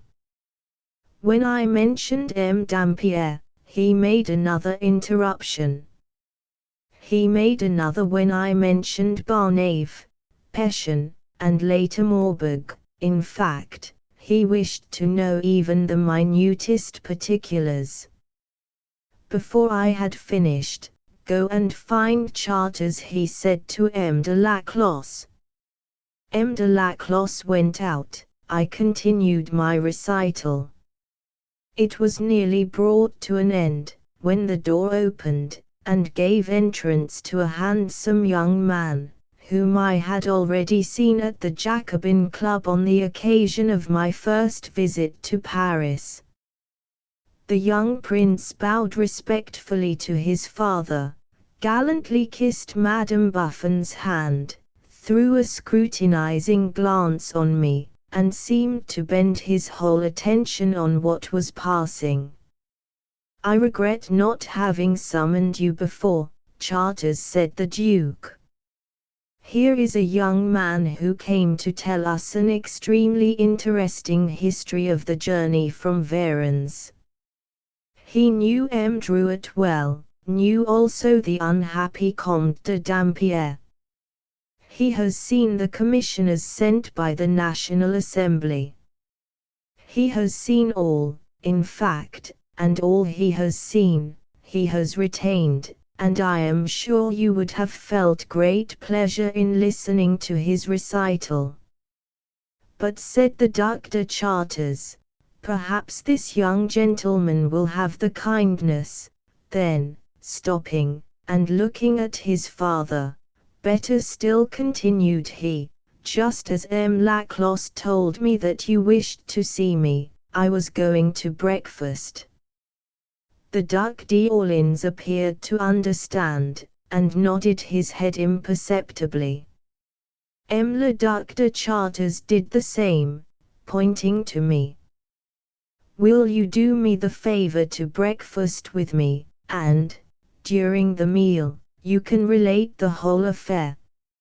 I addressed myself to Laclos. "'Tis for me," said I to him, "to thank His Highness for the great honor which he has conferred upon me, but it is for you to explain to him that I have left in the entrance hall someone who awaits me, but that will not prevent me from giving Monseigneur," continued I, turning to Duc d'Orleans, "the recital which I have just given you." "But," said the Duc de Chartres, smiling, "it will prevent you from accepting my breakfast." "Monseigneur," said I am apprenticed to Duplay, your carpenter." It was he who had the goodness to tell Laclos that I should have the honor of being received this morning by the prince, your father. It would be but a bad return, I think, for his kindness were I to leave him waiting in the antechamber, he who is my master, whilst I had the honor of breakfasting with you. "Excuse me," said I, laughing. "I am a savage from the forest of Argonne, but, in all cases, I know Monseigneur to be sufficiently just and good to make him my judge in this case, and I promise faithfully to comply with his decree."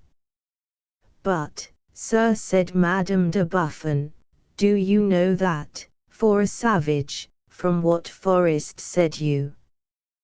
"The forest of Argonne." "You express yourself well. One would think that all your life you had been talking to princes." "I have not all my life spoken to princes, but princes have often done me the honor to speak to me." "Truly. Who were they?" "Le Prince de Condé and le Duc d'Enghien. They used to hunt in the forest of Argonne, and d'Enghien was in the habit of taking me with him." "Well, nothing can astonish me, after this," cried Madame de Buffon. "Did you see my cousin just before his departure?" asked the Duc de Chartres. "I am probably the last Frenchman to whom he paid the honor of shaking his hand." "Well, then, you must accept my offer, and breakfast with me." "That is my affair," said the duck. "Dear lady, methinks I heard you say that you have some carpentry work to be done in your apartments." "I, for my part, have several orders to give Duplay."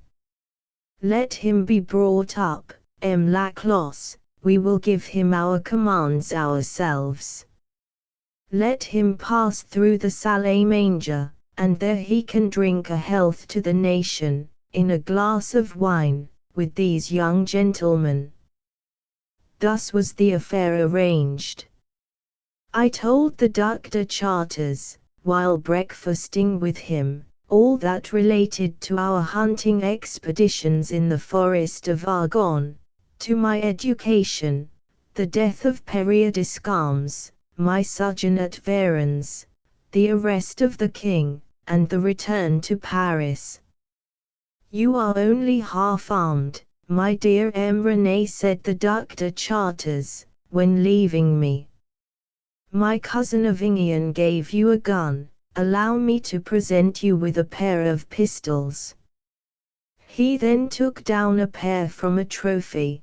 They were of Versailles manufacture, and insisted on my accepting them, as they matched my gun in pattern. When I say insisted, perhaps I exaggerated a little, as nothing could give me greater pleasure than to accept his present. As for Duplay, he received an order of the value of 5,000 francs, and drank with the Duc de Chartres to the health of the nation, so that he returned home in the best of spirits, rejoiced to have combined, in his morning's visit, pleasure and profit. Decorative separator chapter 6. Touching the Princess Lamballe. It will easily be imagined that the event of which I am treating was the subject of conversation for 15 days in the house of Duplay in which I was apprentice, in the place of Dumont. Felician, seeing that I entertained for MDLLE. Cornelie and MDLLE. Estelle only such affection as every well-educated man ought to have for women, drew in his nails and teeth, and became as good a comrade towards me as it was possible for him to be. Still the revolution marched on with gigantic strides, the flight to Varennes having given it a terrible impetus. On the 27th and the 28th of June, the Assembly promulgated the following decrees: the Garde du Corps is disbanded.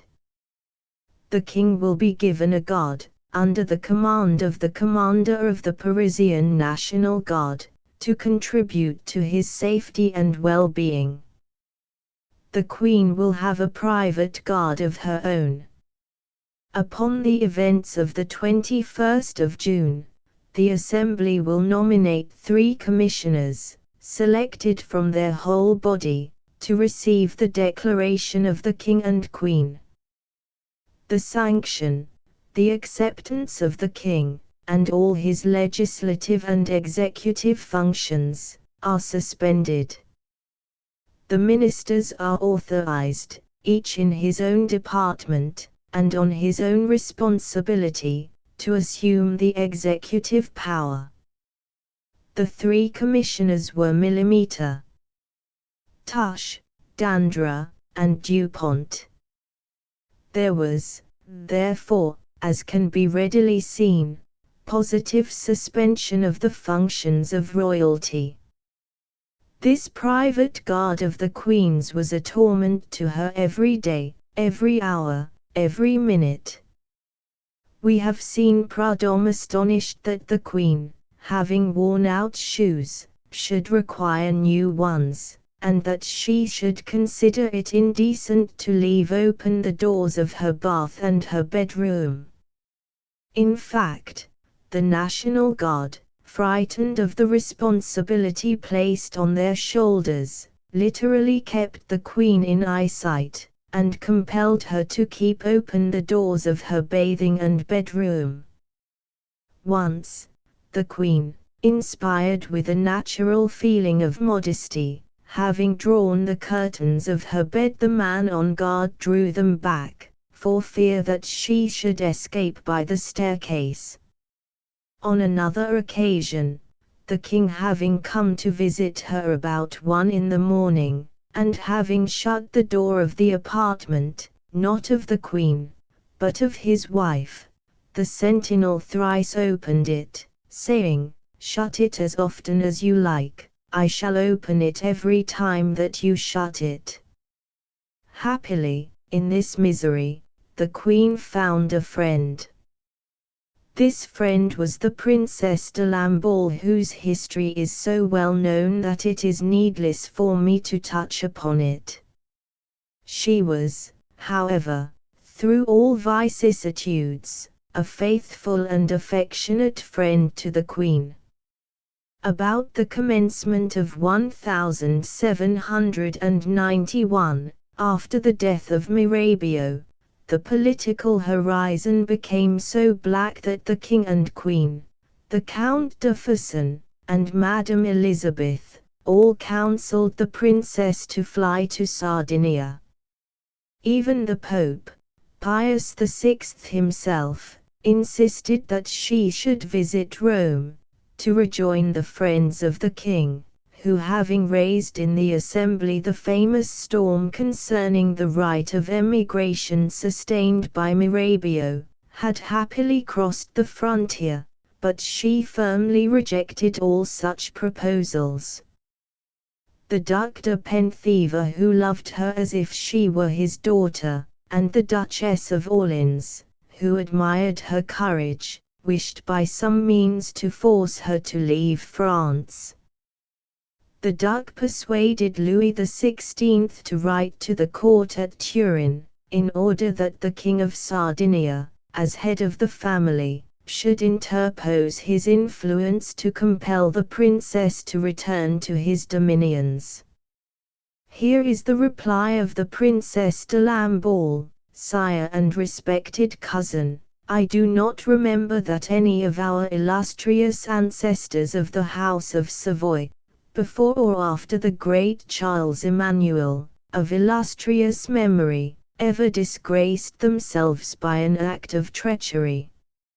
I should do so were I to quit the court of France at this critical juncture. You will excuse my refusing your truly royal invitation. The shedding of blood, and the madness of the states, alike command that one and all should unite their efforts for the preservation of the King and Queen and the royal family of France. It is impossible to shake my resolution. I have determined, once and for all, never to abandon, at a moment when they are forsaken by their oldest servants, those who have none to look to but me. In happier days, your Majesty can count on my obedience, but today, as the court of France is open to the persecutions of its most atrocious enemies, I beg humbly the right of following my own instincts of right. At the most brilliant epoch of the reign of Marie Antoinette, I felt the warmth of royal favor, and can I now abandon her?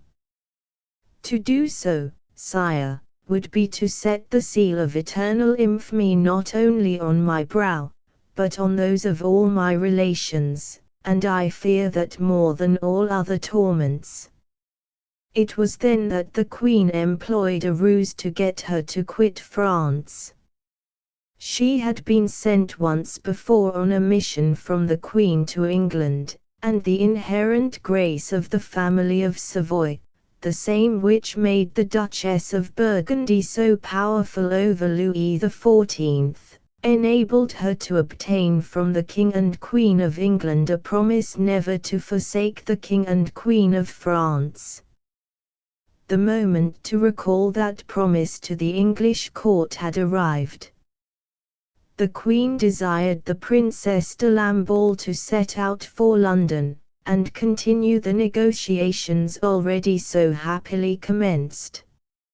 She therefore left Paris, and reached England, stopping at Calais, at the famous Hotel de Seine immortalized by Sterne in his Sentimental Journey.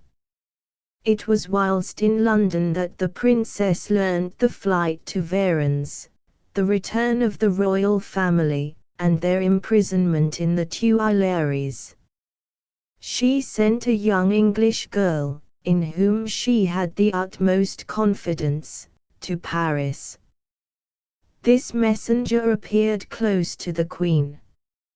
She had come in the name of the princess, to learn the exact situation in which the family were placed.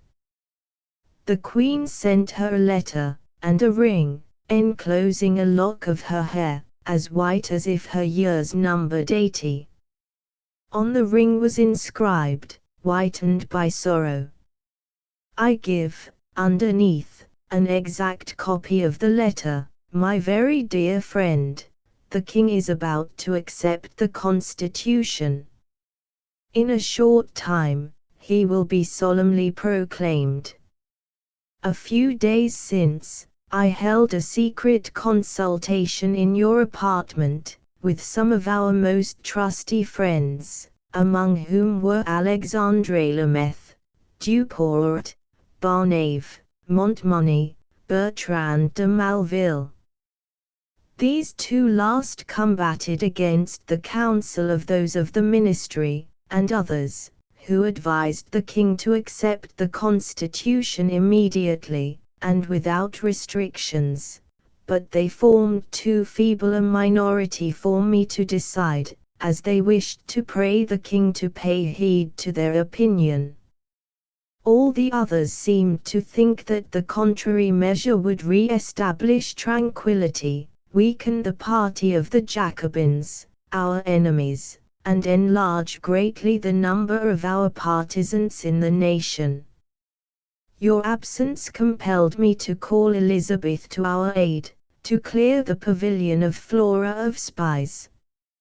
She did not acquit herself very well. Poor Elizabeth! You cannot expect much cunning or circumspection in a woman so little accustomed to the intrigues of a court, and to the dangers which surrounded us. They try to persuade us that we are in no danger. Would that it were so, and that I could again open my arms and heart freely, to receive my best friend. Although these are the most ardent aspirations of my heart, nevertheless, my dear, my very dear Lamball, pay heed to nothing but your own inspirations. Some people say that they see the future brilliant as the sun at midday. For my part, I confess, it seems covered with clouds. I cannot see future events with all the security that I could wish.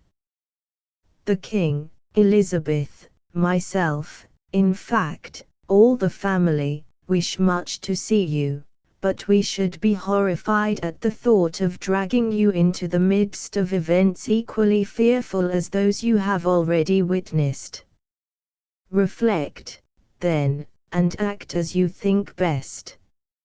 If we cannot see you, send us the result of your conferences with the precipice. 1. Your young English friend will bring you plenty of letters. Will you have them sent to their respective addresses as quickly as possible, either by her, or in any other way that you may consider more fitting? Your affectionate Marie Antoinette. On receiving this letter, the Princess left London, where she was in safety, and, without the slightest hesitation, returned to the Tuileries, to take her place by the side of the Queen. But whilst Madame de Lamballe was at London, great events were taking place in Paris. The letter which we have quoted, although undated, is virtually dated, through the fact that the Queen speaks of the King's accepting the Constitution, and it was on the 3rd of September only that a deputation from the National Assembly presented the Act of the Constitution for the acceptance of the King. Let us now retrace our steps a little, and throw a glance at that terrible day, the 17th of July, day of the Champs de Mars, day of the Red Flag, which in 1848, furnished to M. de Lamartine, one of his most wonderful oratorical efforts. Decorative separator chapter XL. The tide rises. The Queen was right in not viewing events in the same light as those who surrounded her. Firstly, the struggle was between the Assembly and the Court. The Assembly won the day. Then it was between the Constitutionals and the aristocrats. The Constitutionals won the day. Now it was to be between the Constitutionals and the Republicans. It is true that the Republicans had only just begun to appear, but in their first birth they formed this terrible principle: no more monarchy.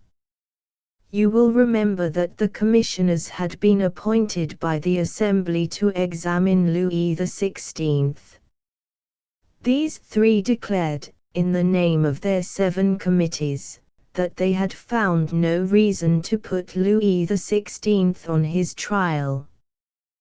The Assembly took the opinion of the commissioners, but the Jacobin Club refused its sanction to the Assembly. The Assembly had then above it a high chamber, which could annihilate its decisions with its veto. In order to understand the situation and the events about to take place, it is necessary to say that at this juncture there were opposed to each other three distinct parties. The Royalists, who wished the king absolute, that is to say, without the constitution; the Constitutionals, who wished the king with a constitution; and the Republicans, who wished neither king nor constitution, but a republic. The Assembly, as we have said, voted that there was no necessity to put the king on trial. But, through concession to the public feeling, it had voted two measures, one preventive, the other repressive. This was the repressive measure: that Buell, and all servants, officers, couriers, and accomplices in the flight, should be prosecuted. This was the preventive measure: that if a king breaks his oath, or attacks, or does not defend, his people, he shall be cast from his throne, become a simple citizen, and be tried for the offences committed previous to his degradation. The repressive measure was one of those timid ones proper to a decayed assembly, which feels that its power is crumbling away. During some days, or, rather, nights, the Jacobin sitting became stormy. During the sitting, in which the true culprit, that is to say, the king, was left alone, in order to arrest and punish the minor offenders, that is to say, Buell, Fersen, the Gardes du Corps, and Madame de Tourzel, M. Robespierre asked in vain to have the report distributed, and the discussion adjourned. As it was known in advance that the discussion would be stormy, Robespierre went to the club. He had been accused, at the Assembly, of republicanism, and, mark this well, on the 13th of July, 1791, Robespierre did not disdain to again avow himself a republican. On that evening, we all went to the Jacobins, M. Duplay and myself in the superior hall, and the three women and Felicien in the inferior, where a society was held, called the Society of the Two Sexes. During my absence from Paris, Robespierre had acquired a great popularity, to which he had succeeded by degrees. He had still the same voice, though, perhaps, he spoke a little stronger than the last time that I had heard him, and I fancied that I noted a marked progress in his intonation, but still the same spinning out of his facts. He had just finished his discourse, when a great disturbance was heard. It was the Cordeliers Club, which, in the persons of Danton and Legendre, had made an irruption among the Jacobins. They were neither vague nor lengthy in their demands. Danton, in an outburst of ironic thunder, demanded how the society dared to take upon itself to pronounce reformed opinions before the nation had done so. Legendre directly attacked the king, called to reason the societies who, working in an underground manner, undermined the decisions of the Assembly, and terminated in saying, "What I say is for the good of the Assembly itself." There was almost a menace expressed in these last words.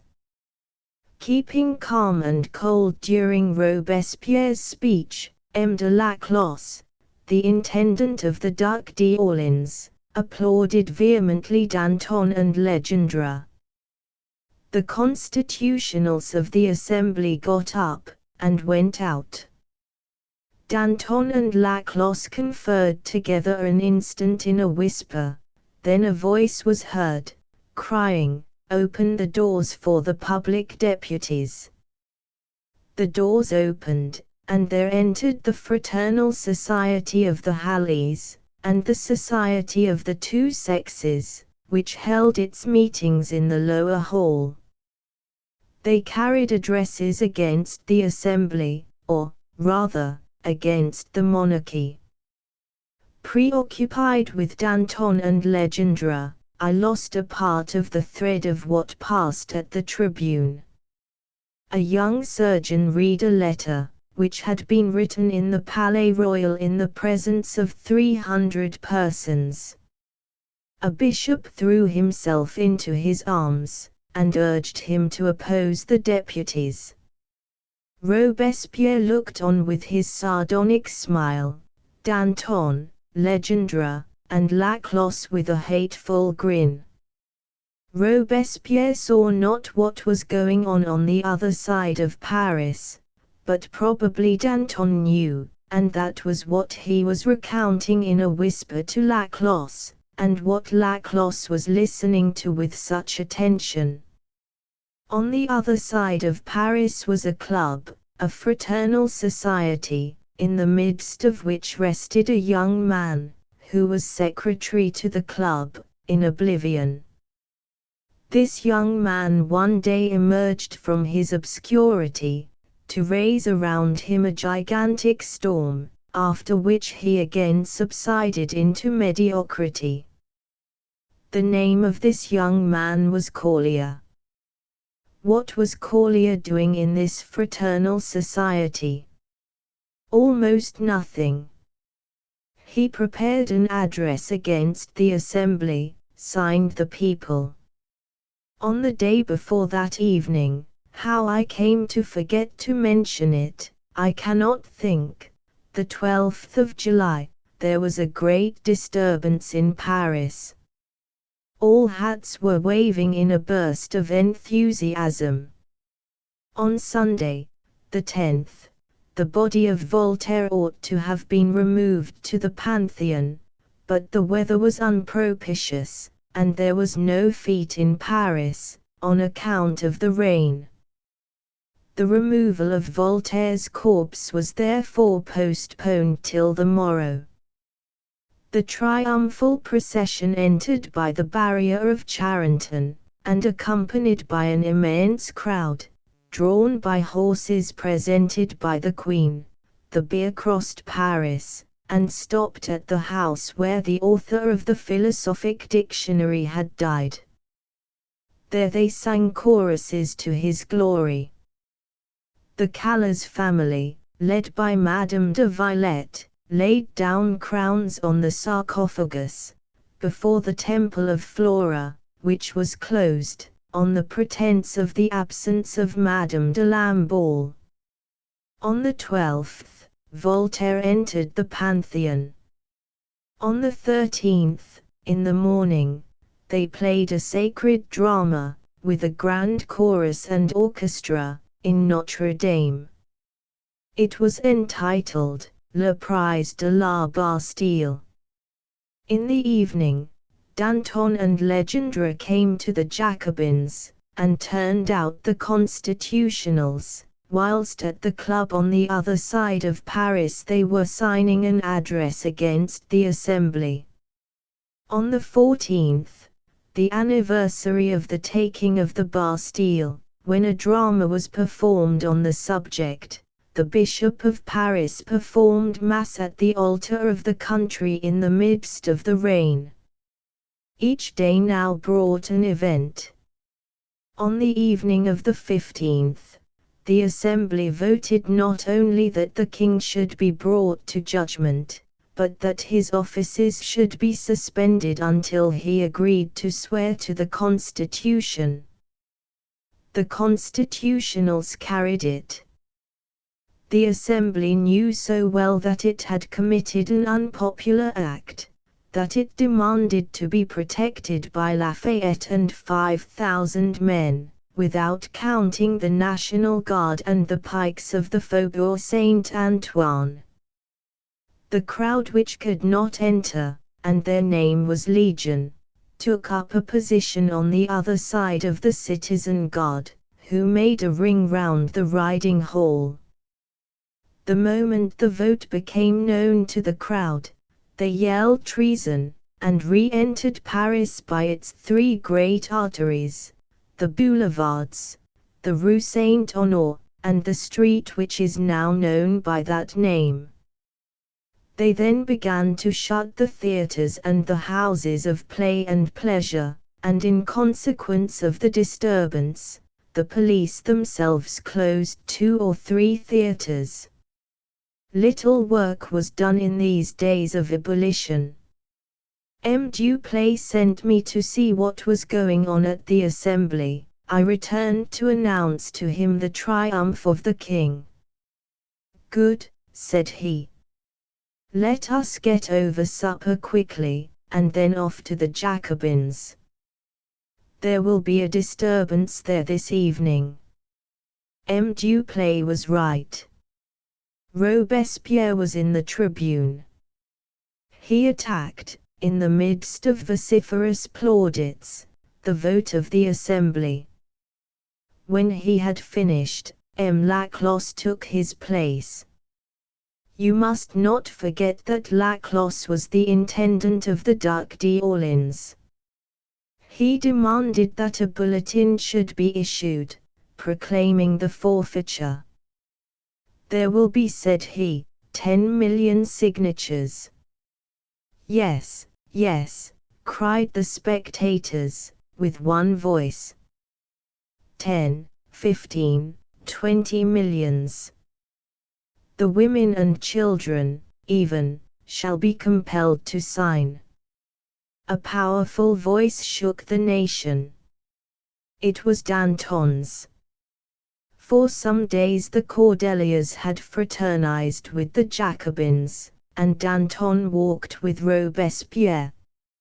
"Only," said Danton, in a low voice, "let us have no women. They are generally royalists. They would vote for the deposal of a king only in order to raise up another." Saying these words, he stared fixedly at the author of Liaison's Dangereux Uses. Not a smile nor a frown ruffled the habitually stern features of Laclos. Perceiving the silence kept by the Duke of Orléans' man, he added, "And more, I prefer an address to the adopted societies to a public one." Laclos said nothing, but appeared as if listening to something outside the building. All at once, a large mass of people entered the club. They were what were called the bucks of the Palais Royal, dragging with them about 50 young women of questionable character. "Ah, ah," murmured Danton. "'Tis a planned affair." All the newly arrived mixed with the Jacobins, crying, "The forfeiture, the forfeiture." Laclos ascended the tribune. "You see," said he, "'tis the people who desire the forfeiture. A petition is necessary, of which I approve." All this immense crowd, who probably had the word, cried with one voice, "The petition, the petition."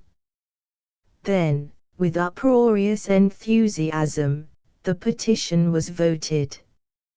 It was agreed that the next day, at 11 o'clock, the Jacobins should meet and hear the reading of it, after which it would be brought to the Champs de Mars, where it was to be signed by the populace, and thence forwarded to the adopted societies. During this tumult, M. Duplay had taken hold of my arm, and drew me sharply on one side. He then pointed me out a woman standing outside one of the tribunes, who appeared to be taking the greatest possible interest in what was passing. "Look at that woman," said he, "it is the citizen Roland Platrier, a good patriot." Decorative Separator Chapter XLI. Concerning the bill of forfeiture. Madame Roland was very far from having assumed at that period the important position that she afterwards held. As yet she had never fretted and fumed her hour upon the political stage. In fact, she was not yet a minister. I did not pay more attention to her than one commonly pays to a woman. She appeared to be about 30 years of age, of fresh complexion, heat of the blood, if one may say so. Her mouth was large, but filled with irreproachable teeth. Her hands were large and muscular, but well shaped. Her nose was retrousse. Her figure was good, small waist and well-filled hips, but, on the whole, having a decidedly voluptuous tendency. Thus was Madame Roland, in the evening of the 15th of July, 1791. Just as I was observing her, I heard some one call M. Duplay. Duplay turned round. It was M. Laclos who called him. He held a pen in his hand, and had a sheet of paper on his table. M. Brisset was sitting beside him. "My dear Duplay," said he, "I was about to write the petition for which all are going to vote, but my writing is too much like that of the Secretary of the Duc d'Orléans. There is nothing wrong in the matter, I assure you. Here is M. Brisset, a member of the National Assembly, and he would not be likely to work against his colleagues. We must have someone whose handwriting is unknown. Your young man can write, I suppose." "Rather, I should say," replied M. Duplay, "he is a scholar." "Well," said Laclos, mildly, "be kind enough to call him hither, and tell him what we require. You will dictate, Brisset, will you not?"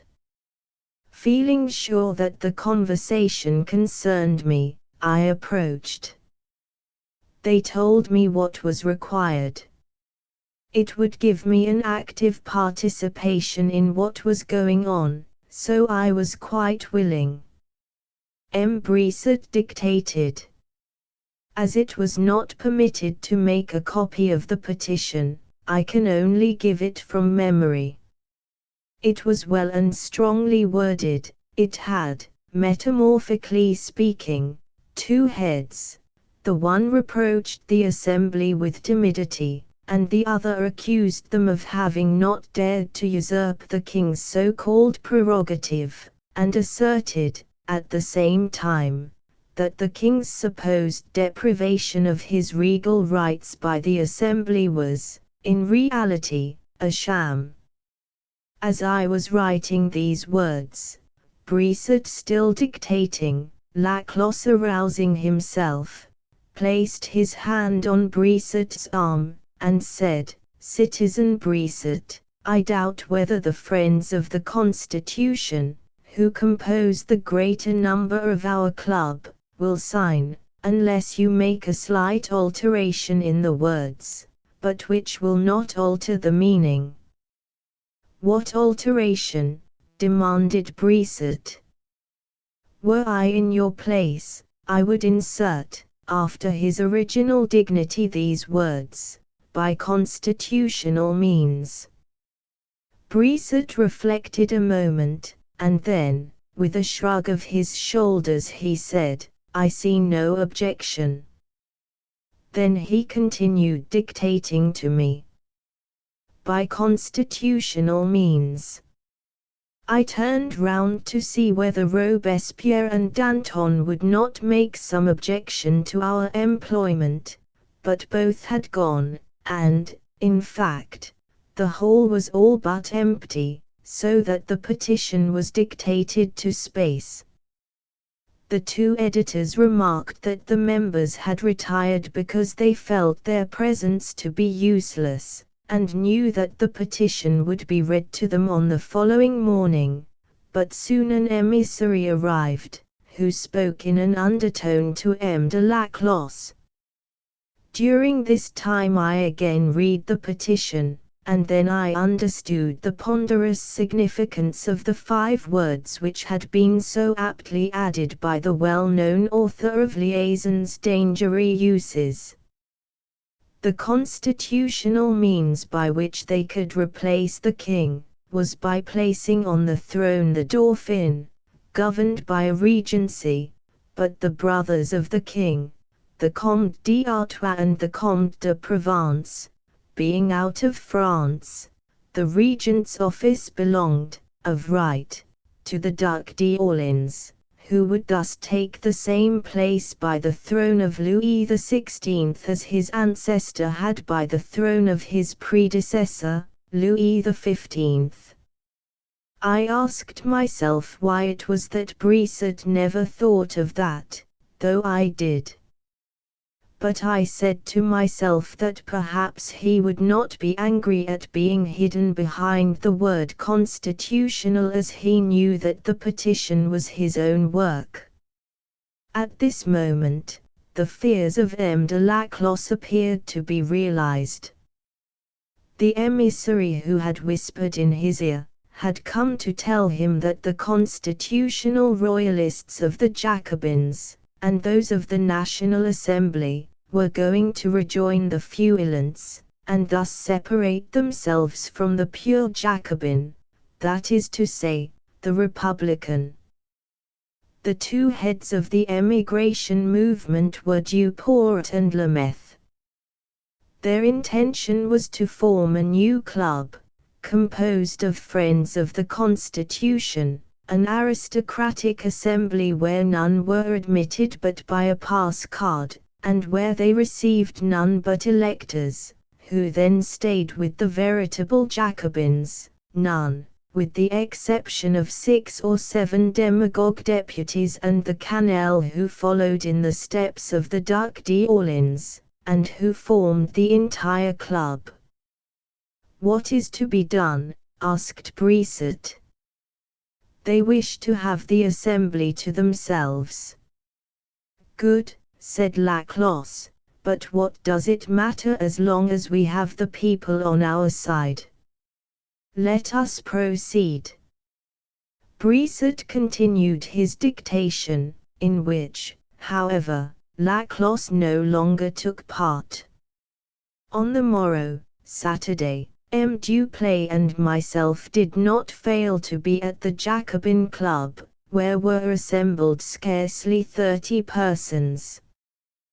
They waited an hour, and at 12 there were assembled, perhaps, 40. The petition was read and applauded.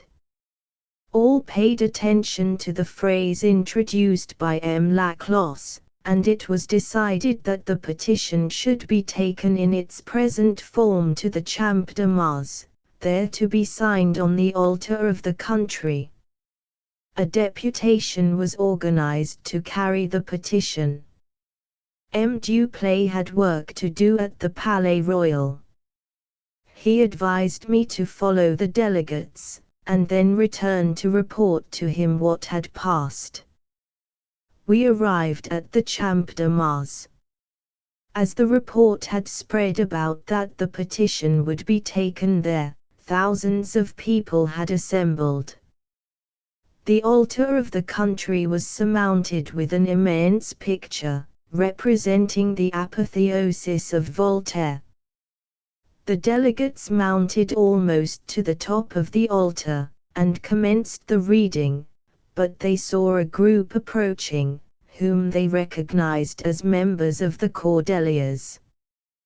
They were received with acclamation, and, on their behalf, the reading was again commenced. All went well till the phrase introduced by M. Laclos, "by all constitutional means." "Pardon," said a voice, "would you mind reading that passage again?" The reader continued, "By all constitutional means." "Stop!" cried the same voice. A man then approached. "Citizen," said he, "my name is Bonneville. I am editor of the Mouth of Iron. The people are deceived." "Yes, yes, yes," cried the Cordeliers. "How deceive the people?" said the delegate charged with the reading of the petition.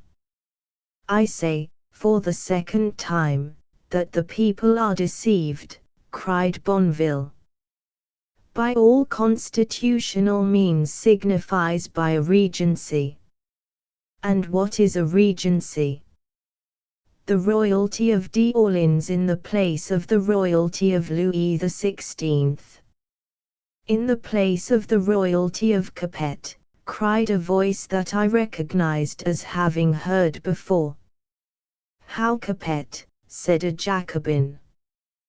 "Without doubt," replied the same mocking voice.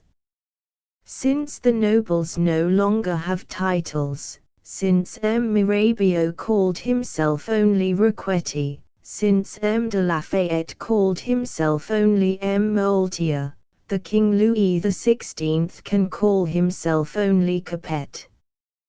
"Take care," said a Jacobin, "France is not yet ripe for a republic." "If she is not ripe for a republic," cried Camille Desmoulins, for that was the man to whom the voice I recognized belonged, "how is it that she is rotten for monarchy?" "To the vote, to the vote," all cried. They voted, and, with almost perfect unanimity, declared that the obnoxious phrase should be cut out. Then, in the enthusiasm which followed this vote, they all swore neither to recognize Louis XVI nor any other king. On the morrow, Sunday, it was arranged that the people, forewarned by notice posted on the walls, should go to sign the petition on the altar. "Still, citizen, we lack one thing." "What is that?" asked Camille Desmoulins. "It is to have the law on our side." "We have it, since the Assembly have suspended the king, we have deposed him. We must get from the Hôtel de Ville an authorization to hold the meeting tomorrow." All started for the Hôtel de Ville. They had but to keep on the quays, but the distance was rather a lengthy one. But as the refusal of the mayor might spoil all, and as I wished to give a report to M. Duplay, I went with the others to the Hôtel de Ville. M. Bailly was not there, he was at the Place Vendôme, watching the proceedings of the Assembly, but they found his substitute, told him of the matter, found him not unwilling, and demanded a written authorization. He said he did not see the necessity, a verbal permission being quite sufficient, that the people were always legal, exercising only their right of petition. I returned to M. Duplay's, telling him that the petition would be signed tomorrow, and that the signature would be approved of by Bailly, or, at least, by his substitute. We were ignorant of what was going on in the Assembly. The Assembly had learned the decision taken by the Cordeliers and the Jacobins. It would not do to allow the people to take this supremacy upon itself. They appealed to Bailly and the Municipal Council. At 10 o'clock, Bailly and his council decided that on the morrow, Sunday, the 17th of July, the decree of the Assembly, hearing that the suppression of executive power should last until the Constitutional Act had been presented to, and accepted by, the king should be fixed at 8 o'clock punctually, and that proclamation of the decree should be with sound of trumpet proclaimed by the huissiers of the city. Therefore, whoever did not recognize an act proceeding from the National Assembly, that is to say, the people's representatives, should be rebels to the law, and should be treated as such. Decorative Separator Chapter XLII. What took place between the hairdresser and the invalid? We had for neighbor, in the Rue Saint-Honore, 2 doors lower down than our own, a hairdresser, named Ledger. This hairdresser, like all his confrères, was a staunch royalist. No doubt the reader would ask the reason why hairdressers were all royalists. That is easily explained. The hairdressers was one of the corporations that had suffered the most in the Revolution. Those under Louis XV, and even under Louis XVI, who had invented such fantastic headdresses, worn by the ladies of the nobility for more than half a century, were a body of men not to be despised. Hairdressers of this period had a select circle of their own, and many privileges, which they would not surrender, even on the night of the 4th of August. Not only could they mix in the society of the larger circles, but had the entries to the more select boudoirs of the noblesse, and also carried the sword, as was customary with gentlemen. It is true that this sword, at most times, was of no more use than a harlequin's wand, being but a mere toy. Of some, the blades were simply wood, others having no blade at all, the handle being attached to the scabbard. But for some time past things went from bad to worse with this celebrated corporation of hairdressers. Their society was gradually sinking into oblivion, to them worse than death, and Talma had just struck the last blow even to the headdressing of men, by his creation of the character of Lightus, which had caused his name to be given to the fashion of wearing the hair cut short. The most desperate enemies of the new government, that is to say, the revolutionary government, was, therefore, the hairdressers. That was not all. By frequenting the mansions of the aristocracy, by holding so often between their hands, for more than an hour at a time, the heads of the handsomest ladies of the court, by chatting with the several coxcombs whose hair they were in the habit of dressing, by serving their noble clients in the character of messengers of love, by becoming the confidants of the passions of their employers, the hairdressers had become libertines, for the advantage of their pockets.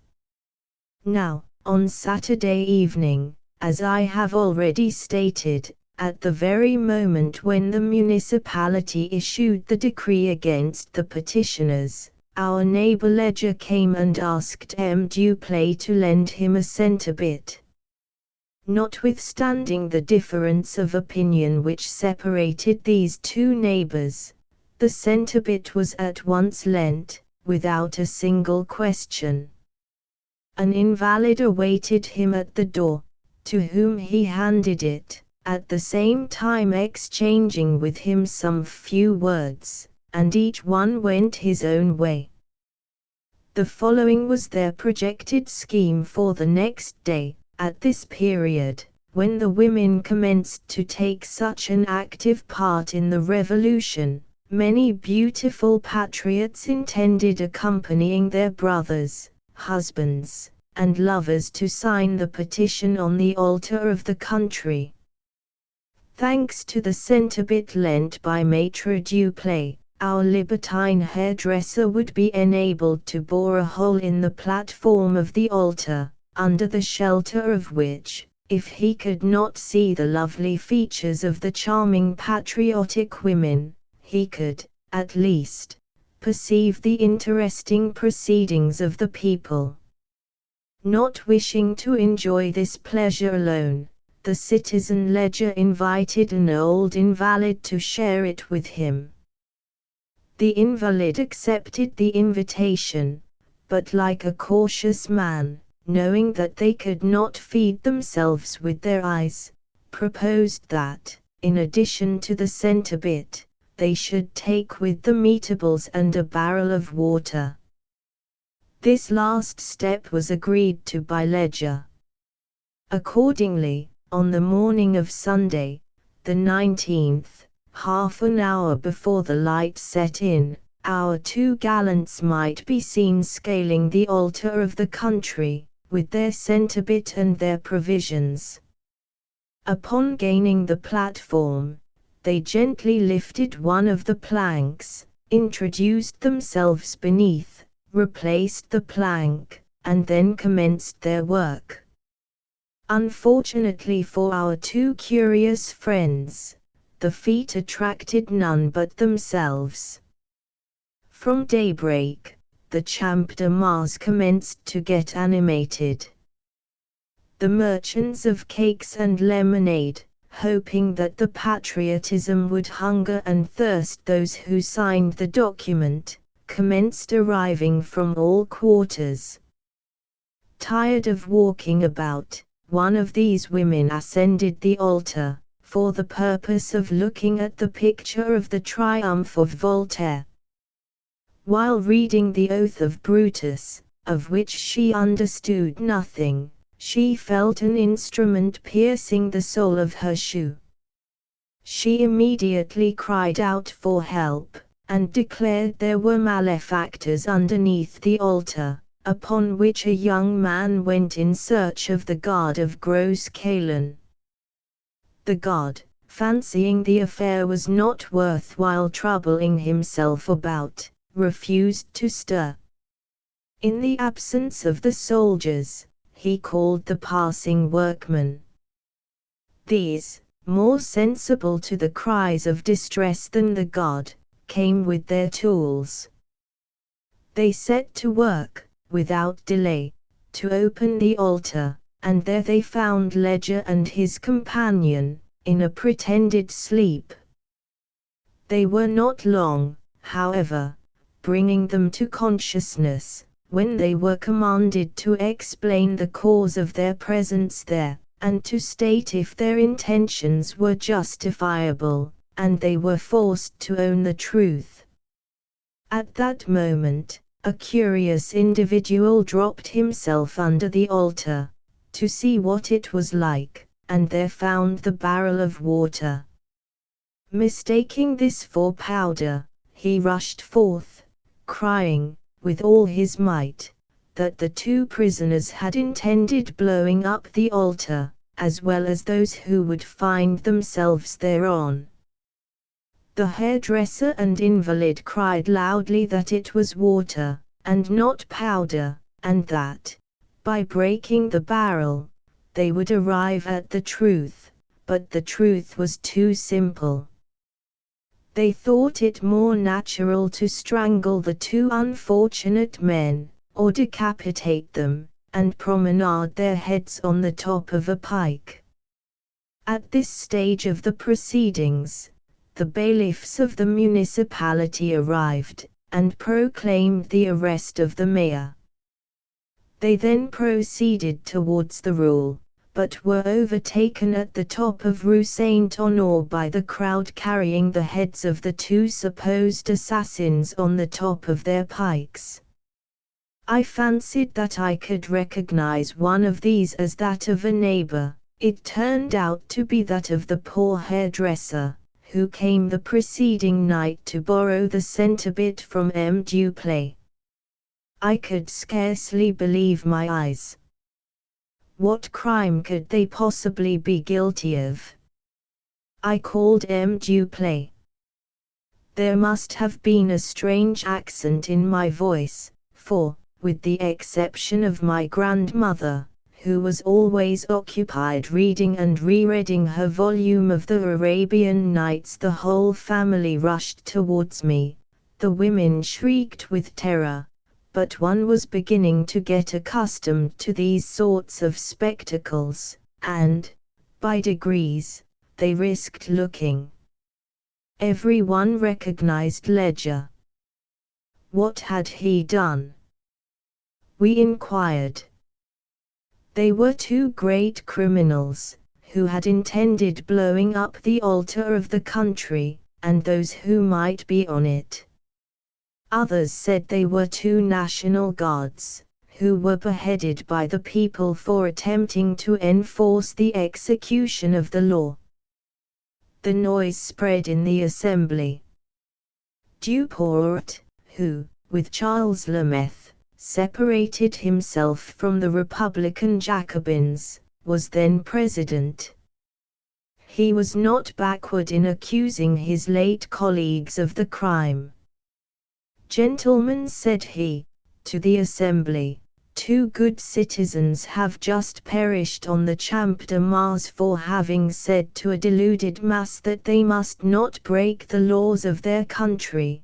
They were hanged on the spot." "'Tis true," cried Regnault de Saint-Jean d'Angely. "I confirm that news. They were two National Guards. Gentlemen, I demand martial law. It is the duty of this assembly, gentlemen, to pronounce all persons attempting to exhort the people to resist, either by personal acts, or by collective or individual writings, guilty of treachery to the nation."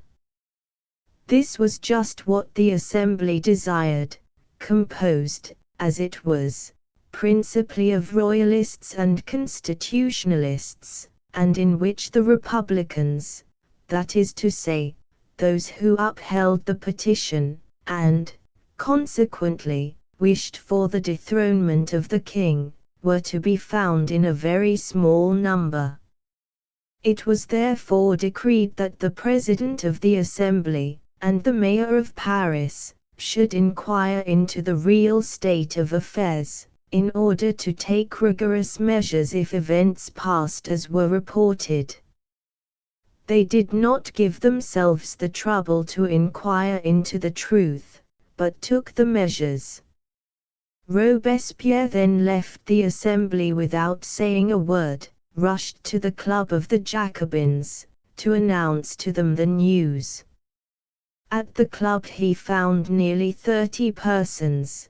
They all tumultuously voted the withdrawal of the petition, and Lanterre was dispatched to the Champ de Mars to take possession of it.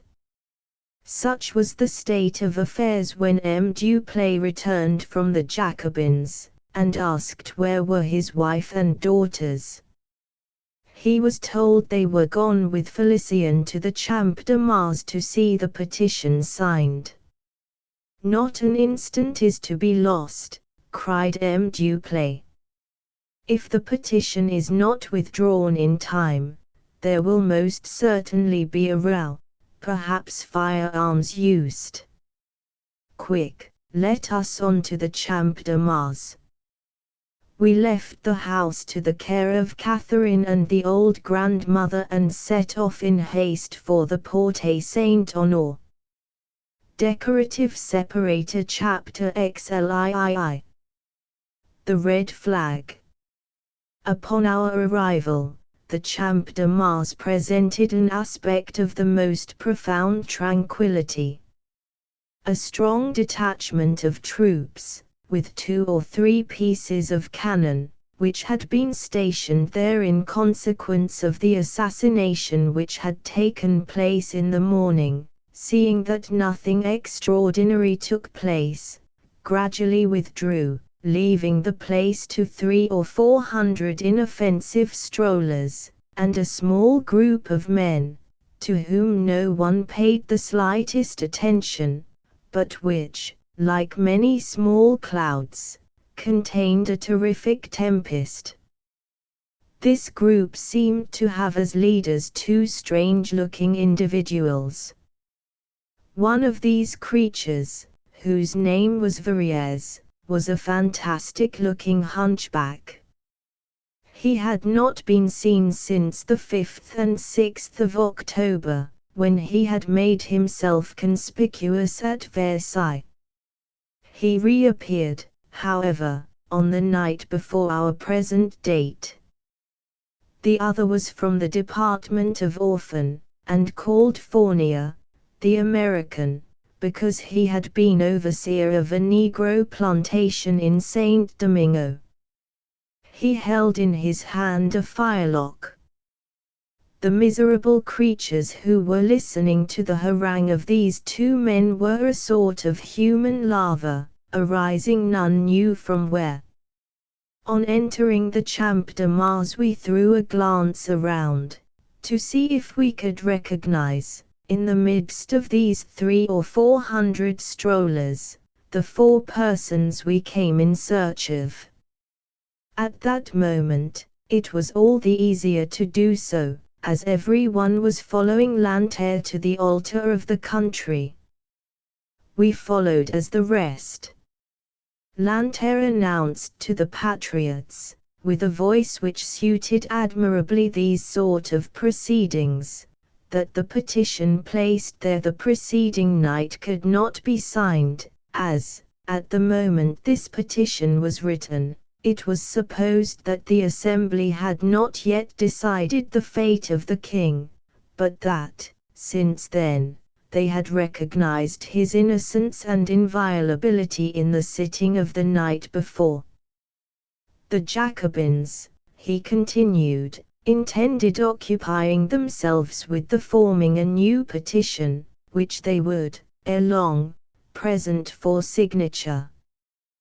This declaration was received with murmurs. Why should we await the presentation of a petition already formed?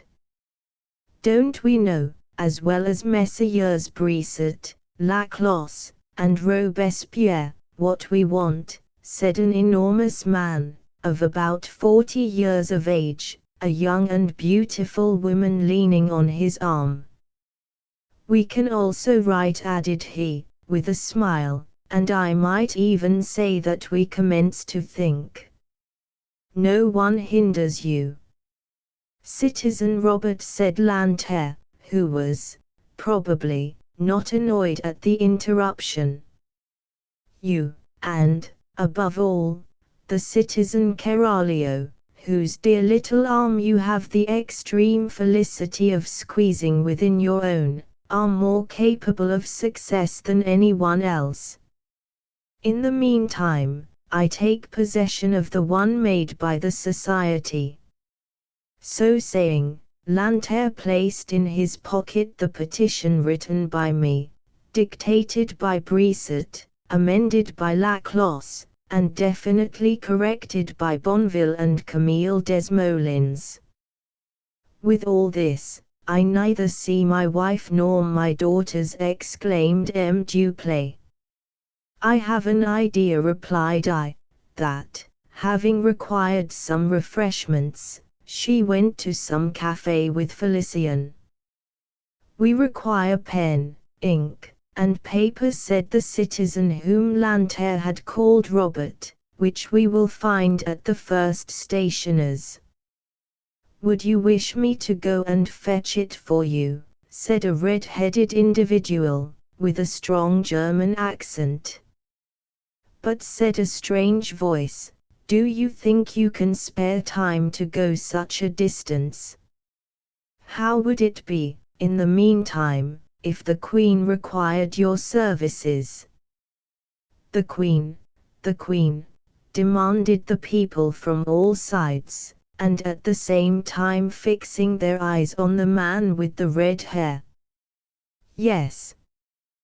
Why, the citizen Wedder is the valet de chambre of the Queen, and has come here, probably, to see what was going on, so that he might be enabled to carry it to Her Majesty. If I make a mistake, and you are not the citizen Wedder, say what your name is. My name is Chaumette, a medical student, of number 9, Rumazain. Let every one do as I have done, and make known his name, then we shall be acquainted with who are our friends, and who are our enemies. Yes, yes, let every one say who he is, said a man of about 28, whose black beard seemed to have added to the sternness of his features. My name is Brune, a typographical worker, and, if futurity could be seen into, he might have added, a future Marshal of France. And if you want a printer for your petition, here am I, Momoro, the printer of liberty. And I, Heber, journalist, Rumirabio.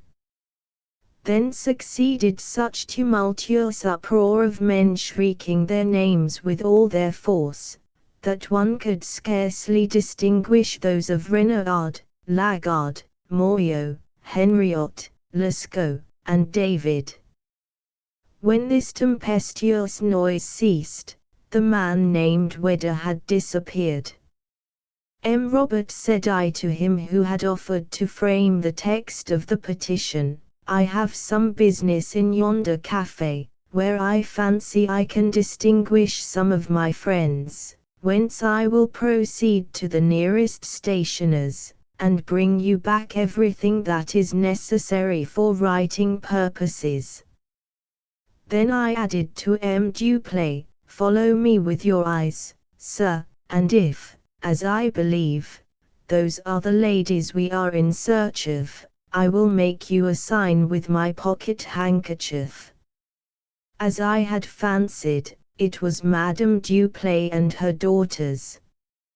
I told them where I had left Duplay, and asked them to go and meet him at the altar of the country. I then proceeded to the stationer's, and bought 2 or 3 sheets of paper, knowing very well that if even there was only 1 sheet required for the petition itself, there would be 100 or 150 signatures. I also bought a bottle of ink and a packet of pens already cut.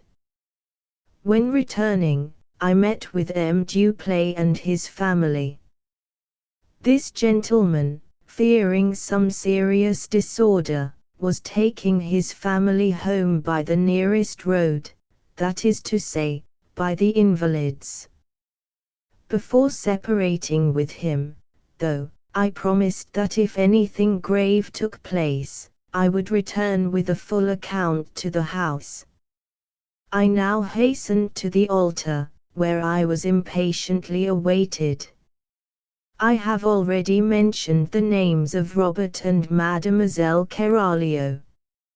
Notwithstanding how well posted we are at the present moment in the history of the Revolution, very few persons are acquainted with the very prominent part taken by these 2 persons in the proceedings of that terrible day, the 17th of July, which killed with the one blow the absolute royalty, which it ought to have raised from its low position, and the constitutional royalty, which it ought to have upheld, and which, directed against the Jacobins, whom it ought to have extinguished, gave them, on the contrary, an additional strength. Robert, as I have said, was an enormous man, of 40 or 45 years of age. Being a member of the Club of the Cordeliers, he vainly searched with his eyes some of his colleagues of reputation. Either by accident, or otherwise, he did not succeed in finding a single one of these. On the Saturday evening, Danton was obliged to join a meeting in the wood of Vincennes, and thence he went on to Fontenoy, where his father-in-law was a street vendor of lemonade. Legendre had left about the same time, with Camille Desmoulins, and Ferron. A meeting had been arranged at Fontenoy, by Danton, and all 4 dined there together. A great responsibility was, therefore, about to be placed on the shoulders of Robert. He would be obliged to represent alone, or nearly so, the entire club of the Cordeliers. We must, however, agree that he accepted his position bravely. The club of the Jacobins was totally out of the question, since Lanter, in the name of the society, had come and withdrawn the petition. As to the wife of Robert, Mademoiselle Keralio was a young lady, very gay, lively, talented. She was a Breton, and daughter of a Chevalier de Saint Louis, called Guillemont de Keralio. As inspector of the military colleges of France, he had, on paying a visit to the college at Brian, given a favorable account of a young Corsican, named Bonaparte, he who afterwards became the great Napoleon. His calling not being sufficient for the support of his family, he made translations, and wrote for several journals, among others for the Mercure, and Journal des Savants. His daughter assisted him to the best of her powers. At 18 years of age, she wrote a novel, called Adelaide, then the History of Elizabeth, a long and serious work. Afterwards she married Robert, a great friend of Camille Desmoulins, and an enemy of Lafayette, who had written a book, entitled, Republicanism Adapted to France. Not less patriotic than her husband, Madame Robert had come with him to add her signature to the petition, declaring that France neither recognized Louis XVI nor any other king, and seeing that it had been withdrawn, she was the first to advise her husband to draw up another. I had no sooner arrived on the spot with my pens, ink, and paper, than she snatched them from my hands with such gracious vivacity, that I could really say nothing but thank her.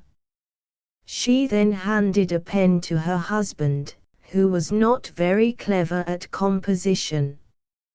"Write, write," said she, "what I dictate." Then, amidst thunders of applause, and while consulting some with her eyes, and others with words and signs, she set to work to dictate, clearly, and with much eloquence, a petition for the dethronement of the king, which was at the same time a violent charge against royalty. The affair was done, and well done, in less than 3/4 of an hour. Robert, who had written the petition, signed it first and passed the pen to his neighbor. Every one wished for the pen. I had a packet, which I distributed, and as it would take too long for them to sign one after the other, so dense had the mass become, the idea struck me to distribute the 3 extra sheets of paper, each of which could contain 200 signatures. No doubt, the assembly had heard from Wedder what was going on the Champ de Mars.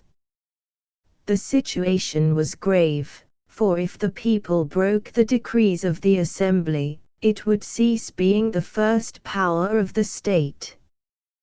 There was not a moment to be lost.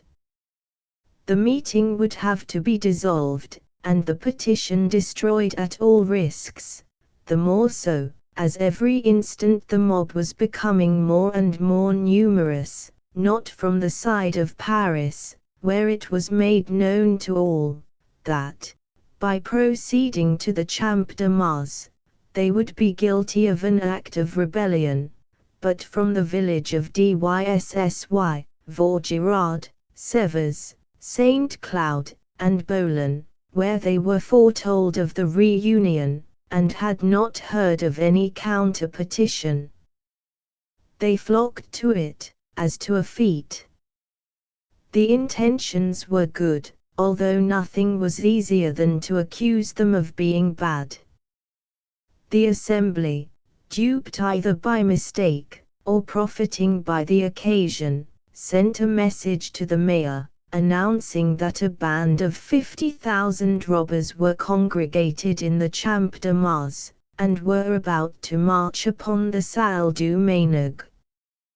They called to their protection a military body, and gave the order to Bailey to disperse the brigands by force. Bailey, who was not aware of the goings-on, and who should, before all other things, obey the orders of the assembly, forewarned Lafayette, and sounded the alarm. In these times, the paid guard, strongly addicted to aristocratic, or, rather, Lafayettish, principles, for it was nearly entirely composed of the conquerors of the Bastille, were always the first to answer such a call.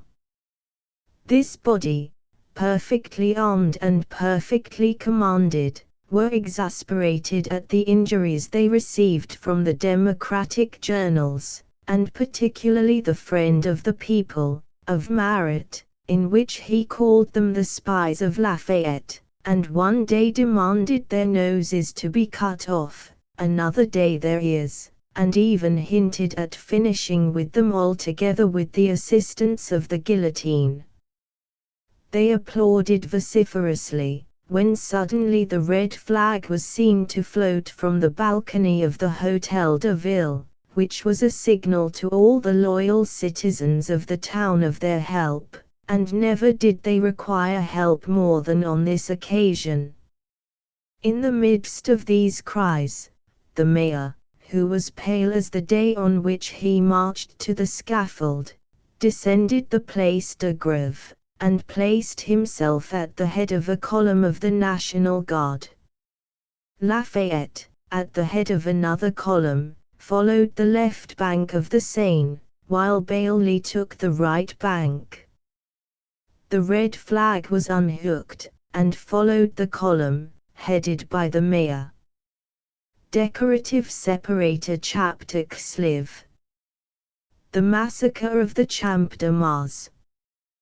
We thought but little of the danger we were running at the Champ de Mars, and knew nothing whatever of what was going on at the Hôtel de Ville. The crowd was nothing more than an ordinary Sunday crowd. No weapons whatever were to be seen, save the sabres hanging to the belts of some stray National Guards, who might be taking a walk with their wives and children. Madame Roland says, in her memoirs, that she remained there till 10 o'clock. The only extraordinary proceeding that took place was that on the altar. They continued to sign the petition with a vigor that promised 12 or 1500 signatures before nightfall. Generally the person signing cried out, "Vive la nation!" Down with royalty, threw his cap up in the air, and ceded the place to another. Two contrary currents were established on the north, south, and east sides of the altar of the country, between the persons ascending and the persons descending. The height of the altar was immense, that is to say, about 100 feet. At about 4 o'clock in the afternoon, it presented the aspect of an enormous hive, swarming with bees. At a few minutes past 4 o'clock, we heard the drums, but paid little attention to them, the affair of the hairdresser and invalid having for some time escaped the memory of every one. In Paris, one soon forgets the events which are of but little interest to remember. There was simply a movement of curiosity on the altar, where 2,000 people were seated, and on the ground of the Champ de Mars, where some 10 to 12,000 were walking. These drums were those of a battalion of the advanced guard of the Faubourg Saint-Antoine. This battalion was totally misinformed of what was taking place in the Champ de Mars. They had received an order from Bailly and Lafayette to fire in case of any resistance being made, but only in case of resistance. Before entering the Champ de Mars, the command was given to halt and load their guns. They thought they would have to face some 50,000 brigands, determined on bloodshed and pillage. They found, on the contrary, an inoffensive population amusing itself.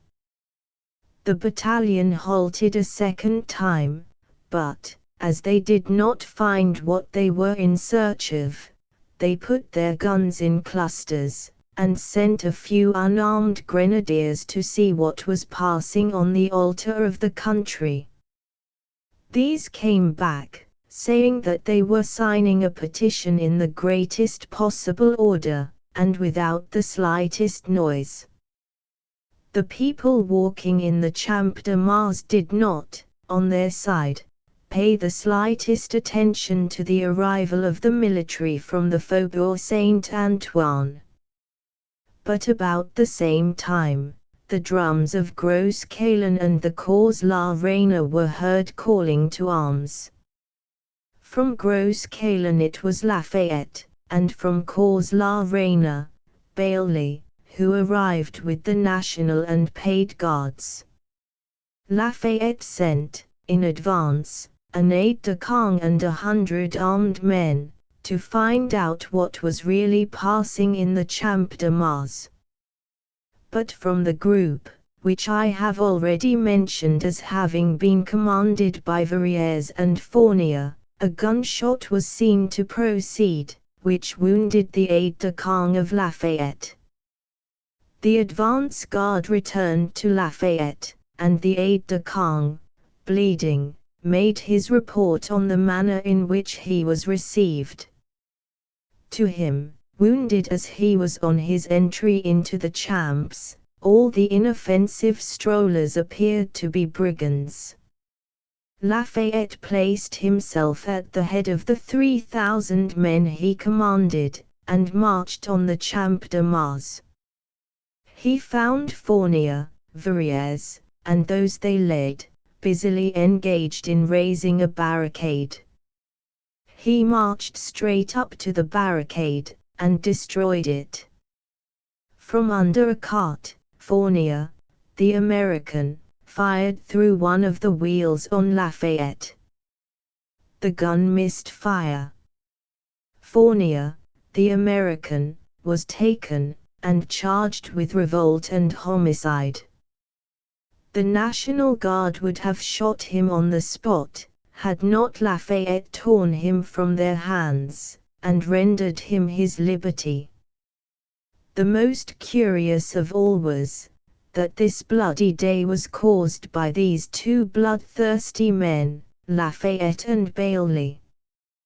The battalion from the Faubourg Saint-Antoine and Marias entered the Champ at the same time as Lafayette, and ranged themselves behind the altar, in front of the military college.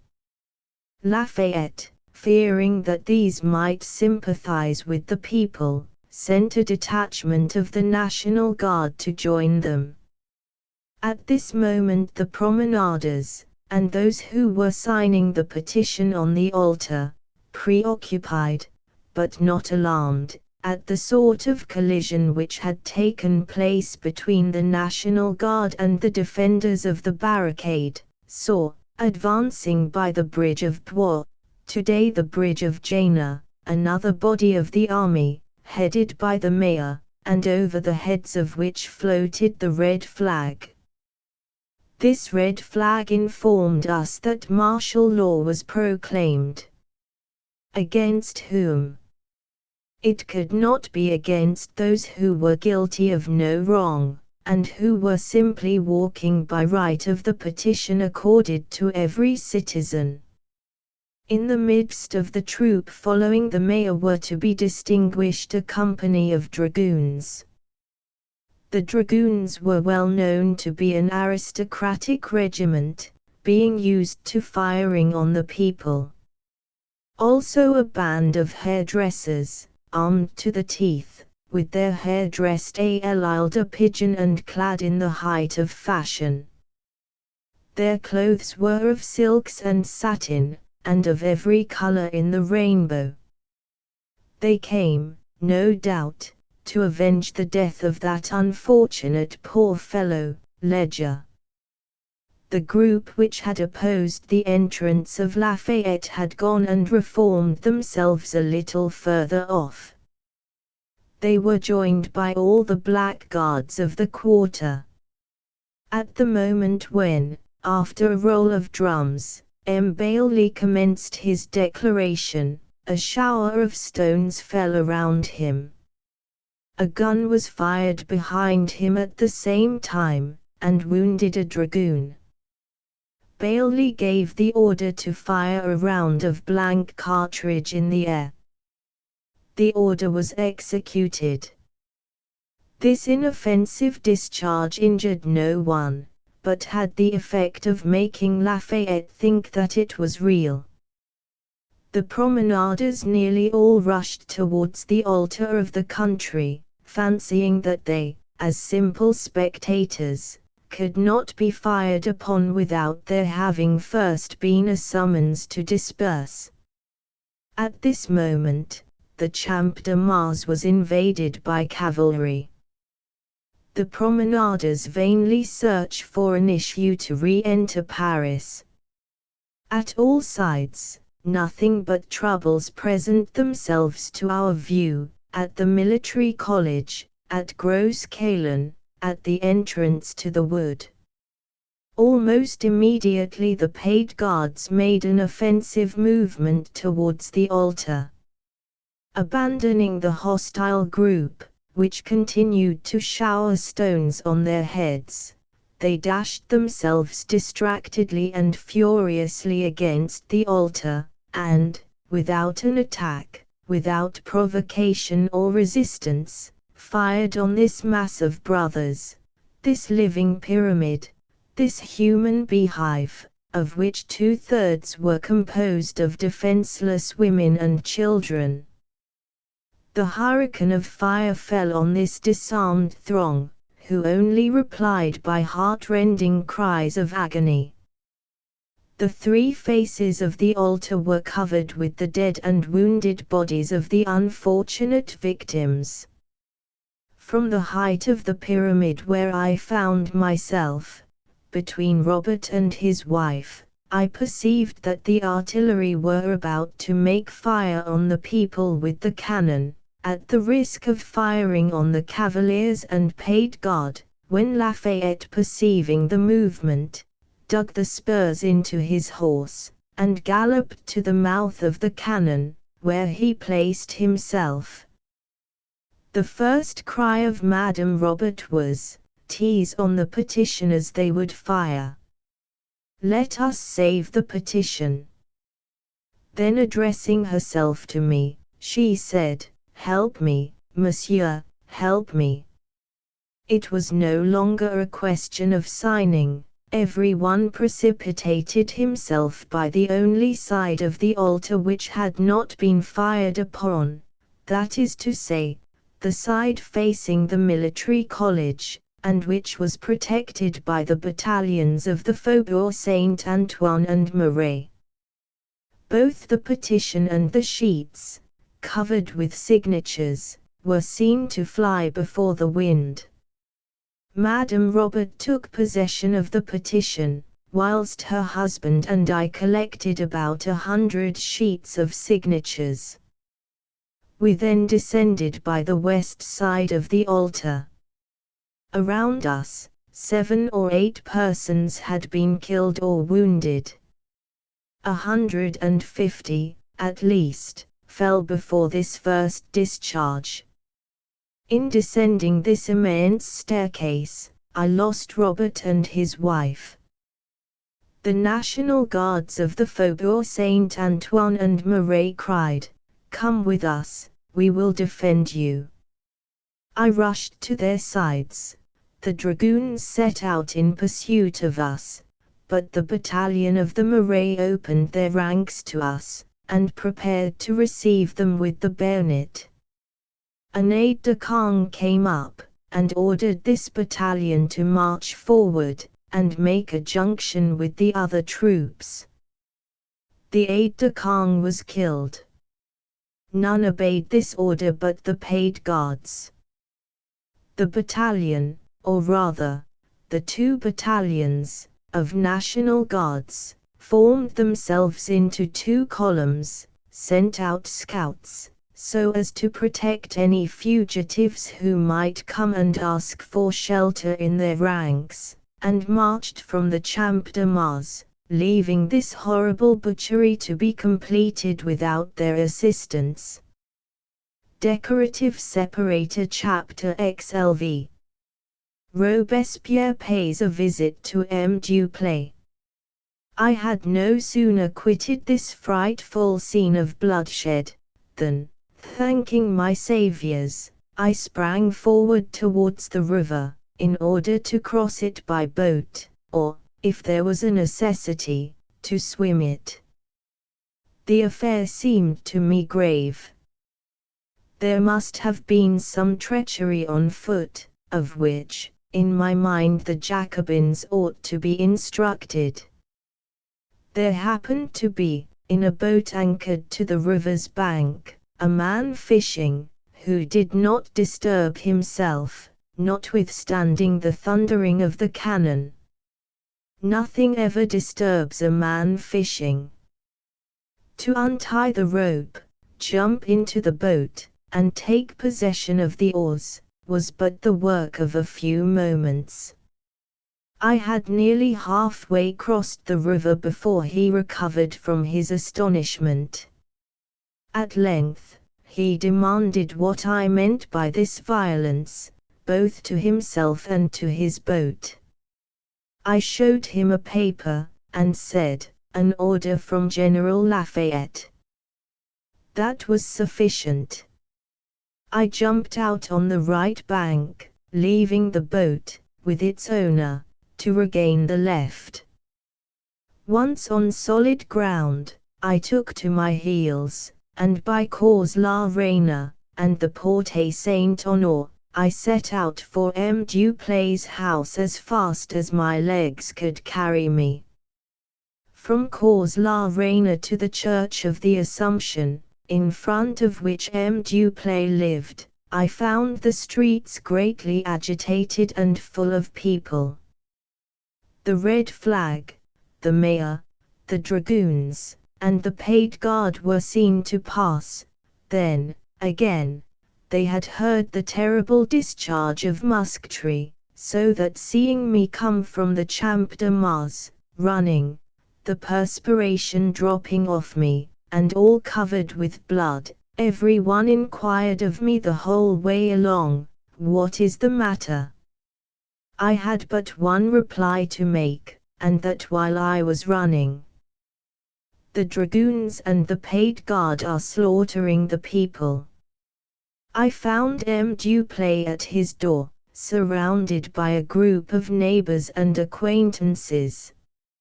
I related to him all that had taken place. "Oh, ho," said he, "the Jacobins must be informed of this. Quick, let us run to the club." About 50 members awaited the news with impatience. They had, as yet, heard nothing. I was the first messenger of the mournful intelligence. They said that M. Robespierre must at once be informed, and a messenger was dispatched to the assembly to fetch him. The Jacobins knew one fact, and that was, that all the blame would be left on their shoulders. It was they who had taken the initiative in the affair of the petition. The Constitutionals, who had separated from them, in order to form the new club's fuelants, washed their hands of this popular movement in opposition to the decree of the Assembly. They thanked M. Duplay and myself, and refused to recognize any petition tending to the dethronement of the king. Everything was circulated in the name of the Assembly, and the Society swore a new fidelity to the Constitution and submission to the decrees of the Assembly. After what had presented itself to my view the preceding days, and after what I had written at the dictation of Citizen Brisset, I found this submission too prompt. There was at the bottom of it all an abandonment of the rights of the people, and a cowardice which disgusted me. I left the club, and returned pensively to the house. A half an hour or so after, might be heard a great disturbance towards the place Louis XV. It was the paid guard, who were re-entering Paris by the Rue Saint-Honore, to have an occasion to make a demonstration against the Jacobins. One had hardly the time to form palisades. The paid guard collected themselves before the convent, demanding powder to blow the gate and demolish the den of the Republicans. They were laughed at, they were applauded, they were hissed. The street was full of people, looking at one another, ready to come to blows. It was plain to be seen that one of those misunderstandings had taken place which places the gun to one's shoulder without one's knowing upon whom to fire. All at once, I could perceive, in the Rue Luxembourg, a man gliding down the street, with an evident desire to pass unnoticed. I pulled my master's coat, and whispered to him, "The citizen Robespierre." It was indeed none other but he, who had been sent to the Assembly, and who had arrived there just in time to have the door shut on his nose. It was evident that if he was recognized by the paid guard, he would run the risk of being shot. He was at this moment recognized by a group of persons, and cheered. No doubt, they were Jacobins. He quickened his pace, descending the street, to gain speedily the Faubourg Saint-Honore. At the Rue de Luxembourg, several cries were raised of "Vive Robespierre!" He turned pale, and hesitated whether to take the Luxembourg or continue his road. He continued. "Vive Robespierre!" again cried a man. "And since it is absolutely necessary to have a king, why not have him?" Robespierre thought himself lost. He looked on all sides for shelter. Duplay rushed towards him.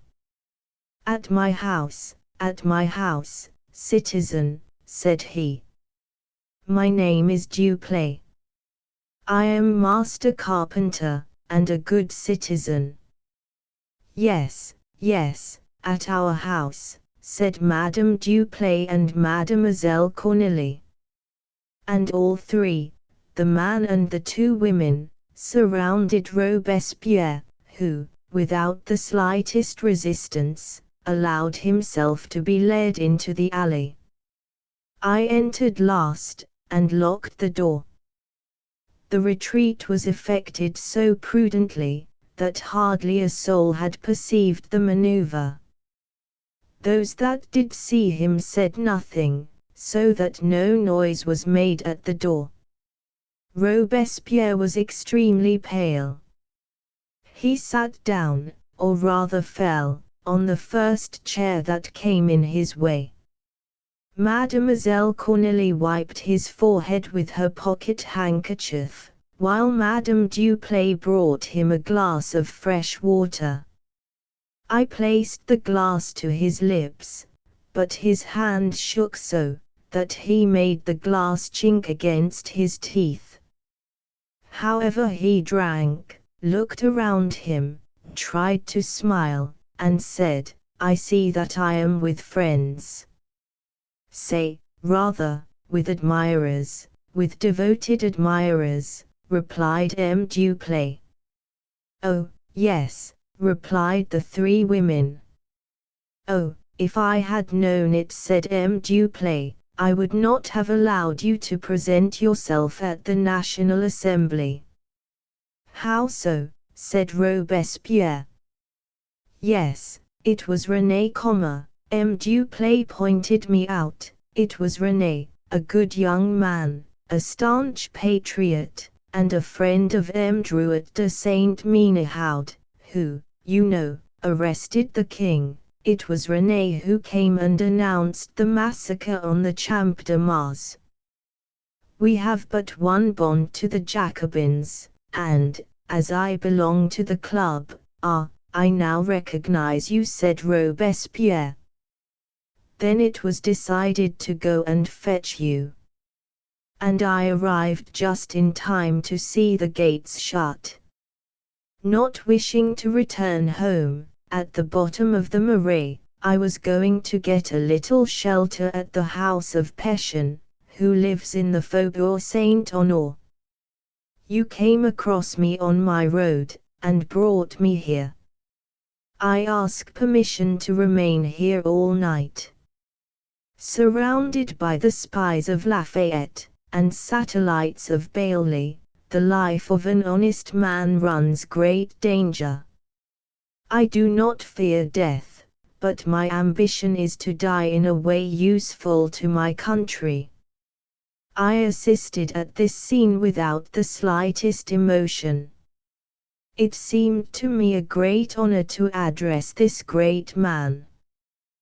Then said he, "You are the friend of the citizen Drouet." "He cared for me like a father," said I. "The little I know I owe to him and to Rousseau." "Ah, young man, you have Rousseau." "I know him by heart." "Good master, great master."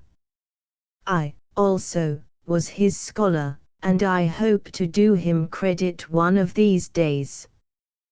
Duplay and his wife listened with their mouths open, nearly on their knees. For some time, Duplay seemed as if he wished to ask a question. His wife and he had exchanged 2 or 3 significant glances. "Would the citizen Robespierre do us the honor of supping with us?" "I would not trouble you so much," said Robespierre. And then, again, "My sister would be anxious." "But you were going to sup with the citizen Pétion."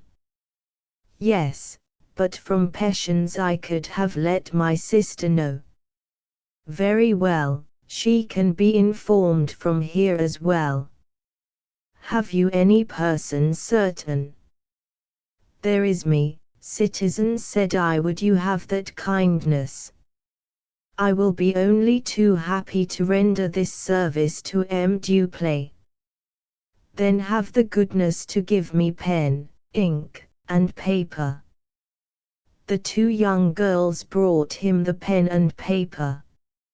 He wrote, in a small hand, the following: "My sister, don't be uneasy. I am in safety. Your brother, Maximilian."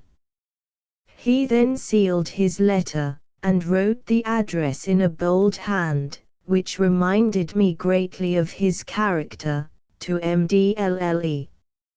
Charlotte de Robespierre. No. 7 Rue Saint-Ange at the Marais. I took the letter, and went on my mission. Decorative separator chapter XLVI. Installation.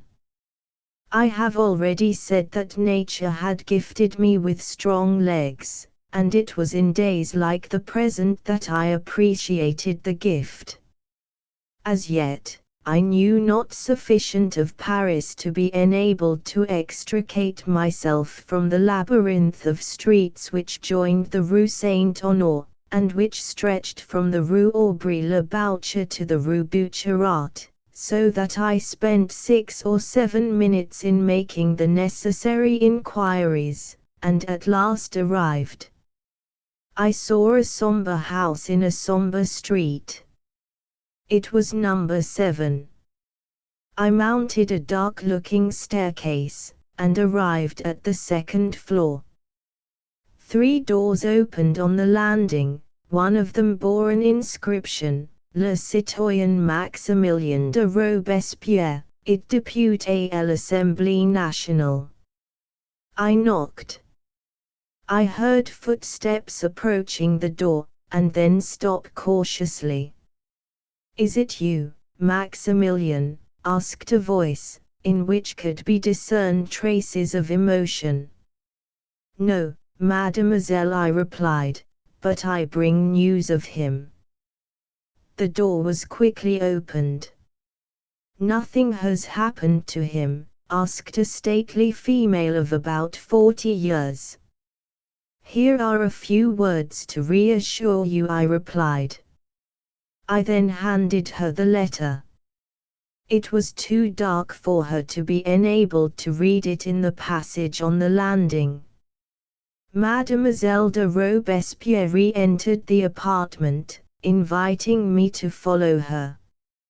I entered a sort of dining room, opening on a study and bedroom. All was cold, cheerless, and almost unfurnished. If not actually miserable, it was far below mediocrity. Mademoiselle Robespierre read her brother's letter. "When my brother thinks it needless to tell me where he is, he has his reasons. You have seen him, sir." "I have just left him, mademoiselle." "Nothing has happened to him?" "Nothing." "Give him my congratulations, sir, and thank for me those people who have been hospitable to him. I would that, after the long walk you have had, I could offer you refreshment, but my brother is so sober, and has such few wants, that we have naught but water in the house." At this moment, the tramp of footsteps was heard in the corridor. A woman showed herself at the door of the dining room, and, dimly, a man could be perceived behind her.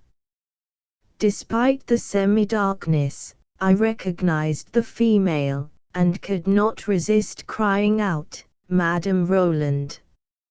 Mademoiselle Robespierre repeated, in an accent of astonishment, "Madame Roland." "Yes, I, myself, mademoiselle, and my husband, who, hearing that Robespierre has been threatened by his enemies, are come to offer him a shelter in our little house at the corner of the Rue Guénégaud." "I thank you in my brother's name, madame," replied Mademoiselle Charlotte, with dignity.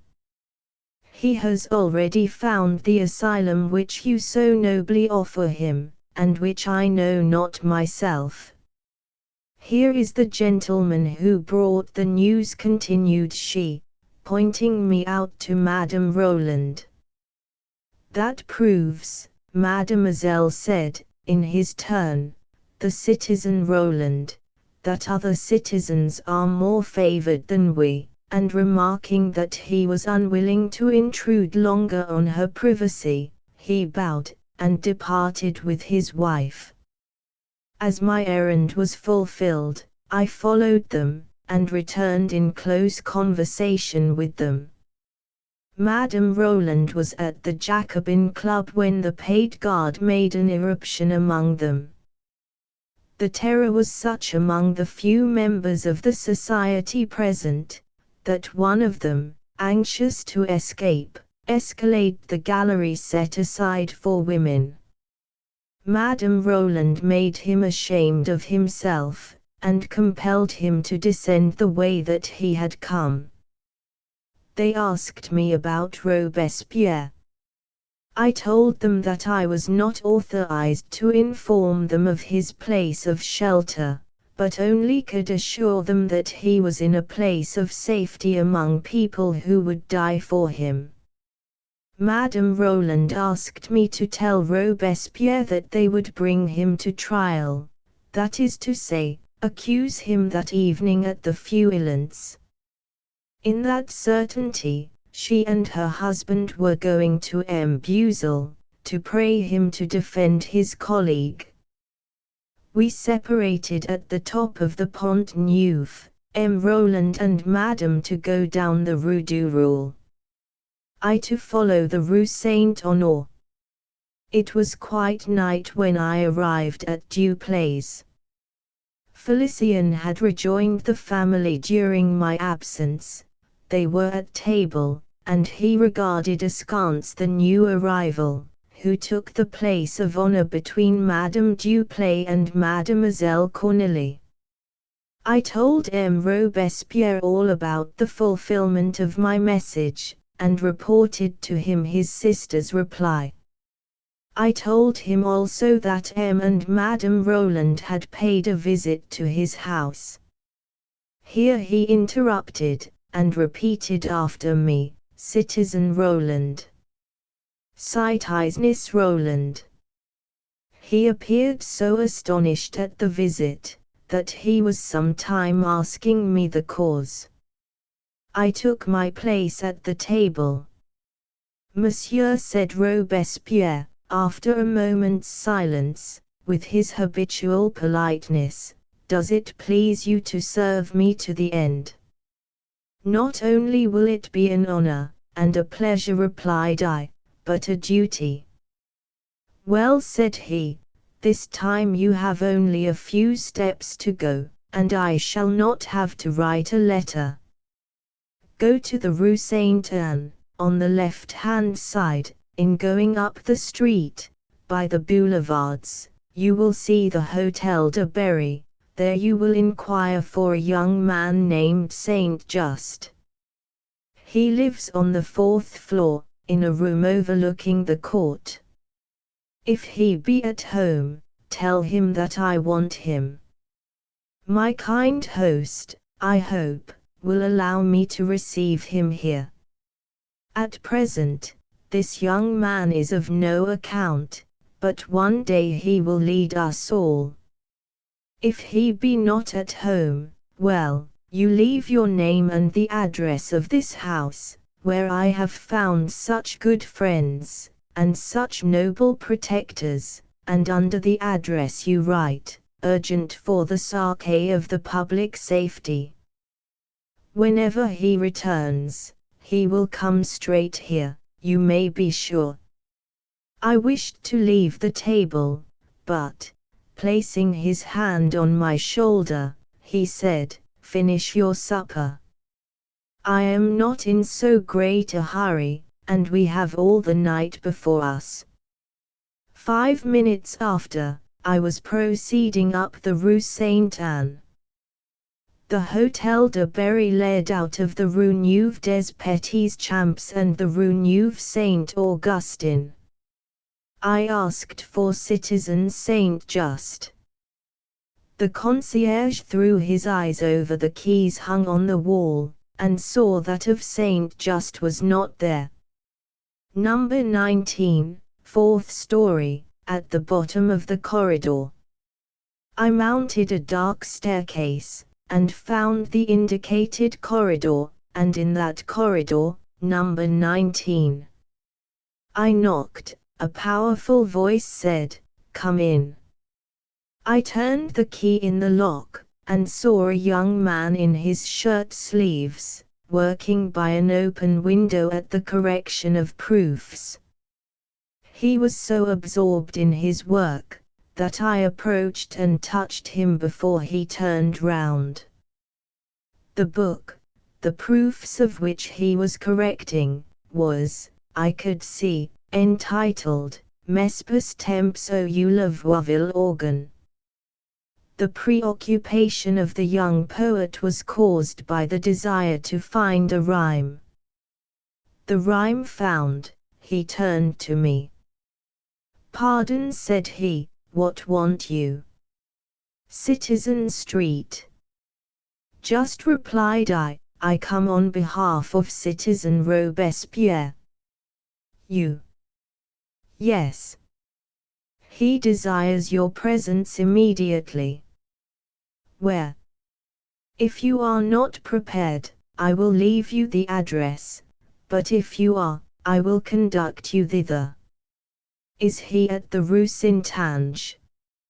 "No, he is close by here, in the Rue Saint-Honore." "At the Jacobins?" "There are no longer Jacobins. The club is dead." "Who dared do it?" "The paid guard, who, an hour before, dared do another thing." "What was the other thing?"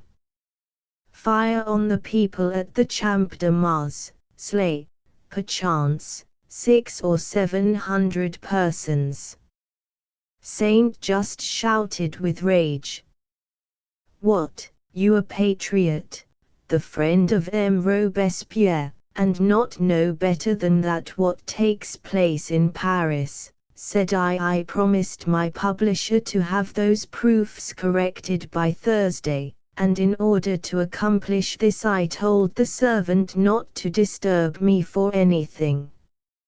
He brought my breakfast in my chamber, and here is my dinner already served. I have not had time to eat. I knew last night from the Jacobins they must withdraw the petition, and I doubted not that, the petition withdrawn, there might be a disturbance at the Champ de Mars. But let us not lose a moment. Since Robespierre requires me, I am at his orders." The young man put on a white waistcoat, irreproachable in its cleanliness, a grey coat, a sword and dagger he hung at his side, then took his hat, and said but the words, "Show the way." I went in front, and he followed. Decorative separator chapter Xlei. A break. Here comes a break in my personal adventures during the course of the great struggle for liberty throughout France. I leading the way, and Saint Just following, we went down the Rue Saint-Anne, and had almost reached the Rue Neuve des Augustins, when the powerful voice of Saint Just, one that was soon to be heard by the nation, which was to hush at his first word, addressed me. "Citizen. Citizen Street. Just. Give me the address whither we are going," he said. "Why, I am leading you. Do you mistrust me?" His face flushed. "I mistrust no man," he replied. "Then why do you ask for the address?" "By way of precaution." "What need is there of precaution? Was not the citizen Robespierre in danger not an hour since, by being in the streets?" "Yes." "Then the citizen Street Just is equally in danger of a bullet from the barrel of a paid guard. I shall not desert you." "But, yes, citizen. What if you are killed?" Saint Just replied calmly. "I should not know whither you came." "True," I replied, and he, taking out his tablets, wrote upon them, from my dictation, the address of the citizen Duplay. In this act may be seen an example of that forethought and preparation which gave Saint Just a position to which otherwise he never would have attained. "Good," he said, having carefully taken down every particular. "Go forward." How necessary was his precaution, the next few minutes showed. We had only reached the end of the Rue Saint-Anne, when a sudden rush of people along the Rue Neuve des Augustins warned us that danger was at hand. I turned and looked at Saint Just. Without regarding me, while apparently his sight was on the alert on all sides, he repeated his direction, "Go forward." Suddenly, shots were heard, and, in a few moments, the street surged with people, who poured out from the houses and joined those who were speeding down the street, running by their sides and asking what the commotion meant. So far, very few of the citizens were aware of the massacres that had taken place upon the altar of the country. Paris, in fact, was that day, for the first time, wholly shadowed by the red flag, which was not to be furled again until a reign of terror, never equaled in the history of the world, was to be followed by the inauguration of Napoleon's splendor. We were proceeding as rapidly as possible past the current of excited people, when, unquestionably, a deadly fire opened from a small turning on the left. Suddenly, I turned to the left, to see who had struck me, for I felt that a blow had been aimed at my shoulder which had nearly sent me off my feet. As I turned, no man faced me, and I was wondering where the blow came from, when, as suddenly and unexpectedly as I received the blow, I felt sick and weak. It was a woman who screamed, "Blood!" She pointed to the ground. As though looking through a mist, I followed the direction of her pointing finger. There was blood upon the ground. All this had passed in a space not longer than 6 moments. "Citizen," said the voice of Saint Just, "you are wounded." The ball, however, was meant for me. The last words sounded faintly in my ears, and I thought that he, too, was hurt. "And you, citizen, are you wounded?" "No," he replied, in a still fainter voice, as it appeared to me, but it was my senses forsaking me. "Citizens," I heard him say, "if I fall, you will find an address in my pocket, which is the home of this lad." That was all I heard. Suddenly, the earth appeared to slip from under me, and there was an end of my consciousness. When next I knew myself, I awoke to life with the feeling of a beating red-hot hammer upon my left shoulder. I appeared to be struggling out of a state of fearful horror. When this cleared off and I knew myself to be once more alive, once more citizen René Besson, I was in a little room, which I soon learnt was an apartment belonging to citizen Duplay, and, at my side, reading a book, was citizeness Cornélie Duplay, who had constituted herself my nurse. And inasmuch as this history is not so much one of myself as of the Revolution, and of my part in it, I will only briefly recount the events of the next few weeks, of the next few months, in relation to myself. It appeared that I had been wounded in the shoulder, not dangerously, but the loss of blood was very great, and I was weak as a little child.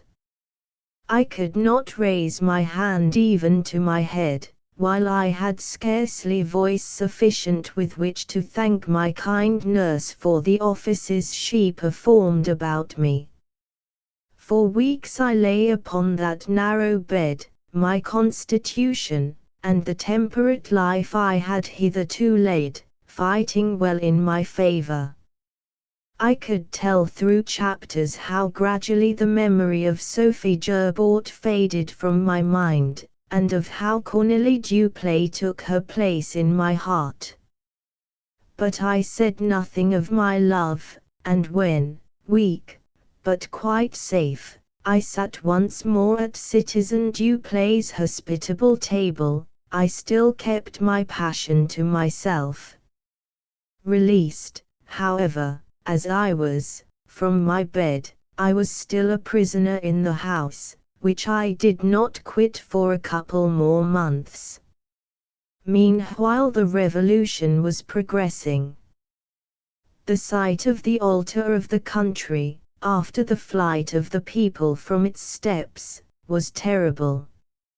It is said that the great mass of the dead lying bleeding upon that mighty structure was composed of women and children. As the National Guard marched back to the city, after this massacre of many hundreds, a massacre which would have been multiplied by 10, had not Lafayette thrown himself before the cannon, they were greeted with low cries of murder. Murder! Vengeance! That day utterly parted the people from the thought of royalty. Paris was now ready to spill blood, for massacre would now take the name of vengeance.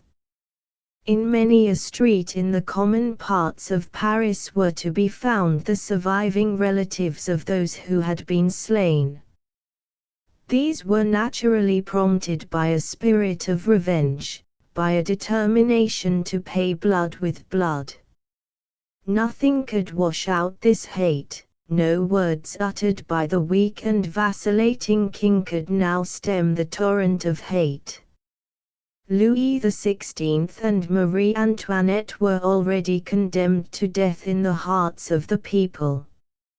Nothing could save them. The people were now ripe for rage, and therefore the terrible Danton gained power. The total reverse of Robespierre, they were to rise to power together. Robespierre was feeble, small, thin, and excessively temperate. Habitually, he ate little, drank water, and used perfumes when he was not surrounded by flowers, for he was as passionate an admirer of flowers as Mirabeau himself. Danton, on the other hand, was a huge monster, athletic, rude, coarse. He pleased the worst rabble of the city, because he resembled them. His eloquence was as thunder, and his very phrases were short, clear, and plain, like the words of a general accustomed to command. His very gestures intoxicated the people, who, however, more than by anything, were attracted by his wit, which, coarse, brutal, and often unjust, was never obscure, and always to the point. Men who went to hear his wit, remained to be converted to his ways of thinking. His one quality was ambition, his one passion, excitement. He was quite devoid of honor, principles, or morality. He was already drunk with the revolution, but it was a drunkenness which produced madness, not sleep. Moreover, he had the peculiar power of controlling himself even in his most excited moments, times when he would launch a bitter joke in the midst of his denunciations, a joke which should compel his hearers to yell with laughter, while he himself remained perfectly impassive. He laughed contemptuously at all honesty. He despised a man who could pity. In a word, he was a wild beast gifted with speech, but who could no more think beyond himself and his wants or desires, than can the beasts that perish. The first great act of the people after the massacre upon the altar of the country, was the expression of a desire to honor the remains of Voltaire, the man whose writings, together with those of Rousseau, had actually sown the seed of revolution against that royalty which in Gaul and France had unceasingly mastered the people through 2,000 years. Before the death of Voltaire, in 1778, 13 years before the events I am now recording, the power of the court and the church still maintained such sway over the minds and hearts of the people, that it was impossible to hope to bury the great man without creating a popular outrage. His nephew, therefore, secretly removed the body from Paris, where Voltaire died, and bore it far away to the Abbey of Celiers, in Champagne, where it found a resting place. Now it was the National Assembly ordered the removal of Voltaire's remains to the Pantheon, the cathedral of philosophy, where lie buried many great men, that building upon the face of which has been carved France, in gratitude to great men. The people owe their freedom to Voltaire, cried Regnault de Saint Jean d'Angely, for by enlightening them he gave them power. Nations are enthralled by ignorance alone, and when the torch of reason displays to them the ignominy of bearing these chains, they blush to wear them, and they snap them asunder. Like a conqueror, seated on his trophies, they placed Voltaire's coffin in the midst of the spot upon which the horrible Bastille had stood, and upon a great heap of stones which had formed part of that stronghold, and thus Voltaire, dead, triumphed over those stones which had gained a victory over him in life, for Voltaire had been a prisoner in the Bastille. On one of the blocks which formed this second altar of the country they carved this inscription: "Receive on this spot, where despotism once fettered thee, the honors decreed to thee by thy country." All Paris poured out to walk in the triumphal procession which accompanied the quiet ashes to their last resting place. The car upon which the coffin lay was harnessed by 12 horses, 4 abreast, their manes plaited with golden tassels and beautiful flowers, the reins being held by men dressed in ancient Greek costume. On the car was a sort of altar upon which lay a waxen statue of the philosopher crowned with laurel. This was placed over the remains. The money spent upon this pageant was immense. Whence it came, no one has ever learnt. It was almost miraculous. Meanwhile, the people were living upon a couple of ounces of bread apiece, and a few miserable vegetables. That passion and vengeance could have been kept alive upon such reducing diet, is the truest evidence of the justice of the national cause. The military formed a portion of the procession, while cannon boomed incessantly during the march. Finally, and it is the most significant fact of this remarkable pageant, a printing press was made to take part in the procession. At this press, agile printers were taking off impressions of sentences in honor of Voltaire, the printed papers being cast to the seething multitude fresh printed as they were. Here and there the red cap, the cap of liberty, might be seen, surmounting the ominous pike. Every actor and actress in Paris followed, dressed in the costumes of the characters of Voltaire's plays. Members of all the learned bodies followed. A gigantic pyramid was carried along, bearing the titles of all his works, and, finally, the statue of the demigod himself, a statue of gold, was borne upon the shoulders of men dressed in Grecian costume, this being followed by a casket of gold, containing a copy of each of his works. Troops of singing girls dressed in white met the quiet cause of all this demonstration, and showered white flowers upon the catafalque. Hymns to his genius were sung, the air was sick with perfume, and the city trembled with the roar of adoration. Night fell before the procession reached the temple dedicated to the remains of great men, and here Voltaire was enthroned, for he was King of France in that hour, and the weak, vacillating, and kindly Louis XVI, away there in the Tuileries, was crownless, awaiting to pay in his person, he the least odious of his race, for the unceasing crimes and cruelties of his forefathers. Decorative separator chapter slate. The threat is louder. Throughout August, affairs were tending more and more to dangerous threats. The National Assembly were ostensibly framing a new constitution, but the delegates proceeded very slowly, except in the matter of contradiction, at which they were very brisk.